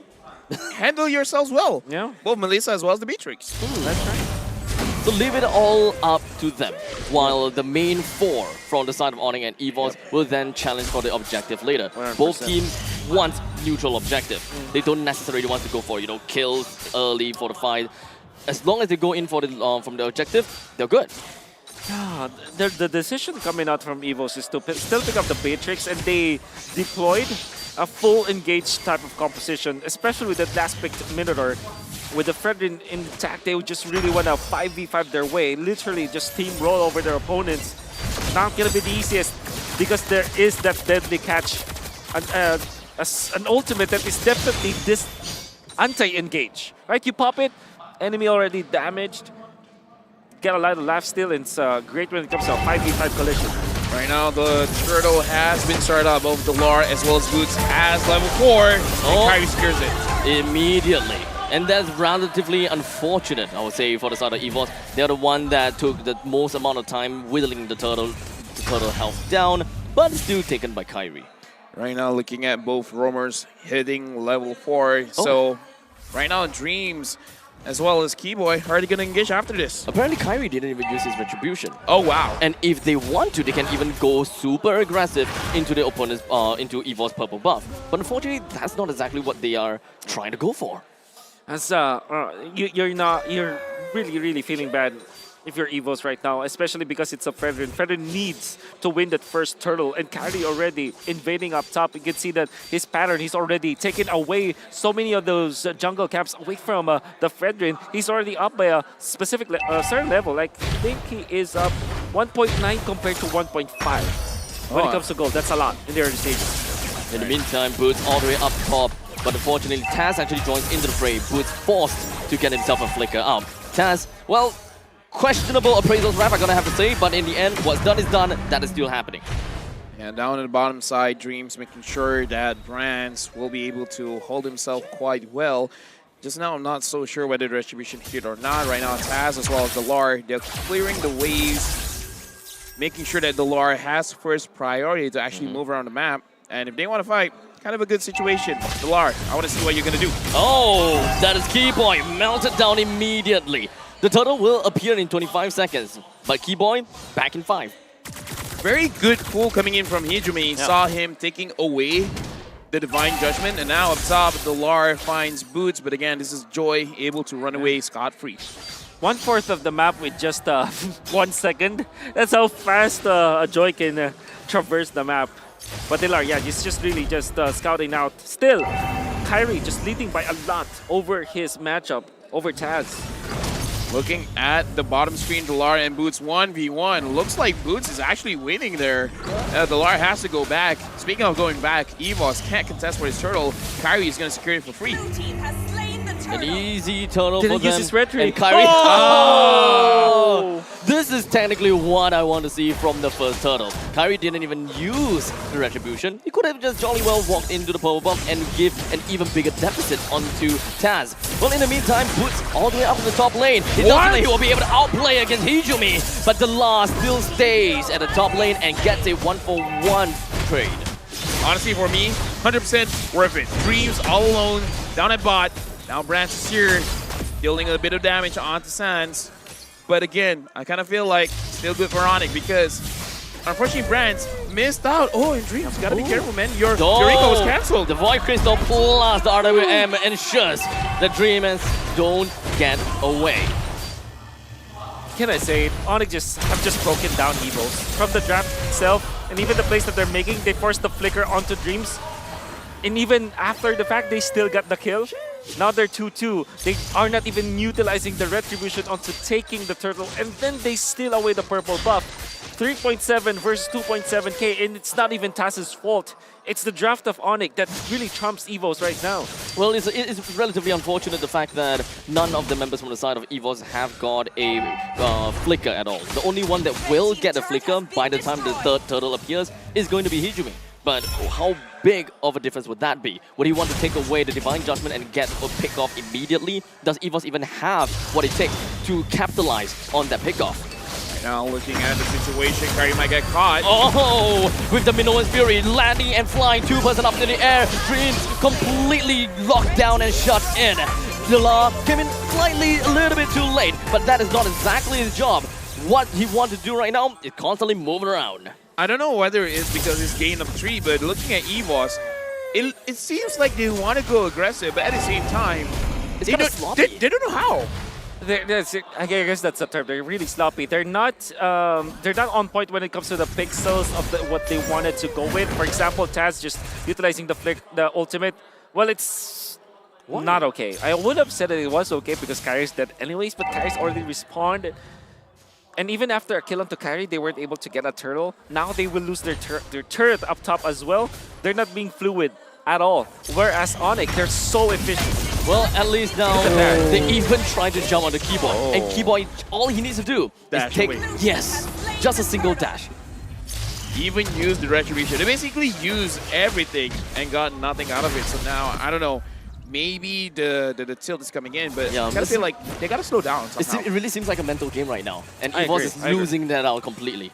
Like I definitely agree with that because you can see it through the non-verbal cues that you can see from the EVOS players. It's like their body language of their heroes right now. They're not hitting the shots. They're not pixel perfect and timing perfect with the combo that they have. So you can definitely see that EVOS has been tilted. They want to engage, but they can't for some reason. Oh, a single deadly catch that actually brings Brand's 1/3 or 1/4 health down. That's definitely not going to start good.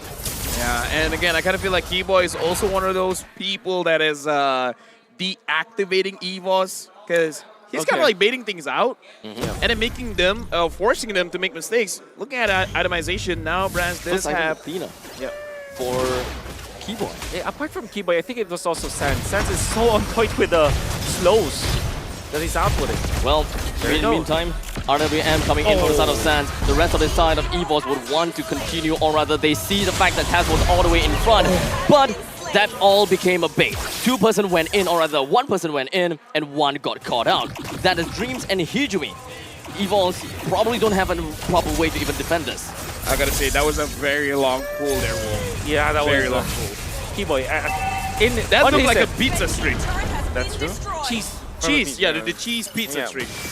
that was Keyboy also being pixel perfect now himself. Like the maximum range of what he can do with the ultimate was on point. Sans, I would say he was the MVP of that particular fight, activating his ultimate.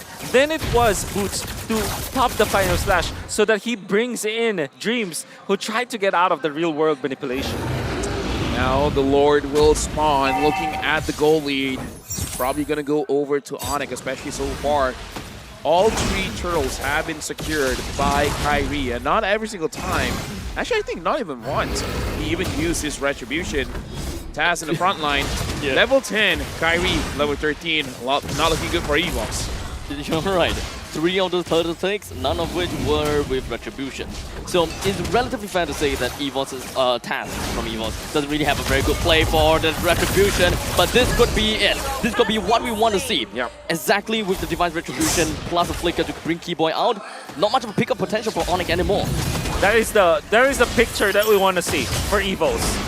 Good initiation, on point usage of the penetrate, then engage. Oh, Sans. Oh, this could be it. As now the La is just going to be running it down over to the back line. Unfortunately, the only thing he can do is force Sans back and forcing the RWM. But that is going to be big coming in from the La as he brings CW down. The La continues his onslaught, and the front line is just going to be left with Boots as well as Kyrie. Sans is not going home anytime soon, but Keyboy, he's back. He even has the Divine intervene into this fight. Yeah, the Divine Judgment did a lot there. And now the Lord tries to go back in, but again, his HP is so low. I gotta say, the start of that team fight looked like it was going over to EVOS, but ONIC, buying enough time, flat back. I thought that they would have won that fight. I agree. But they overshot. The Boots, thing is, man. Definitely, Boots was so phenomenal in this game, was able to punish the members of EVOS. Now they steal the orange buff. Efficiency coming out from ONIC. They will not stop once they get one objective. They get more mini objectives. Instant replay, you're gonna see them overshooting. Like, Dilar was onto the backlines, Dreams was there. No one was there to follow up Dreams when he went in for the jump, and Taz was heavily controlled. Brands going for normal attacks at this point, no ultimates whatsoever. That meant that Boots will be able to survive. No items, no spells, even after really hitting what, for 2 seconds? Not enough for the Matrix. I mean, like, here's the thing. His HP was low, but the thing about the Arlet, he can heal with his vengeance. Tenacity as well. So now, ONIC, they're pushing top and bottom. The Lord is at top. I think this is just an elemental Lord, so not the strongest of Lords available, but again, with a 7k goal lead, you could make anything possible. I mean, more or less, as long as you bring down all the other turrets, I think ONIC is going to be pretty happy about it already. You don't have to go and overshoot anything right now. EVOS is already having a losing game. The skill shots is just not coming in, and they just need to bide their time and wait for the perfect opportunity to go right in. I remember the chant for ONIC, and I really love it. When, as a Filipino getting into Jakarta, they have their songs. Like EVOS has their own songs, but ONIC, it's very catchy. And it's like Di atas langit ada ONIC. Ah, Di atas langit ada ONIC. Did I pronounce it correctly? Yes, you did pronounce it correctly, actually, yeah.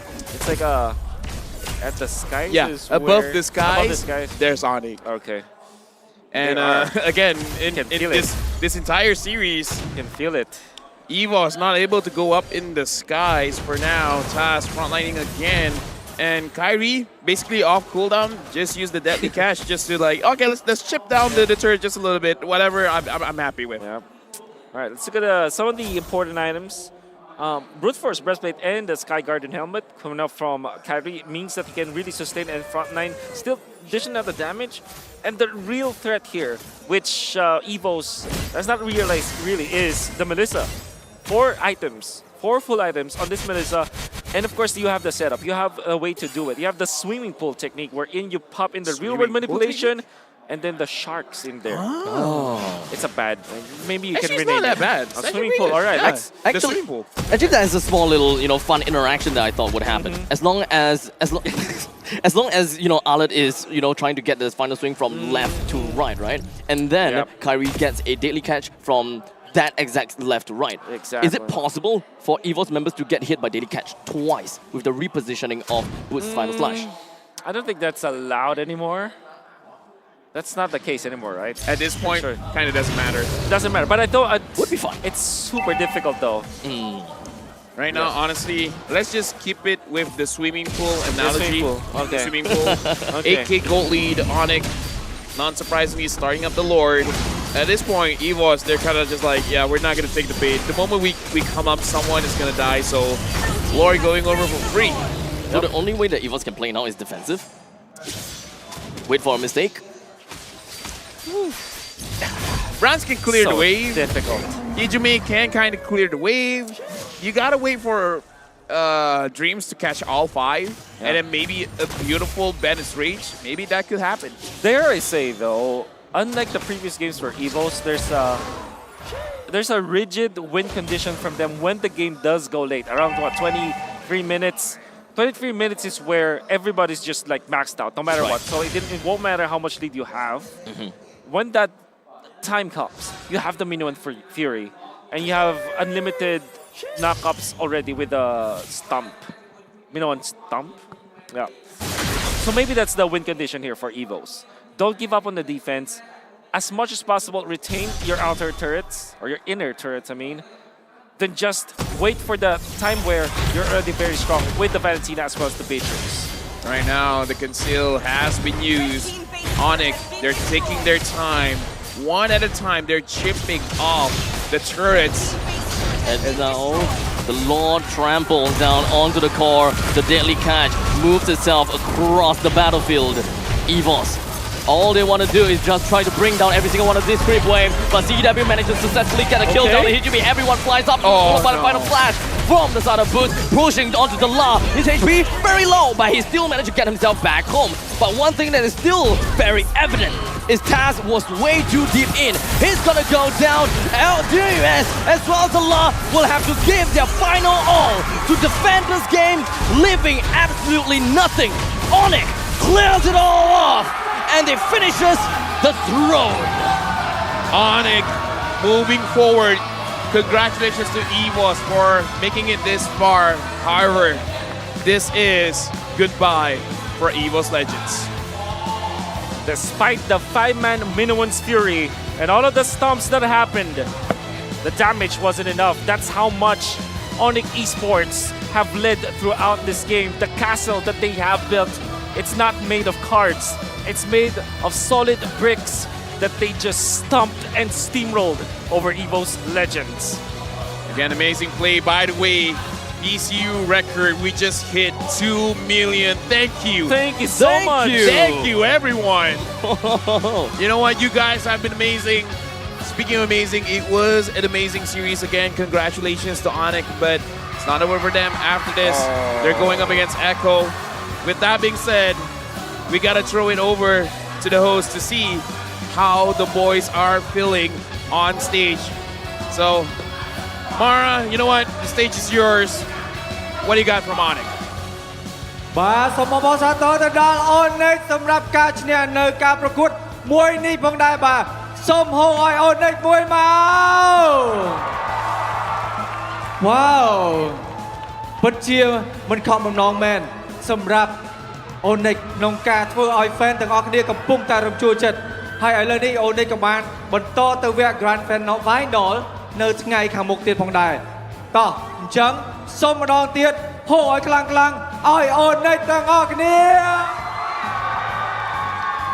បាទឥឡូវនេះការប្រកួតត្រូវបានបញ្ចប់ហើយអញ្ចឹងយើងចង់ដឹងថាតើចំណាប់អារម្មណ៍របស់អ្នកដែលកំពុងតែឈ្នះគាត់មានអារម្មណ៍ក្រុកក្រួប៉ុណ្ណាហើយរំភើបប៉ុណ្ណាតោះយើងជួបគាត់ទាំងអស់គ្នានៅលើ stage ជាមួយ Mara Once again, let's give it up for ONIC. Great performance. That was a sweep, my goodness. You know what? What is it about you guys that makes you guys so strong? Because we know how well you did during the Season 11 Grand Finals and you were able to repeat the sweep once again today. We just try to train hard. We practice every day and we like to learn from our mistakes. Train hard, practice every day, and learn from their mistakes. បាទអញ្ចឹងសារមួយនេះគឺល្អមែនទែនសម្រាប់អ្នកទាំងអស់គ្នានៅក្នុងការធ្វើអីមួយក៏ដោយគឺត្រូវតែខិតខំឲ្យអស់ពីសមត្ថភាពហើយធ្វើការ practice រាល់ថ្ងៃក្នុងការទទួលបាននូវជ័យជំនះនៅក្នុងការប្រកួតក៏ដូចជាការធ្វើអ្វីមួយនៅក្នុងជីវិតផងដែរបាទ Were you guys surprised when EVOS Legends brought in Delar all of a sudden because he hasn't played in a very long time, especially in the international stage. And I know that you guys were teammates back in the Philippines. So what did you also think about his performance and how happy are you that he got to step on the stage?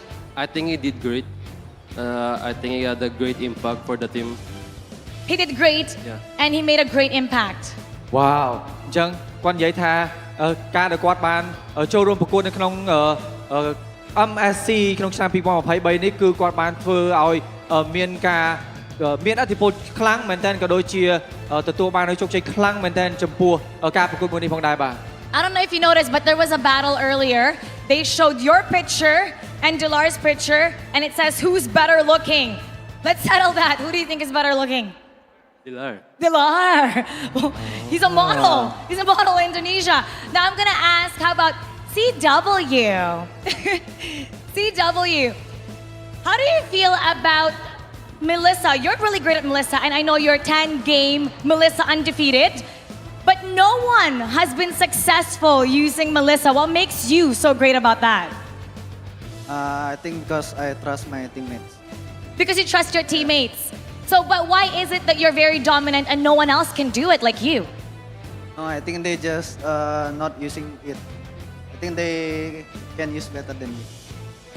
So he trusts his teammates and they're just not using it better than him. Oh, អញ្ចឹងគឺជាការនៅពេលដែលយើងលេងជាក្រុមគឺមានន័យថាយើងគួរតែជឿជាក់ទៅលើដៃគូរបស់យើងយើងដឹងថាដៃគូរបស់យើងគឺខ្លាំងដូចគ្នាអញ្ចឹងការជឿជាក់នេះគឺធ្វើឲ្យយើងអាចឈ្នះនៅការប្រកួតមួយនេះផងដែរបាទ Now Sans, I hear you speak great English. Tomorrow, you're going to be going up against Echo. And they defeated you back in M4. So how do you think this matchup is going to be like tomorrow? And what is going to change?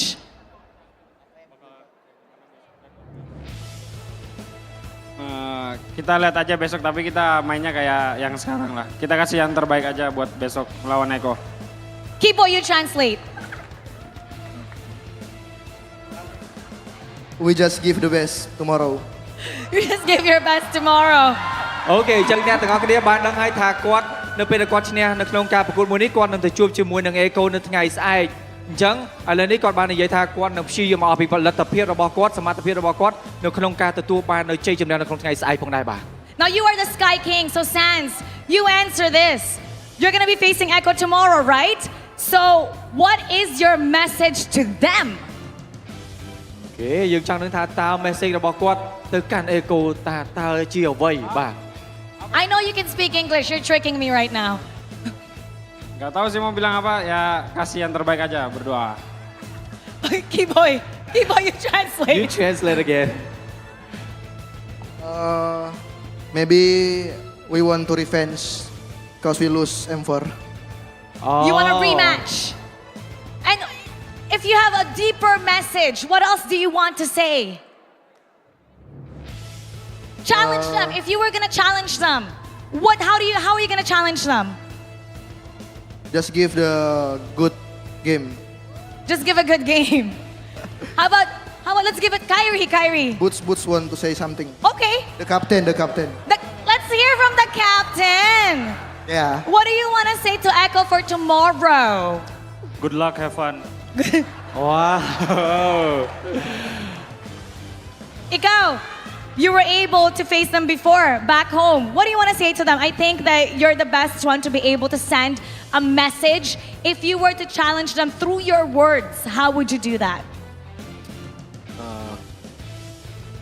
Good luck, Carl, and let's try to give the audience the best fight in MSC.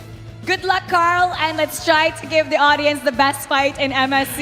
បាទអញ្ចឹងអ្នកទាំងអស់គ្នាដឹងហើយថាគាត់នឹងជួបជាមួយនឹង Echo នៅថ្ងៃស្អែកនេះតែម្ដងអញ្ចឹងអ្វីដែលគាត់ចង់ប្រាប់ទៅខាង Echo គឺមានន័យថា Good luck សំណាងល្អហើយសង្ឃឹមថាដោយសារតែគាត់កាលពី M4 គឺគាត់មិនបានទទួលជ័យជំនះទេជាមួយនឹងខាង Echo ប៉ុន្តែឥឡូវគាត់នឹងខំប្រឹងឲ្យអស់ពីសមត្ថភាពរបស់គាត់នៅក្នុងការទទួលបានជ័យជំនះនៅក្នុងថ្ងៃស្អែកអញ្ចឹងសូមហៅឲ្យគាត់មួយមក Now listen to this.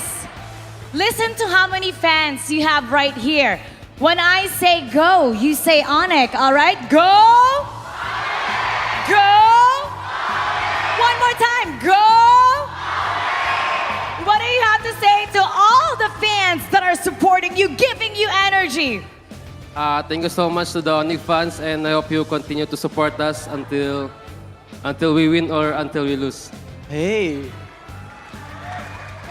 ខ្ញុំជឿថាអ្នកទាំងអស់គ្នាប្រហែលជាយល់អ្វីដែលគាត់និយាយហើយគឺពិតជាអរគុណអ្នកទាំងអស់គ្នាមែនទេនៅក្នុងការគាំទ្រតាំងពីដើមរហូតមកដល់ពេលនេះអញ្ចឹងចំណែកនៃការគាំទ្ររបស់អ្នកទាំងអស់គ្នាពិតជាមានគុណតម្លៃមែនទែនសម្រាប់គាត់ដែលជាអ្នកលេងនៅក្នុងកម្មវិធីនេះផងដែរ Hey I'm the host country this is my country so I really want to know how do you feel right now after a week of staying in Cambodia how do you feel about the food about the weather and also the people in here we are now waiting for your answer we really want to know that yeah sure all of you I think the number one I love about Cambodia are the people.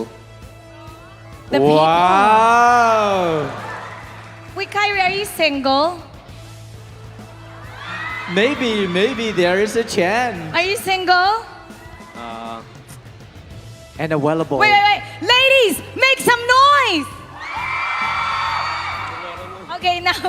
I want to know that single is not that, but make sure that he is available too. Okay, are you a lot of girls are screaming for you right now. Right now, I'm loving myself. Oh my God. That's heartbroken. That's a safe answer. Right now, he's loving himself. So you guys are gonna have to stalk his social media to know if he's single and ready to mingle. Now it's time to find out who the MVP of this match is. Who do you guys think it is? Let's reveal it right now. The MVP for this match from ONIC is... Congratulations! Let's get a comment from you. Are you surprised? You seem surprised. Why are you surprised that you're the MVP? No, I'm not surprised. Oh. Okay, you're not surprised at all. What is it about your performance that you know contributed to this battle today?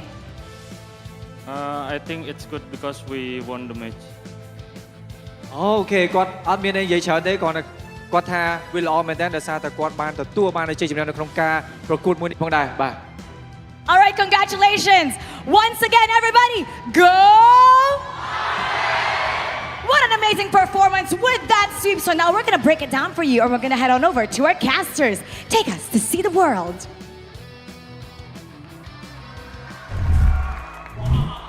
This is indeed a canon event.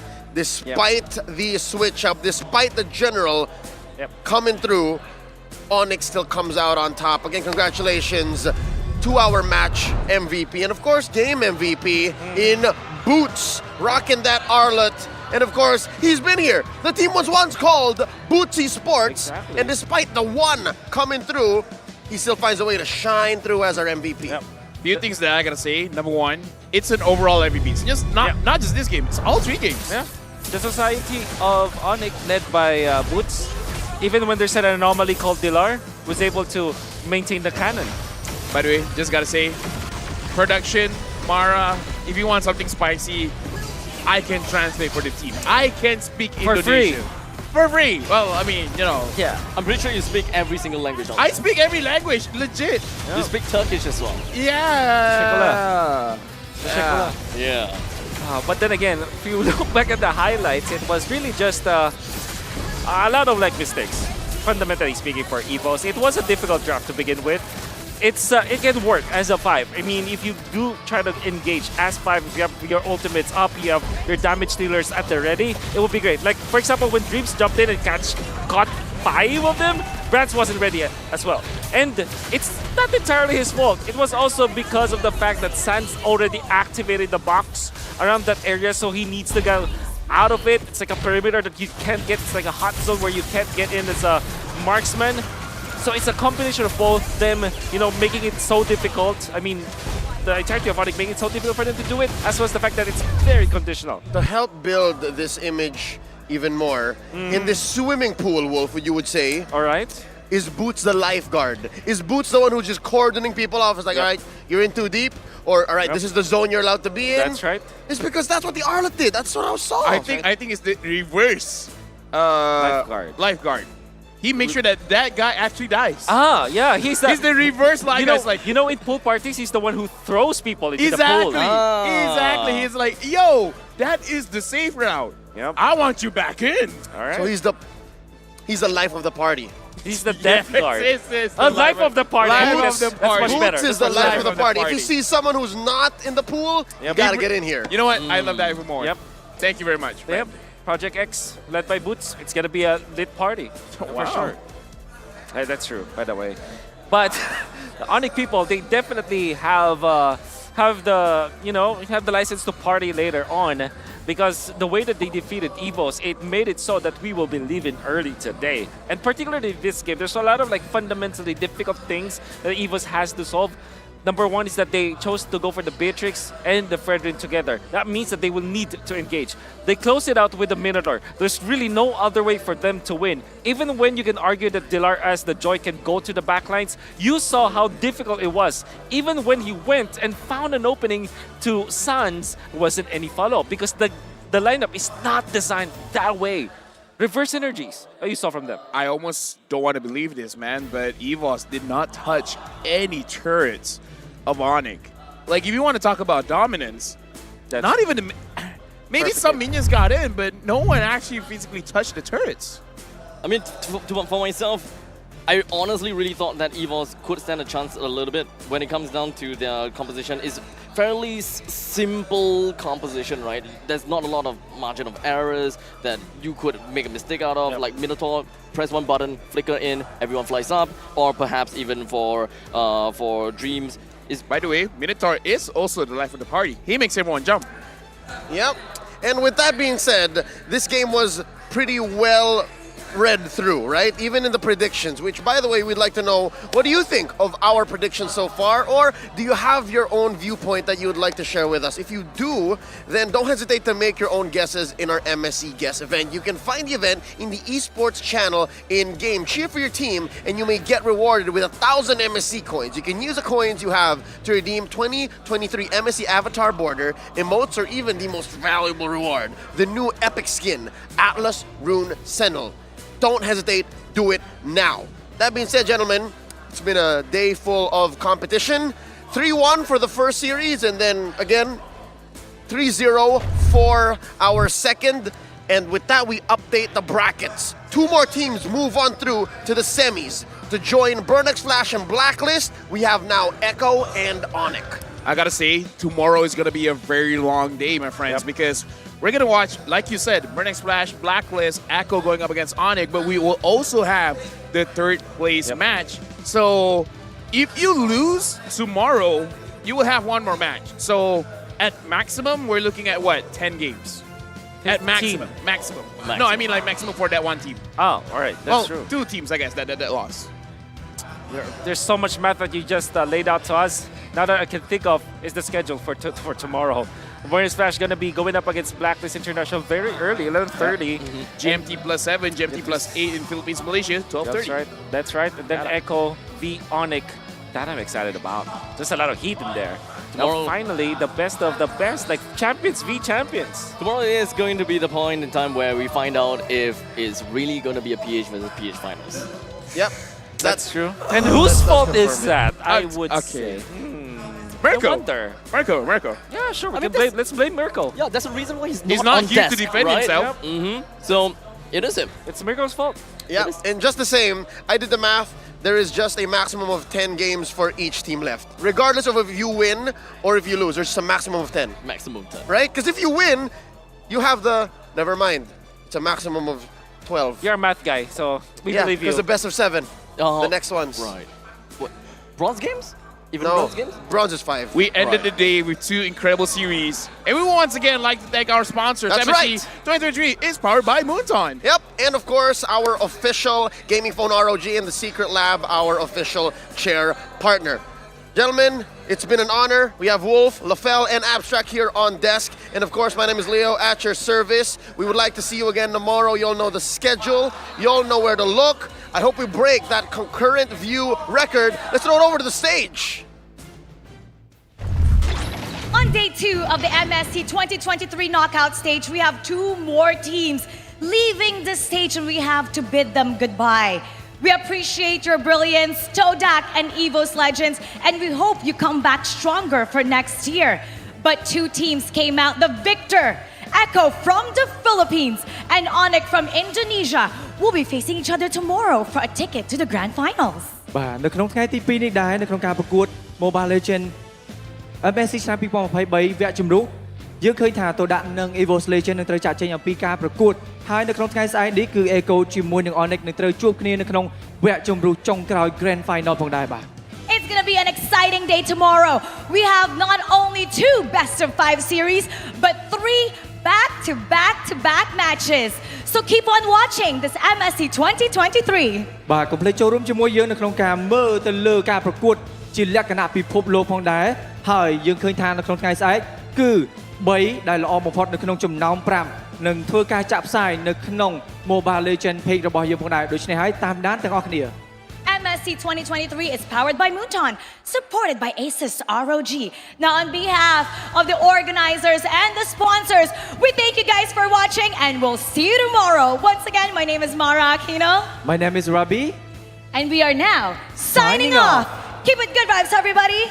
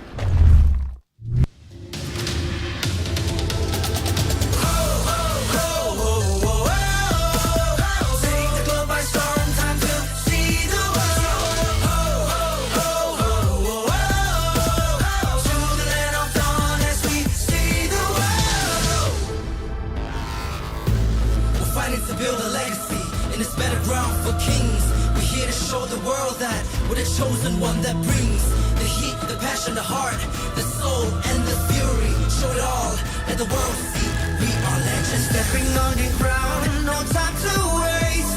Striving to conquer, face the foes, break grace, be the challenger. It's time to soar. Now or never, climb and rise. We will strive for more.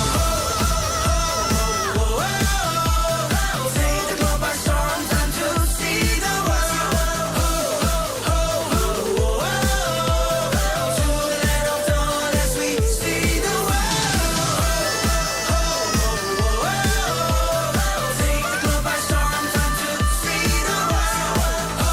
time to see the world. To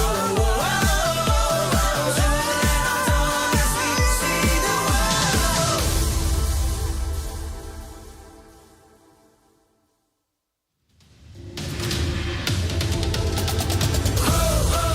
see the world.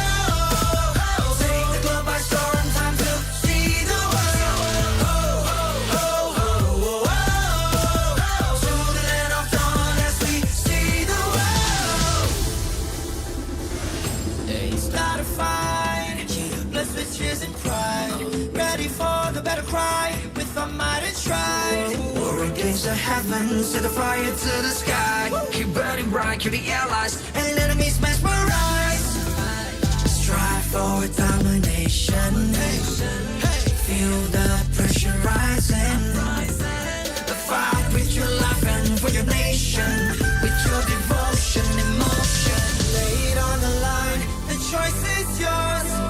Offense or defense, let the courage roar. Reaching for new heights, it's up to soar. Now or never, climb and rise. We will strive for more.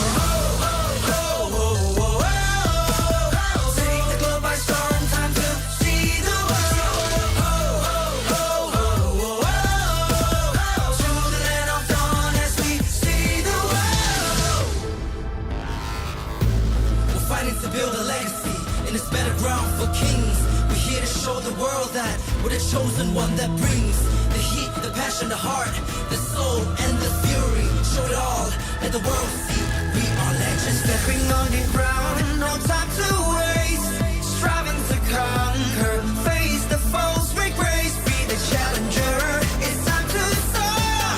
Now or never, climb the rise. We will start for more. Take the globe by storm, time to see the world. To the land of dawn as we see the world. Take the globe by storm, time to see the world. To the land of dawn as we see the world. Hey, hey, hey, hey. Break every boundary and chain. Ain't nothing can stop or restrain. We are a force to be reckoned with. Destiny, kingdom, and man. Battle like Atlas, winning with madness. Count us to practice, that is his matchless. We are the heroes here to slay. Never back down, never restrain. Fatal length. Sink or swim. Match by match, day by day. Determination, they won't let us play. S-E-A-C, the world. Mission to conquer. S-E-A-C, the world. We are warriors. Lay it on the line. The choice is yours. Offense or defense. Let the courage roar. Reaching for new heights. It's time to soar. Now or never, climb the rise. As we will strive for more. Take the globe by storm. Time to see the world. To the land of dawn as we see the world.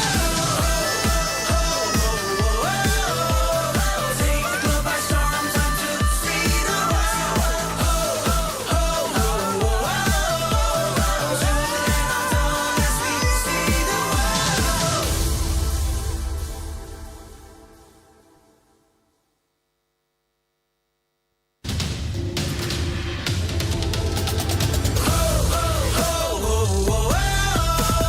Take the globe by storm, time to see the world. To the land of dawn as we see the world. It's not a fight, blessed with tears and pride. Ready for the battle cry, with our might and stride. War against the heavens, set the fire to the sky. Keep burning bright, kill the allies, and enemies mesmerize. Strive for domination. Feel the pressure rising. Fight with your life and for your nation. With your devotion, emotion. Lay it on the line. The choice is yours. Offense or defense. Let the courage roar. Reaching for new heights. It's time to soar. Now or never, climb the rise. We will strive for more. Take the globe by storm. Time to see the world. To the land of dawn as we see the world. We're fighting to build a legacy in this better ground for kings. We're here to show the world.